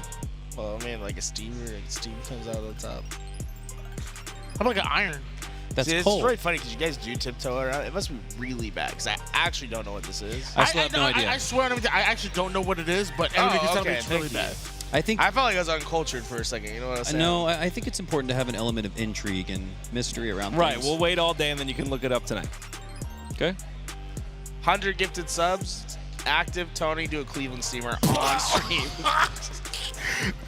But so you know what it pull is. the chat. What is it? I don't know. I know what it is, and yep, you don't want to. I'm not doing anything like that near Tony. I heard there was some chemistry issues with you guys, and maybe this will help improve it. Oh for boy, the small someone save price me, of please. 100 gifted subs, we'll put a live Cleveland steaming. Let's get the overlay. If you don't want to know what it is, I feel like we shouldn't be. Should get the overlay at the top, set a goal donation, and we'll probably hit it in like 5 minutes.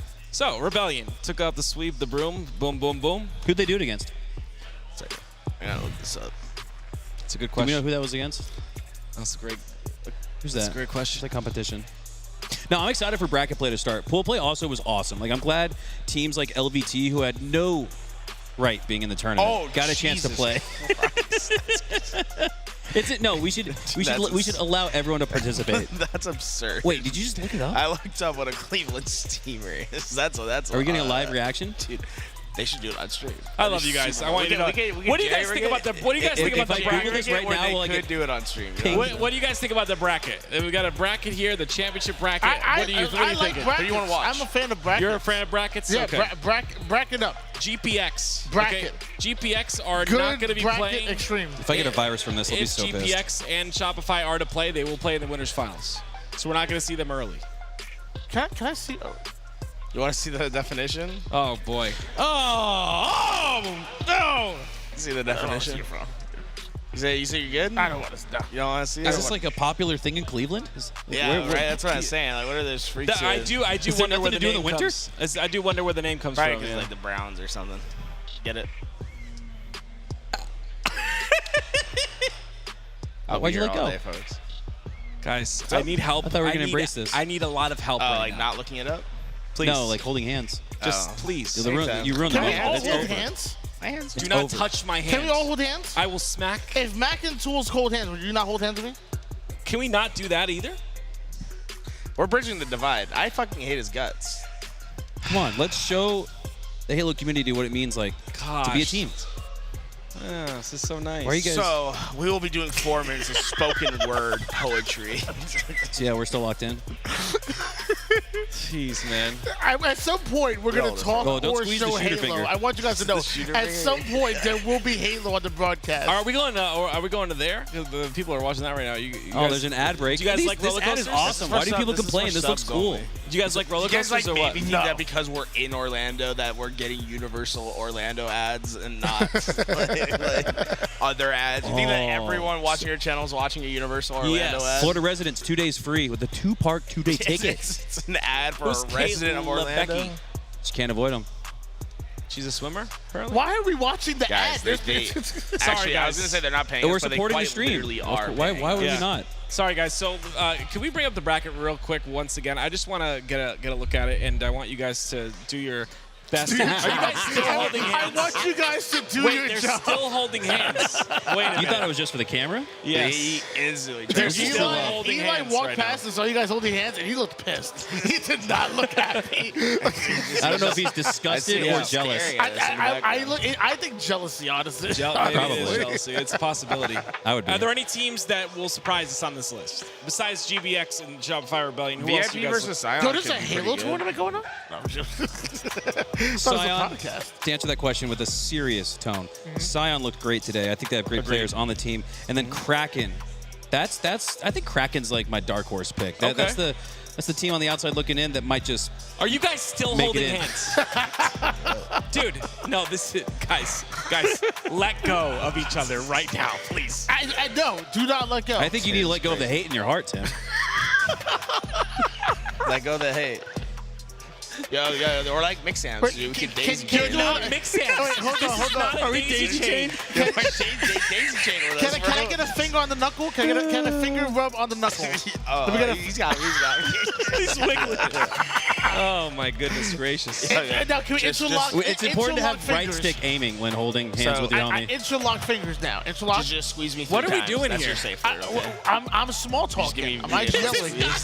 I'm IG yelling. You're They're not hand holding. yelling. This is not a Interlock squad. fingers. Come on. Interlock, bro. My hand's so comfortable. Oh man. Now, interlock fingers. Now, Now, Too pull sweaty for the that right flag. now. Pull the This feels flag. comfortable. This feels right.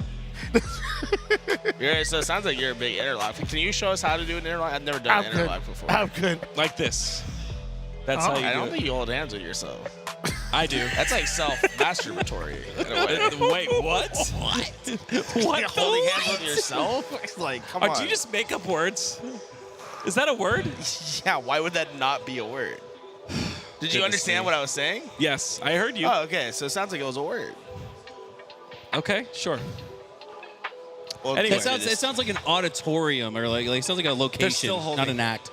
This is not. we'll get this through is this. not a drill. Ow, too rough. It actually hurt. Okay. I'm Is just my hand warm or cold? Just live reaction. Your hand's really warm. So you're really warm too. like you know those blankets? that have, like, Eli, are you watching this? it has the options. You can like Eli doesn't care. 0, 1, 2, 3, 4, 5. Like you're like a 4 out of 5 on the heated blanket scale. Dude, I feel like in the middle, right? So we'd never touch each other. So like you guys see the fingers on top, but in reality there's a big pocket of air in the middle of our hands, and I feel like it's creating like a steam engine that could power a small family's house. It is so hot. You know what in I the feel middle like of it. is in between us right here? You know what we're holding on to together? What's that? The Halo community. Oh, It's right here. This is LVT, baby. Right here. Gracious. Let's daisy chain it up, boys. Get away from me. Dude, I used to daisy chain it with my boys all the time back in the day. Could you elaborate, please? Explain. Go Please on. do. Literally, I'm entertained. daisy chain with me, and I'll show you. Okay. So, After you give me your hand, so I'll there's go an grab art something to else. improv, Tony. It's called yes and. The look of disgust, active, just like. So it's a closed loop. You know what? We I'm had a lot of fun on the broadcast previously. You guys have ruined all of it. You guys are still having fun. Yeah. This looks like a lot of fun here. This is why this is my favorite Halo event. This is why I like. Yeah, this is why I come out to the This is why right there. Did you raise tools? This is what. I was like, God, why is Mikowski having so much fun? Right here. Yeah. We went on a honeymoon in Japan just a few months ago. Oh, did you? How was it? Yeah, how was your honeymoon in Japan? It was good. We fed each other candy strawberries. Nice. Wait, who's we? Me and Tools. They had a honeymoon in Japan apparently. Cool. Yeah, you can go on Mikowski's Twitter. He's got a bunch of pictures. Of Nice. it. I'm kinda Good plug. proud Nice about plug. Tools. Yep. That was good. We did sake bombs together. Sake bomb. Okay. Okay. Yep. Is Now that it's an just a alcoholic I drink? broke I've edge never for had a you? sake bomb. Huh? Is it You alcoholic? saying I broke edge for you? Okay. Wow. I don't think we broke anything. I think we've been a unit this whole time. Definitely a unit. Speaking of units on the map, Shopify Rebellion, a team of 4 here that looks to break through in the HCS. He's not a man. Hey, just bro. let go. He let go. You were getting too clammy. My hands are so sweaty. I I was am okay- clammy now. I was because your okay hand's with not the there. warmth. Time it. Warmth is comfort. Sweat is Forever. not. We got Best Man back there. Chilling. Think Best Man would daisy chain it with us? Absolutely. No, he wouldn't. No. Best Man, would you daisy chain with us? No. See, Absolutely. he not. just shook his head. Yes, he said yes. Yeah, the knee going I up think and he just shook down his head. is a reference to yes. Yo, would you daisy chain with us? Will you daisy chain with me? Yeah. You said nah? No. Good call. I hope you realize how special our connection is, Garrett. Smart man. Suppress will not daisy chain with us. Yeah, You just said it. very smart man. That's I why thought he's Suppressed would be game for it. I want to make it very clear. There is no us. There is you asked him to daisy chain. You guys, that's it. That's pretty much it. Whoa, Look at that. Suppress being a support player inside and outside the game. Check that out. Yeah, Did he come back with the waters? Yes, he did. Yes, he did. And snacks. You know bit what? Of chips. That's and a smile. On a serious note, that's a great way to build camaraderie. Hey, you guys need anything? Like you get up to get something for yourself. Think about your teammates. Ask them if they want a body armor. Ask them if they want to daisy chain. Ask them if they want your love a beef language stick. is gift giving. Mac, do you want something? I'm good. Actually, I'm good. Oh, we had good. the pizza. I wasn't gonna get it for you, but wow, Oh, Tony. wow. Okay, so all right. I feel like I just got baited and switched. I have my own water. Thank you. Actually, I don't have a water. Can we build camaraderie and you get me a water? You not want how to that get works, up Tony. off the setup right now and like do it? Well, I mean, I'm you would be willing to sacrifice? I'm trying to build chemistry. That's what That's what you said. He's trying to kick me off the couch. No, I'm following your rules. This is your rules. He's always been a prima donna. But this would my rule would mean that if I organically, raw, get up and go get something for myself, and I ask the boys, you guys need something okay. too? That makes sense. But I don't So need you anything. weren't sharing I'm good. any So of that. fuck you weren't guys. sharing any organic last night. They Let do us say say that on failure ground. is preparing to fail. Sorry. What?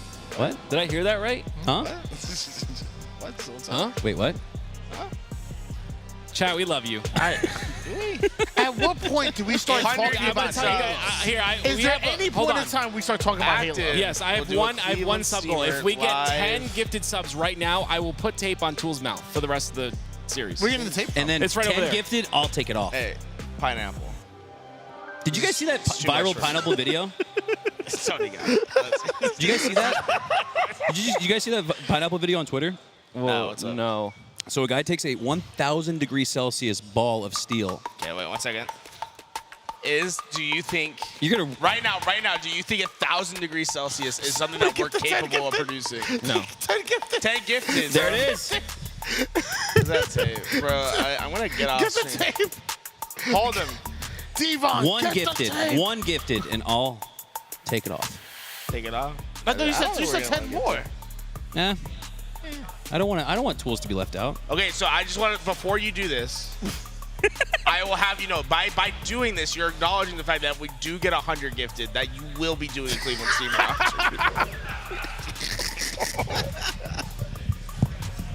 Oh, so it doesn't work both ways, huh? If anyone can find a way to still talk with tape on his mouth, it's tools. You made him stronger. Oh, look at that. Oh, Disgusting. a 5 gifted from Eric. That's 5 times what we wanted. No. Put it back on. I gotta put it back. Dude, it's part so of- disgusting. I saw him lick it before he fucking. He didn't lick it.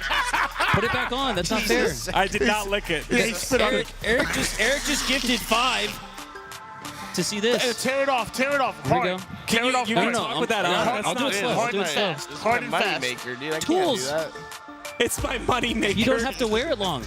He was about to What do you wax mean? that You're beer. just obeying We the already rules. got one gifted sub. What are you talking He was about to wax that beer. Well, You said it was one you said gifted. 10 gifted to take it off, right? Yeah, No, and then I he changed said- it to he 1. said one. Oh, then you said 1. And I Okay. said 1, and then we got 5. So you gotta I take it have off, put it on. times? If Take I'm it off. Eric, Put it on. I'm pissed. Take Well, it no, off. no. Ask Like Eric in Eric's chat. What does asking Eric Twitch want support in right now chat? if you can How about refund Eric, gifted Eric, subs. I will put this on anyone's mouth. You just tell me because you gifted 5 instead of 1. Forget the gifted, guys. One's So- in the so chat whose and mouth then do we you start want this to talking go about on? Halo. One's in the chat, we start talking about Halo. 2, we do whatever the heck this is. One's in the chat. Technically, Type it's one. talking about Halo because we're Type talking ones. about communication and how important it is as a component to winning and having fun with the homies. You're a freaking genius. You can just spin anything, and You have been spinning really well lately. I'm gonna be honest with you. You've been. I don't know why, but I'm locked in this weekend. Yeah, you're ripping and rhyming like Eminem. I love it. Keep it up. Oh, there. I can see chat. Wait, Eric Oh, talked in it's chat. He easy, said something. actually. Hi, Some chat. ones. Yeah, Crayola's not about it, bro. Hi, chat. So wait, Crayola does not like what we're doing because he's what is this called again? Not like this. Not like thising is what it's Yeah, called. man, He said best man. What is he? What? I love Best Man. I love best man too, but what was this in relation to? just best man. Just best man, yeah. 100 Yeah, gifted type if you one in. unplug. The Yeah. pineapple video. Chat. Before I got derailed, thank you, Moses. Okay, so there's a video on Twitter about of a pineapple. Yep. And a guy takes a 1,000 degrees Celsius ball of is steel. 1,000 degrees Celsius something that is actually capable of? Yes, you've never seen the bubble, like the steel ball that gets dropped into the honey, and it bubbles. I trust you. Okay, go on. The pineapple, it gets dropped on the skin of the pineapple. Okay. Burns, seeps through all the way until it no longer ignites with that red flame, goes cold. They take the ball off, and the other side is untouched. So it's tubular, dude. So what I'm saying is that there's some kind of like, we could build a spaceship and probably survive through atmosphere back to Earth, from Earth, land, and sea, and make the trip. SpongeBob makes sense now. Now it makes sense why SpongeBob, exactly. It was fireproofing his house. Where'd you go for your biochemistry degree? I don't have a degree. Oh. But no, seriously, look it up. It's an incredible video. The pineapple, I didn't know pineapples could withstand that level of heat. Know who could withstand that level of heat? Me on the main stage. I was fucking playing so good today, dude. Okay, talk me through the mindset of a competitor who talks trash while losing 30 to 15. Wait, what's that? Talk me through the mindset of a competitor who talks trash when they're down 30 to 15 in a Slayer. Who talked trash when we're down 30 to 15? You did. Wow. Bound That was a lot of I just black out. A lot of like, you sucks. Renegade was like, he's dead and he's popping off. No, I yelled because it was like I got the trade. I think we wiped them or something. Yeah, we were supposed to get. Yeah, we wiped them or something. So like I think that was appropriate. It was fun regardless. It was fun playing with you guys. I talked trash. I got a trade in. I killed a one shot. I popped off. Well, I just wasn't supposed to trade. Well, regardless, you guys need to come out to the next one. We're having a blast here. Of course, as we've told you many times, this is our, our kind of just casual time. And I believe tomorrow is when we're going to get to the serious casting, right? Well, I mean, no, I take what I do very seriously. So. Yeah, do you Tools? Okay. I've been going 100%. Yeah, I've been giving this weekend my all. You've been giving it 100? I've seen the effort that you guys have put in, and I would say 150%. I mean, just so. Like, full where are you throttle. at, like a 50, 75? 90. Okay. Yeah, you got 90 out of me. It's close enough. Yeah. I think you've been on that fire. sounds like a you. Sounds like a you were taking this seriously. I hate you.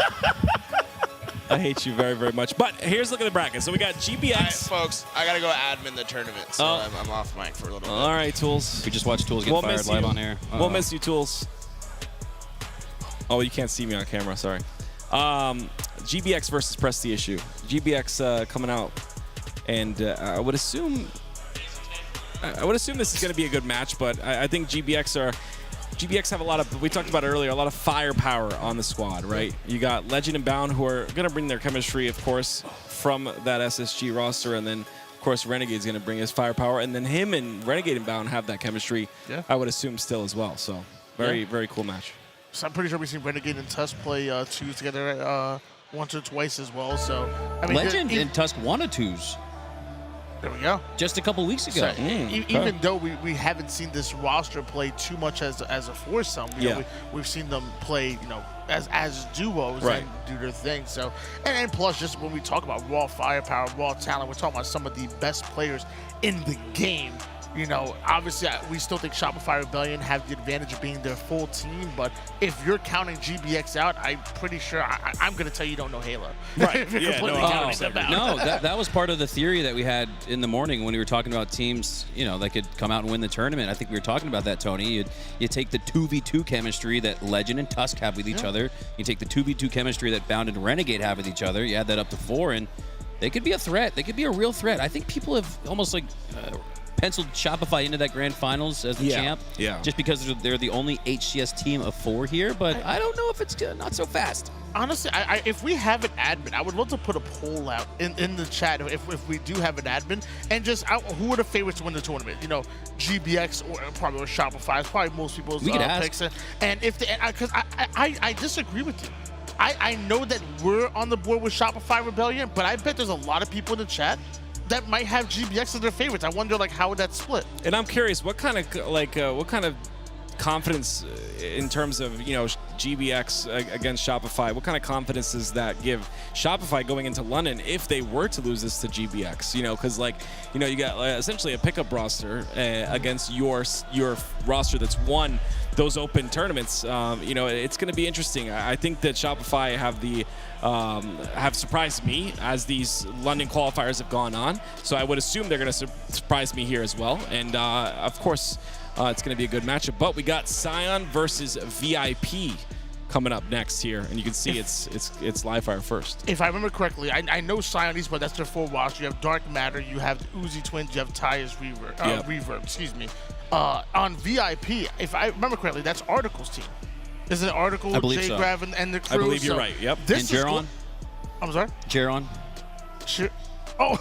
Jared. I thought you said cheer on. I was like, I'll cheer for you. I don't know what's wrong with me. I'm we're sorry. not supposed to be biased, Tony. Would never B-U-Y-E-S-T, ever. No, but I think Scion Esports, obviously a fantastic team, been together since Season 2. VIP, there's a lot of talent there, a lot of passion. I'm excited for this matchup. One of those matchups where it's kind of like Garrett, I think we just cut Active's mic. I don't know if you did that as a troll, but we can't hear him. Here, put this headset on. I think this might work.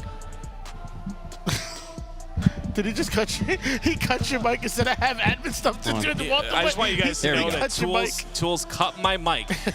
And then when we asked him to put it back on, he said, sorry, I have admin stuff to do. I don't know what you're saying. Can't hear you. Sorry. You're cut off. When are we getting this thing going? I'm not sure. Because I can't wait for some Halo. But isn't there a 1v1 happening between us if there's time? Whoa. What do you mean? Oh, I think he's wimping out. You're 1v1ing Tools? Everybody I've talked to this today has said that, we're going to land tomorrow. And it's like, oh, that's cool. You're going to play some fours? And he's like, no, I'm just going to 1v1 Tools. I guess Tools has been walking up to everybody at this LAN. That's hilarious. That's hilarious. I don't know if that's actually so funny. Or if he's actually serious. But that's funny. Sounds like there's going to be a lot of 1v1s tomorrow with Tools. The gauntlet. Yep. Well, they're nice up close and personal. Again, apologize for the flashbang. But I don't go outside much, We don't touch grass. We don't. We play Halo, and now I play Star Citizen too, so I play stuff. I go outside when the kids need me to go outside or want me to go outside. That's when I go outside. What is Star Citizen? It's a cool game with spacemen.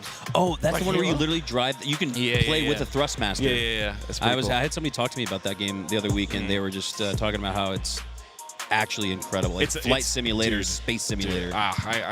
It's insane. I get my little Halo fix from there too because they have FPS as well, and it's all seamless. Yep. It's cool. It's fun. It's fun. But nothing scratches the itch like LAN on Halo, man. I'm telling you, I'm being honest with you. I took a little break, right? It was like a couple months off of Halo content-wise. I obviously casted the game like you and like Tony, but took a couple months off of the content side of things, and being here has reignited that. The LAN just is something else, it's where the game is perfect, in my opinion. It's a beautiful game. I wonder why that is. I don't know. I was talking to Tony about it. It's at home I get 16 MS.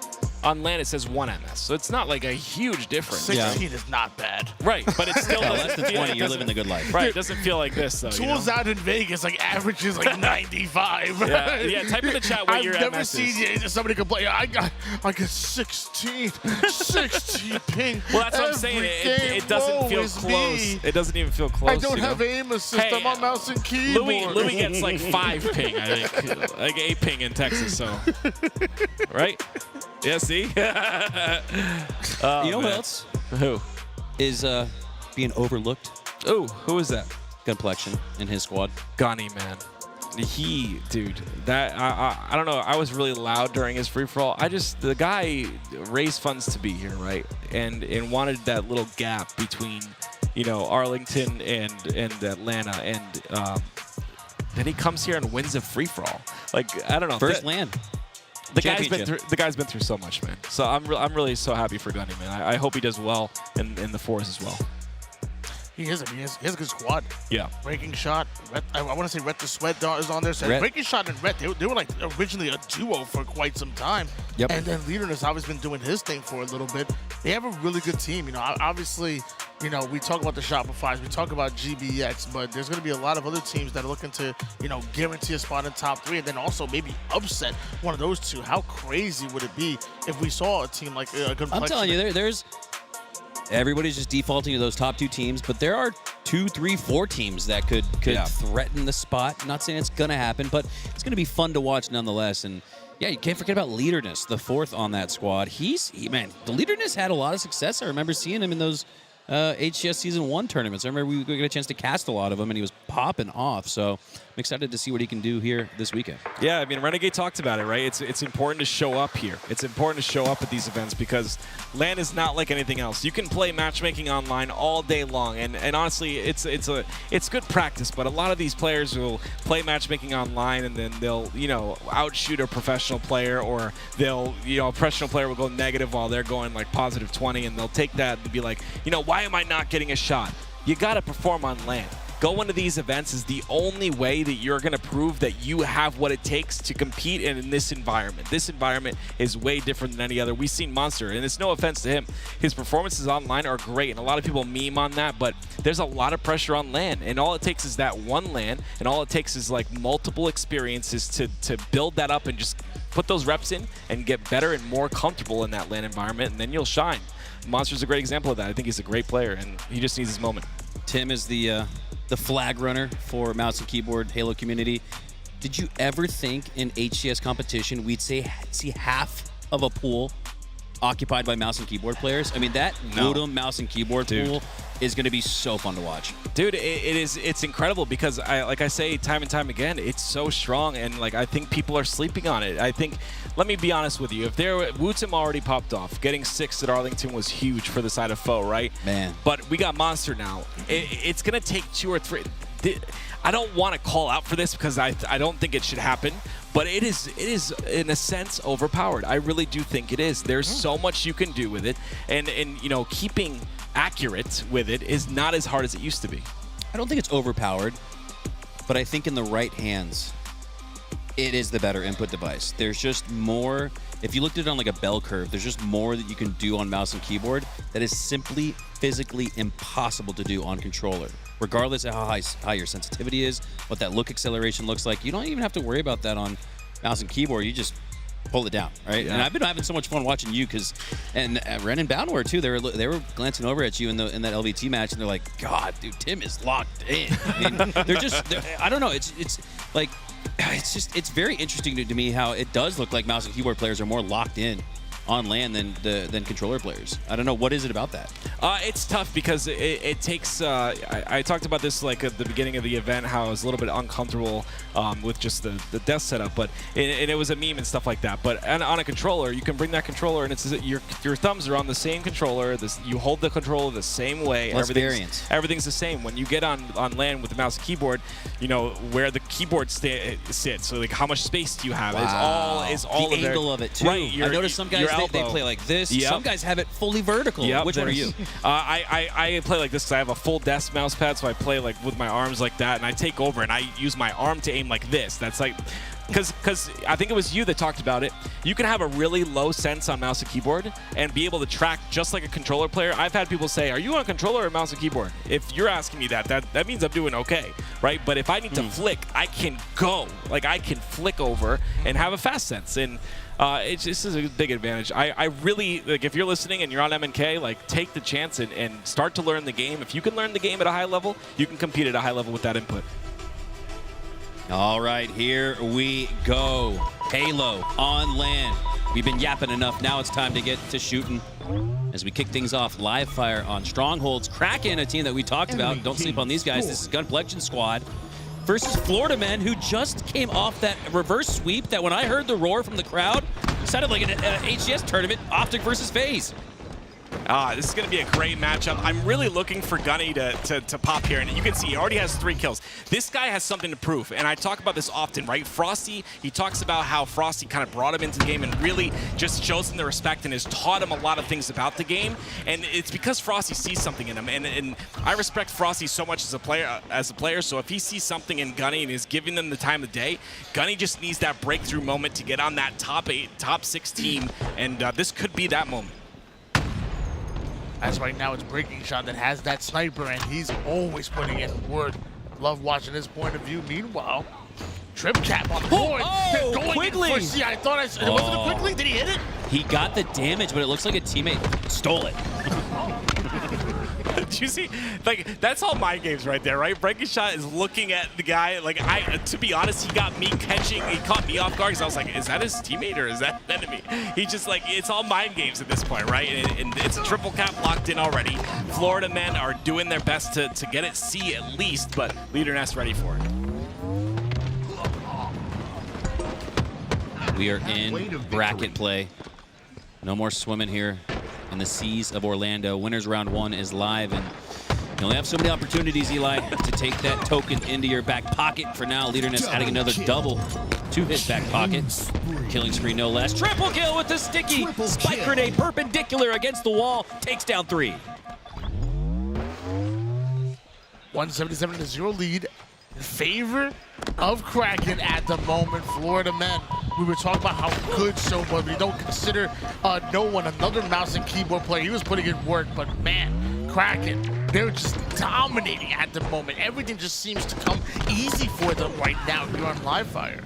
Yeah, it's just big, and honestly, I've seen a little bit of playing with their food here for the side of Kraken. You can see, like, you know, they're staring at opponents for a little bit longer than they need to be, and or at least at the beginning of the game they were. And with that, it's a 200-point lead here for the side of Kraken, looking to make a statement. And yeah, it is a little bit sad to see, since considered no one is a mouse and keyboard player. This is a tough match for them. Double kill. Eli, you talk a lot about how strongholds can roll out of control. You mentioned, especially on a map like Recharge, Live Fire's a little bit more competitive, but it looks like here it's not been so far. Skunk on the board for Florida men. What is it about Live Fire that allows you to duplicate some of that snowball we see on maps like Recharge? I mean, it's really just a speed difference, right? Like, the guys on Kraken are simply moving on the map faster. They're predicting spawns faster. If you're a team like Florida men, you've got to often try to start capping the one you spawn next to, maybe run past it and cap the next if you're going to try to get out of the trip cap situation. But usually, you know, good teams are able to maybe fight for space a little bit easier on Live Fire, but I think we're just seeing kind of a, like I said, a speed difference between these two teams. Kraken definitely moving with the purpose, influencing those spawns, and because of that, they held on to the trip cap for way too long.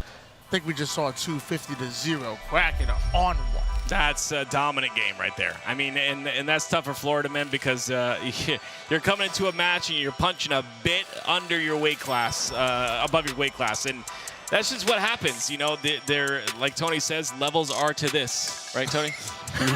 Levels are to this. But yeah, it's a tough matchup for them, and you know, no need to hang your heads. I mean, you've got 4 players that are absolutely disgusting.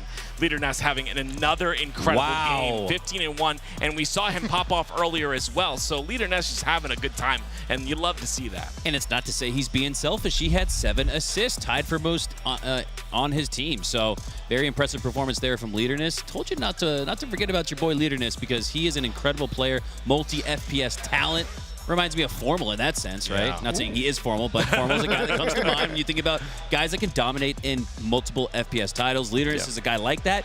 And I think that's a special attribute. It's such an interesting conversation, because I used to think, at least when I was competing in the classic Halos, I only play Halo and I don't play any other FPS shooters because I want all my muscle memory and flow state active to go towards Halo.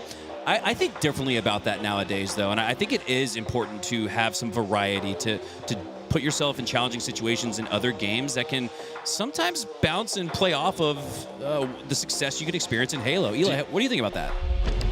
I mean, I have to agree. Like, I've always thought that you can take lessons you learn from other games and apply it to Halo. I mean, I often make poker analogies about Halo. You know, you can't control all of the variables in a game of Halo, but you can play in a way that gives yourself the best odds to win, just similar to poker, right? So there's certainly a lot that you can learn from other games. Just challenge your brain, right? Like, I mean, if you're not always putting your brain to work and challenging yourself to learn new things, you're gonna fall stagnant.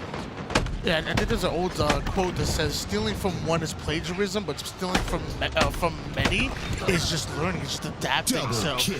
Yeah, I think like you know, I want to play a little Apex, I want to play a little Call of Duty, I want to play like leader. That's getting the triple out of nowhere. I want to learn from many different players, but also many different games in esports. Yeah, you have it. And if you remember, if you're an old man like me, and type 1 in the chat if you are, it's Final Boss who played Shadowrun and won a Shadowrun tournament. Battlefield. Dude, it's actually, that game was amazing, by the way. Shadowrun was literally the way ahead of its time, if I'm to say so myself. Early. Oh yeah, yeah, we saw that with them. I mean, it happens all the time. If you got the mentality to be a professional at one game, I truly think you have that. You can have that same mentality if you're passionate about another game.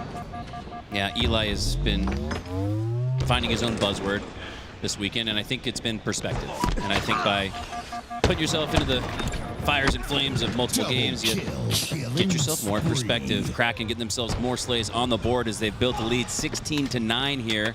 Hopping on board here with Leaderness, who has carried the energy, carried the momentum from game number 1 to game number 2. He does a good job there to earn an assist to trade out 7-2-2. He's just responsible for half the slays for this Kraken squad. Gunny always slaying out. This guy is an absolute unit on the map, as he likes to tell his teammates. I mean, what can't you like about Gunplexion? This guy's always hyping everybody up around him.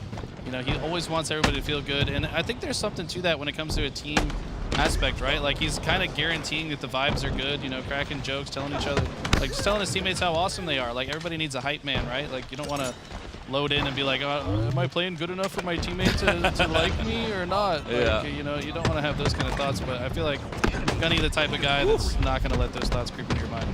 Yeah, we see the evolution of him go from like this like crazy cracked out player like back in Halo 5 to now to being obviously amazing and cracked out still, but also embracing the macro. He does a lot of film review and really thinks about the chess game of the actual game itself. So really fun to watch the evolution of Gunplexion. Also going to be fun to watch Scion Esports go at it with VIP. I want to talk just about Gunny just for another quick second. The man, you know, has a family business with his, business with his family where he could join in and be set, but he decided to take a risk and do this competitive Halo thing, and that's what it is. It's a risk, right? Obviously, he's putting his heart and soul into it, but he's got that little bit of an extra, what we call it, intangible, to really push him forward, to make him want to get even better, and that's where that bot review comes from.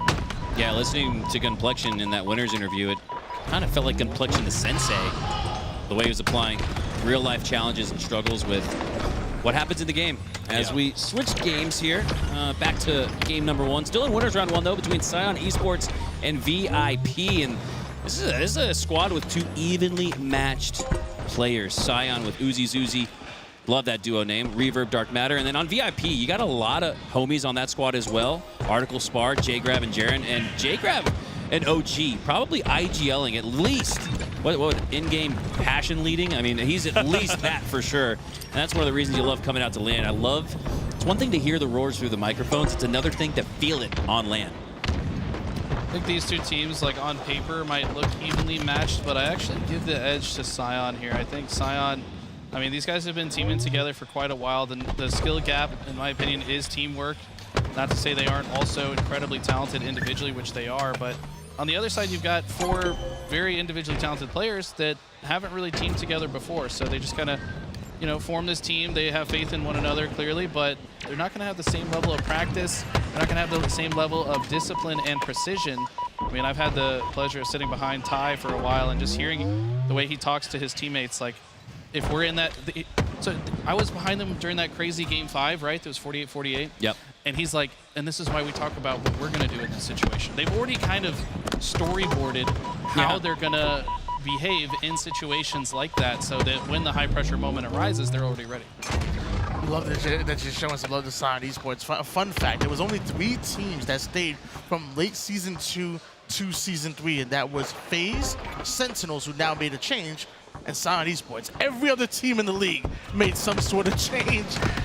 It's just a real interesting, little fun fact there, as Ty's Reverb grabs a hold of that camouflage, wants to make his way towards the mid-map.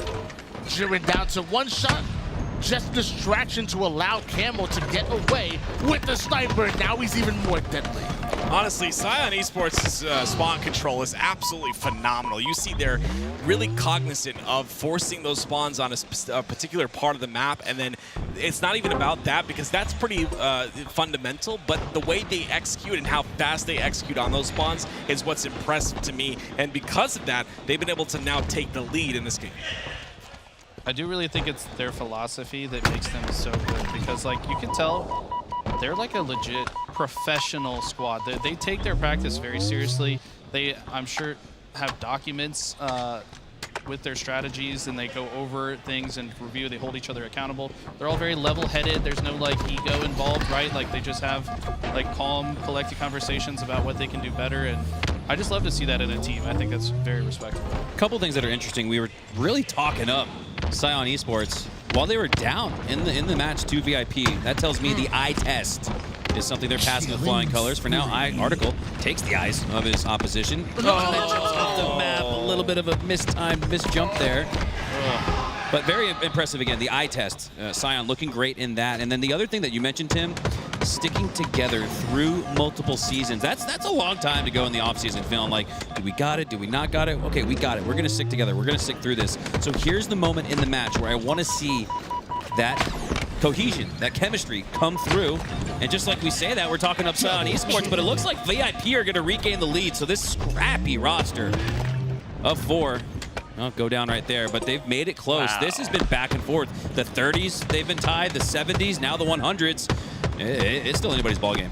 They brought it just within 1 point, but end up getting full squad wiped, and Scion Esports going to take advantage of that every single time, holding on to that double cap, moving in for the trip cap, and also going for camouflage from 4 down to 3 down. VIP in trouble. Yeah, Scion getting this camo too is going to make things even more difficult. It's going to be more control on the map for Zuzi. And of course the push comes in from Mud, and look who's so quick to get there. Oh, and what a great job by Scion staying alive right there. Look, they're still alive. They don't trade out at all. Ty is the only one to go down. It's all 4 down for VIP. Ever since Scion got control, they have absolutely put the foot down on the neck of VIP. I mean, these guys, you saw once they got 4 dead, they purposefully went to back green, tower, and A to force the spawn on the turbine where the overshield or camo spawns. The reason they do that, think about it. That's the farthest part of the map from all the zones on the map. And also, if you're at tower and A, you can easily cross-shot players that spawn there, and they have no escape options. So Scion really showing the benefit of that analysis and having a system in play for each game type. Scion starting to put the clamps down on this VIP roster. It was just a 100-100 game. And in a blink of an eye, it's now been doubled up, looking at a 200-100 lead. Even if VIP are able to miraculously recapture A with just 1 player left on the map. But they get that fortunate back A spawn to stop that push through the big door. Zuzi, the snipe lined up on that big door, takes the face of 1, gets the body, clean up headshot, my God. Excellent centering there from Zuzi. No scope triple?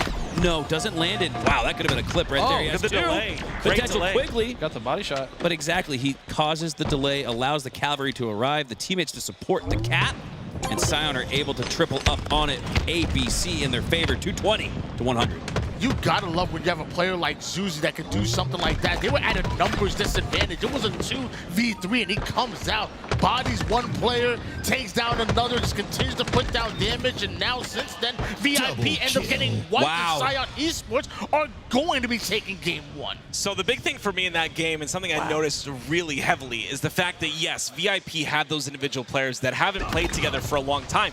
But they won individual fights, but it didn't matter at the end. The teamwork, the spawn control, forcing them to spawn on camo like Eli had talked about, that is what was important. So like a lot of people emphasize that solo gameplay, that winning those pivs so important. Yes, there are moments where those pivs are important, but there are moments where playing those 1v1s is not going to do anything for the game whatsoever, and Scion showed that. It just shows that how valuable it is to have a system in place that everyone on the team knows what to do. I call it like a puzzle, right? Like you want to have in your mind the ideal conditions for your team to reach, and then you just visualize, okay, my teammates are in these 3 pieces of the puzzle. I just have to fill in the 4th.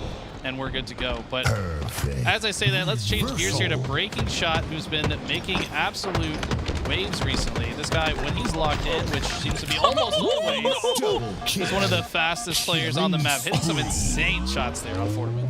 And he's not just nasty because of the shots he hits. Did you see that process he just played there on the half wall? Tosses the grenade and goes left physically with his Spartan. That's one of my favorite plays in the book. You really limit the space options for the opposition when you cover the ground with a grenade. Almost like a teammate sending him out saying, here, you go over here and do damage right here. That's a little bit of what we just saw from Breaking Shot, and he hasn't died since we switched to his POV. What a shot with the grapple shot combination.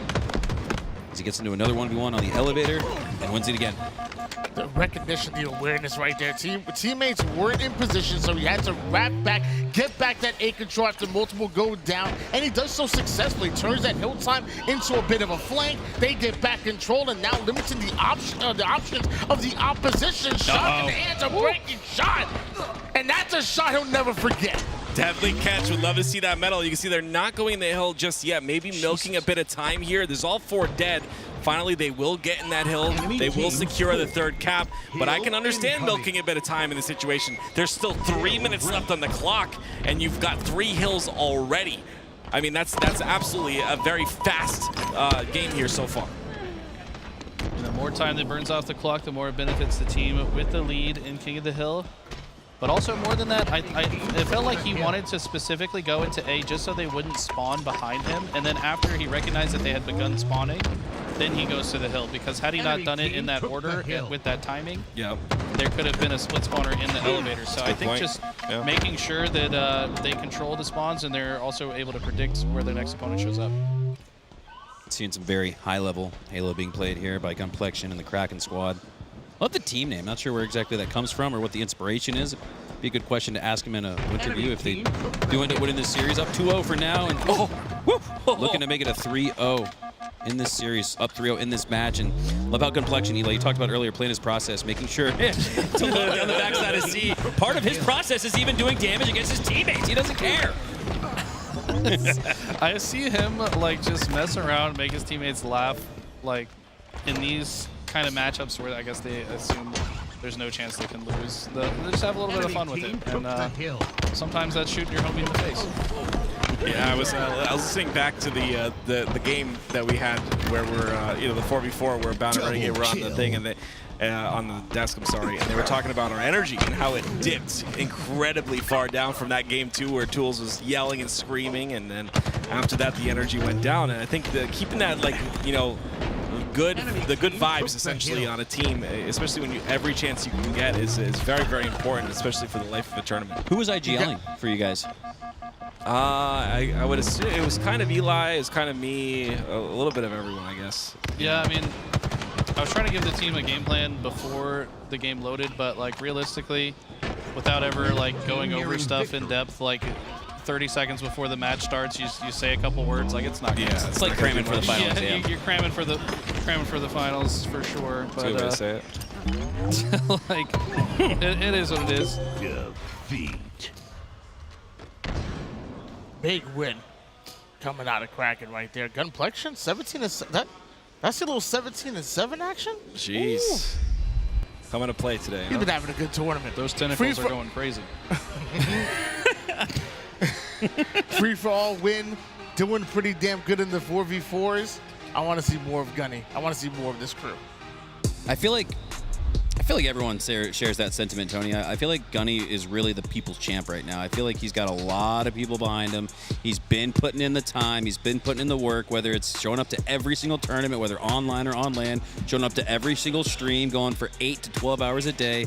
There's just something about putting the time in. Yeah. And not necessarily in a sense of entitlement at success, but you just feel like guys that and gals that put more time in, they deserve it more, don't they? Yeah, 100%. I think that his story is the biggest thing. And like you said, putting that time in, I think people love that underdog story, I think is the right way to say it. And Gunny's had a lot of rough situations in his time. Like I said, he quit a family business for now to chase this competitive thing, and he's been through a rough road. He's been dropped off teams that he didn't think he should have been dropped off of, and he said, just smile and wave. That's what he says. Smile and wave, move on to the next thing, and just keep your head down. That's why I said he really reminded me of like Gunplexion the Sensei. His perspective, and he talked about working out, improving himself physically, mentally, and a lot of Eli in our interview last night. A lot of what, like, even if we phrased the conversation towards Halo, he seemed to really be talking more about real life situations. Talk us through the psychological element of that. I know you have a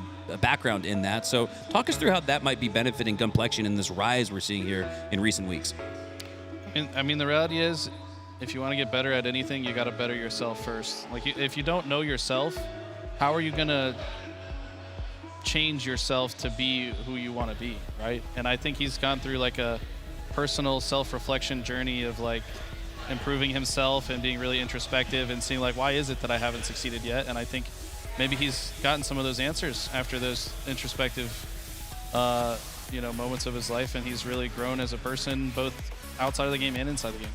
It's funny, and I know, Tim, you kind of mentioned that too. I remember when you were big on like keto, big on working out. Yeah. You always talked about like the mental clarity that you would get. If you want to talk about that some more. Yeah, keto. The diet keto is about just completely eliminating the sugar that you ingest. And for my body makeup is at least. I haven't been on it recently because it's just a little bit of a struggle to not have sugar or carbs. Too. I need to get back on the grind. But I'm not joking when I say I've never felt better than when I was on the diet, just because my body is well with it. And one of the things about keto is the longer you're on it, it's almost like these clouds get removed from your brain. It's like you can see everything clearer. You're focusing better, and that's why I love the diet. I think it was just really big for the mental aspect, my mental. I wonder if there's multiple components to that, right? Like, I'm sure there's some physical component of less sugar intake, but there's probably a dopamine element to sticking to a routine. You're setting a goal, and even if you don't reach it overnight, you're building momentum for yourself. Yeah, good, well and said. It's all, and this is what we talked about again in the interview with Gunplexion.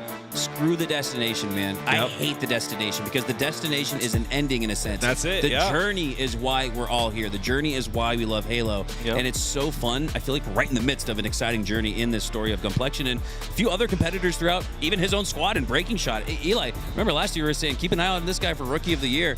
Hasn't quite materialized that just yet, but it feels like he's putting the building blocks on the table. For sure. I mean, these guys dedicate themselves, their life to the game. I mean, Gunny said it himself. I play Halo all day, every day. He wakes up. I don't know how this man, when he finds time to sleep. He wakes up at 7. Said he works out, gets on the game, grinds till 3 in the morning. Like, sleeps for 3-4 hours, wakes up, does it again. Eat, sleep, and breathe, man. God. Yeah, guy's that's 4 hours of sleep. He's an absolute machine. Tony's doing quick math. He's an absolute machine. I need 8 hours of sleep. Same. Some people do. I do too. Yeah. Same. No. Sometimes it feels like 24. That's crazy to me. People are just simply built different, bro. I don't know. He wants it bad, man. Again, it's the intangibles. It's risky to leave. I really just I am biased towards him because I went through the same thing 10 years ago, quitting a very well-paying job that could have made me $50 an hour right now, and because I wanted to do something I loved, man. And it's risky and it's hard, and you have those hard moments, you have those rough times, and you got to get over those valleys. But at the end of the day, small victories like that free-for-all champion like that's me. It warmed my heart, man, because it's like that guy, he's working his butt off, and that's why he won that. That's what he wanted it worse than anyone else there. You know what I mean? It's all in the hips, baby. Tony doing a dance here. I wish we had the visual on that. Is that the stinky leg? Are you? Is that the stinky? He said it's all in the hips. It's all in the hips. I'm trying to move the. No, I'm not. I'm trying to move the. Tony's hips. twerking on cam, guys. He said it's all in the hips. No, missed opportunity to go to the couch. Shakira also said the hips don't lie. That is true. Yeah, but there's something to be said about the hips. The hips talk, apparently. Okay, look at this. We got GBX against the team we lost against. Did you have don't need to bring that up. Did you have to tell Does it feel like this could be us moment right here? Like this could be us. Those names are going to be in my nightmares. We're Okay? basically Bound Tusk Legend of Renegade, but like It's just not. You know? Ound, Usk, Edgend, and Renegade, maybe? Like, you guys just, like, don't have all of it? Edge? I might make that tag like at home. Edgins. Don't go into That's my this. next Smurf, bro. That's my next Smurf. I should have thought that through. It's already made. It's already made. It's done. It's already made, man. Goodness Q me. and everything. Oh boy. Oh, no. Here we go down this rabbit hole. Oh, no. Here we go, ladies and gentlemen. Buckle in. Buckle in. Oh man, I broke Mac, dude. Somebody put new batteries in Mikowski, bro. He's done. Listen, if GBX can hear me, I need a 250 to 0 right now. Okay, that's what I need. Right now he's on the edge. Don't push him. Oh boy. Goodness me. Hunter is absolutely done. I love you guys, man. I do. Wheelchair this man out of there. Okay, Bounds. Killing spree. Now we get to talk about Bounds gameplay. Bound and Renegade sitting here talking about us playing. Now we get to talk about them. Nope, never mind. We're going over here. Screw you, Tim. Louis V. Tight just said, "You don't run the show. I do." You just talk about it. Oh man. Oh, having fun here. 3-2 off the start. Ty repulsing up to the top side, backside of Commando. Has that Stalker in his hand, but Article has the flank and takes him down because of it. Nice play. Article's mentality is great too. Talk to that guy all the time. He always hypes me up, you know, always trying to hype me up and like, hey man, like I said, we played against them and I got one snipe kill the entire match, and he makes sure to come up to me and say, "Nice snipe, man." It's like, dude, that was my only one. But he's just a good guy, man. He's just, you know, he's out to make people feel good. And I love that about him. That reminds me of my aunt. She always says, like, "You're my favorite nephew." I'm actually her only nephew. That's awesome. Every time you say that, it reminds me of her. Did that make you feel special? Yeah, Until you think I about realized it. that. Until you did the math? I don't have much competition. I do want to quickly shout out our co-streamers and everyone that's co-streaming. I know Eli X is one of them. We got a few co-streamers. Stress is another one. I don't know if Lacinity is there as well, but great co-streamers that are watching the event, and we appreciate you guys bringing your community over here. You guys are awesome. But yeah, thank you for joining us in this incredible event. It's just been a blast, and I hope everyone's having a good time and entertained. It's been really cool to see the co-streaming thing kind of like grow in the last couple of weeks and months. Everybody brings their communities in again. It's about that common bond that we all share for Halo, regardless of which URL you're watching from. You know, we're all part of one big happy family, so we appreciate all you guys tuning in across the Halo universe, regardless of where you are. Tied up at World Peace actually looks like VIP. Putting Scion Esports 3 down, taking the lead, and more importantly, taking the camouflage. Jiren was able to take down Dark Matter, who almost moved in position, almost was able to get the clean up on Spar, but Spar with the camo. 15. Mac is still laughing. Still thinking about Edgins, bro. I feel like I created a monster. You know when you're in school, when you're in school and your teacher's like, "Stop playing around." It just makes it so much funnier. Like you just can't stop laughing. I just imagine Louis glaring at us from the eye in the sky. It's true These though. Like knuckleheads. when like my teacher used to relax, guys, calm down, don't play in the cloud. Just Makes it 10 times funnier. yeah, like, exactly. trying to not laugh. They're Ice. We watched Ice Age one time in school, man, and the squirrel scene in the beginning of Ice Age, I was dying. My teacher was like, relax, and I'm like, ah! I'm just like, I can't Then breathe. don't show me Ice Age. No, that's a goated scene from. It really is. It really is. So good. That is a happy scene. It's just, I mean, it doesn't something awful happen to him, but it's still Eventually, spoiler alert, eventually. Oh, you're another spoiler He alert. does get the acorn. It takes a couple movies, but the squirrel does get the acorn. Oh, there you go. Spoiler alert. Spoiler alert. Every squirrel has his day, right? Isn't that like a analogy to even a squirrel Gunflexion, finds a bro? nut or Like something? Gunflection's been chasing the acorn of a FFA LAN victory for 3 years, and he just got his acorn, bro. Like it all comes full circle. Is Gunplexion Sid? Isn't that his name, Sid? It is Sid, I believe. No, Sid is Sid's the sloth. Yeah, it's a different character. Oh, you're I right, don't know what the squirrel's name is.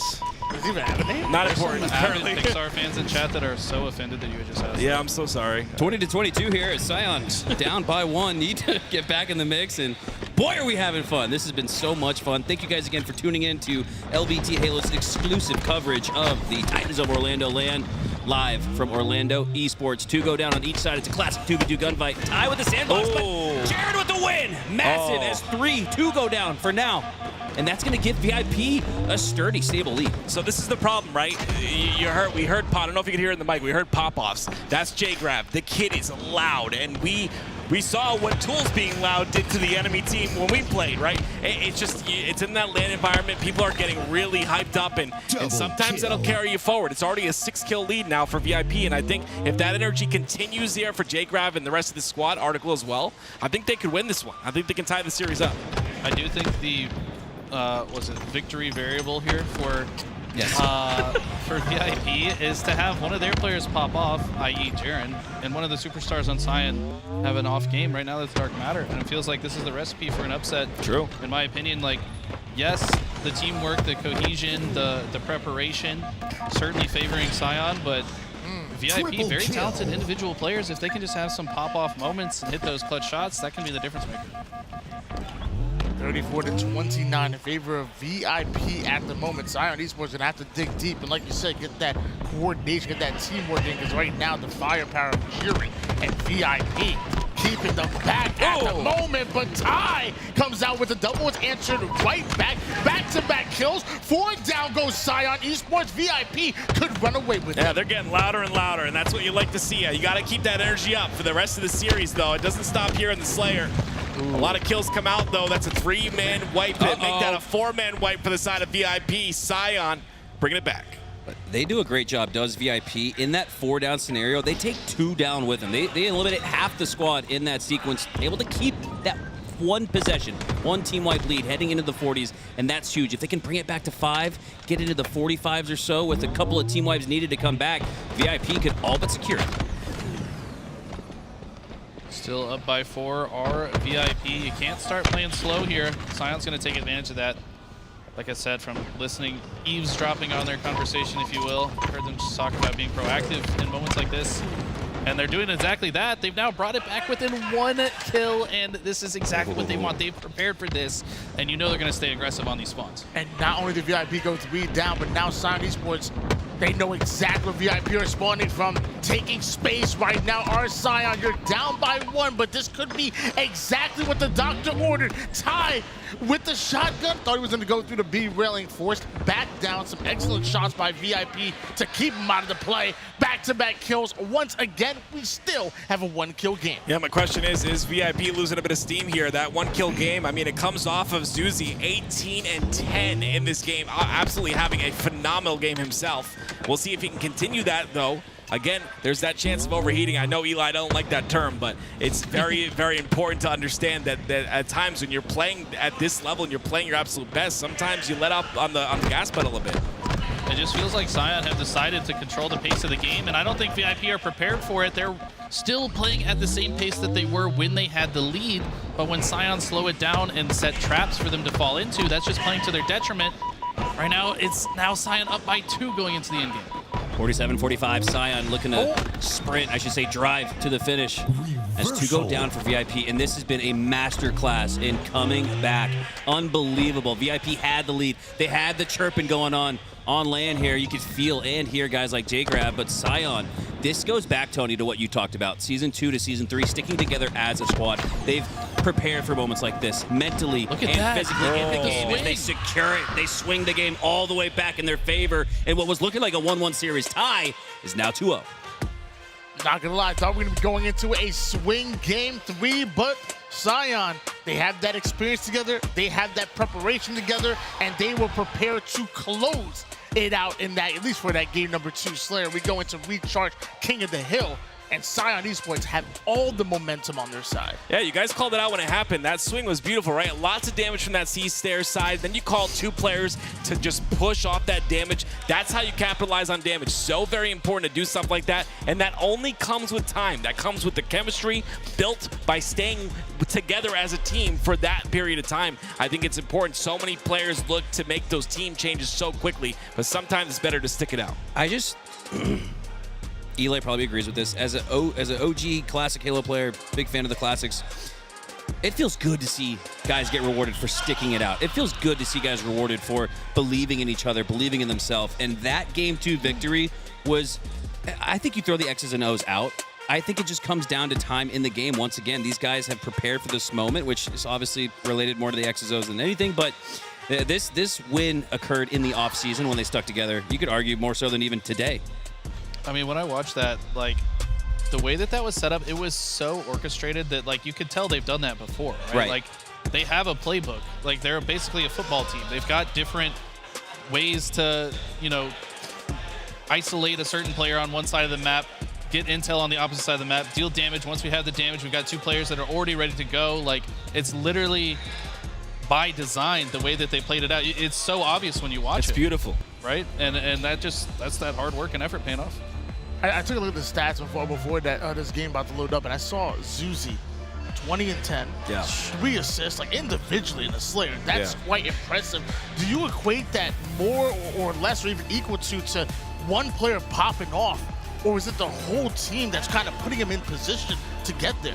I think it's a lot to do with what Eli said. It's a playbook, but he's just coming out on the timings a little bit better, right? He's getting those cleanup kills. You see, he's not getting a lot of assists, but he's there to clean up the damage, which is so important. Yeah, you can do as much damage on the map as you want, but if no one's there to clean it up, if you're not, if you don't have faith in your teammates to get that cleanup damage, it's not going to turn into kills.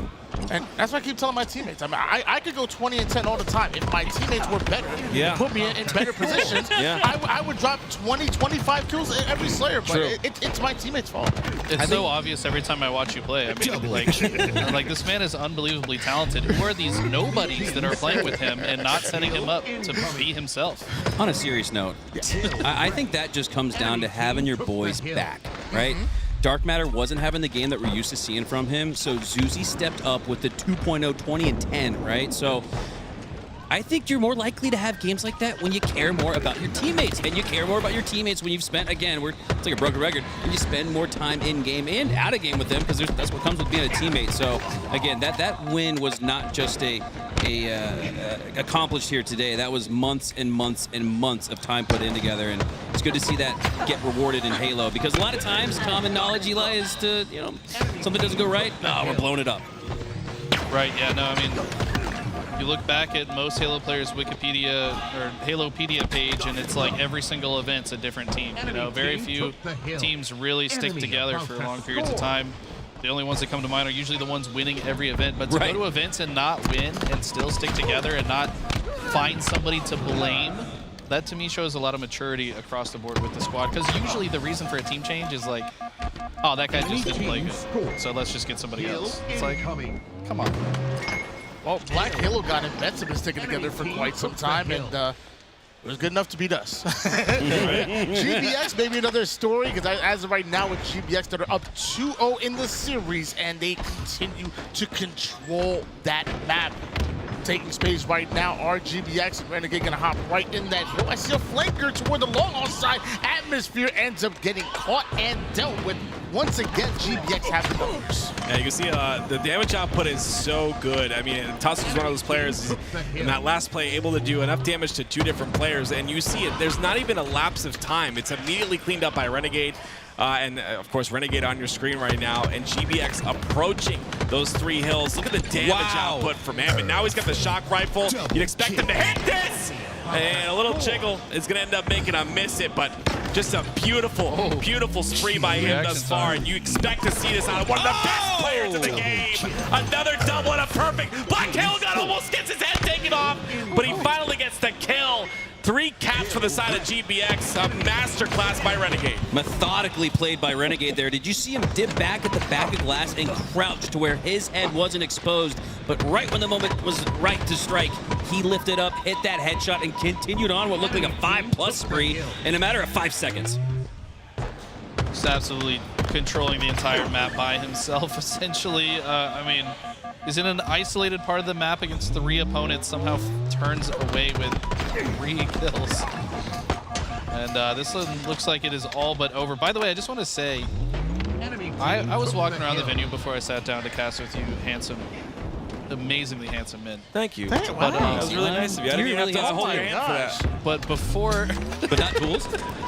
But before I did that, I was spying on a few teams, seeing what they're up to. And you know what I saw? I saw Legend and Tusk in an octagon, and they had reached 550 kills against each other. Wow. These guys were, and it's just That's an hour bandit at only. least. It's like a tiny octagon too, so that's just right in your face. Yeah. And dude, they're just making sure they're absolutely warm for this tournament, but like that's just a different level. And that really is a different level of grinding right there. 500 kills. My hands start to hurt after 100 kills. Yeah. And so the fact that 500, I would be crying in pain in the emergency room. Get the ice bath out. 3-0 lead. The 3-0 lead in favor of GBX right now, and request to issue once again going 3 down bets with a big win there, but you got to think this may be a 4-0. This may be a 3-0 series sweep. Yeah, it looks to be like that, and yeah, I think that warm-up is so very important. Octagon is like it's just a good place to get your hands ready. Oh my goodness, there it is. 4-0, 3-0 sweep. Yeah, I mean, wow. It's all. Yeah, I mean, I think Octagon's Check really him, important. PC. Let's put everybody on the spot right now. Give predictions for the winner, Tony.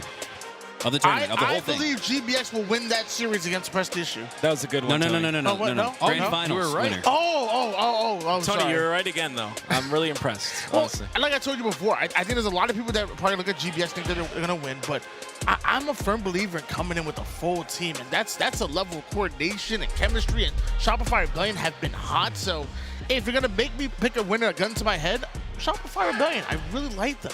Yeah, I have to go with the same. Unless they're not at 100% this tournament, I think Shopify take this. I think GBX will take advantage of any sort of thing they can get, any mistake that's made, any lapse of energy, I guess you could say. I think GBX will take advantage of that. But if Shopify come to play and they're really trying to prepare for London, they need to bring 100% here. And if they do that, they'll win the whole thing. Give me GBX. Wow. You changed. No, I said GBX at the very beginning. I said my theory why they could do this is because they have so much success in twos. Okay. 2v2 champs, Bound and Renegade, 2v2 champs, Legend and Tusk just weeks ago. And then people, it's like, are people forgetting that Bound and Legend are a duo? They're roommates. They have that's like hive mind. Legend lives in France. That's right, I forgot. Tony. What are you talking about? He moved here. You dork. It takes two to tango, and they just have two stacking up for them. Yeah. So it's almost like they have 6 players on the team, right? So give me GBX. Eli, who you got? I mean, have you forgotten that Shopify have beat Legend and Bound with their actual team? Have you forgot that they've also been beating Renegade on his actual team? Twas online. And Tusk on their actual team? Twas online. Twas GG's. Twas GG's. But, I mean, I'm not saying it's going to be a blowout by any stretch. I think that GBX have a chance, but I still got Shopify. Okay. I'll sit alone on the couch. Last Spartan standing. It's fine. I don't blame you, though. Like, I feel like between the two, when you look at the firepower on GBX, you look at the chemistry and the teamwork of Shopify Rebellion, I mean, it could be a coin flip. Honestly, what I would be mad at is if it was a sweep. Because if it's a best of, that's what I'm saying. If it's a best of 5 or best of 7, I would imagine it's gonna go at least to a game 4 and a best of 5, at least to a game 6. I want to see elimination. I would be so mad if it was a sweep, honestly. I don't think so. I think it's going to be highly contested. I'm predicting. I assume the grand finals will be a best of 7. I'm expecting that to go 7.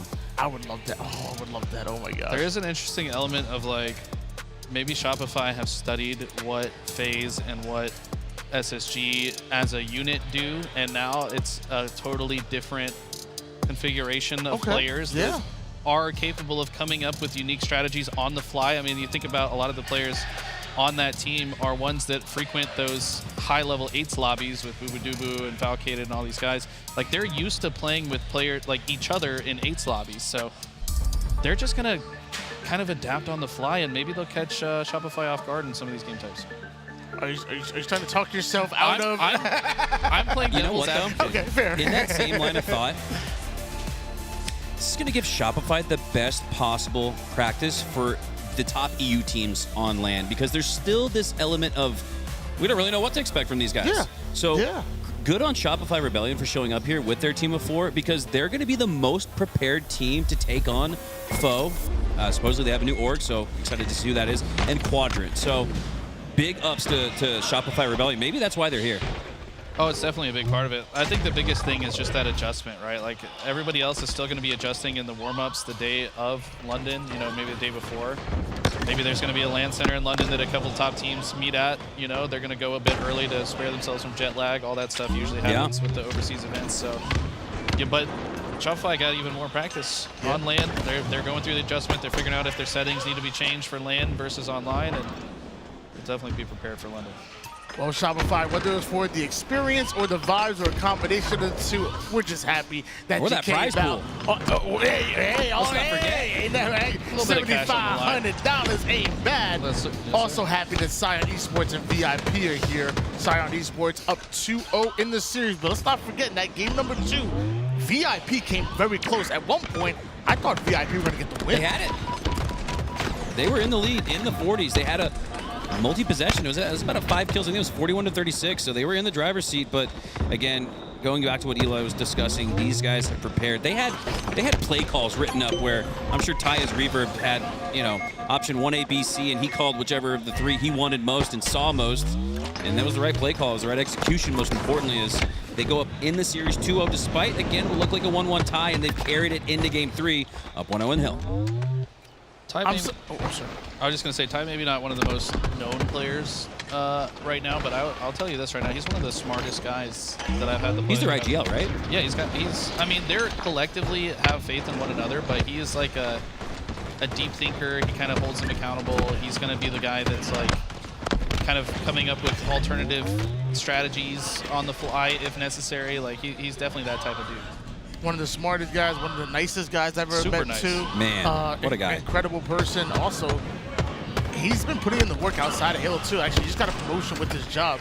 Dude's been putting in 60-hour weeks, man. Oh my God. 60-hour weeks and scrimming still 2 to 3 times a week and still putting in tournaments. Wow. Like, the dude has been grinding, bro. Man, he wants it. I'd love to see that. That's he lives like 20 minutes away from me.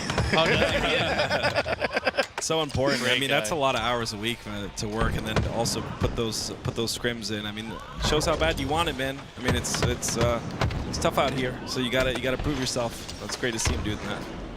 You only have so many opportunities in life, and nice to see Ty grab that by the horns.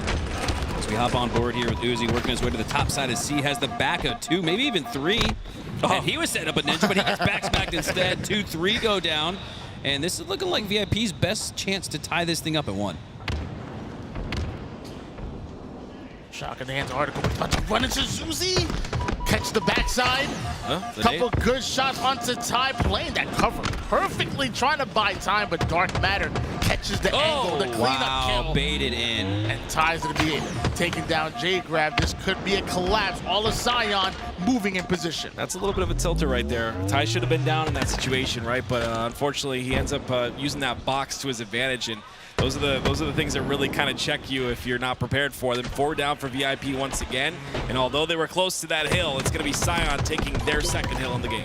I'm gonna be honest, I think that hill's the end of the series because, like, first of all, they were up in the Slayer and were feeling good and chirping, right? Yep. And then they lost. Haven't heard it yet. And then in this game, Scion win the first hill, and then VIP's like, okay, if we can just tie it up, we're still in this. But then they were so close, and then lost it again. And it just feels like, at that point, the level of doubt that creeps into your minds as that team, it's got to be overwhelming. It's got to be to the point that I don't think they're going to be able to overcome it. Just to be honest. Yeah, mental definitely be tested after something like that, and it's going to be really tough to bounce back from. 2-0 lead here for Scion Esports. A little over 3 minutes on the clock, so theoretically there is enough time for some things to happen, but that includes Dark Matter with a clutch double. That also includes Article trying to cover J-Grab's back. He knows that he's one shot. He's trying to get in the fight. Yeah, I mean, you mentioned like how difficult it is to come back from what just occurred, and how it's going to be hard for VIP to bring this back, but. What's crazy is that those tests are how players are made. Those tests are what make you that player that teams are looking out for, or that team that other teams are looking out for. And we'll see if that comes to fruition here. But I think a little bit of what you talked about is happening here. It looks like once again Scion in full control. They've got spawns locked in as well. It's true. It takes a very special individual, I think, to play their best in a moment like this. And that's when the absolute legends come to mind to me. Yeah. It's like Pistola. Like Pistola, didn't matter how far he was down, he was gonna find a way to win the game, And I don't know if I can say the same about all the members of VIP. They're all phenomenal players, but there's only one Ola, right? So yeah, I mean, if they do somehow turn this into a dub, I will be very, very impressed. It's hard to do, right? Even in, you know, matchmaking, much less high-level tournament competition. Right. You go down and it feels insurmountable. Like you're down 0-3. There's not enough time left on the clock. The comms start to die out a little bit. Not just in volume, but but in feel, tone, and energy. So, curious to see what the comms would sound like for VIP. Be interesting to go to a listen in here. We haven't, but again, like you said, Eli, we haven't heard them chirp or pop off ever since that game 2. You feel like that comeback in Slayer sucked the life out of them. Also, just kind of feels silly, right? You talk some trash and you still lose. Like, I don't know. We need to have Tools here because he could tell us all about that. Yeah, I'm sure he's really used to that feeling, honestly. Because I mean, the man doesn't stop chirping. Let's be real. Tools, he's funny. Ooh, Spar says the only way we turn this one around is if I start hitting some crazy shots. He hits one, but I don't know if that's gonna be enough. Eli mentioned Ola, and I'm about to choke him. Now, what into my head right now is just me. I just miss Ola right now. We all do. Halo misses Ola. Ooh. What a okay, we're starting to see some plays there. Detonation. Trying to see some plays here. No scope, a little remote det. 2 minutes left on the clock, though. It's, man, you almost can't leave the hill here of your article, right? You have to almost play, which would be considered stupid Halo or not optimal Halo, but because of the clock, you really need to overextend yourself to make sure you're always in the hill, to make sure that regulation clock doesn't dwindle away anymore. 1:45 left, still looking for their first score, RVIP. I'll leave this question for you guys. I mean, 3-0, minute 40 seconds on the clock. Like, are you guys playing the time, or are you playing? I mean, of course, always, every There's time. no reason not to, right? Because like, there's just they have to be in the next 3 hills. I guess the next 2 hills, without that time burning off. Like, you've just got so much extra time to work with. Plus, the next hill moves to bottom mid, which is going to be even easier to bait, right? Like, it's just, you can put the other team in a chokehold to where they just don't have any way to win. As a general rule of thumb, I always thought about it as if it's like, if your enemy has like a less than a minute per hill, that's when you want to play Slayer most of the time. Like, is that kind of your thought process, or is it a little bit more? We want to tweak that a little bit. It depends on the hill, right? Like, some hills can be locked down a bit easier, and you could sit in for an extended amount of time, which, by the way, VIP do get one on the board. But this because this next hill exists, I would alter that and just be like, okay, I would be okay with even more time for this specific hill being on the clock, because it's just that much easier to keep them out of it. Starting to hear a little bit of J-Grab pop off there as he does so with the shock as well. 2-3 players at least on that needle side of the map. 2 filter out towards A, and I'll give credit to VIP. They've done a great job making sure that they have feet in the hill more often than not. They're making sure that clock doesn't dwindle away. J-Grab with another double is going to give his team the space on the map to occupy the hill and feel safe while doing so. He's applying a lot of pressure on the map right now. You saw him jumping up just to hit that shot. Even though it's a body shot that forces that player back, this hill looks like it's about to be capped. But Ty's going to shut it down for now, and he's actually standing in the hill. I don't know if this is specifically to get the time, or because he can get the overkill from it. Ty is River popping off. If there's one thing to, check this roster. I mean, it's the end of the series anyway, but it's losing this hill when you're so close to getting the second one. Only 10 seconds have been removed from that time. Now, were Scion contesting it here because VIP were so close? I'm not sure exactly what the thought process was there, but they gave VIP a lot more time. At least 15 seconds Scion acquired in the hill. That's 15 seconds that could have been off the clock. You could be looking at less than a minute to go for VIP, but instead, they have life. We're going to find out that decision bites them in the butt now, because with a minute and 13 seconds and VIP about 20% done with this hill, Scion Esports, they want to close it out. They don't want to give VIP any room to breathe here, and Jiren has just cleared out gold. Siren now playing for time. That's hill time. Yeah, it was 3 down for VIP for a moment, though, and this is one of those moments where at this late in the game, you just have to live. You have to play your life as good as possible. You can't go down across the map like we just saw there out of J-Grab, unfortunately. And it's a 1-by-1 pick, and that's all she wrote essentially for this game. Ty usually the type of player that sets his teammates up to pop off, but this game he said, nah, it's my time to pop off. He's gotten so many perfect kills, got the overkill. He's 22 and 15 with 13 assists, outputting so much damage. But yeah, this Spar, the game is in his hand with this shot here. This is why that strategical conversation is so critical. This game would arguably be over if Scion stuck to their guns, which it looked like was their initial strategy. And Eli, we talk about that all the time. Even if it's the wrong decision, stick with it. Sometimes there's room for adaptation, but the adaptation might just allow VIP to tie it. Wow. But no, it's Dark Matter, last man alive. He's there going they to go. seal the deal. That was a bad death right there on Batledge, man. You stay alive in that situation, you at least hit a couple body shots with that shock. It's a completely different game we have on our hands. That got tense. I mean, yeah, it's just a rough, like, I understand why he repeaked a couple times, but dying right there was massive. Spar, I think, felt the need to apply extra pressure there. He thought that if he just backs down completely, he doesn't have enough support for his teammates. It's understandable, but yeah, if he repositions, maybe that plays differently. You know what I love about Halo? This right here. Eli, you got a chance to see us in the hotel room last night. The Dallas Stars moving on to the Western Conference Finals, and after every single series concludes in the playoffs, the GG handshake line. Yeah. After every single series concludes in Halo, we see that. And I that's some of my favorite. I just love that shit. Like the fact that you could kick each other's ass for hours on end, sometimes weeks and weekends on end, and at the end of it, it's all love, daps and pounds and hugs and handshakes. Respect. Love the sportsmanship in Halo. And the trash talk. And I was going to say, on top of that, like sometimes 30 seconds ago, you were just screaming at that person on the other side of things, and then you just dap it up. You just hug it out. Oh, looks like we got some players coming in.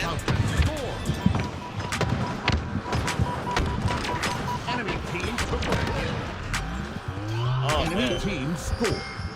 All right, we got the men of the hour, the twins of the hour. This is exciting anytime you have twins in Halo because Halo's always been a brotherly affair, right? You think of Ace and Elam, Tom and Dan, Roy and Lunchbox, and now we have Uzi and Zuzi joining us on the couch after a big 3-0 sweep. Zuzi, how you feeling, homie? Dude, I'm feeling great, honestly. Like, I just gotta revel in this win and just lock in. Like, we're still not even done with the tournament. Like, job not finished, you know what I mean? I still got 2 Titans to take care of, you know? Yeah, definitely. Yeah. So, talk us through in the offseason the decision to stay together. You guys were one of 3 teams to do that. The only one in the semi-professional ranks that did that. You guys seem to have some opinions on it, so I'll just get you right to it. Yeah, so like the offseason was the roughest offseason we've ever had. I think any AM team actually had. We didn't win a scrim for 3 months. Yeah, for 3 months. What? And like we were getting terrible placements. We was like, bro, we have to figure out the game. Yeah. And then 343 announces that they changed the spawns without telling anyone. So we were gaslit into thinking we're doing something wrong when it's a different game. Yeah. When the spawns are different, the game's gonna feel different. Yeah, so. the game's just different. You know, FaZe even said they had to change some of their systems because of the spawns they were seeing. You know, like that's hard, especially when like you come from such a good season 2. Like, okay, this is the season. This is the time for us to actually break out in the off season. You know, we have great momentum after Fort Worth. You know, we got top 24, I think it was. Yeah. And it's only up from there. We never placed lower than that. So like, yeah. You guys have been very consistent and together, and I was sitting behind you guys when that really exciting Game 5 was going on the main stage, 48-48, and I don't know, I just really enjoyed talking with you guys about the situation and hearing your thought process about it. Like, yeah, well, you know, if we're in that situation, we know what we're going to do because we've talked about it, and it's like, have you guys really prepared that in depth for like so many scenarios? I mean, another one that comes to mind was in the Street Slayer that you guys won at the end. You get some damage, and then 2 of you flood through P-side to Cafe to finish off that last kill. I mean, it seems all very intentional. Like you guys have a playbook. Is that We definitely do have a playbook. It's something that it's the system, right? Like it's so hard to come up with a system, and like we had some really weak maps in the offseason because our system weren't as good. Like for example, we during the offseason or during the first tournament of the season, we're playing Sentinels and we took their best map because we have such a good system on Aquarius Flag that it's like, okay, we need to apply this idea or concept to everything else we do. Why are we not? Love that. Aquarius was one of the maps that we had, one of the only maps we had a real system. Yeah. And so we just incorporated that with every other map because we would like, there'd be like a gap in our comms and we're just like, we all asking each other, why are we not talking to each other when it's about we don't know what's comfortable for us to do on the map. I love that, and I'm sure it's like a constantly evolving system, right? Like you're going to try something out, kind of trial and error exactly. process. Yeah. We were talking during the cast, and the only person on your team that I've actually got to talk to extensively is Ty. I love the guy. He's super nice. Yeah, I love Ty. Nice guy. Amazing guy. And he asked me, like, who's the IGL in this squad? I was like, I don't know. I mean, Ty is a really smart guy, but I feel like they all kind of have like a brotherly connection and respect for one another that, you know, any of them could probably make a play call at any given time. Is that true? That's how we play. That's exactly how we play. Yeah, that's exactly like, how we play. Usually, we did this thing where we had a scrim with no comms. I love love was that. crazy. Those are always And so fun. like, we really ever figured since out then, who the IGL really was. Like, I remember I was doing the comms, and I forgot what map it was, but I remember it was a Slayer. It was a Street Slayer, and I remember I'm like, I don't know. I'm just hesitating. I'm just not saying what we need to do in the moment. So it would be one person on the team. One person on the team is the communicator. Yes. Wow. Do you switch games? Yes, we switched games, and then we were like, "Yo, you're making way better decisions than we would have in the moment if we were all talking." You know what I mean? Yeah. Like, Right. Yeah. And from there, we were like, "Okay, we have to just our comms. It's really just us beating ourselves." That's a we really just beat interesting ourselves. practice to like. We got that from Ryan Noob, actually. Shout out Ryan Noob. Yeah, definitely. I said course, that to yeah. I said that to somebody the other day. They were like, "Do you think Ryan Noob still got it?" And I was like, "Hell yeah, Oh, he still yeah. got it." I was like, Yeah. "Anytime a new strategy comes up, he's written the book on it." Yeah. So very cool to hear you guys take that from Ryan Noob. Also, again, taking a little bit of page out of Ogre 1, Ogre 2. Talk us through the gamer tags. We got Uzi and Zuzi on the couch with us. Yeah. It sounds like you guys got chemistry. We assumed you guys were brothers when we casted you at the 2v2 finals in Arlington. Right. Did you guys start off with those names, or did you rebrand? No, Talk we me actually through did. how you It's got your funny. gamer tags. So, I've had my gamer tag for like what? 6 years now. Uzi? Yeah. Always been Uzi. Yeah, I've been that for a while now. And so Angel always thought the tag was cool. Like every other day he would say like my Bro, I tag. love your gamer tag. Yeah, he loved Bro, I my love gamer your tag. gamer tag. I was like, I had like 4 different aliases during that time. That So, respect, dude. Yeah. so I was like, bro, we're in the Halo com. Why don't I just make my name Sylvan Tears? It's such an easy brand. Yeah, It's exactly. such an easy thing to go off of. We're already twins, you know. Yeah, So like, people just call us the Uzi twins. So Yeah. Right. It's Yeah. just, Exactly. It's What was just your so tag easy. before? mine was Comply, Kumply. Okay. Oh. I remember that tag. Yeah. Yeah. Yeah. I had to switch it because Maniac said something on stream, and then I made a whole edit on it, and I was like, "This is my new tag now." It's slander. So That's actually hilarious. Yeah, it is hilarious. Shout out to Maniac. He's probably watching this. But, yeah, for real. You guys been playing Halo like your whole lives together, or what? It's interesting. I want to shout out my brother, Saint Nick, because he first started playing at our house, and I'm like 12 years old, 11 years old.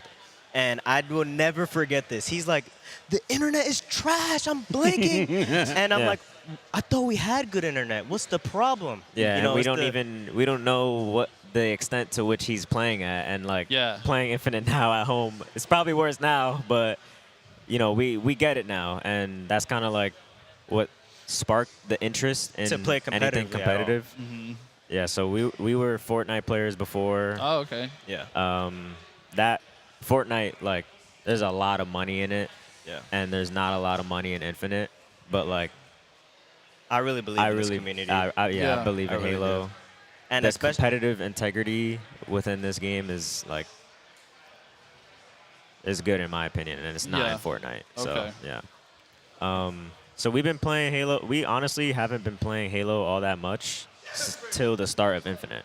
So we were really learning Wow. the game Yeah. when Infinite came out. Yeah, we played a lot of H5 during the last month. I mean, off and on, we would play it casually, you know, like nothing serious. We just play the game, have fun, you know. Who were y'all's inspiration to get into Halo, and why Halo? Honestly, our older brother, Our Saint older Nick, brother, 101. I've played him in the playlist so much. Yeah. Yeah, he's grinding. Yeah, he's always Yeah, he's always in the playlist. I tell him not to be, but he's always like, yo, I gotta get my games in. I'm like, all right, man, all right. But yeah, him and Mr. Alpha, he got us into Halo. So we were teaming with them at the start of Infinite, and they're just showing us the ropes. And it just got to a point where like we had so much more in us than they did, because they have other life things that they're going through, and they're older and they've had their time competing, and so they Right. were like, Time to go your separate ways. And I want to add on to that, like the biggest reason for me anyways why I got into Halo was because I wanted LAN. You know, Fortnite Yeah. doesn't give LAN Yeah. like It's all once, online. two times It's a all year. online Like, cups. yeah, and I really did not enjoy that, you know. I was playing online during quarantine for like 8 hours a day. You know, obviously, I feel like me getting burnt out is just expected. Yeah. So we talked about you guys and Ty, obviously. Where does Dark Matter come into the picture? How did you guys link up with him, and like, what is he for you guys? Dark, Dev, we always call him Dev. Okay. So, Devin, he's really just a really consistent player. Like, whatever, like whenever we go in a VOD or whatever, like it's me and Angel making like the craziest plays it seems, but like game breaking. This is why we lost. Yeah. You know, it's that kind of thing. But Devin, You guys are still learning, though. I mean, you guys, of course. You guys have so much upside in the sense that you guys are just getting your, Halo going. They've been playing Halo for a while or competing in it for a lot longer than we have. So when we first started teaming, they just called us sponges because everything they told us, we did it. Yeah, you seem like very open-minded and like willing to learn, and I'm sure they love having teammates like that. I mean, I was actually talking to Ty, it was probably like a year ago. We were like waiting in line to sign up for FFA, and he's talking you guys up, like these twins that I just found that they're amazing. They're super talented. I love playing with them. Like they've got good attitudes. Like he had nothing but good things to say about you guys. Yeah, shout out to And it makes a lot Appreciate of sense that you guys are still together to this day. So yeah, I can attest that Dark Matter is solid because I could not kill that dude in my FFA lobbies. He's in like every one of my FFAs, I can't even kill it. He's like late jumping, like just doing everything in the book to throw my aim off, and he's just a tough kill, man. Yeah, and at first he wasn't that guy. We got him into that late jump, and we're like, yo, you're gonna have to start doing that. He's nasty with it now. Yeah. I think he might do it more often than I do. Yeah, I feel like it was like a cornerstone of his game. He did it in every fight that I saw. That's great to hear. Wow, I love honestly, that. that's great to hear. I love that. Well, we're glad you guys chose Halo. It is a pleasure to have you guys. Some Thank you. twins, some new players in the Halo community that are really starting to make a name for themselves in the Thank you, scene. guys. Respect to you guys. Love to see you guys in Halo. And love to see you guys taking wins like that. Congrats on the 3-0 sweep. We'll see you guys in Winners Round 2. Thank you. All right. We'll also have Winners Round 2 on the other side of this break. We're going to take a quick second to reset, re-rack, get some water. We got to rehydrate, Eli. We've been talking for hours. Yeah. And we're going to get ready for some more Halo on the flip side. Don't go anywhere.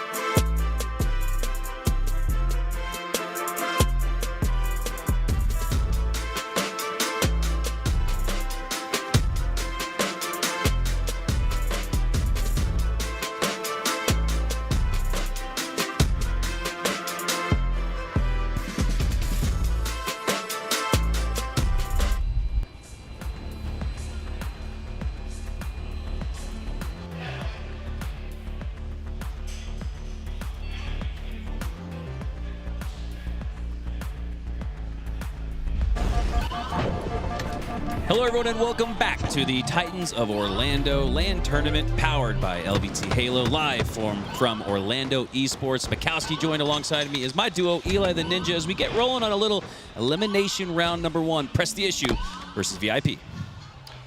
Losers round 1. Winner of this moves on to tomorrow. A lot of stuff on the line here. Both these teams, I think, pretty evenly matched. I think VIP has maybe some of the more known players, maybe a bit more established, maybe played in more tournaments or more, I guess, visible on socials. You know, we got Jay Grav, a streamer, Article streamer as well. Jaren and Spar, well known in the community as well. On the other side, though, we've got some up-and-coming grinders, in my opinion. Can't really call Black Halo God an up-and-comer. I've been playing against this guy since the Halo 2 days. I mean, this guy was a local of mine. Can't say enough good things about Joe, Black Halo God. But he's teamed alongside Bets and Chato So Sweaty and Atmosphere. So these guys are grinding in these AIDS lobbies, Clutch Academy. They are competing in lots of different tournaments, so they're certainly no slouches in the competitive scene as well. Early on, it's VIP taking a 1-0 lead, and most importantly, they rotate to the next hill, already at a quarter on the board, as 2 members go down for Press the Issue, only 1 for VIP, but Chato So Sweaty is making his move. He's got that positioning. More importantly, he's got the camo, the surprising shots, take down J Gravity. A couple grenades blow up in front of him, but he's able to avoid any of that damage. Take down Spar, yes, he does, and Press the Issue should have some hill time here, but that's a big slay there from Jaren. Last Spartan standing, and he results in a 3 down for Press the Issue. That is a huge play. On the other side, J Gravity charged up from the solo slay from Jared, wins his 1v2, gets the double kill, and gets back in the hill, just as it looked like Press the Issue was about to score some time. Looked like they were about to press the issue, to be honest with you, but Black Halo God having a rare moment, missing a few shots. This guy usually shoots very steady, but J Grav does get the better of him in that moment. Got to keep your eye on Chato So Sweaty. This guy, I know he's only got 2 kills right now, but he's an absolute demon once he can get into his flow state. Shout out active. But so far, he's been unable to do so. Yeah, even when we had Bound and Renegade on the cast earlier, they said, this Chato So Sweaty guy, I like his POV, I like the way he's moving, I like the way he's shaking. But for now, he's the only one moving and shaking on this Press the Issue roster. He's the last Spartan alive. Spar with 1 HP. You could barely see a Caterpillar's worth of HP there. That's enough to keep him in the mix as Jaren is in the hill. VIP are rolling. Spar recently known for making it to Onyx without aim magnetism. He disabled aim assist and still hit Onyx, which is quite impressive. Difficult to do. Guy has a very steady shot. You have to if you're going to aim without aim assist, that's for sure. He's got 10 kills to his name. So far, the outstanding performer in the lobby. Now, Eli, you also tried a difficult challenge in matchmaking, right? You all Halo 2 settings, I think, right? You couldn't sprint, couldn't clamber, couldn't use equipment, couldn't use anything that wasn't around in Halo 2, outside of obviously the Bandit Evo. Were you able to reach Onyx? And you ever think about maybe trying something out like that as Jared doesn't get the triple? Go ahead. Yeah, I mean, I did reach Onyx. Got some fun YouTube content coming for you guys. It's going to be a little different from my normal YouTube content. So you did reach it? Yeah, I did reach it. I've got all of it recorded. So gonna make maybe a few episodes of my experience going through playing Halo Infinite on 78 FOV, not sprinting, or using any items that didn't exist in Halo 2. It was a fun challenge. Love me some Eli the Ninja content. Been doing it for 20 years now. Eli, we appreciate you, homie. As Press the Issue, they must have maybe got a little bit of a session from Eli the Ninja, as they have. Well, actually, I think you said yourself that you've worked with some of these guys before. So. No. Okay. I've casted these guys. I just assume everybody who's showing signs of improvement has had a little bit of time with Eli the Ninja, because you really are, man, a great content creator, great coach, and just a great person to have in the Halo community, and a great comeback taking place here as Press the Issue. Come back, only down by 1 hill, and that's crucial, right, Eli? You can't go down 3-0. It's hard enough to score 2 in a row. That's the task staring at Press the Issue now, but VIP have earned the first 50% and then some. It's really about differential, right? To be down by 3 hills, significantly different than going down by now just 1. So in that sense, a 2-hill swing keep themselves in this game, but so far, looks like VIP are looking good. But by the way, the main match, this is kind of an interim right now. We do have Shopify versus Gunplection's team coming up here shortly. So for now, though, we're going to stick with VIP and Press the Issue. I can't wait to see what Gunplexion and his squad can do against the full 4 of Shopify Rebellion. We're waiting for that one getting set up, but kind kind of nice to wait for a matchup like that with some more incredible Halos. We have these two teams duking it out. Hill number 4, highly contested with 3 minutes left. As we scooch on down the couch, make a little bit room for Eli. We both have old eyes. It's hard for us to see, so we're going to get a little bit closer to the monitors so we can bring you guys all the action. Spar at 1 HP, moving up to the sneaky side, avoids that fragmentation grenade, and that's something Eli, good movement. Aim assist or not, that's in his bag, and Spar uses that to stay alive. Spar really impressed me as a player. I mean, this guy's been competing in a majority of these HCS online tournaments. I feel like his team is always on the cusp of making it through. He's been really learning a lot, I think, through those processes, and he's a very smart, well-rounded player, hits a lot of shots, and he's exactly the type of player that can make your team better. VIP looking to reclaim that spot at the top, that 2-hill lead that they started off this match with, as they're just on the brink of scoring, but they're going to have a little bit of work left to do. 4 up for the red squad. Now 4 for the blue squad. It's an even gunfight, but not even in the scoreboard. Because of this, the red squad are going to be pushed to maybe overextend, and they do! They don't overheat, though. That's most important. They don't lose much life advantage. They keep 3 alive, 4 go down, and this could be a comeback. It's kind of the trap you fall into when you've got so much of the hill already completed. You start to think, oh yeah, we've got this one for sure, but tell you what, it is not over until it's over in Halo Infinite. Very easy for one team to get control, but look at this. They do a good job to come off spawn. Now 3 dead, Shadow, last guy alive, 4 dead. They will finish this hill and this game, and honestly an impressive bounce back in a moment where they could have fallen apart. They made sure to hit their stride and re-approach that situation correctly. Yeah, that was an icy play there from VIP. Props to them for taking game 1. King of the Hill on recharge as we take a look at the bottom of our screen on your left. That's the Kraken squad. Rhett, Gunplexion, Breaking Shot, and Leaderness. On your right, you've got Suppressed, Cycle, Mental, and Soul Snipe. Sorry, drawing a blank on a great competitor. Sorry about that. And then, of course, the coach behind him, Best Man, as it looks like. I'm assuming we're loading in. Defeat. No, Best Man would never walk away from a load-in, right? I got to use context clues a little better there, Eli. Yeah, and by the way, it's Jagged Cloud is the coach of Gunplexion's team, and he's the coach right now for Proton, who's that Druck. Trey's the coach, isn't he? Actually, no, you're right. Jagged's the manager. Jagged's the manager. Sorry. Still equally as important, right? It's very, and that's one of the, I really tried to call that out when we were calling it live. Proton making it and qualifying with that first place finish in the major qualifier. I think it's really important to bring up the guys behind the scenes. There's so much effort that goes into it, right? Even for a family and a team like LVT Halo, right? You see us knuckleheads on your screen more often than not, but man, it's guys like Tools, who sometimes is on screen too, but he does such a great job behind the scenes, adminning tournaments, observing, which I think he's doing right now. Nighty Night, one of the best, if not the best observers in Halo, and then of course the godfather of Halo production, Louis V. Titan. So much appreciation and love for the guys behind the scenes that you don't get to see more often than not. I got a question though. What's up? How much did Tools pay you to say that? Say nice things about him? $25. Okay, makes more sense. Okay. Yeah, he's a great guy. Can I get some of that? Yeah, he's such a nice guy, but yeah, we'll split it. Tools, all jokes aside, definitely.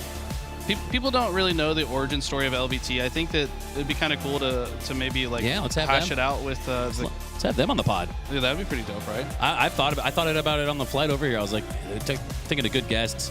I'm so enamored with the podcast, dude. I really love doing that show with you and getting more of the stories and narrative and history shared in competitive Halos. We have another page being written here in your winter semifinals. Rebellion up against this upstart Kraken roster that is looking to break through. A win in this series on LAN could mean so much for each and every single one of these 4 players' opportunities. As it looks like Rebellion, though, we're going to get the first little bit of oddball, 9-0.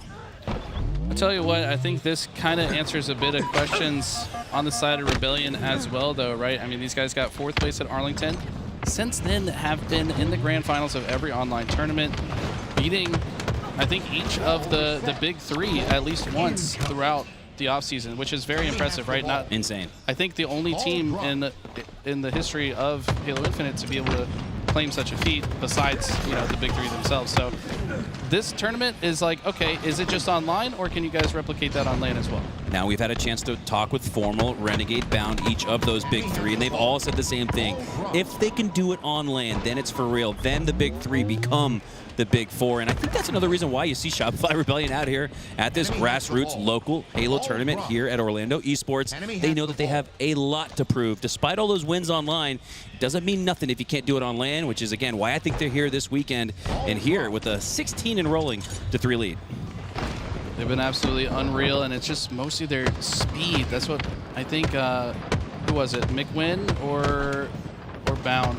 Both said this. Yeah, I think they both said that they're just the second fastest team right now outside of SSG, and they're very talented individually. They've got a lot of individual gun skill. They put it to work constantly. They control the whole map. But on the other side, you've got a lot of individual skill as well. Gunny been popping off all weekend, won the FFA, beating Soul Snipe, who many pegged as the favorite to win the FFA. And he's surrounded by some extremely talented individuals as well. So despite Rebellion having so much success, they're going to have to work for this win. Yeah, and Complexion cleared that free-for-all by a couple slays, Eli. We've had a chance to cast, I want to say, the last 5 or 6 free-for-all grand finals, both at HCS and here in Orlando. And every single one of those has been a 1 or 2 kill game. Complexion cleared it by 5. Cycle with the bait and switch, but there's no switch. It's just himself there. That is the advantage of playing that sneaky, cheeky positioning. You got to check your corners, though. You know what they did there is they held 75% of the map. They forced Kraken to spawn in PD, predicted the most common route that they would take, and Cycle knows exactly what Complexion's going for. He's going to hit that curb slide from B to purple every single time. He just sits there with camo and waits for the second player. He can get a double kill. Cycle has that scouting report handed down to him by Best Man, one of the best coaches in the HCS here also this weekend in Orlando, as Rebellion have really opened up a big lead. Kraken haven't been able to get a secure hold of 10 or more seconds. Instead, it's been a few of those for Rebellion as they get about the first minute or so on the scoring. Less than 3 minutes left in regulation, and Kraken still looking to control their first bit of oddball, but with 2 down on each side, it's going to be even more difficult. In fact, wow, in a 2v2, Kraken elect to play the oddball. It goes to show the respect that they have for Rebellion, Eli. It's just a situation where you've got a rabid suppress running at you, and this guy does not make a habit of missing shots. He's going to probably clear it out. Maybe they know that, decide to play it out. Here, Cycle, just seemingly always been in the right place at the right time where his team needs it, but does get taken down, and this, if Kraken can win this engagement, it could potentially get some ball time. They do get 3 dead. Soul Snipe last player alive. Cycle now their first spawner, and Kraken have their first chance to score some additional time. Oh, look at this. Kraken not only reset the oddball out through the spiker stairs, they set up a preemptive rotation to the A side, which is going to give them that first 10 second. You got to hold the oddball, Eli, I feel like, in 10, 15, and then 20, 30 second successions of times. And if you can get 30 seconds of milk on the board, that is a check mark for a potential win here in the early goings of this best of 5. Always impressive to me when an oddball starts off in game 1. You got to go the distance early on. You got to show that you're here for the long haul. Rebellion are showing just that as they're able to break through, but not before Kraken put 24 seconds on the board. But at 68 seconds for Rebellion, now 70, Kraken have what, 1, maybe 2 pushes left. The way Cycle plays this, he knows that he's on an island, so he's going to play safe. He's just going to apply pressure. He knows these players are going to turn around, try to kill him before they aggress the ball carrier. Uses that to his advantage. And while Kraken has honestly made some good pushes throughout this round, it's really been a sandbox difference from what I can see. Rebellion have had all the camos, have had all the shotguns, and the Stalker rifle. Finally, Breaking Shot might be able to get a couple bullets of that Stalker to work with. But it looks like Rebellion have a rotation working of their own back towards the A side of the map, working it towards PD, but Complexion breaks through on the jukebox. But at 93 seconds, the clock is ticking. Oddball gets reset and played out, and that's another advantage you have, Eli. When you have this 1 minute lead, this 1 minute edge on Kraken, you don't have to stress. You don't have to overextend yourself for these 7 seconds. You're going to let that time come to you, if you will, and let the process play out as they reset the oddball back to the reset point. Work and focus towards slays, but it's Rebellion getting slayed out instead. 2v2 for now. Look at this, the way Menzel's playing this, just trying to deny access to the rest of the map. Knows those players are trapped in C. Gonna now pull out the assault rifle and push. Look at this, just running side by side. If they run into any opponents, they could very well be deleted from existence, as is leader Ness finds himself wrong place, wrong time. That's gonna be round 1. Rebellion take it We were talking about how intrigued we were to see this Kraken roster. Plenty of upstart gunnies on the squad, led by their fearless leader, Gunplexion, taking first place in that free-for-all tournament last night.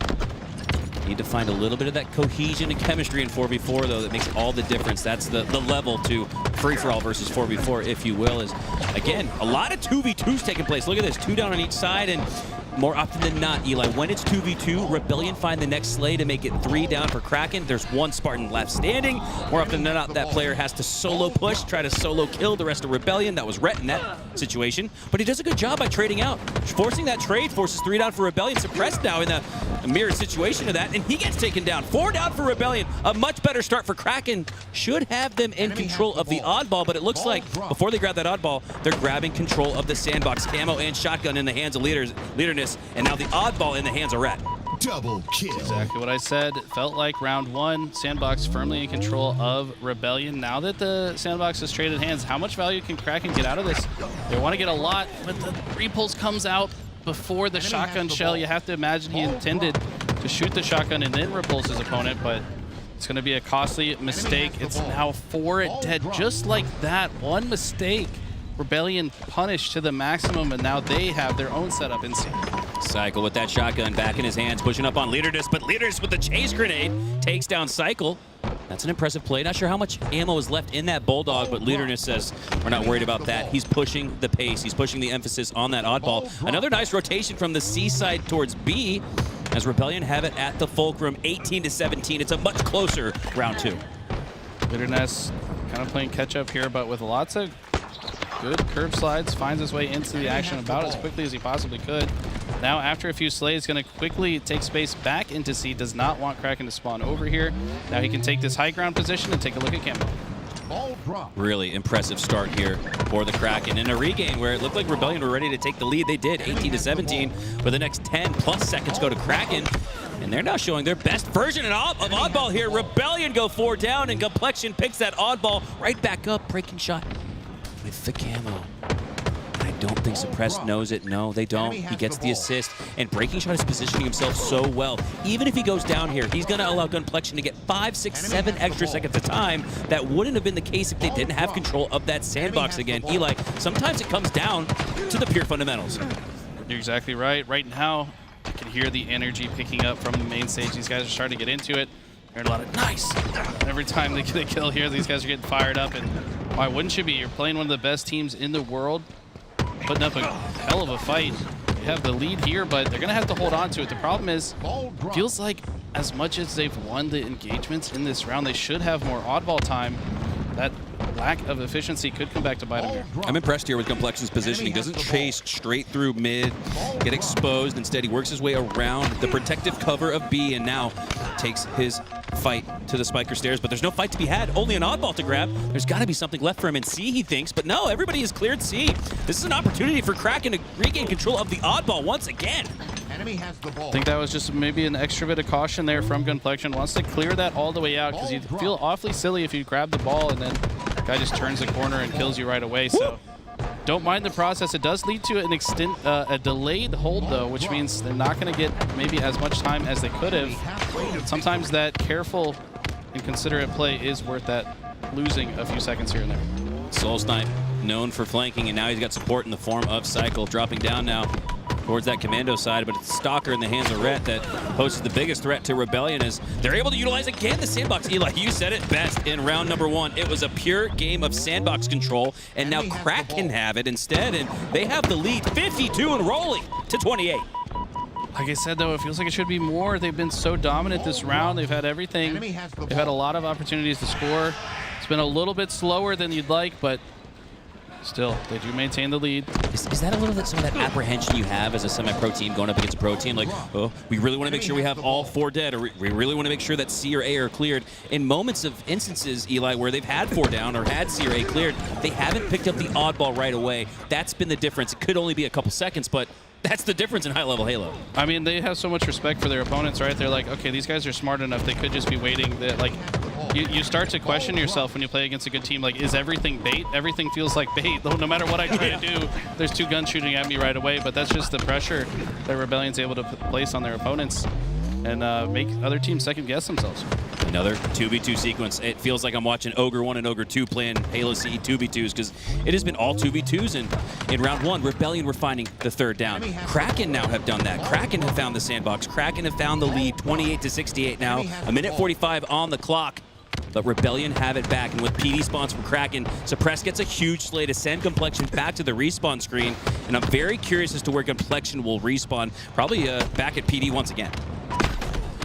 Back A, looks like they've pushed, they pushed all the way through up to the arcade to force the spawns all the way in the back of A. If they don't occupy arcade at all, that spawn likely would be PD. Enemy has the ball. And just adds a little bit of extra routing for Kraken to take. Now the sandbox comes in their favor. Rhett wins a huge 1v1. He loses that fight against Soul Snipe right there. This very well could be the end of the round, but this is a small window of opportunity Kraken could take advantage of. It really exemplifies control in Halo Infinite when you're able to take down an opponent on one side of the map, and then they spawn exactly on their red X. That says that you've got those 4 corners under control. You've got the L shape, but just as I say that, Rebellion might just take the L. All 4 go down, 67-68, and Kraken have a chance in round 2 to ice up. The beginning of this push was that 1v1 win, Rhett versus Soul Snipe. Soul Snipe, one of the hardest guys to win a 1v1 against in the game, but that ice is what led them to this moment. They now have the chance to close this out with some huge plays. 3 dead. Gotta have time here, though, right? Momentary 1v1 on the map. There's, Eli, I'm thinking about what you said earlier. There's that 1 to 2 seconds where you're almost like, come on, guys, you need to grab the oddball. There's no threat nearby. And Rhett was close enough. Breaking shot slayed out. Double kill, earned the assist for a potential triple shroud screen. Not enough to keep him from going down. Rhett, can he win another one? Yes, he takes down Suppressed. And Rhett starting to pop off a little bit. 67-88, 1 minute left. 22 kills, 11 assists, 54 seconds of oddball time. Rhett really stepping up. Maybe the player that most people aren't familiar with, but this guy has been a grinder for a long time. Look at this, Leader Ness with the shotgun, still has plenty of ammo to work with. Love the way he played that, does not risk the melee trade. Why trade out when you can just kill him outright with the shotty? And as time dwindles down, Kraken get closer to winning this round. It's again why stats don't matter. Rhett, he's only +1, but every time we switch to his POV, he is getting the crucial slays that could give the Kraken a round 2 win and a tie in this game 1. We talked about it going the distance, Eli, and it might just Rhett with some shaky shots, but Leaderness, that's a true homie play right there. Says, I got you, brother. Let me ice up for you as he takes down his opponent. 2 down, though, for Kraken. And Rhett has done such a good job just simply staying alive, not losing your resources, not losing your life has been the difference in round number 2. 10 seconds left. Can the Kraken hold on? Ball's in a precarious position. Rebellion have to overextend to grab it as 2 kills go down. That's going to all but guarantee the round. Mental does win the 1v1, but doesn't have enough time to grab the ball. We've got ourselves a round 3.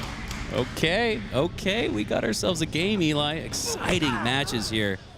A look at the main stage. On your left, the boys for Kraken. On the right, the boys you're familiar with for Shopify Rebellion. And they're in a dogfight here, tied 1-1. Who's going to win the opening break?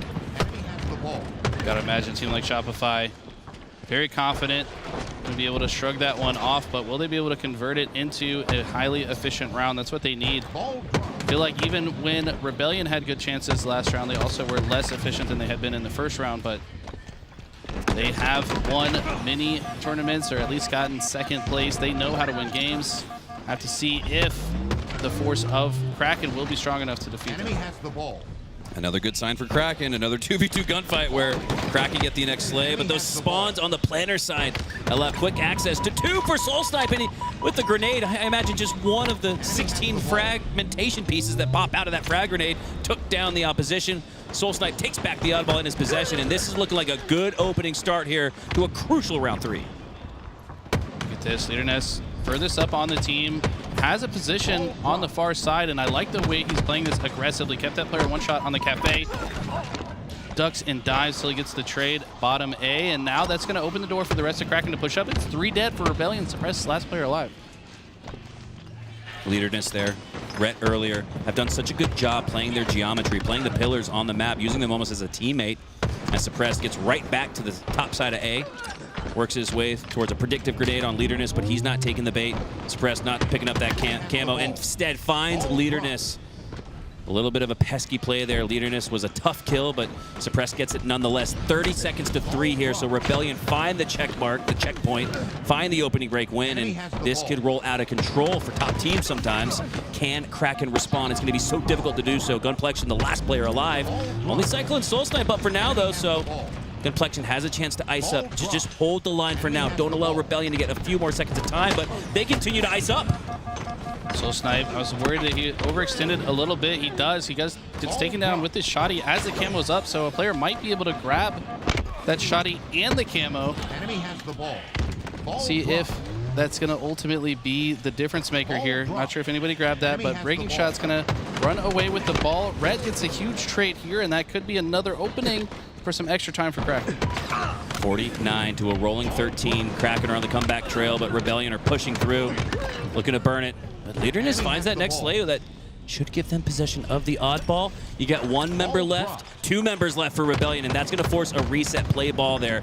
Big plays here. Just the positioning alone for Mental and his teammate allow them to maintain that lead and force a read. I like this too. They decided to turn around and fight up the driveway together. Wow, look at the teamwork. They're so good at team fighting. This was a 2v3 situation. Cycle and Mental find a way to come out on top just by utilizing all the different angles in that area, fighting the same targets at the same times. Brilliantly played from Rebellion. 56 and rolling to 18, but there's still plenty of time on the clock, but I don't know if there's many pushes left as Rebellion continue to score time, especially as it reaches the 70. That's what it gets to again on Streets. 1, maybe 2 pushes up the map left, and Cycle with that opening break slay makes it more and more likely that Rebellion take a monster game 1.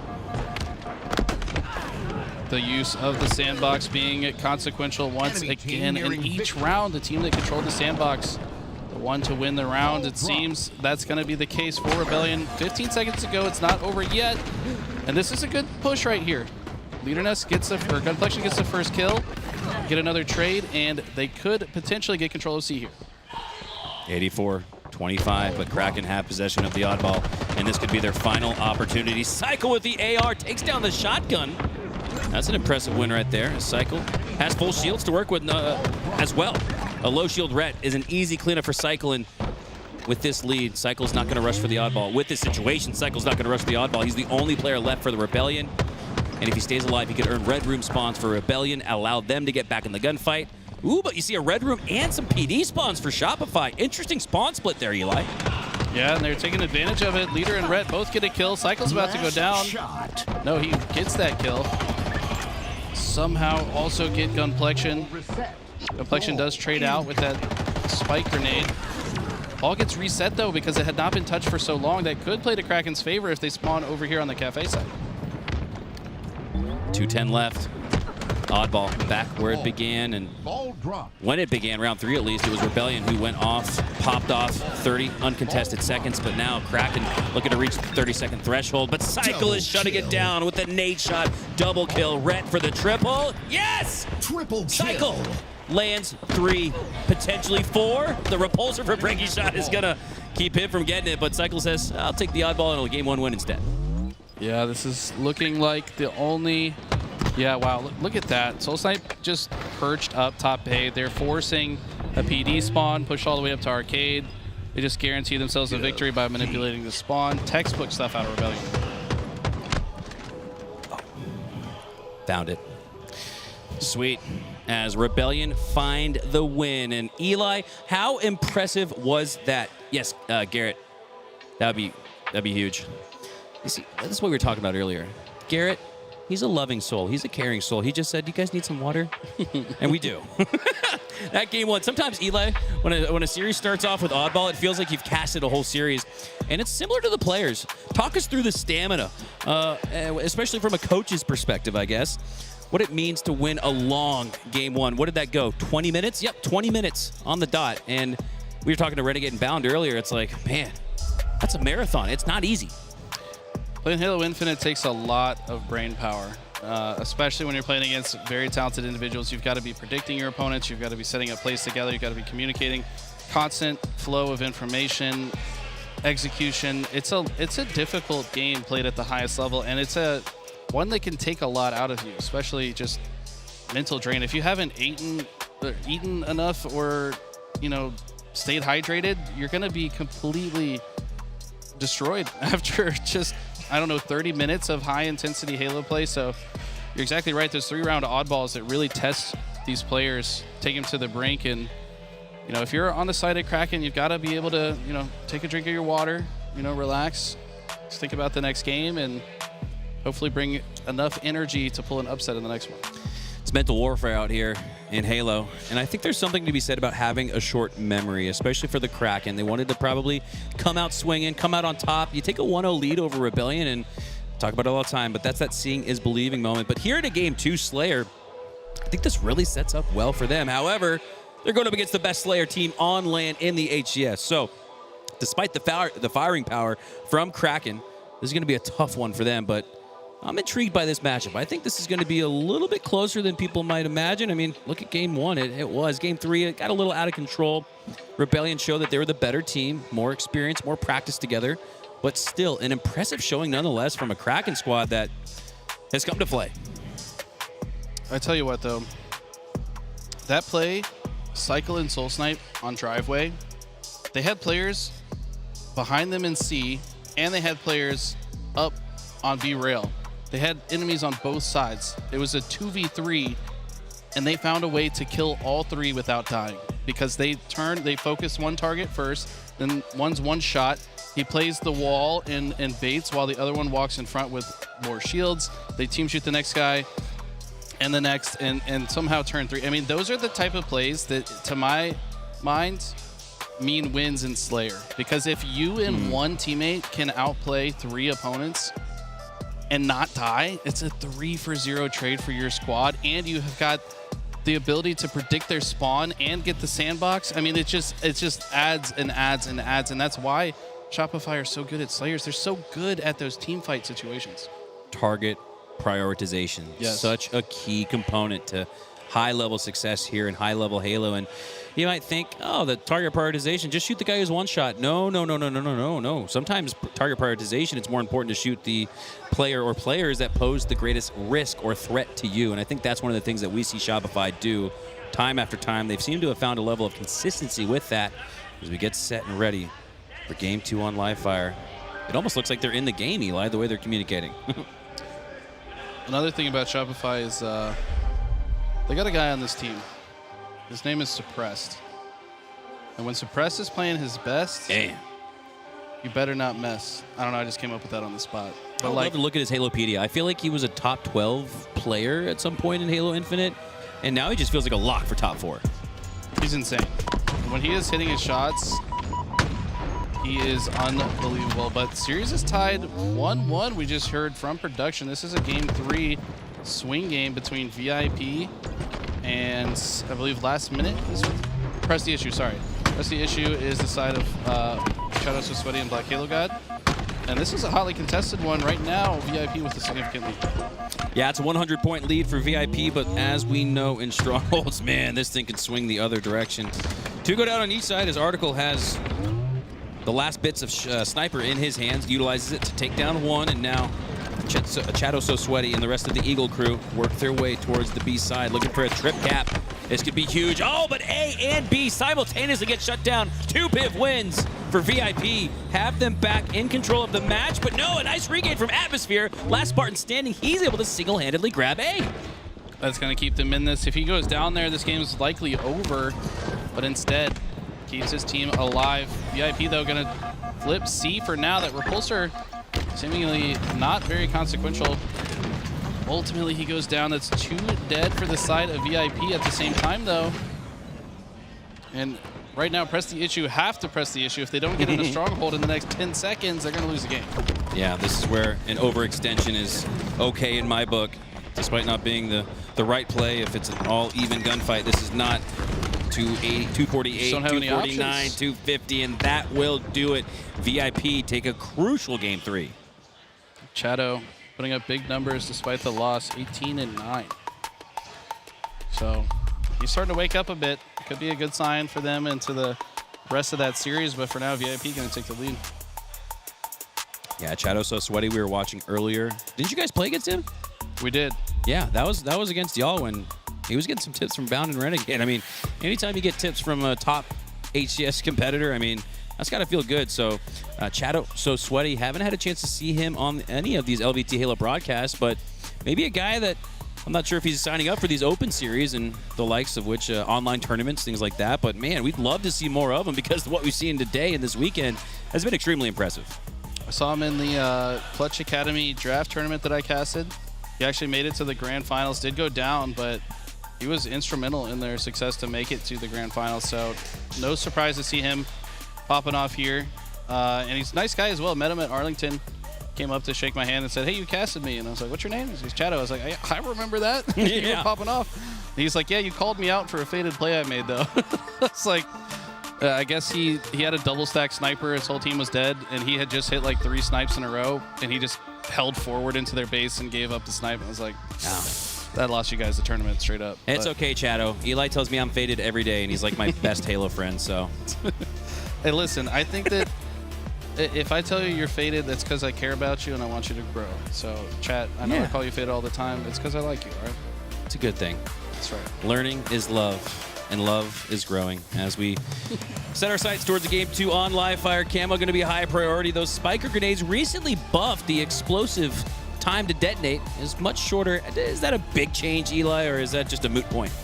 Honestly, the biggest difference that it makes is you can actually use them from further distances now, because it used to just blow up midair. It had a maximum airtime, which didn't really make sense after the nerf because, you know, it's only exploding in one direction, right? So it just became a wasted spike. But now, if you throw it across the map and you aim it well, and it does also line up perpendicularly with your opponent, then it's still good. Like these days, for example, would have taken great example of it. Longer to detonate, but now they're going to be a bit better. Yeah, you saw almost instantaneous detonation once it landed on the wall. Half a second, it feels like, maybe 0.75. Tick, tick, boom. Goes the dynamite. Does no damage, though, as the spikers on the spiker stairs are harmless for now. As we hop back on board here with Shadow So Sweaty. Great movement here. Love the way he's positioned himself around the tires to get a slay, stay alive, and regain his shields. Now putting instantaneous gunfire back into J Gravity. Now onto Article. And it's the assist. You see mark assist, kill assist, ball taken. I mean, this guy is filling up the score sheet. You saw the way he played that, too, with the nice jiggle peek around that structure. I mean, just mitigating incoming damage, outputting maximum damage at the same time. And that's the level of Halo that we're playing at these days. If you're not jiggle peeking, you're falling behind. What did Renegade say? Jiggle peeking is Halo's version of snaking. You got to do it. Otherwise, or just GA it. But I'm like, how do you GA things like snaking or jiggle peeking? It's just like, what do you like grab someone's thumb and tape it down? Like, I don't know, man. 23-23 here in a Game 4. VIP with a 2-1 series lead, but 4 go down in the feed. Camo up now. And that might have just been the perfect timing. I don't think it did. It did burn. All right, so impressive play there from Shadow. 1 to gain possession of the camo, and 2 to burn it as the last Spartan standing. All eyes were on him, as all eyes are now on J Gravity with the kit. Bulldog to work with. Grenade goes boom. He goes down. And Jaren, saw him pop off throughout the weekend. He's been a great player. There's been so many players, Eli, that I haven't had a chance to watch or see yet that have shown us some impressive gameplay. You'll love to see it. There's a lot of talented players in the community, I'll say that much. These guys are gatekeeping the AM bracket. You're gonna, if you play in any AM bracket, you're gonna have to play against some demons. You know, it's not just, I mean, people get used to watching, you know, the top levels of HCS, but they don't realize how much, you know, talent there is across the board in this game, but certainly still levels to this. 54-23 here as Press the Issue have gotten back in this one, and this, I always say oddball when down 0-2 or 1-2 is a great game type to finally figure it out. Unfortunately, though, 4 go down for Press the Issue, and they were not able to reset that oddball out into the middle of the map. Because of it, VIP are able to pick it up quickly and put some quick time back on the board, but they're still down. Atmosphere spawned PD, and he's just waiting. This is so smart. Is he going to actually get to make a difference in this play? He spawned PD early in the situation. He does get a kill on Spar, and he's going to play the oddball out. Such a smart play from Atmosphere that completely changed that entire situation look at this. From the heads-up play. And if Betts is able to push himself far enough to the seaside of the map with that oddball, he's going to force C-spawns for his team and give them a chance to grab the oddball down at the palm trees. Impressive rotations and resets of the oddball as we reset here your main match on the main stage Shopify Rebellion versus this Kraken roster, this upstart roster. And this is the game I think, Eli, you'd say they have to take if they want to win this series. Certainly a crucial one to go down 2-0 against a team like this. It does kind of feel like they're going to win one of the next 3. And momentarily, Leader had the sniper, but it's now traded hands to Cycle, who also has the QT, but Kraken are too smart for that. They're going to be baiting that portal and make sure he gets shut down right away. Kraken find a string of kills to keep it close, but it's mental. With that sniper in his hand, sniper no-scope melee is enough to trade out. And now the backside of green almost becomes like a power position with the winner of that spot on the map winning the snipe and 4 shots left in it. It's Soul Snipe with it, 10-5. His team has doubled up on the lead. Look at how aggressive he's playing, just flying across top center. Kind of trying to get closer to his team, also kind of trying to manipulate the spawns a little bit, maybe open those A spawns behind him. Ultimately, though, spawners on Kraken were on the dummy side, which I don't think they predicted, and Breaking Shot able to take advantage of that, but can he take advantage of this snipe ammo? Don't think that shot connected. Sniper now out of ammo, and it's just bandits for now. Speaking of VIPs, like that old Halo game mode, feels like Breaking Shot has a target above his head, like a UI icon, but still, Rebellion can't take him down. They can't take back the snipes. And now this lead has gotten much closer. Rebellion only up by 1. Red has been so impressive in these 1v1s. He just won another 1v1 against Soul Snipe, and it almost feels like Soul Snipe is annoyed by it and like trying to win that fight. Like, I'm not supposed to win or lose fights to this guy. So he's almost like stubbornly re-challenging in situations that I don't think he would against a greater, like, quote-unquote greater team, you know? Interesting to see if that'll come back to bite him. It's the mental game within a game that you love so much about Halo. 16-15 now as that 1-kill lead maintains for Rebellion. Looking to double up on it, but Kraken aren't letting them. Kraken instead have regained the lead. Regained map control most importantly with Camo up soon. 18-17 Kraken, the underdog, needing a Game 2 win to give themselves a fighter's chance, it feels like, in this series, and they're doing just that. I mean, even just that 1-round oddball. By the way, Complexion winning that fight with the AR, so far behind with a nasty strafe. Cycle could not hit him. That was beautiful stuff from Complexion. But yeah, that 1-round oddball win kind of maybe gave a little bit of extra gas in the tank for Kraken to believe, like, yeah, we can beat these guys. And absolutely, they're keeping it close. As we say that to a Rebellion, this is a scary spot if you're on the other side. They get you 3 dead. They've got camo. They know where you're spawning. This is how they can start to run away with it, but that's a big kill from LeaderNet. Shut down the camo player early in the play, and they play out of their spawn perfectly. Wow. Regain, reset, and re-rack does the Kraken, and I agree with you entirely, Eli. Winning that 1-round to oddball and making it close all the way into a round 3, Kraken's probably thinking, hey, if we can beat these guys in a round to oddball, we can absolutely take a Slayer. 24-24 all as we are tied at the halfway mark. Breaking Shot taking his opponent down to less than half shields. 1 shot to be exact. It's Soul Snipe, but Breaking Shot has the beat on him. But again, Breaking Shot, we talked about being the VIP like an icon. It's above his head. Everybody knows where he is, but he still finds a way to 1v2 for the win in that particular encounter. Suppressed down to low HP, no shields, but he finds Gunplexion. And this has been a swing back and forth. You see 3 go down for Rebellion, 3 go down for the Kraken. That was an unbelievable double kill. Like, there is maybe 10 people on the planet that come away with 2 kills in that situation, straight up. The reaction time, the fact that he even plays on high enough sensitivity in the first place for it to be possible. Breaking Shot. When he is fired up, he's insane. Look at the late jump. Oh, if he found a way to win that one. Oh, that was Gunny. But these guys are playing with some fire right now. Man, what an electric series this is. Between 2 teams that what in HCS rankings would be like 4 and 16, 17, 18, 19, 20. I mean, that's a lot of disparity. That's a 4x disparity in HGS point totals, but the game feels much closer than that. 35-32 now as Rebellion maintain a 3-kill lead. Complexion goes down once again, and here's where Rebellion start to sprint away with it. They start to find the separation in the end game when it matters most. That's why they're the best HGS Slayer team on LAN.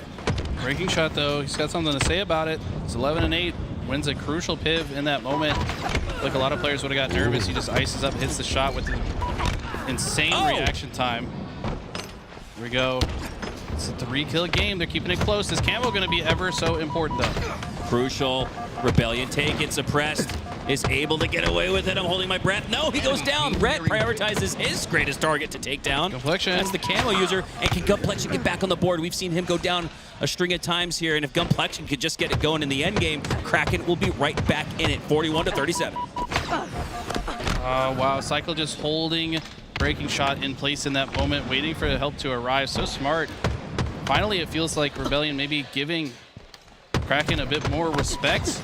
Almost feels like this game is close because they've played a bit too loose. Oh, 3 go down for Rebellion, and the Kraken are going to make it a 2-kill game. Heading into the 40s, Sniper up in 15, but that's not the priority right now. The priority right now is to press up on these back AWOL spawns. Complexion and Kraken could own the pace of play here in the endgame.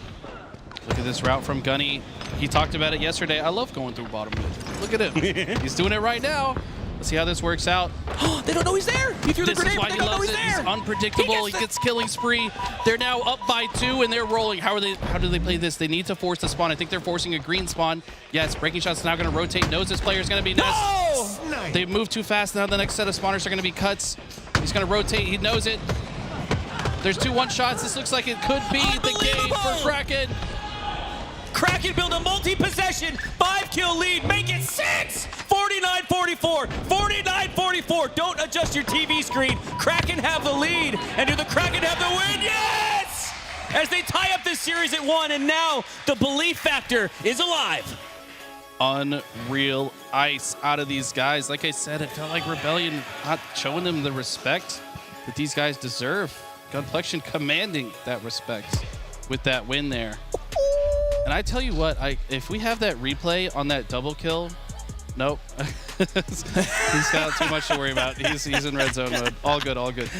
I love Brandon, man. That double kill from Breaking Shot was unbelievable. Dude. And people in chat might say I'm faded for saying that only 10 people in the world could ever pull that off. Maybe 5, Eli. Let's be real.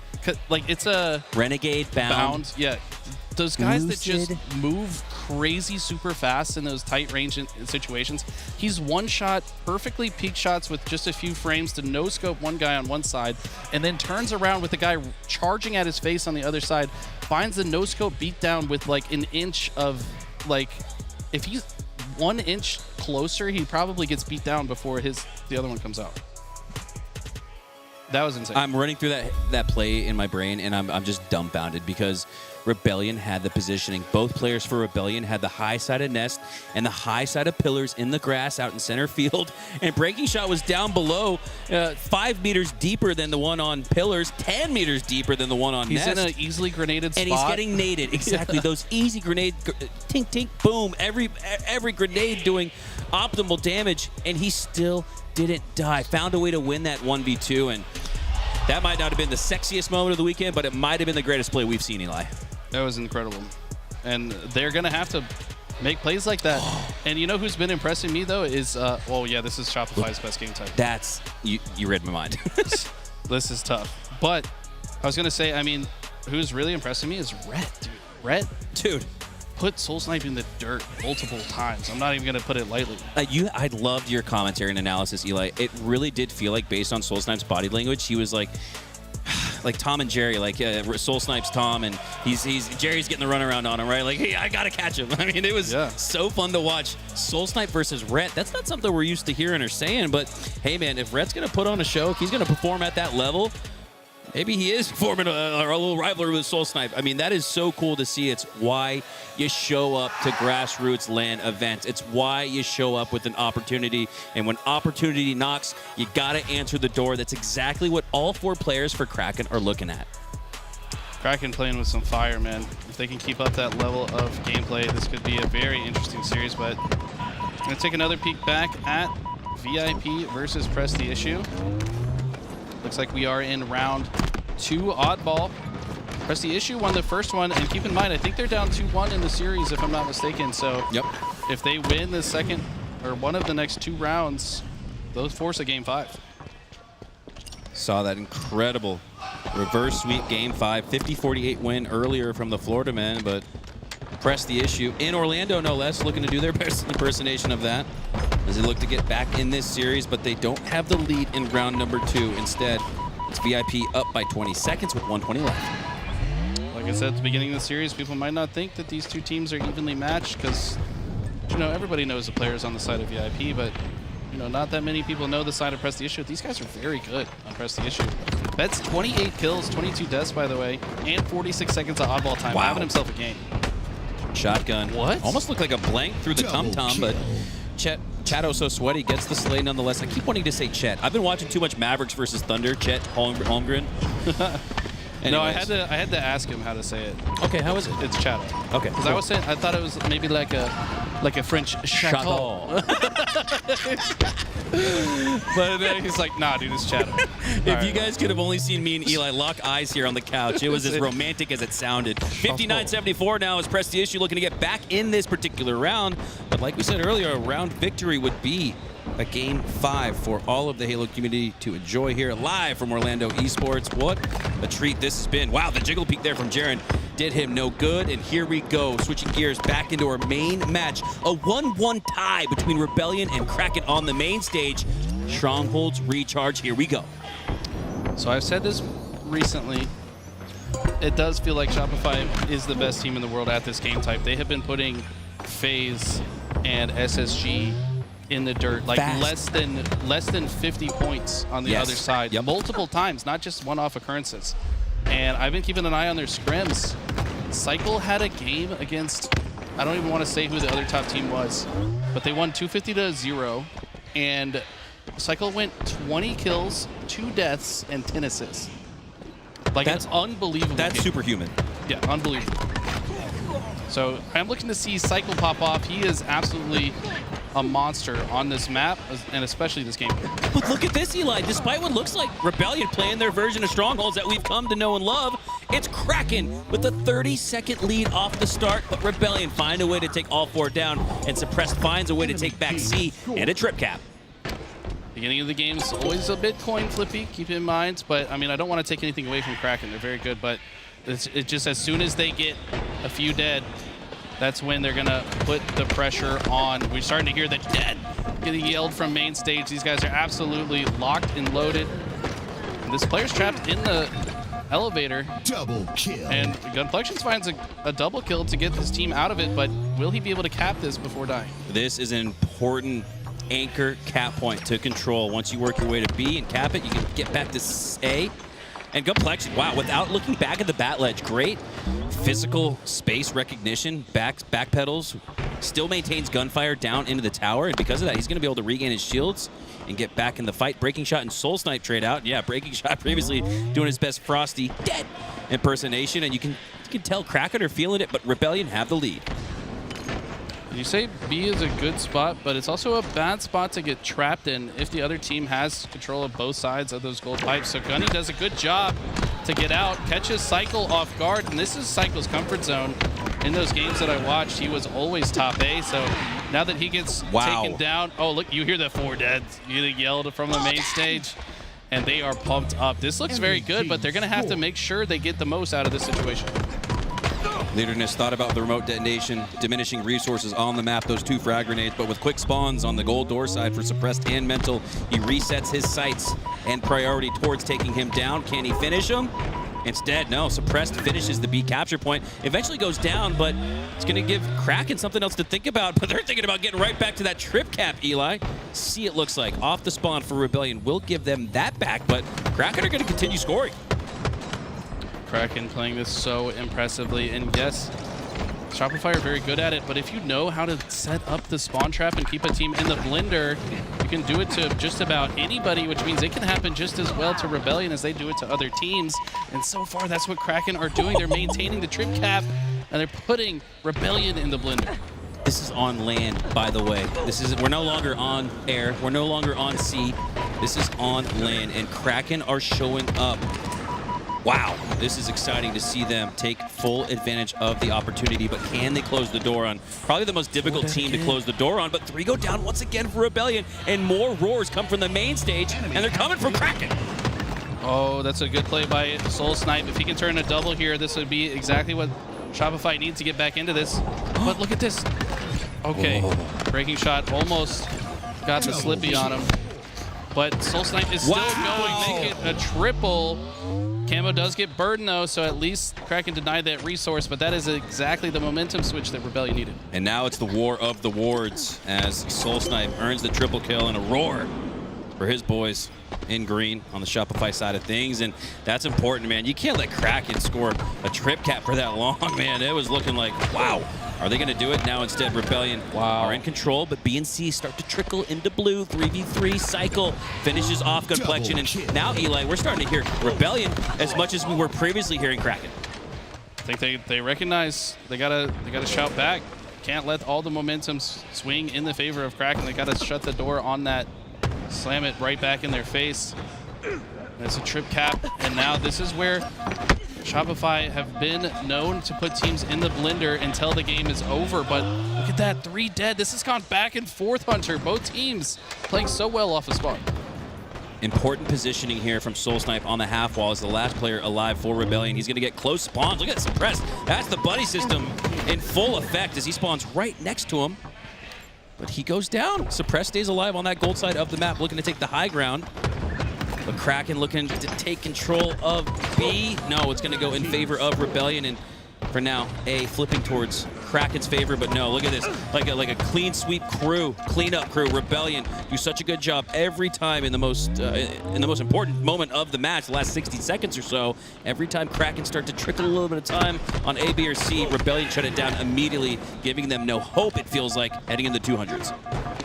I'm still seeing Rebellion maybe overextend in spots that I'm not used to seeing them not playing with the same level of discipline. Maybe a player like Rhett screaming dead in their ear across the stage, throwing them off their game a little bit here.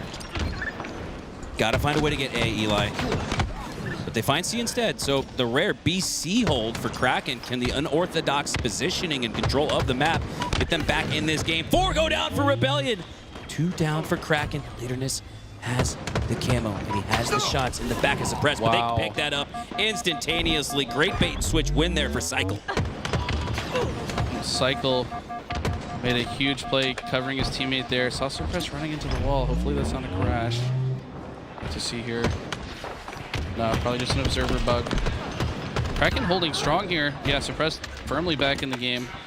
And it's just trading back and forth. If Kraken can stop this, this could be what they need to steamroll, but 1v1 for the game right here, you could argue. Cycle versus Leaderness. Cycle gets him, though, before Leaderness can even put shots into Cycle's suit.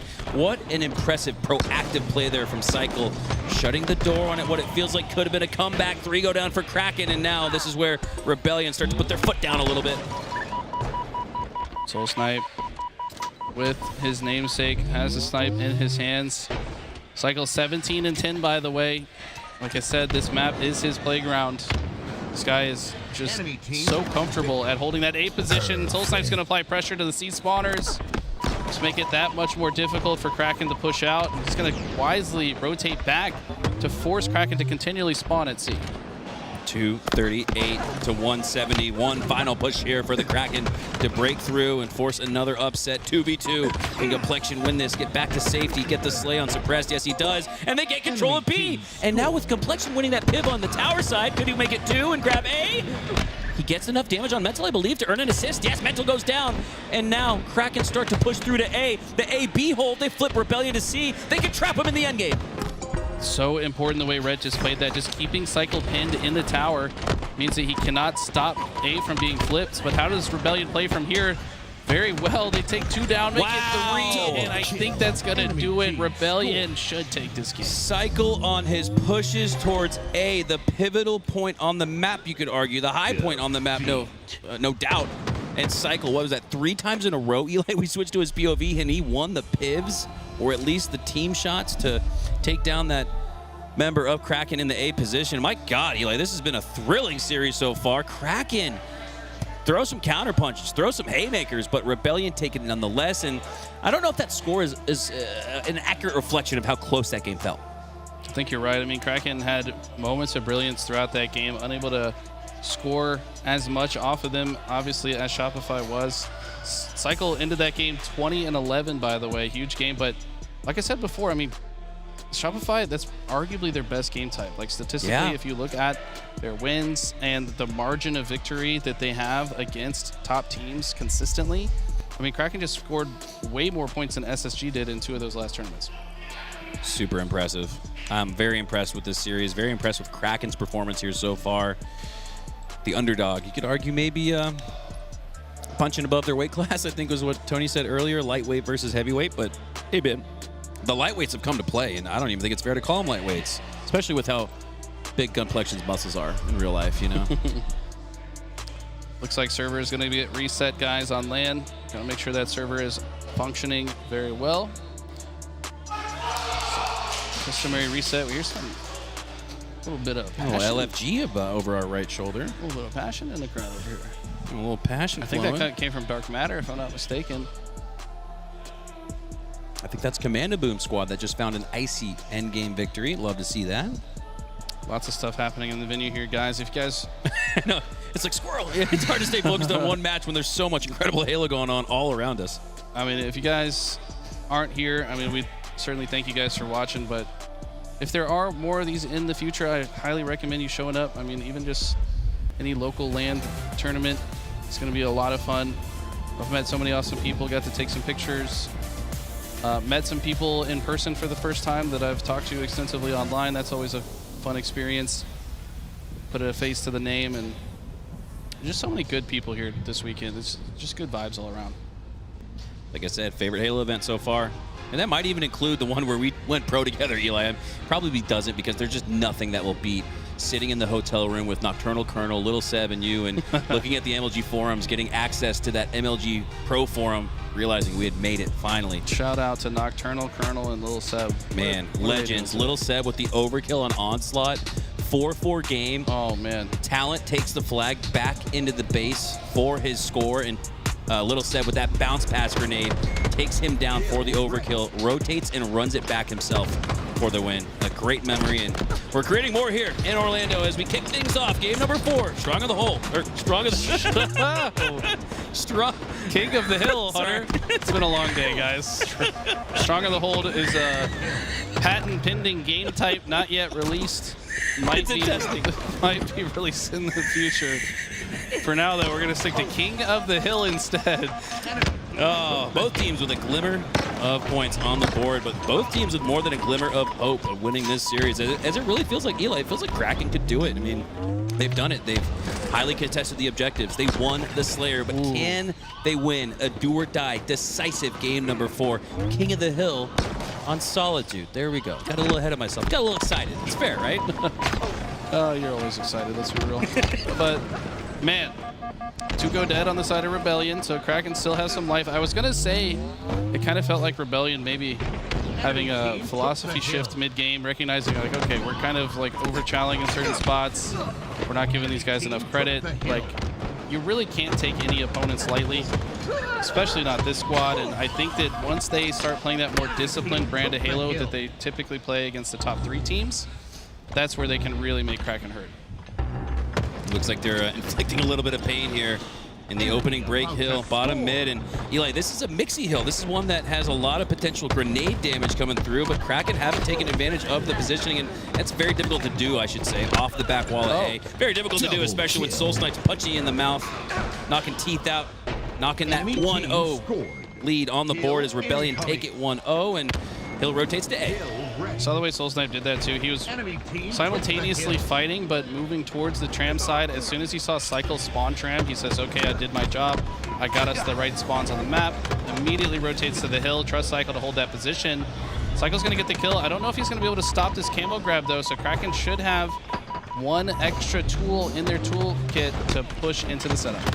Feels like a kiss of death move when you're able to score the previous hill and then rotate next to achieve 50% plus on the board. But just as I say that, 3 go down. Soul Snipe, the last player alive for Rebellion. With the use of that thrust, he's able to earn a trade on Complexion, but his teammates spawn out on the backside of Snipe. He's going to get Kraken a good look at a potential lead on this hill despite the 50+% from Rebellion. That was a huge play from Complexion. Not only gets the double kill, but then trades out the third. And now they have complete control of that tram side of the map. I don't know if they know that Camo's still there. It's more important that they make sure they have presence over here in the yard Camo's side. assumed too. Eli, could we see a double camo here? No, that's Sniper coming up. No, Sniper coming up. But yeah, I don't... You're right, that too. I don't think I've ever seen 2 camos on the map. That would be an interesting. I've seen 2 overshields. That used to be a thing on live fire, right? I mean, I used to see it all the time. You clear the overshield side of the map. Well, why pop it there? You know, wait 30 seconds. Sometimes you see players go to snipe and move up with it, as we see Rebellion move up with the lead. But oh man, it's close. You hear Jeff Steitzer saying enemy about to score on both sides, red and blue. Highly contested on hill number 2, but Kraken are in it. Kraken have tied things up 1-1. Exactly what they needed here. It was all off the backs of that huge play from Gunplexion earlier. Secured the spawns for his team, but they go for it dead as the hill transitions, which means they have to formulate a strategy to get out of this tram side. And look at Cycle's positioning. He is the first point of contact on that side of the map that Kraken need to take in order to get back into this. But Mental goes down as the Soul Snipe, and Cycle's just now getting his first kill. When he gets taken down, that looks like a successful push from Kraken. This is so impressive. Rebellion go 3 down once again, but Suppressed.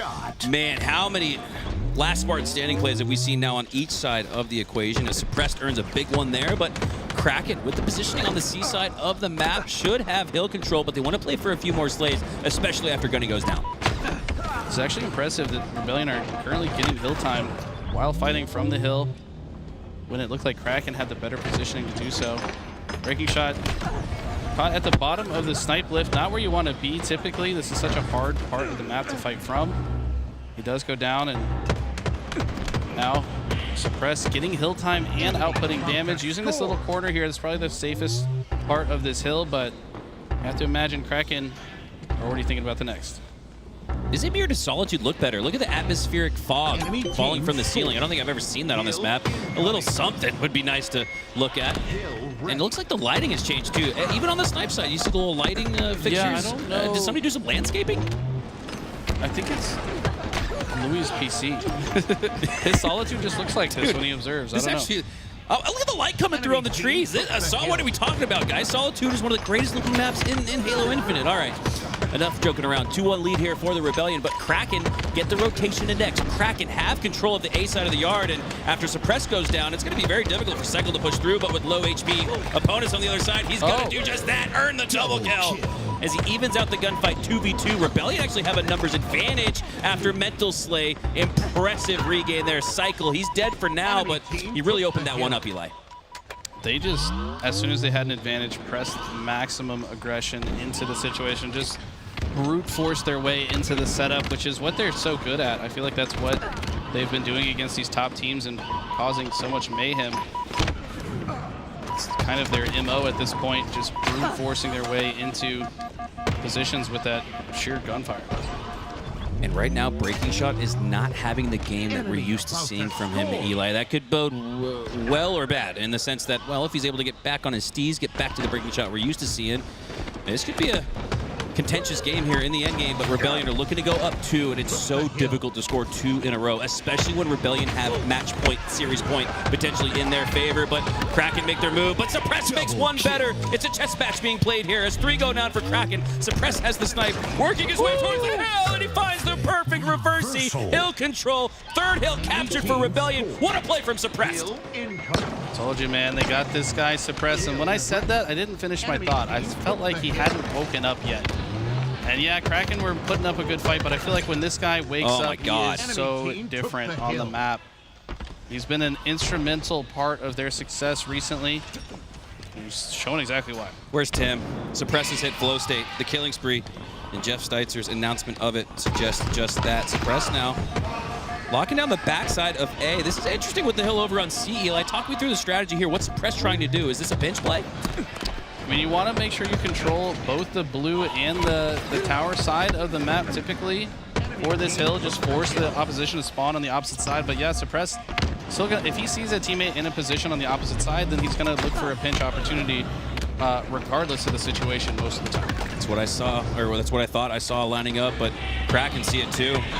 As they spot out the flank, the pinch does not work out in Rebellion's favor. They lose numbers advantage, and they lose the lead on this particular hill, a must-win hill. Kraken's life, their backs are against the wall, needing this next hill. Otherwise, it's GG's. It's been a great series, and I'd love to see a Game 5.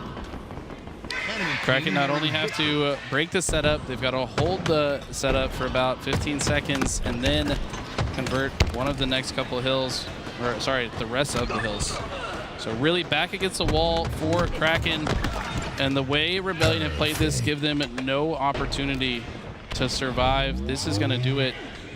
Finally, last player Gunflexion goes down, and Rebellion secure the series. Kraken looked quite good throughout this, but in the end, Rebellion have it.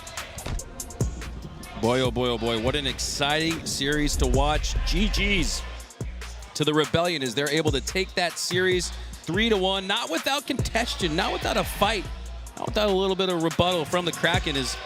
Who do we have joining? Oh, we have Mr. Why Not Be Reckless himself. Not yet on the mic. Let's get him on. Yeah, Louis says let's get him on the mic. We're ready. All right. We're checking us out. We're going to have a little talent switch. Right, Why Not Be Reckless and Active are going to take you guys through the other side of the winners semifinals. I'm not even near you. Tony just picked me up by the back of my pants and kicked me out. Wow, Tony, what the frick?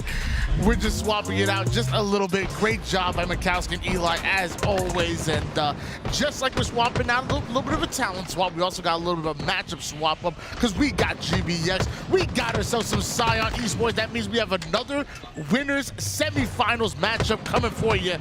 70-36 in favor of GBX. Wow, I mean, this is the team that can potentially take out that Shopify roster, the one that was so hot that we just watched. I mean, they're looking really good, and again, they've hit that other level, right? They've hit that stride, and GBX is the roster that I think has a chance against that Shopify roster. Scion, though, looking to stop that storyline from occurring.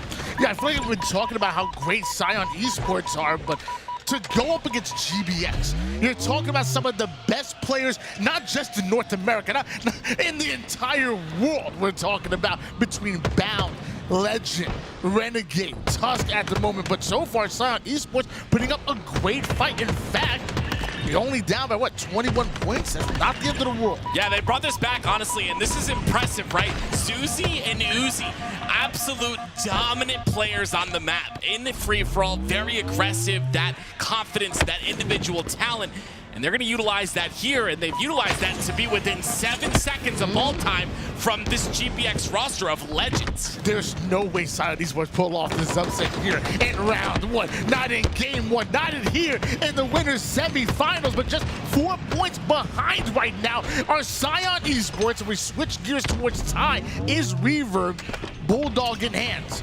Has to get in there and get the ball out of the hands of Legend. You are simply running out of time. 10 seconds on the clock. Can you get there? Yeah, these next couple kills are so important for both squads. Bound is down on the side of GBX. They got a couple kills on the side of Scion, and it's again Tusk coming in with the Bulldog. The triple kill as well. A beautiful triple and a killing spree that'll close out round number one. How did Tusk get the Bulldog? we knew Ty had the Bulldog. He waited for his teammates for the right time for them to collapse together. We switched for a second. Tusk had the Bulldog. He ends up getting himself a triple, and that's GBX taking round number one. And next to me, we got a legend. We got the best man for the job. In fact, we got Coach, best man in the house. How's it going? Just got done with our match and jumping in the booth. How you feeling? You feeling good? Good. Yeah, a little bit. Yeah, a little bit. I had to run over here. Yeah, good. We had a good match. Solid players on the other team, so it was nice to get the juices flowing. Get ready for tomorrow. You know, playing the winners finals, and you know, hopefully win this tournament. It was crazy. We actually saw you guys look really good in the objective. You guys were, I mean, you had what, a 7-1 record back at Arlington as far as Slayer and the likes of Gunplexion and crew were able to step it up and take a game off you guys. I mean, you said they were pretty damn good. How do you feel about that squad? Yeah, I mean, they were just playing really fast and, you know, kind of came out just a little sloppy with some of our timings, and they just took advantage of it. You know, we got to give them credit. It seems like every time we play Complexion on the online cups, he always takes at least one, like a map off of us. So, you know, it's kind of tradition at this point.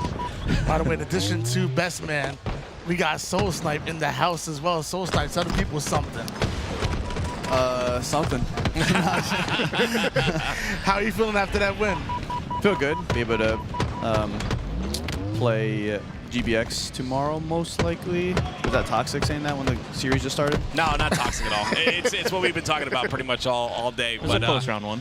Yeah, I mean, they definitely brought it close. I have a question for you. What's up, man? You made that switch, right? Oh, yeah. Now, I have a big heart for you and the previous roster because you guys were where I started casting 3 years ago. Yeah. Right, Halo 5.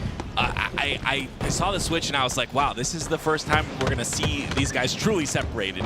It worked out for you. You're on a dominant roster. What was that process like mentally to make that switch and to come out of your comfort zone and grow as a player? Because I think you're an even better player now on this roster. Thank you. Pretty much like, obviously I've been teaming with those guys since pretty much the start of my career. Yeah. So it was hard to make the switch, but I mean, I felt like in order for me to grow as a player, because I've never won an event, and like that's the goal is for me to win like a major LAN event. Yep. And I just feel like in order for me to be able to grow as a player, like in and out of the game, like I just feel like I had to make the change. I mean, it's no diss to those guys literally at all. Of course. Like those guys are incredible players, incredible people. Still my best friends. Mad respect for all four of them. But personally, I just feel like I had to get out of my comfort zone, you know, do something I'm not comfortable with, and I ended up becoming comfortable with this team. And I feel like it allows me to do what I want to do a little bit more in and out of the game. So yeah, that's pretty much just the route that I took. I feel like you just seem a lot more comfortable. Like you just said, you're allowed to do a lot more, and it feels like you've kind of taken a role that just suits your play style a bit more. I feel like I said, you've always been a great player, of course, but I feel like it just took you a step above. And again, like you said, it's hard. That's family, right? Yeah. And you had to do what you had to do. So just big respect for you for that. That's awesome. Appreciate it, man. Well, here we go. It's GBX. The roster, I think, like you said, and I agree, the roster that has a chance, right? We got, of course, Bound and Legend, a duo that is, obviously been formed recently, playing really well. They're all forked out, but we got, Bound and Renegade also played together for a long time in Halo 5. So I think what do you think about this roster? Do you think this is a good mix? Do you think they'll give you guys a run for your money, or do you think it's gonna be a cakewalk? No, it's definitely gonna be a really good match when we play them. I mean, if you're looking at that roster, it's 3 of the best players in the world, and Tusk is incredible as well.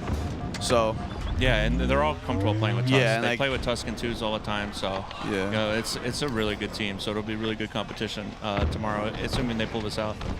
Obviously, you guys have matched up against these guys multiple times over the years here in Halo Infinite. What makes these GBX players so strong? If we want to talk about some of them individually, what makes them such good players? I mean, they just play with no fear. I feel like they've just studied their timings from Halo 5 to here, where they're able to just hit routes, be able to make plays confidently.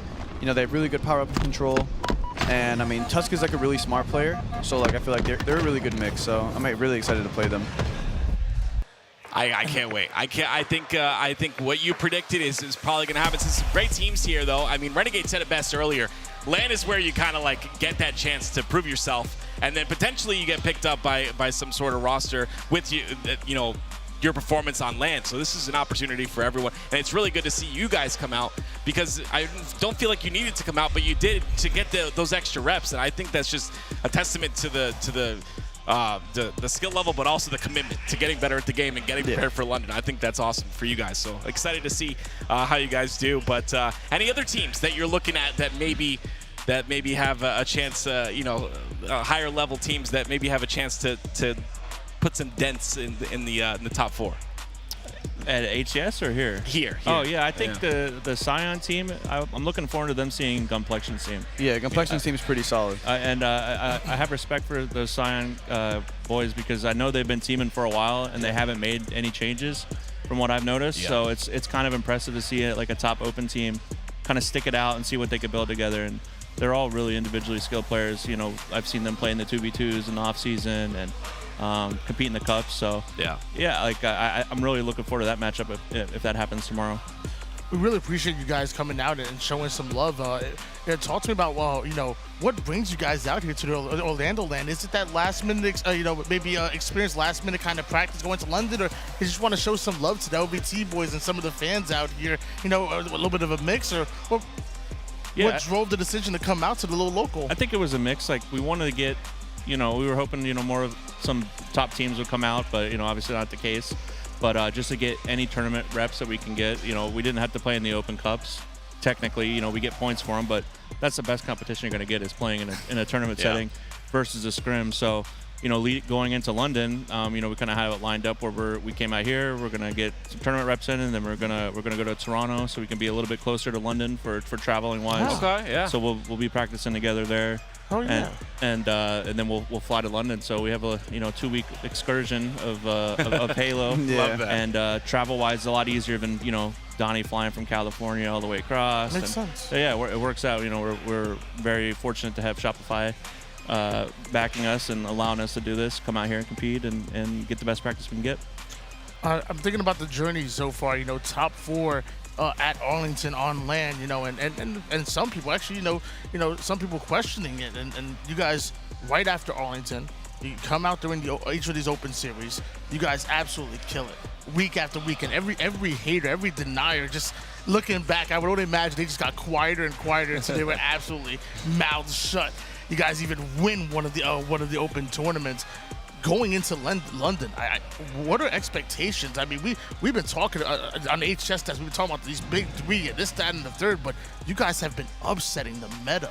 Yeah, I mean, it's online first and foremost. You can always say it's online. We want to do it at the LAN. That's our goal. We want to win. That's what we built this roster for. We wanted to get the best players that we possibly could outside of the big 3 that really didn't change too much. I guess Optic and SSG did, but. Yeah, I mean, the goal is to win, and having those cups under our belt, playing against the SSG and Optic a couple times. Yeah, it was great. Good for our confidence. It puts a little bit of added pressure on us to show up at the LAN, but that's what we're here to prove. Awesome. So I'll probably direct this towards you. We've seen you and Suppress teaming together for a little while now. We haven't seen you guys team with Psycho and Mental up until obviously the Shopify Rebellion acquisition. What is it that Psycho and Mental bring to the table, and how does that complement you, or you complement them? They have. Well, I mean, I can say a bunch of things about them, but I just think like Billy, Mental. I mean, starting with him. I mean, he just obviously. One of the best Gears players to ever play the game. So much LAN experience. I mean, that translates to Halo. He's a leader in and out of the game, and that helps. And I mean, he just plays the game very smart. And I mean, he's just nasty. He's good. He hits his shots. He's great with the power weapons. And things like that is how you can win games and win tournaments. And Psycho is just honestly probably one of the best players in the game. I mean, he's just everywhere all at once. Doing max damage, playing his life. Probably the best player in the league that plays his life. And I mean, if someone can play their life, it puts up a lot of opportunities for your teammates to make plays, and that's what me and Donnie do is we make plays. So I feel like we complement each other really well because of that. Makes your job a lot easier, for sure. Yeah, definitely makes my job a lot easier, and Donnie's. I've heard nonstop that Cycle's the hardest kill in the HCS. So it's really cool to see. I've seen so many plays where he'll stay alive. And I don't think when I first started watching Cycle on previous teams, I don't think I really saw that. I think he's grown much, and that in a fast way though. We're talking. I mean, he's so young. And that's the craziest part, right? He was the youngest player in the league. Now Wootim's taken that over. Now they're kind of neck and neck. But regardless, so young, such a high ceiling to reach. So really excited for his future. Yeah. Game number 2 on the way, guys, is GBX going up against Scion Esports. And not only do you have me and Tim being annoying on the mic, but now we got some professional analysts coming in from professional player Soul Snipe and professional coach Bestman and professional head taker in Zuzi. Yeah, these guys are nasty. They're brothers, right? Yes. Twins. They're twin brothers. Twins, yeah. And they're up 6-0 against this is gonna. Oh my goodness! Nice. This is the game that they're gonna win. This is it. This is the Slayer. This is what we're obviously really strong in it, but anything can happen in a Slayer. It's not quite 50-50 when it comes to the top teams, but if there's ever a game to upset, this is the one. I mean, this guy's just making plays. I actually had a chance to talk to this guy a little bit for the first time in my life this weekend, which is another cool thing about this event. I mean, you get to talk to people you don't talk to usually, and I mean, these guys just want it. These guys want it when it comes to Halo. So I mean, I respect anyone that's like that. Come out here and prove it. He started out 5-0, hitting some crazy snipes. So good for him. To my knowledge, there was only 3 teams that stayed the same from Season 2 to Season 3, and that was FaZe, Sentinels, who just recently made a change, and Scion Esports. Yeah. They've been grinding together for quite some time, putting in the work, and I want to see them do some big things right now. Up by 4 against some of the best players in the world. Now we have Bound and Legend working the A side. Yeah, I mean, what do you guys think about Bound and Legend as two players, right? I feel like Legend is unlocked Bound in a sense. I feel like he plays, again, much more comfortable. I feel like they run in tandem so much. Legend is another one, like Cycle, who just outputs damage. Yeah. What do you think about them two? They ain't no Soul Sniper suppressed, but they all right, I guess. They unlock each other. I mean, they actually are pretty much copy-paste players when it comes to Halo, so. Yeah. They're just oh really. My God, is this guy the best in the world? It might be. Bound and Legend are just like pretty similar in the sense that they're just fast. Like they're just so relentless. And when you're scrimming against a team like that, and you know when they're on and trying, they're really hard to play against. And you know we kind of model our game after SSG. Like that's kind of how the outlook that we wanted to how to play Infinite was pretty much Space Station. I don't know if you would agree, Mikey. But Yeah, like very much so. That we think they play the right way and very hard to play against in tournament settings. So. That's interesting because you guys have similar paces. Like you said, it's very fast. Probably two of the fastest teams in the league, I would say. Yeah. Is you guys and SSG. So that's really interesting. That's like, yeah, this is nuts. And I love the pop-offs too. Like that's another thing about LAN. Like you start to get that energy going. You're beating the likes of, I mean, these 4 legends here. This is gonna be big for them. And usually at like LAN events, like if we're like playing on like feature station or main stage, like we have a noise canceling White earbuds. noise. Yeah. So we can't hear the screaming, but we just played that last series, and all I can do is hear everyone screaming at the top of their lungs. And I mean, it gives me dopamine though, but I definitely have a pounding headache after this is the true OG like grassroots experience where you can literally hear the person screaming across the room. We used to have Sennheiser 555s. Open back headphones. You hear everything. No mics. Yeah. If anybody knows a little bit about that man's best man, of course, man's a legend, a professional player back then. I mean, I now even know him as a coach, but he was all right. Is he scratching the itch for you? Aren't y'all supposed to be doing a 1v1 in Halo 3 for a little bit of money? We might, stay tuned. Stay tuned. We might. Can I have pull your predictions? What? Active and why not? Of who wins the Halo 3 1v1? Me or best man? You can be honest. I won't be hurt. How much do you play, best man? I don't play. You're not gonna be hurt. I'm picking you. You're not gonna be hurt. I'm sorry, man. He has. You obviously have the experience, but he's been playing. Yeah, I still play Infinite. I play Infinite. Okay. He does play Infinite. Yeah. I get on before every scrim. I'm in the free for all. I love that. I'm playing ranked at night when I can't sleep. Okay. And then I hate my life and regret everything. But I still play. You don't gotta lead your shots at Infinite. Oh. Yeah, but that was cool. You don't have to lead well, your shot. Halo 3 you do. No, not that was cool. Not MCC Halo 3. Okay, never mind. Yeah, it's different. It's projectile. Yes, it's very different. It was fun. It was fun. So I have to ask you, obviously competing, playing on the best teams back in Halo 3. How does it compare? Like, does it scratch the itch for you to coach? Oh, yeah. It does. Good. Oh, for sure. Yeah, I'm more nervous when we play now than I ever was. That's awesome. That's so cool. I don't have that sense of control as much as you do when you're playing. Yes. So like I'm more nervous when I'm like in the game, and it's good. It gives you that adrenaline rush and a little bit of dopamine, even though I'm not playing. It shows you're passionate though too. Yeah. I love that. This guy's good, man. Dude. I was gonna say one thing I want to bring back to what you're talking about with GBX is the confidence, and I feel like for example, Legend, the way he moves across the map, he moves confidently, he moves quickly. Right now, Scion Esports are moving with some confidence, especially with Zuzi playing the way he is. But now you have Dark Matter with a dozen kills to his name at the moment. They're up by 9. They're literally 10 kills away from upsetting GBX in a Slayer. And I want to see it. I mean, this will be tough. If GBX gets this, if GBX somehow gets this series is over, in my opinion. It's really tough to come back, especially when you have a lead like this. But Scion are holding on as much as they can. This is a crucial part right now. 7-kill lead is nothing when it comes to a team like this Renegade Bound and Legend team. Yeah, looks like they might fall here. Oh, we do got Snipe coming up as well. I want to see Scion moving really fast, so I don't want them sitting still. I mean, they have them 2 dead here with Sniper and QT coming up, so looks like John got the Sniper and he's running away here. Yeah, I like this right here. Yeah, this is good. They have him pinched right here. I mean, this comeback would be insane. Oh, never mind. That was the X. 7 kills is a lot. Yeah, it is. You just go for trades at this point. It looked like at one point Scion Esports has some presence over from screens and on cuts, but one ends up going down. So does the cuts player, and now GBX alleviates some of that pressure. Still down by 7. Dark Matter with this QT. He then wants to make one more play before portaling out. Meanwhile, Zuzi, he's holding on to tower. Yeah, I'm assuming one of them have snipe. I think John might have snipe if he didn't die. Yeah, they're playing. I mean, I don't know. Do you Wolfpack here? Do you just play aggressive? You right? just got to. You gotta just assume you're gonna get a trade. Yeah, you just need 1 or 2 trades. There you go. And there's the first one. Huge. That's all you need. It's over. Yeah. I mean, that's crazy.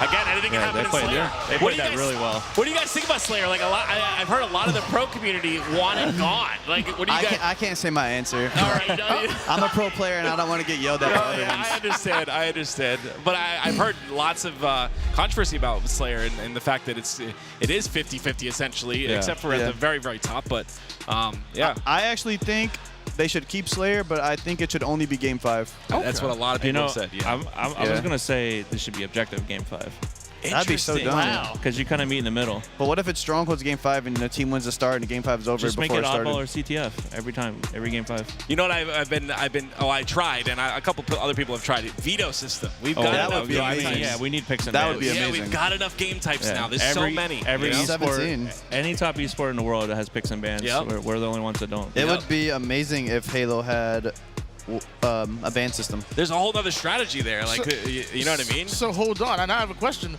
If we do have a pick and ban system, what are y'all automatically banning every time? I like to hear that. That's what I want to hear. I mean, it depends like what week it is for us, because we go through every week having a bad game type. Yeah, we right work now, on Aqua it. CTF, probably we're getting that shit out of here. Hey, we have London in a few weeks. Stop saying our worst match. No, my bad. Oh, shit. I think it's actually game 1 tomorrow. I think it's game 1 tomorrow. My fault. Listen, you win tomorrow, though. It's over. It's not a bad map it's anymore. back in the top 3 if we win tomorrow. I swear I'm banning Forbidden every time. Oh my God. No, Forbidden's good. I hated Forbidden off rip, and Forbidden's I good. actually have grown on it. Oh, okay. Forbidden's good. It's not that bad. Is it better than Empyrean and Argyle? Yes. Yes. Okay. No, Empyrean is good. Yeah, I love Pitt's Empyrean. good. I think Forbidden's better. Argyle, low key, is the worst map in Halo history, but it's all right. We don't got to get But there. it's all right. We agree on that. Okay, Forbidden Argyle up there with me, but I didn't like Empyrean at first. I don't even know why, to be honest love with it. you, but it's definitely grown on me, especially when in comparison to me. Argyle Forbidden. Like, do you guys have fun when you guys are casting and it's Argyle? Like, is that like... It's 12 minutes and it's a tie. It's so slow. It's Oh my so slow. God. I thought the flag being moved up would help That's a not little gonna bit, do but it didn't do enough. You color commentators like that, because you guys just like to talk about, y'all be yapping I about do. nothing. I yap but a lot, I'm trying to hype up some stuff. I'm trying to get into gameplay, and there's nothing going on. 2 snipes. I mean, I'm happy. You know No, what I mean? the reason Halo should have a ban system, pick and ban or whatever, is because the higher seed should be rewarded in Halo. If you're the higher seed, all you get to do is choose your start, which is like literally irrelevant. And the meta shifted with Yeah. that. So like people are just That's picking at really random now. higher seed should get to like ban 2 maps, lower seed should be able to ban 1 or something like that Yeah. along those lines. So you're at least rewarded for being the higher seed, in my opinion. And we actually did in Reach back in 2011 have pick and bans. We were able to veto maps. So when that Penance, you remember Penance was the Damnation remake? It got vetoed every single time until the finals where they had to play it. They had to play Yeah, it. they had to play it. And then the map ended like 30-25. Yeah, I hope we got one at one point. I remember I did talk to Halo 5 Heinz. had it. I talked to Heinz about it, and I don't know. I don't remember his response, but he was like, "Oh, not right now." I'm like, "All right, well, it'd be just interesting. It's more for us to talk about." Yeah. And if I have more stuff to talk about, I mean, I'm good. You know what I mean? I can fill for hours, but yeah.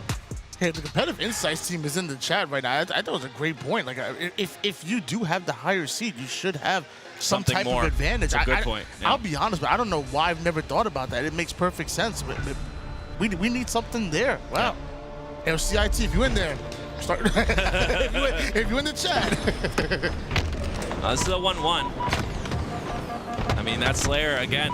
We see what can happen with Slayers. I mean, but talking about another OBJ. You're talking about a fast-paced OBJ. A little less fast-paced than I would say other ones are. So, like Strongholds on recharge with all those crosses. It's a little more setup-based, essentially. Yeah, it could be a little bit slower than like live fire. Yeah. And I guess interference now. Interference. Ooh. Oh. Trying to set out with the camo. Nice. Yeah. Sion doesn't want GBX to get a triple cap or control have like this. They need John to stop have this. snipe. Yeah, this has to stop immediately if they have a chance. Renegade, like I don't know. There's a couple players that are like really scary when they hit that like top level, like when they're firing in all cylinders. And Renegade's one of those players. Now, do you guys like when a player like when John is like just dominating your lobby or whatever, or like you're in a tournament, do you focus on like making sure you know exactly where he is at all times? Well, do you want like the scrim answer or the tournament Let me answer? give me the tournament answer. The tournament answer is like obviously just like make sure like he can't do anything. Like you know what I'm saying? Like if we have to play as cringe as we have to play, then we'll do that. And like we will keep track of, you know, obviously like pro players keep track of other pro players that are just popping off a snipe, hopefully, just to make sure that they don't keep getting these angles. But in a scrim, it's literally just snipe me again. This is so fun. That's the answer in scrims. Yeah, I hear you. I hear you. Interesting to notice that there's a different level of looking at it from scrim to tournament play. Yeah, online. Yeah, oh my God. I think we're, you know, like the top three, you know, or where we want to be, where teams want to separate themselves is playing for these type of power weapons. The Phase, SSG, Optic all play for shock, all play for weapons on the map, and that's kind of where they differentiate themselves. Besides like them making less mistakes overall, they're just constantly on top of the shocks, the snipes, and literally anything on the map that gives you an advantage. Oh, I had to reload.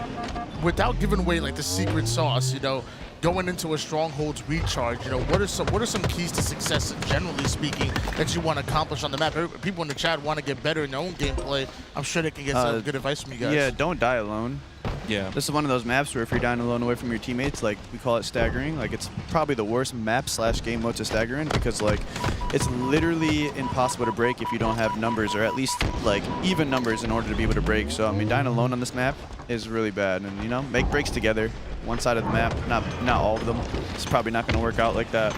Yeah, try not to just pick a fight as soon as you spawn. You know, kind of wait for your teammates or hit a lane together. You have to have a game plan. You can't just be flying out C-plat, shooting a guy needles or batteries. When you guys said don't die alone, he directly looked directly at me. I mean, we did lose strongholds recharge. Yeah, I'm a caster. And you know, you be doing your own things. Yeah, sometimes you be going off, but it's not a controller doing your either. own things sometimes. Yeah, no controller either. Like, I mean, Active almost made top 8 in the free-for-all. Caster. I mean, we'll take it. He is a free-for-all kid, though. Yeah. You went to that CPL. I don't want to talk about it. Speaking of scams, yeah, that was dude. one of the biggest scams. Ogre 2 lost out on $30,000. They didn't pay out anybody. They went bankrupt. Chapter 7. Oh, what the hell? Yeah, they sent us paperwork to fill out, and it was to an address that didn't exist. Yeah, my dad filled out the paperwork, all excited for me. He's like, "You won $5,500, yay!" And then nothing happened. Wow, you got top 8, right? Top 4. I got top 4th. Yeah. Wait, what game? Halo 3. It was Ogre 2, Strong Side Neighbor, and me. Little old me. Yeah. Free for all legend. Yeah, it was a weird free for all. It was like 4-man free. It was fun. It was a good time. I made $250 that I never got, so. And the passes were $250. Yeah. So I was like, okay, I got my money back. Yeah. Besides my flight. Yeah, that was a good time. But right now, Scion Esports, they have a little bit of good time with this double cap. Yeah, they are doing pretty good. Yeah, at this point in the game, though, they need to start trying to look for a triple. Yes. You're not coming back. You're not coming back against the best players in the world, or low-key in general, with a double cap down 150. If you think about it, like, mathematically, you got to, like, go through killing the entire team, like, 4 times before anything really happens. So they really should look for a triple cap here. But they have probably the strongest setup right now. Having AC is really good. Yeah, we've not to give anything away, but we're really good at holding AC on this map. Good. It's interesting because usually it's like a BC AD. Yeah, right. Yeah, if you think about it though, if the whole team is spawning red and you have AC, I mean, there's only like 3 exits they can leave out of, and all of them are just death sentences pretty much. Yeah. Yeah, sauce is being given right now. Yeah, they had a setup locked on us, and I just kept holding forward the entire time, like through the cross, and just dude, I'm just gonna stick with casting, man. It's no point. Casting's fun. It is so much fun, man. I love it. I love it. It doesn't scratch the itch, I would say, quite as much as competing, but it does. It scratches it. Look, you guys gave me my respect when I first sat down. I want to give both of you guys your respects because obviously I watch all these Halo tournaments that I compete in. You know, my series back or the other series, and You guys have been doing really, really amazing casting. I appreciate that, man. Thank you. Yeah, Thank you. your guys' hype and energy. I mean, it really is what Halo needs to keep succeeding. So good job to you guys. That, man. Hey, yo, someone clip that. Xbox record that. That's No, with my but- Twitch notifications. Yeah, I appreciate I it. thought you were giving me. Is there cameras? Can the stream see that or no? No, so like I said, I started casting you back in Halo 5. That was it was the worst cast ever. I hope it's not online. I don't know if it is. And then my first main stage cast with HCS was you versus FaZe. So, Really? like, yeah, dude, you're like my whole career is you. Let's go. Wait, what series was that? Do you know? It was the what was it, Or Tony? event? It was that my first cast or my It was second? Orlando. It was day 3 was Sunday. Arlington. It was Championship Sunday. It was the first match. It was FaZe versus you guys. Main stage best man. So it was I was in Orlando as well, but this was a main stage one. This is gotcha. where I was almost crapping Yeah, myself. Arlington. Yeah, Arlington. Yeah. Oh, Did you Arlington. forget? How do you forget? I didn't forget. He said Orlando because that was my first event Yeah. for HCS. I know the lore. Yeah, mostly. Okay. Yeah, so that was awesome, and you guys went 7-1 in Slayer, I think, throughout. Yeah. FaZe, the only team you lost in Slayer to. So. Yeah. Crazy, Yeah. man. All Yeah. right. Guys, thank you so much. Yeah. We really appreciate all the insight and everything. You guys are awesome, and good luck in the rest of the Thank you, man. tournament. Appreciate it. you guys. Thank you for doing this, honestly. Yeah, no Thank you for the No kind problem. words as well. Have a good one, guys. See you. We'll see you tomorrow. All right. Tony, So cool, guys. a lot of information, man. You know what? We love to have that, like that insight, man. I We think need to it's- start holding AC. Shut up. We need to start holding AC. You need to stop dying alone. Is what you need to stop doing. Well, you need to catch up. When you play with confidence, you'll end up catching up to me. Okay, okay. Well, you know what? There it is. As of right now, it's GBX that are playing with confidence right now. Scion Esports, they had moments. They did okay, you know, little, especially in that Slayer. Going into this game, they held on to that double cap for a little bit, but they weren't able to get that trip. And like Best Man and Soul Snipe said, when you're down by 150 points and you're trying that like bend but don't break strategy, it's not going to work. It's the best players in the world. Eventually, you might be able to slay them once, maybe twice, but if you give them enough space, enough room, they're going to break through eventually. So I think where they failed was to move in for that trip cap and recognize the situation. You're down by 150. You need to make something happen right there. You need to be proactive as opposed to reactive. Well, on our screen, we've got Kraken, of course, Complexion Squad, up 1 cap so far in this game.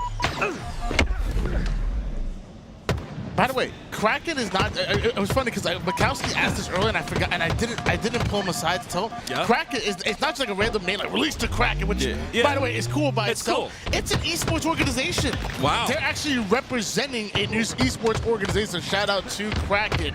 Let's who go. got help get these guys over here. Meanwhile, VIP. They do. You know they stole our spot, right? Yeah. We should have beat them. We We were so close. We only lost the series by 3 games. Why are you laughing? Because that's a lot of games. We only lost by 3 games. That's a lot of games. 3 games is a lot of games. That's like saying, I don't know. I'm not. We only didn't win a single game. Hey, we had fun. You know, like I keep saying it. It's really cool to be able to, Well, that's why we to should be play. here. We're the real winners because Right. we had fun. We are the real winners. Article's the real winner though. 9-7 in this game thus far. They get a flag pretty close. They're not able to capitalize on it just yet though. But Kraken, lots of slays that have come out. They get 2 dead already, and 2 dead on the side of Kraken. So this kill is huge, and another trade comes out. That was a momentary 1v1. Both teams end up going 3 down. Looks like they're relatively spawning at the same exact time, so about on equal footing. Looking for a clean round of slays. Are both of these teams smart, going for a dangerous cross right here? Ends up losing his shields, and you know that Kraken are going to be pushing up. Yep. Leaderness with the nade ends up taking down Spar, and that gives them that 1-player advantage. And Breaking Shot going to quickly turn into 2. That's beautiful right there, right? Capitalizing on the damage once again, making sure you get a call out that a player is stuck inside of that hut. You got to capitalize on the damage that's done. Otherwise, that player is going to get away with full shields and be able to route across the map. Another pull comes out from Dre Grab. It's a little bit scrappy, but does it create enough time is the question. Spar with the long-range shot onto Leaderness, even does some damage to Gun Collection, not only making him a bit weak, but also getting the information, the intel, and feeding it to the rest of your team, or a goal line stand. Spar winning a huge battle, but still 3 down. It's still Quack in esports that are moving up and maybe can turn this into a 2-0 lead. Well, both flags return there, so OS is coming up. This is the next point of contention for both squads. Breaking Shot's able to pick that up pretty quickly, and this is where things get a little bit scary. Spar's going to be the last player alive. That's all 4 dead. They're going to force the spawns on the back of flag and pull this towards the tunnel side or the main ramp side. Regardless, they've got assistance on the main ramp side. This could be a cap. That OS, once again, being utilized the right way, Tony. Yeah, that's when things go from bad to worse. You end up going 3 down when you already have Breaking Shot in your base. There was no time wasted whatsoever with that flag being pulled, just like we're wasting no time hopping back into our featured matchup. That's GBX up 2-1 against Scion Esports. No, I didn't misspeak. Scion did take the Slayer on GBX, but something about that objective is a bit harder to win against some of the best players in the world. Yeah, it just comes down to that endurance that we talked about earlier. Being able to play at your very best for a long period of time is just tough for some of these rosters, and this is where you get that experience. This is where you get those reps in. Renegade, he's just getting started, and that's the scary part. It's got to be shut down time and time again if this Scion roster wants any chance of making this game happen. I don't know what it is. To me, it's as these objective games go longer and longer, the best players get better and better. So, Scion Esports, you just wiped them. You just end up winning a huge battle, once again putting GBX down 3 members. You gotta keep this energy though. You gotta finish off this hill and then eventually finish off the game. GBX still have the lead as far as progression, and now they have numbers. Now they have space. Yeah, they get 3 down the side of GBX, but then GBX answer right back with a 4 down of their own. Coming off a spawn, Scion's got to do something here, or this hill will go to GBX. They'll get that first initial point. That's a great lift up by Ty, but can he turn that into anything else is the question. Tusk with a kill that changes things. Camouflage coming up in about 23 seconds here. Now Scion Esports will have to juggle the responsibility of trying to keep GBX off of this hill, and on top of that, trying to manage the camouflage. That is a lot of responsibility on your hands. It's gonna be tough to do after Legend gets a kill, but back-to-back kills coming out of Scion Esports. Tusk finishes off Ty is Reverb, and that's Camo coming up right now. That's the second time that Tusk has gotten a kill when the momentum was on the side of Scion, right? He shuts down the momentum by himself, which changes everything in the game. Still very close to capping this first hill as GBX. Scion needs something now. They get a couple kills on the kill feed, and they're in the hill as well. Scion Esports currently have the setup that they're looking for, yet being backed up by Zuzi at the moment, making sure that Tusk is not able to get that long-range angle from Driveway, even putting down damage onto the dip player. And then you have Reverb coming out of nowhere, taking down Legend, but GBX slide those kills, slide into that hill, and it's a picture-perfect finish. Shout out, blame the men. Yeah, I really like Reverb there, trying to get that kill. It was a little too late on it, but he didn't really have a choice. He's being constricted from all angles, wasn't really able to do the damage he wanted to do. Tried to do a last-ditch effort there, but what that does, him going down there in that trade, it allows GBX to get control of the new hill, and now they've got a lot of time on this hill as well. And this is a money hill, right? Locking this hill down very, very easy for whatever team gets control first. 1-0 lead in favor of GBX at the moment here, and they also have some good progression on this next one. About 50% done with their second hill, and that's another 3 down at a critical position in the game for Scion Esports. Now GBX may just finish their second hill in a row, and I'm not sure Scion in position to be able to play for this next one. Take a look at the slays too on both sides. It's not really spread by that much, right? But it's, again, GBX that take advantage of the slays that they get, and those slays are good. It's another double by Legend, and again, GBX immediately in the next hill. Shock in the hands of a Legend. At the moment, Scion Esports really focusing on pushing through the blue side of the map. It's where they want to push. It's where they want to apply pressure, start their offense. But you see Legend with the off angle. What a perfectly timed flank coming out of Dark Matter. That's got to be the katana on his back. Goes for another one. Gets a little antsy there. Wow. Tusk is the last player alive, but they get Camo. That does Scion, so maybe an answer back. But a lot of work still has to be done, because even though GBX went down, they got enough trades to slow down the game. patience, timing, coordination is what Scion Esports used for that collapse. Getting GBX off of their setup, snatching up camouflage, and Zuzi using it to perfection. This camo and shot combination is too tough to deal with. I don't know how that was a back smack, but I don't care. Zuzi and Scion Esports may just pull off one, and they can do that. I'll be feeling real confident about them in the rest of the game. I was questioning the camo efficiency out of Zuzi there, but he does enough to give his team a bit of time in the hill. Unfortunately, the pressure from GBX a bit too much. It's going to be 3 down for the side of Scion. Make that 4, 2 come off a spawn, and GBX in control once again. Yeah. Feels like it was only a matter of time before GBX gained back that control, and now may just run away with it. Right now, Scion Esports needs to find an easy kill. They need to find some damage to capitalize on it. They're starting with the perimeter player in Tusk. That's a huge outgun from the bottom side of the map. Renegade with the finish. Now both teams 2v2. This next slay gonna be so important. Dark Matter just jumping right over those nades. Yeah, Dark Matter ends up being able to live here for a moment, but goes down pretty quickly towards the end there. And at this point, there's 2 minutes and 20 seconds left. You see GBX very close to capping this hill, but they can milk as much time as they want. They can get the slays they need, get this hill as slowly as they want, chop time off that bottom center timer, and continue to win the game. And it's Renegade shooting bodies a little bit. It looked like the floor, but I promise you, that was a body. Where? The body? It's a ghost body. It's a ghost body. Okay, it's a ghost body. Yeah. 3-0 lead here for GBX, and with 2 minutes and 11 seconds on the clock, GBX have the afforded luxury to play Slayer if they want, or they can, kind of put the icing on the cake and just finish it in a 4-0.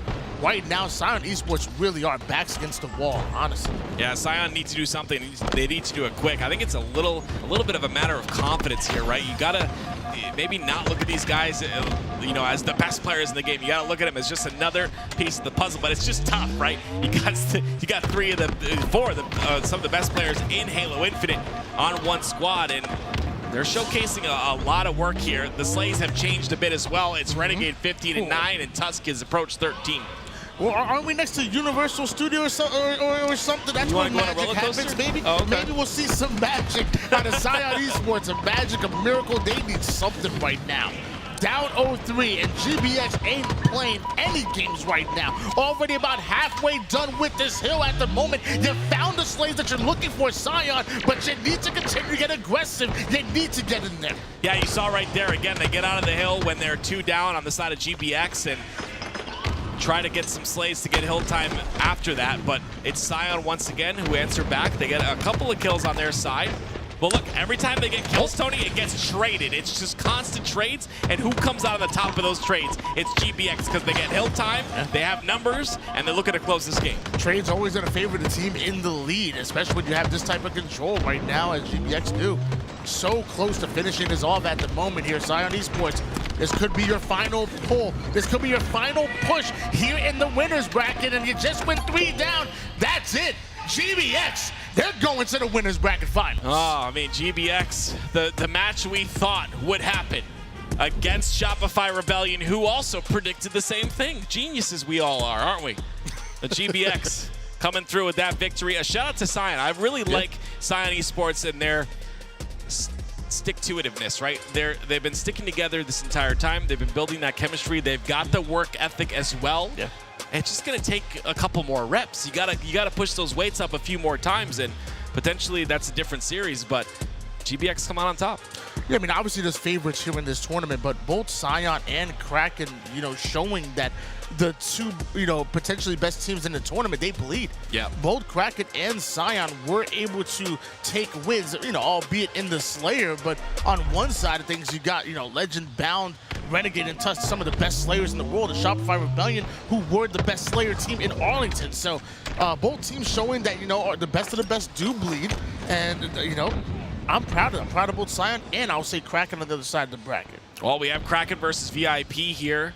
We'll get you an update on the series, but it is, of course, the Slayer. It's 17-14 so far in favor of Kraken. Gunny with that camo. Let's see what he's able to do with it here. He's got some information on the players on the back of green, but again, that stick, he's huge. Stops the camo player, takes that camo off the map. You heard the audio for the camo running out. Not only did we hear that, the opposition hears that right when he pushes nest to get behind enemy lines. Terrible timing. Camo runs out and lets everybody know where you're at. Terrible, terrible timing. And we saw Kraken. The one game they took from Shopify Rebellion was a Slayer. Okay, yeah. So there's a potential that, you know, this is where they shine as well, but VIP have kept it very close. Breaking shot, a player to watch for, as I think it was Mac who said, you know, he had him as Rookie of the Year, but really trying to, Breaking shot really trying to break out into the scene, you know, really trying to get on that top team, but these are the lands to do it, and potentially this is the team he breaks through with in Kraken. If anybody who's been truly paying attention towards, you know, that late season, that mid to late season 2, know that Breaking Shot is the real deal. He really is, and that's why, you know, you get surprised when you see him not on these top rosters or rosters that are looking to make a run, because he definitely has cracked out gameplay. Definitely really is a difference maker on the map, and we're going to see that here in this tournament. I'm sure J-Grab with just barely missing the melee, but somehow still gets the kill. Still 3 down for VIP. Kraken once again take control. One thing I'm hearing is both sides of that main stage. Of course. Are you surprised? No, not at all. But I With love it. J-Grab in the lobby? I absolutely love it. I love his energy, man. It's infectious, right? And I think it's something that the Halo community needs more of. We need more players like that. But I can't be like that. When I start getting passionate, my mouse starts flying everywhere. I can't hit a shot, so it's better to stay calm. But yeah, that passion is huge, man. And people on teams really carry that energy. All 4 down for the side of VIP, though, and a massive lead for Kraken now, 11 kills. Double-digit lead here for Kraken, and it would take something. I mean, you'd have to dig deep, I'd imagine, if you're VIP in order to upset Kraken here in this game number 2. Mind you, Kraken already up 1-0 in the series, and they've just taken down 3 members of VIP, but to answer back, J-Grab with the double. That leaves Red with camo, but by himself. Well, Red's got the game in his hands essentially here. He's got to get something, right? He's got to get some sort of kill. We'll see if he's able to do so, though. He's not able to find anybody. You see how much time is wasted. The camo runs out. Not a lot of value taken out of it. And then he's going to end up falling potentially. That's just not good, right? Yes, you do have the lead, but you can really just hammer this game in and make sure to stamp it down. You can't do that because you lost That's your problem, Active. You don't recognize talent when you see it. Rhett, he understands the importance of content. He's trying to make it fair. He's trying to give the other team an opposition, make it close. Yeah. He understands that we got to hype some things up here. So VIP clawing their way back into it. What looked pretty bad before, now only down by 7 kills. It looks doable. Still Kraken needing just 7 in order to take it, but VIP playing excellent Halo at the moment. That's another bait and switch, and you just allowed Jiren to get away with the sniper. Yeah, you gave away a lot of free kills here. If you're Kraken, I'm sorry, and you brought this game a lot closer than you'd want. The double push comes out. There's the triple push with Jiren in the mix, and now it's 39-43. This is a chance for VIP to take this game. On the other side of things, you see Leaderness 17-9. We've been constantly talking about breaking shot, and rightfully so. But so far, this tournament for this team, Leaderness has been absolutely out of control, and he continues to be that here in this game, and they're going to need him to make a play here. Get the snipe out of the hands of Jiren. Leaderness and Red, the Sweat, are able to push VIP out of the tower side. A 5-kill game, but J-Grab is forced to get a runaway, but he can't get away. Red is there. One squad wipe from taking it. Here again, it's that bottom tower, or that bottom center push, right? Going through the rat tunnel, going all the way to Brute Door. A lot of teams are not ready for that route, and 3 players from the side of Kraken took that route and essentially closed out this game because of it, 48-43. Just 2 more kills needed here for Kraken, but VIP are literally right on their tails. Breaking shot does not fear the moment, though. Curve slides right into the situation, goes in for that double, does enough damage for Leaderness to come in, and that's a 2-0 series lead. Release the Kraken. 20-11 for Leader Ness. I will agree with you. He has had a phenomenal tournament thus far. Very impressed by his gameplay all throughout, and now they have a chance to close it out on Solitude and King of the Hill. Yeah, I mean, your name is VIP. You had to win some very important pivs if you're going to come out on top. You brought yourself within, what, at 1.5, what, if not 4 kills towards that end game. Like, you were there. And you got to find a way to get over the hump. Like, obviously, you know, VIP probably, you know, obviously they don't team too much together. This is probably one of the first times they're all playing together in a lobby outside of maybe a scrim or two leading to this tournament, if that. Yeah. But still, somehow, you got to find a way. There's a lot of talent on this roster. I know Jay Graff from way back. I used to play Reach with him back in 8s. I know Spar from that Halo 5, and I joke when I call him a SWAT kid, but man, his movement is crazy. He's a damage dealer. Dude plays 2s, free-for-all, SWAT, 1v1s. He does it all, and we've seen the likes of Jiren as well, and Article has been doing it for quite some time. The point I'm trying to make, I'm sorry, is that there's talent on this roster, and you're good enough to win a Slayer against Kraken. You just got to do it. Yeah, I mean, honestly, this is their chance, though. I mean, 2-0 is tough, right? You gotta, if you can get this game 3, then we talk about a potential reverse sweep. And we've only seen one of those in the tournament thus far. And Tony, you and I were eating pizza when that reverse sweep happened, and I've never heard a crowd be so loud.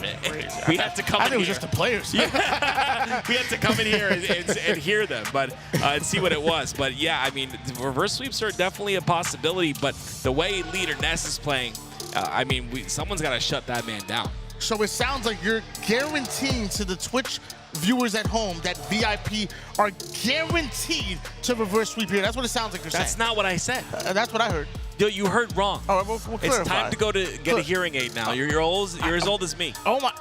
How dare you? I was born in 2005. No, you were not. Yes. No, you were not. I was born every day of the year of 2005. Well, I don't believe you. Every day of the entire year. And I how dare you? How dare you?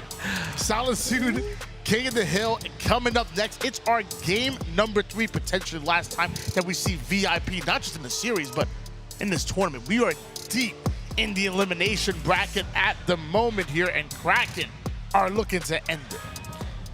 Kraken, I mean, they've impressed me. I was honestly, of course, over there, you know, Mac and Eli were casting, and I was rooting for them in that Shopify Rebellion series. Biased? Yeah, a little bit when it comes to Gunny, my man, right? But of course, VIP definitely have a chance. I also love Layfam, right? Article always comes to me. He's always like, hey, man, you're really good at what you do, and I appreciate, you know, respect and all that. He's a great guy, really nice guy. So I'm torn here, but it's gonna be tough for VIP. So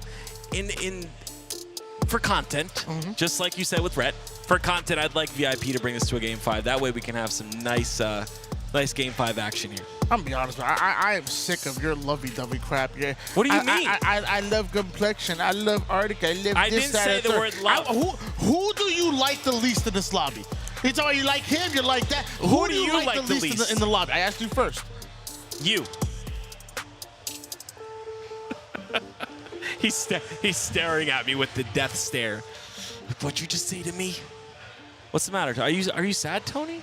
A little bit. I'm not gonna lie. I'm only joking. You know what? No, shut up. I'm gonna ask you a different question because you hurt my feelings. All right. What are some of the keys to success for King of the Hill Solitude? I'm gonna wipe my tears real quick. It's very important to take it to a hill by hill basis, right? And it's also important to make sure to get that initial control and to make sure to plan for the next hill, right? If you're gonna get that first hill, you gotta be prepared for that next hill. You gotta be prepared to set up for that next hill, and that will be how you set yourself up for success. And of course, you get Shock and Camo on the map as well. Those are important things too. But yeah, they say failure to prepare is preparing to fail. Yeah. If it's not the end of the world if you go down 0-1 as far as hills, but you can't let it get out of control. At that point, at some point in time, when you're about to go down 0-1, you had a choice. You could have made a last-ditch effort and try to make something happen, or most of the time, you could have rotated towards that next hill and get an early setup and maybe get an advantage toward that second hill. So sometimes it's simply about just recognizing where you're at in the situation. And Eli loves his poker terms. I got one for you. You got to know when to hold them, know when to fold them. Know when to... All right, Solitude King of the Hill. We are not in Texas, Tony. We are in Orlando. What? Orlando. Orlando. Oh, land? Orlando. Land. No. Very good. Griffin. Griffin. Oh no. Now we're gonna get sued, Tony. We use his name without payment. Ladies and gentlemen, Solitude King of the Hill coming up next, and like you said, being prepared is going to be the key, and in all metrics, and it starts from your starting strat. Are you able to get every resource on the map, the camouflage, the shot, because those are the things that are going to get you that oh-so-tough bottom mid hill. We'll see who gets this initial hill control. Very important to get the camo as well. You saw in our games, at least, it was a very big priority to get that camo right away. And breaking shot, he's going to go for that shock rifle. Now, I'd say that, honestly, you talked about being one of the best players here, and I 100% agree. I think that we just haven't seen the best of him just yet, and I'm looking for that. Shock in the hands of breaking shot, snatches up that camouflage down to one shot. Can he stay alive? You notice he retreats right to an angle in which his teammate can watch his back. Leader just dies so that camo can live, so that camo can fly. That's exactly what he's doing. He's flying right back to the side of Snipe. And look, he's got the spawns on the left. The beautiful flank as well. 3 down for the side of VIP. And this is some strong control coming out from this first hill on a Kraken. Breaking shots, breaking backs of the opposition right now. Putting them down. Player by player. Forward down go VIP. Kraken about to run away with this bottom mid hill. VIP may not get any bit of progression. VIP are staggered time and time again. You see them push, 2 go down, then the other 2 push out. Now they've got the spawn on the Snipe side. They fought out of it though. J-Grab gets a kill of his own. And a little bit of a trade happens, but regardless, they get out of that spawn cycle. Never mind, it's 3 down once again. At this point, VIP literally have 3 kills as a unit. Total. Gunplexion and Red have, what, 3x the enemy team scoreline just about. That was a clinic on how to play that bottom mid hill. I'm not gonna lie, I'm gonna save that. I'm gonna watch that a couple of times. I need to learn me something. Yeah, bottom view is so very important, especially if you're at home and you cringe when you watch your own gameplay. Maybe watch some of these guys, right? Search them up on your Xbox or whatever and get their match history and look up one of their games from one of these tournaments. It's so important to be able to watch how they execute certain plays, what they're doing, when they're doing it. Halo's a very situational game, and understanding every situation is what makes you some of the best players in the world. We talked about being prepared, and VIP giving up on that bottom mid hill when they know they weren't able to. They got early setup, and because of that, got some massive hill time. Now have a camouflage, Jiren with the trigger discipline, allowing the enemy team to get past him, but they might have gotten away, and that's going to be bad. Yeah, Red has to go down here. I really don't like that trigger discipline at that stage of the game, right? Because you're allowing them to get in, and your teammates end up dying there. He does get a couple of kills, or they do get a couple of kills together. And ends up working out, but it was just a little bit scary, right? Because you let them through, and you only have one player in Article in the hill by himself, and you kind of give that hill up. But it looks like they've kind of recollected here. The spawns come out on the blue, and now Kraken's fighting once again. Wow. The double out of red, massive. Big double, multiple going down for VIP, and it's the first bit of progression here for Kraken. I'm be honest with you, Active. I'm doing that to you every single time. I'm baiting you every single time. Oh, yeah, you are. I don't care. I'm allowed them to get past me. I'm like, hey, yo, Tim, they over there. They to your left. They really to your right. They get the kill, and now I got the cleanups. That's why I went 2-12 that first game. Now I know. But this is massive for the side of Kraken, right? If Kraken are to close out this hill, it'll be huge in terms of confidence, right? Look how close VIP are to getting this hill. Couple more kills need to come out, though. That's a big blunder right there. Doesn't have the ammo to work with, but VIP come out on top to get the kills necessary, and a close hill turns into one of their own. And it kind of reminds me a bit of what like Soul Snipe and Best Man kind of talked about a little bit. Not exactly, it was a different situation, but that bend but don't break strategy is just not going to work every time. Like eventually, VIP only needed like a split second within the hill. They would have had to play near perfect Halo for Kraken to pull that one off. Eventually, 1 or 2 kills and VIP take it. But now it's Kraken who at first crack on this next hill, looking to take this swing hill 3. Well, 2 go down, and you see some split spawns happening there. They kill the 2 players on the Snipe side. Now they get that first initial kill again. So it's just a cycle. You're seeing this time and time again. It's VIP coming off a spawn, like me, rushing by themselves, like me, and unfortunately, it's not working out. You got to slow down the pace of the game, take it step by step, let your teammates come up, and then push, but it comes with a sense of urgency. Look at the amount of time Kraken has gotten in this hill. Red the sweat. Coming off hot right now, 11-4 at the moment. You saw him wanting to chase that. He had to pull himself back in order to not go in and give up his life. But now feeling confident, no trade there, but so close to taking this hill. Still close, but no cigar. 3 down, go Kraken. That leaves Breaking Shot by himself. Breaking Shot having a solid game here, 9-6 already. Playing a very important position here on Snipe 2, right? If he can live, it'll be huge. Not able to live though, re-peaks the angle. They were ready for it. There was 2 players on the hotel side. Now it's up to Red to get some damage long range, but he can't clean up his kill either. This might be Kraken giving up a little bit of hill time here if a couple more slays come out, but Gunplexion evens up the odds with the kill of his own. It was a huge kill from Spar from across the map onto Red, but it's still Kraken, Gunplexion, and the crew that are breaking through. A little bit of scrappy time come out of Gunplexion.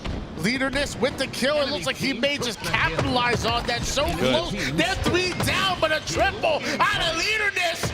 Leading by example, almost gets the overkill. And it gets enough damage for a teammate to clean it up. That's what's most important. The overkill dopamine is really nice, but as long as you get that kill, you're happy with it. Great patience as well on that kill, and if he can stay alive here, this will just be massive out of the side of Kraken. Ends up going down, so does Gunplexion. So they're in a little bit of trouble right now. Looks like VIP might take control of this hill. Ooh. No, been a 2v2 situation, but a double out of Red.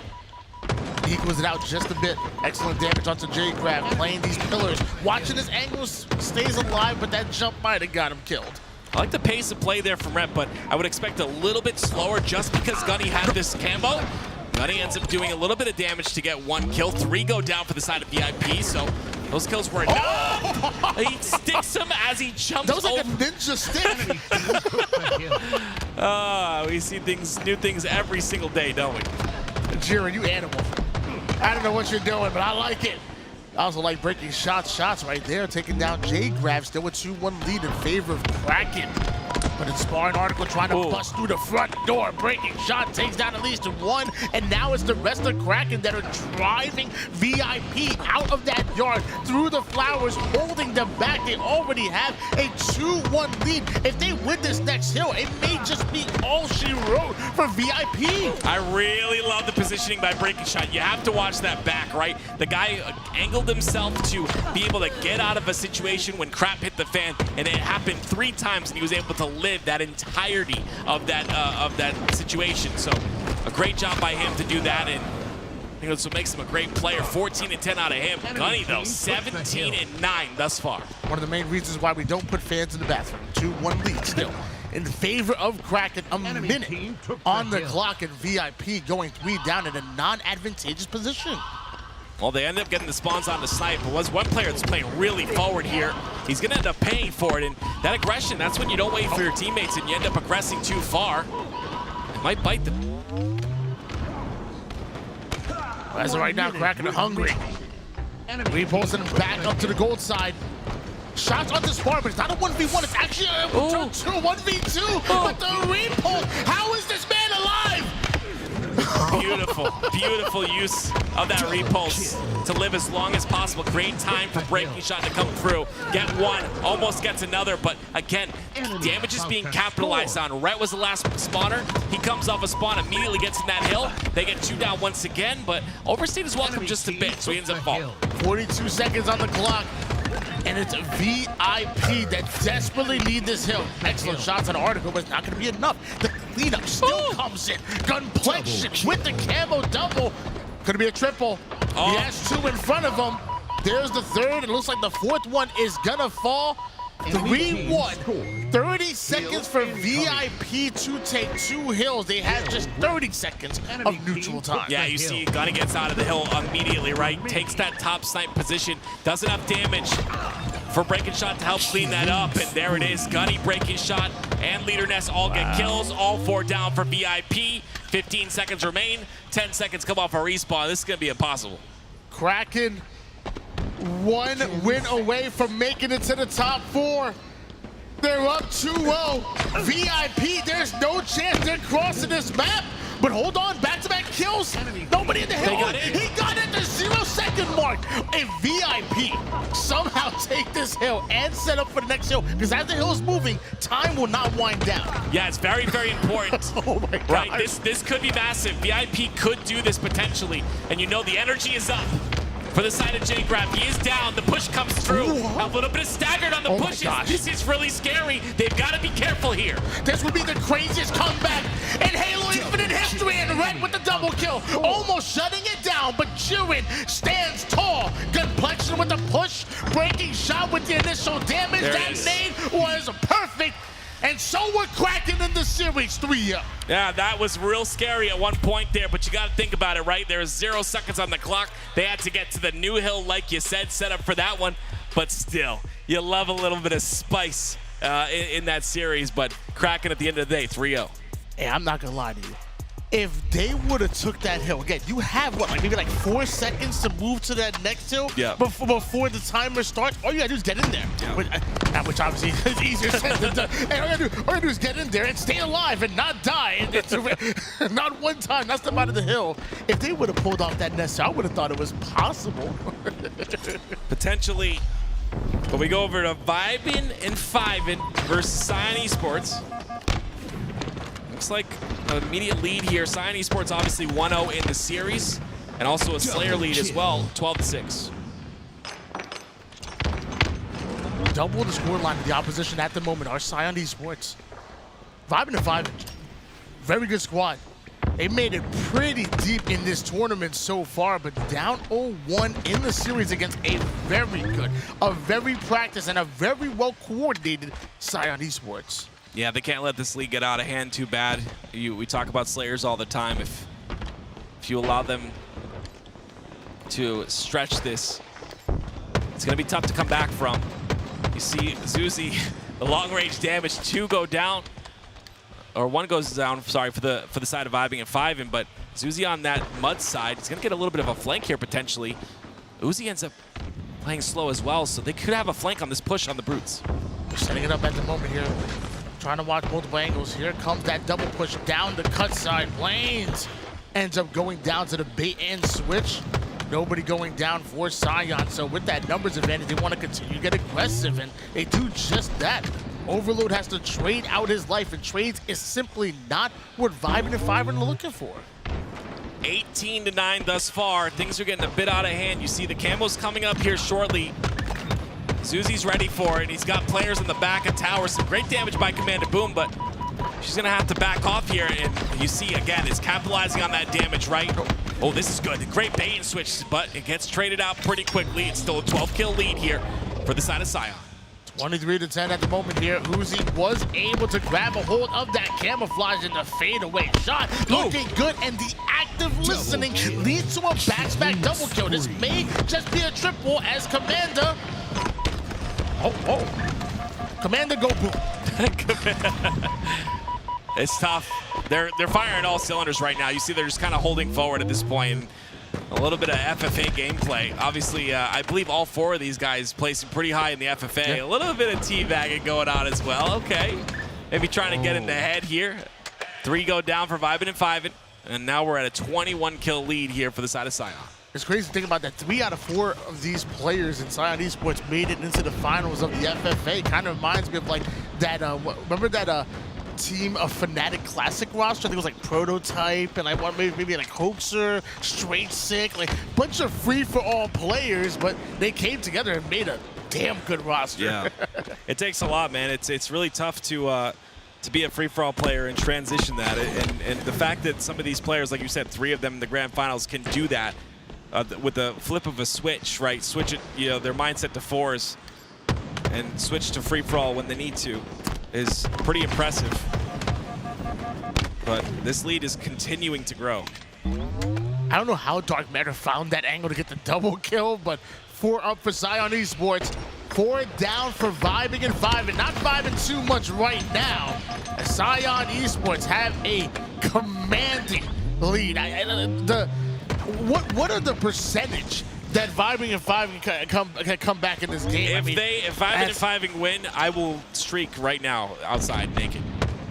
So. I just became a Vibing and Fiven fan. It's tough, man. They came here to vibe. They came here to vibe. They came here to have a good time. Right? And they made it all the way to an elimination. Which is great. A lot further than us. I mean, as of right now, down 0-1, and, you know, it's a 44-16 lead in favor of Sion. And, you know, I bet they still did fantastic making up until this point, and they still have another game after this. Yeah. We've seen reverse sweeps before. Yes, we have. And either way, I mean, if you look at this event, you can look at this as like a like their name, vibing and vibing, right? They're just coming here, having a good time. You know, you essentially look at it as a vacation where you get to potentially compete and win some money if you end up placing well. It's pretty impressive that they've made it this far, 48-18. Not only a 48-18 lead, not only Sion Esports playing fantastic, but also we got a legend joining us right now. You know, some people call him Gunplexion, some people just call him Gunny. Hey. What's up, man? What's up, guys? How you feeling? I always feel great. We had a beautiful day of playing Halo. Got to spend the whole day with the squad. Got to entertain the viewers, hang out with the family. Guys are looking good, man. I mean, that Slayer versus Shopify was nuts. They're one of the best Slayer teams in the game. Yeah, man, it's a very humbling experience with how they really don't hesitate. They know what they're doing off spawn, like I say all the time, and they really just go, man. They trust each other. There was that you guys were probably watching when I kind of had a pinch on them at driveway, and 3 of them stayed alive. And yes, they stayed alive like a wall and aimbotted and incinerated our whole team. So it's like it really shows you like a little small fundamental teamwork aspect play like that really could carry over because the common domino affected after that, and it was pretty incredible. Guys, we're in the middle of a series, VIP versus Kraken here, your elimination quarterfinals, but you just heard Gunplexion give his thoughts about playing against Rebellion earlier, but we also have another legend joining us on the couch. Mr. Breaking Shot himself. How you feeling, Breaking Shot? I'm having a lot of fun. This tournament has been really, really cool. You know, if it gives me that MLG vibes, so. Yeah, I love that. That is exactly what I'm talking about. Yeah. That's what I feel too, man. It's a vibe. It's been a blast. I've gotten a lot of people saying I'm biased towards Gunny in the chat. They call me a biased caster. B-U-Y-E-S-T. So what do you say about them? You're my tit head, bro. That's right. See, guys? That's what I'm saying. Don't mess with us, bro. Yeah, this is a great guy. He's a unit on the map, you know? Somebody's got to backpack him. So what a blast. What a blast it's been. I guess it ain't just me. Oh, wow. Are we? Yeah, right? Tony's got the top comms. He's got the best comms in the league. Hey, you heard it. Someone clipped that. You heard it here. So, you know what, Gunny, while we have you on the couch, you as well, Breaking Shot, I want to ask you guys a couple questions. I'll direct this one to you, Gunny. What the hell is it's all in the hips? Because this man can't stop saying it. What is that? What is that? You never seen Happy Gilmore, man? No, I didn't. I did not see Happy Gilmore. Put the guy, I forgot the guy's name from Apollo Creed. Yeah, Adam Sandler. Okay. They're doing another one, right? They just announced they're doing I didn't even know Happy that. Gilmore 2. It's coming out soon. It's kind of exciting. I think it'd be great for, especially since he passed away recently. You know, rest in peace. But one of the best movies ever out. It's all in the hips, baby. It's all in the hips. All in the hips. It's all in the hips, baby. I say it so much. They're sick of it by now. They're like, oh, you need to stop, bro. I'm like, no, I'm not stopping. I say it all the time in match, but you got to be motivating. Breaking Shot, I'm directed towards you. I mean, I've been watching your gameplay during some of these open events. I've actually got the chance to see you on LAN. You've been doing your thing for a little while now. Probably one of the most fun players to watch as far as the way that you put down shots, the way that you stay alive, and just the way that you just move around the map. What is it that you bring to the table? We've seen you on a couple of different rosters. Out of your own words, I don't know, what kind of player is Breaking Shot? You know, I change up my style a lot, actually. I feel like sometimes I'm not really a fast player, but other times I'm just flying, trying to get damn. You know, you just got to adapt to what's happening on the map and who you're playing with, usually. For sure, for sure. You know what? That hit me, actually, because I feel like I play one way, and that's scared all the time. I need to adapt my gameplay. I need to get aggressive sometimes. Yeah. I play a little slow. I ain't gonna lie. You gotta be confident, man. You gotta be able to adapt. I know you've been, on a couple of teams, been hopping around a little bit here with this squad right now. We found a little bit of a new home, back with Rhett the Sweat. I know, season 1, day 1, how brother. How long right has there. that been? What? Correct me if I'm wrong. I want to say it was you two. Was it Chato at one point? No, it was Hunter. Hunter from COD. I don't know his full tag. Sorry. My memory's pretty bad here. Is this a new home one? Is that what brought you over to Orlando one? Or are you just here to have some fun, here to vibe out with us? I'm honestly here just to vibe out. Like, it was like Thursday night when I didn't even have a team, and I just came to Rhett and we formed up. Wednesday night, yeah, like Tuesday night when I did 24 hours. That was when we did it. Jeez. So it's just vibes. I have a question for you, man. Of and course, I want to give you the platform, right? Talk to me, sweet cheeks. I love this guy, man. So tell, because a lot of people that don't know your story, right? Yeah. Tell everyone your story. Like, why are you doing what you're doing? What could you have done if you weren't doing esports Halo? Like, tell everyone a little bit about your story coming into this, because I feel like it'll be so much more. I don't know. They'll kind of get personal with you a little bit to understand. Like, you come a long way, man. I'll make it simple. It all started when I was a kid. I was naturally good at Halo, and then I was a Modern Warfare 2 Pro Sniper and Call of Duty for sleight of hand. Continued to play Halo. Never really competed. Played GBs at the time because, growing with an old Italian family, video games, you got to get off your ass, make money, go to school, the whole 9 yards. So I was just naturally gifted, and then one night I came home really hammered, and my cousin was like, yo, I got Halo 5, and I was like, I'll play this shit. I ended up picking it up, and I got Champ 1 in a matter of like 2 weeks. I was like, wow. And this is when gaming started evolving, and now was that AR starts? No, before after. This is when they finally created the high competitive settings. It was incredible after 6 years. But long story short, continuing, it's after Halo, I was like, wow, gaming and how big it evolved, and how the viewership on video games and all that, and especially my personality. I kind of want to have an impact on today's world.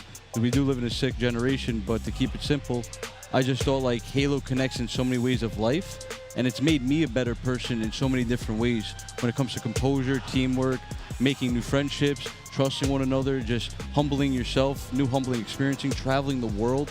Not many people get to say that, so I just, risk it for the biscuit. I went to trade school for my family's business for air conditioning.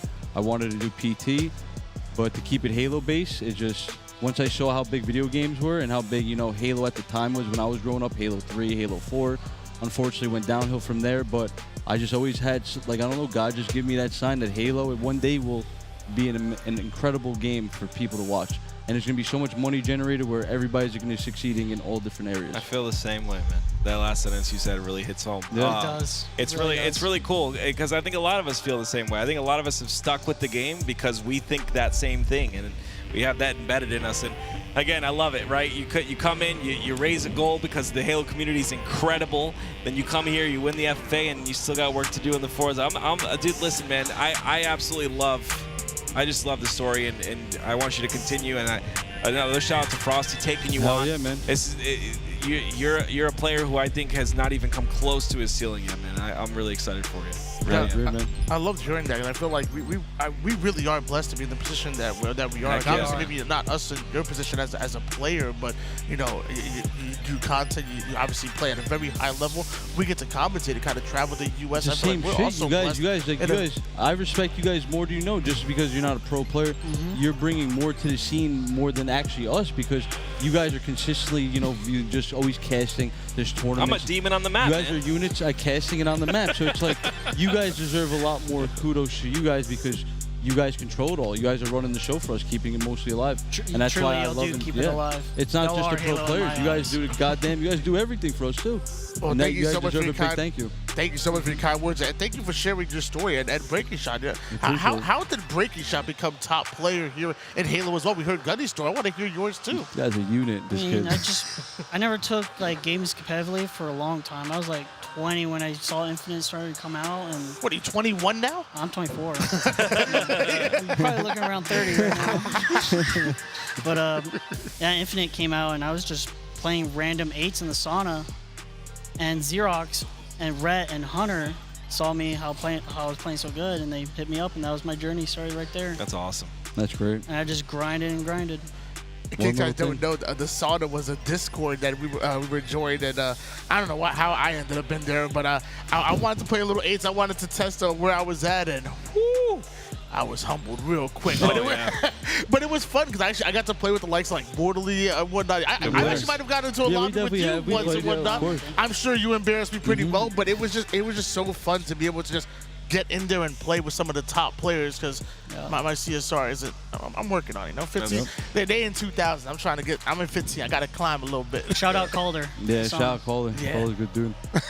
It's funny you say that, Tony, because it's like, for me personally, because I know he's already been there, like, I know this is not like main stage, but the fact that I got to play SR, one of the best teams in the league, and actually take a game off them, you know, and personally, I felt like we played well as a team for somebody we just picked up, obviously, for fun. Wednesday. You know, it just, yo, that was badass, man. Like, that was pretty sick. That was like, actually, like, I was very They were happy. here. They gave you guys some respect, too. Like, They really did. They were actually, it's incredible. Like I said, it's just that learning and humbling experience, being on like a mini main stage and just like, you kind of see your future, just like little stepping stones, as I always say. Best Man literally sat here and said, yeah, we played against Gunny. He always takes a game every single time we play. Yeah, So. yeah, that's all, you know, studying. You got to study just to get support. That's awesome, man. I think you're getting a lot of recognition. I think you need way more. I'm biased, though. Like, I really think, like, all good. someone's got to wake up, you know what I mean? It's- But it is it's what part- it is, a that's journey, the part- right? That's the best part, man, is the journey. Yeah, you just smile and wave. Yeah, you smile and wave, baby. Correct me if I'm wrong. Like, Talk to please, me, please, Tony. please Talk do to correct me, me if I'm baby. wrong. So from my perspective, you know, going back to Halo 5, because I played a ton of Halo 5. I Yeah. cast a lot of I Halo know you 5. for a while I mean, now. you remember the snipers tournaments? Yes, and sir. what? Nap time. Shout out to Nap time. The guy's the best. Love you, Daddy. Hell yeah. I feel like when I first started watching, you were just this super gunny. You know, Yep. you cracked out, just outgunning everybody. But then I saw this transition. I watched one of your streams one day, and you were just like, the way you were talking to me was a lot different than Halo 5. You had that skill, but then you started doing that film review in front of your viewers. You just Yep. started talking about the macro of the game and really embracing the chess game. And I was like, wow. To me, I'm like, dude, Gunny's really come a long way in a short amount of time. Like, was there a transition in your thought process from Halo 5 to Halo Infinite, or were you just always like that? Have you always been on the analytical side? It was more just because, like, growing up, like I said, I played when I Halo 3, I was young. Like, when it came to Halo 5, that's what I mostly played. Halo 5 was all about mostly one person could really dominate the map and you really could have skill and take over. But to keep it simple, it's just, from that, I never learned fundamental Halo, and like learning that first in this Halo was the first time I've kind of learned the chessboard. Shout out to my sister, actually. She's the one who introduced me to actually like reading about chess, how pieces work. You know, I don't know the full logic of it yet, but just the idea of it really opened up my eyes and like flipped the light bulb. Love that, love that. We got Scion Esports and Vibin and 5. And I don't know. I know Vibin and 5 pretty well. Blaine's and Anthropex. They were big into Halo 5 around my rank back then. Maybe not yours, but around my I used to rank. play them a lot too. Okay. On the other side of things, though, smooth. Scion Esports, I know they've been around the block for a little bit. Breaking Shot. Have you got the chance to play or talk with any of the guys on Scion Esports? I know TY since year 1. Okay. And, I mean, I played with these guys a lot, honestly, and what I see from them is that they're really focused on the fundamentals over everything else. And it kind of reminds me of like E United back in the day. Okay. Love that. Fundamentals, That's how I yeah. It's something that's like overlooked a lot because there's just so much to think about in the game, right? And sometimes those fundamentals, you got to come back and take another look at them. Yep. So fundamentals are huge, and I love that they've been together for a long time as I was well. just about to say, I think people underestimate that. I like don't really look at the picture that they're actually the only team that's actually stuck together. They're an actual family. Yep. You know, they stuck through thick and thin. So And it's I just- love that. I respect it. I love that you're searching for that too. I think that's that's a tough thing to find, man. Because like it's been like that since 2005. Way back in the day, is the same thing. Like one little thing, be like, all right, we're done. Time to break up and go our separate ways. But I think there's some true value in sticking together, like you said, like a family, because it's not about just inside the game, it's outside the game as well. You have to get along outside the game, and when you build those bonds and those friendships, it helps you in the game to get that intangible that not a lot of other teams have. Exactly. I 100% agree. Coming from like a sports background, that's why, you know, just we're one team, as my football team see, one team, one family, you know, as a lot of probably teams say. And you're going to war, you know. I'm going to war with my boys. Like we're literally going into a game, virtual reality game, and we're going to war winning this shit. Right. And it's like do or die. Like, are we going to trust one another? So, like at the end of the day, I want to build a family and like actually develop that one day. And it's going to come. You know, you got to be confident. Yeah, I truly believe what you said earlier about Halo and its future. I don't know what it is. I think it's God as well. Like I think just there's something in my body that tells me that Halo is going to be at that point it was, so many years ago again, Yes, and we're all going to be there. And we're all going to be gaming still. So such a beautiful game. That's just gas.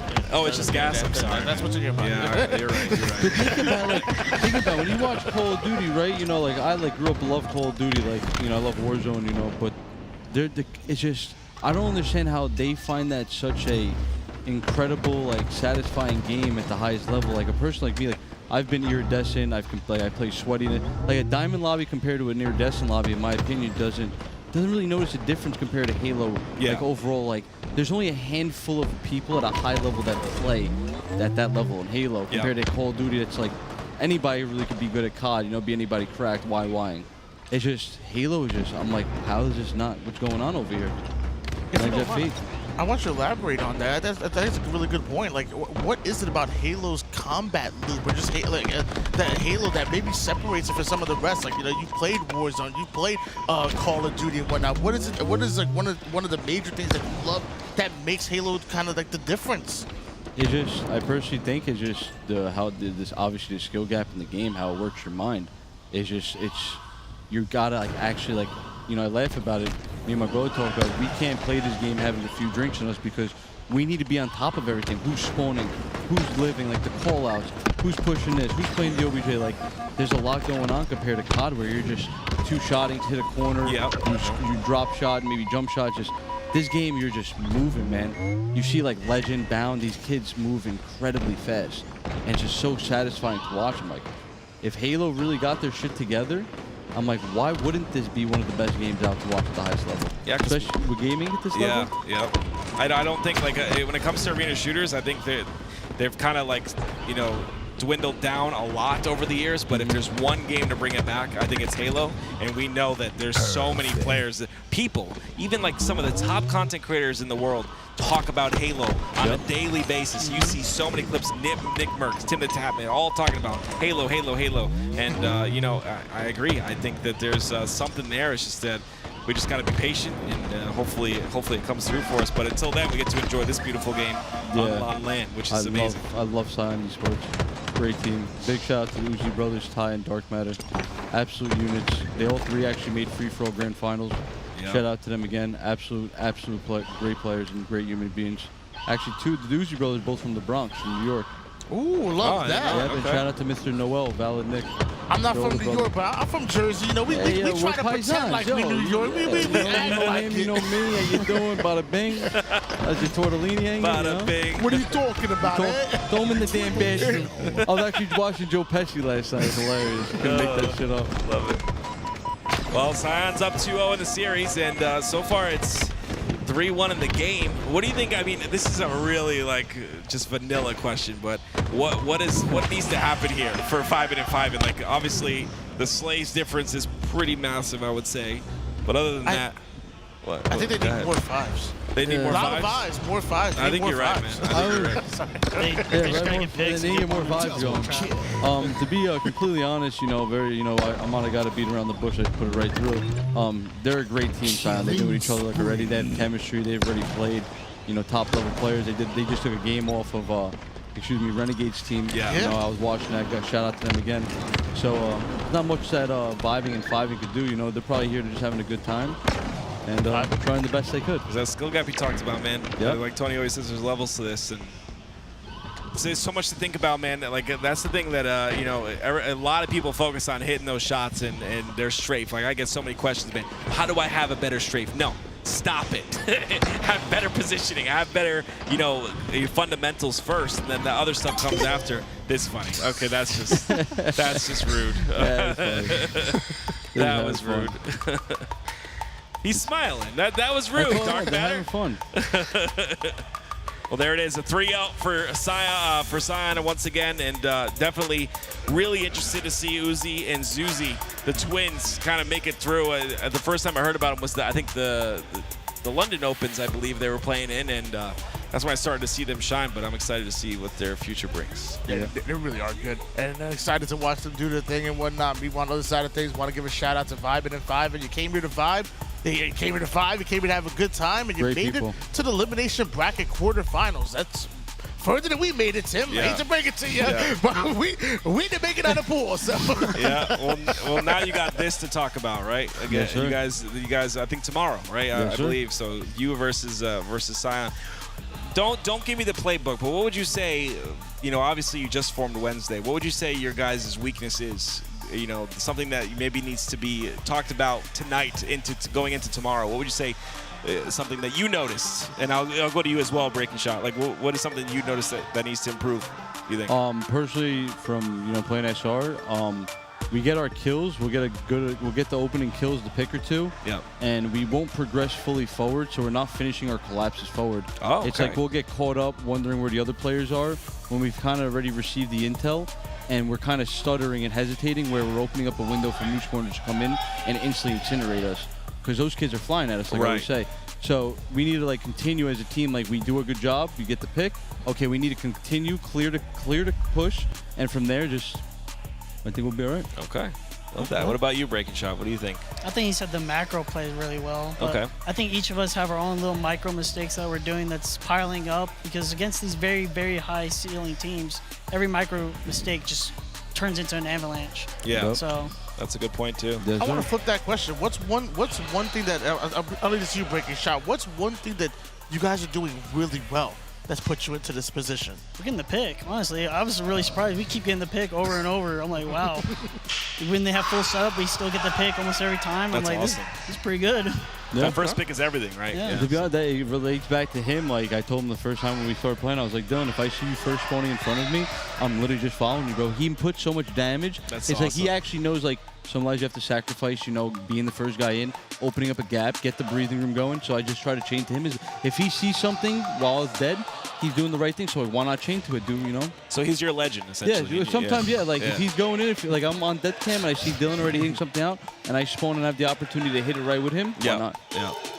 I love that. I absolutely love that. See, if you can do some damage on the map, if you can small talk, we can push things together. I know. Listen, I was told on Live Fire Brutes that I had snipe, and my one job was to stay alive. Guess what I did? Fell off the map. I fell off the map. Okay, so don't expect nothing out of me. I remember. Somebody clipped that. Dude, it's the funniest thing I've ever released. I was like, yo, Tithead, just all you gotta do is stay alive. He was literally commenting, like, all you gotta do is stay alive. You have the sniper. You're the most important player right now. You just dead. You just hear him splash in the water like Magikarp. And then we just laugh. Everyone's just laughing. It's a good time. We gotta play more. You gotta, of course. We gotta play more. You gotta teach me some stuff so I can beat this guy. You're always more than welcome to. Guys, I want to thank you guys so much for jumping on the couch with us and you. doing this. It's great to speak with y'all. Before you go, though, is there? I haven't seen you streaming too much. Are you streaming? Are you got any social media? Where can the people at home find you? You can find me on Twitter, Breaking Shot 2. Is that even have the OG one? It's not called Twitter. It's called X. My bad. X. Breaking Shot 2. On the X. There you go. What about you, Gunny? I heard you stream a little bit, once in a while, like an hour a day or something. Maybe 300 hours a month, maybe. This guy is in the gym. He's on the stream. 12 hours. You guys know twitch.tv/complexion, complexion on Twitter. I didn't get to say this yesterday, but always a big shout out to the Paisano family, my stream. Love that. I wouldn't be anywhere I am without you guys. Shout out to my brother, my sister. Shout out to my parents. Shout out to everybody who's been supporting me on this journey, all the hiccups, all the speed bumps. Always a shout out to LVT and the crew and the squad. Shout out to my team. Tomorrow's a new day, boys. We're going to have a great time tomorrow. Big day. I'll see you guys bright and early. I can't wait. Make sure you go and watch that. Hell yeah. Thank you guys so much. Ladies and gentlemen, this has been your 2050 Esports Titans of Orlando, powered by LVT Halo. Looks like this day might be coming into a close, but we still got more action coming in tomorrow. We know who our top 4 are. We know who's made it to the redemption arc bracket, who's going to try to come out on top, because we couldn't make it out of pools, but we have a second chance, and we're going to take advantage of it. Guys, we'll see you next time. Good night, everybody.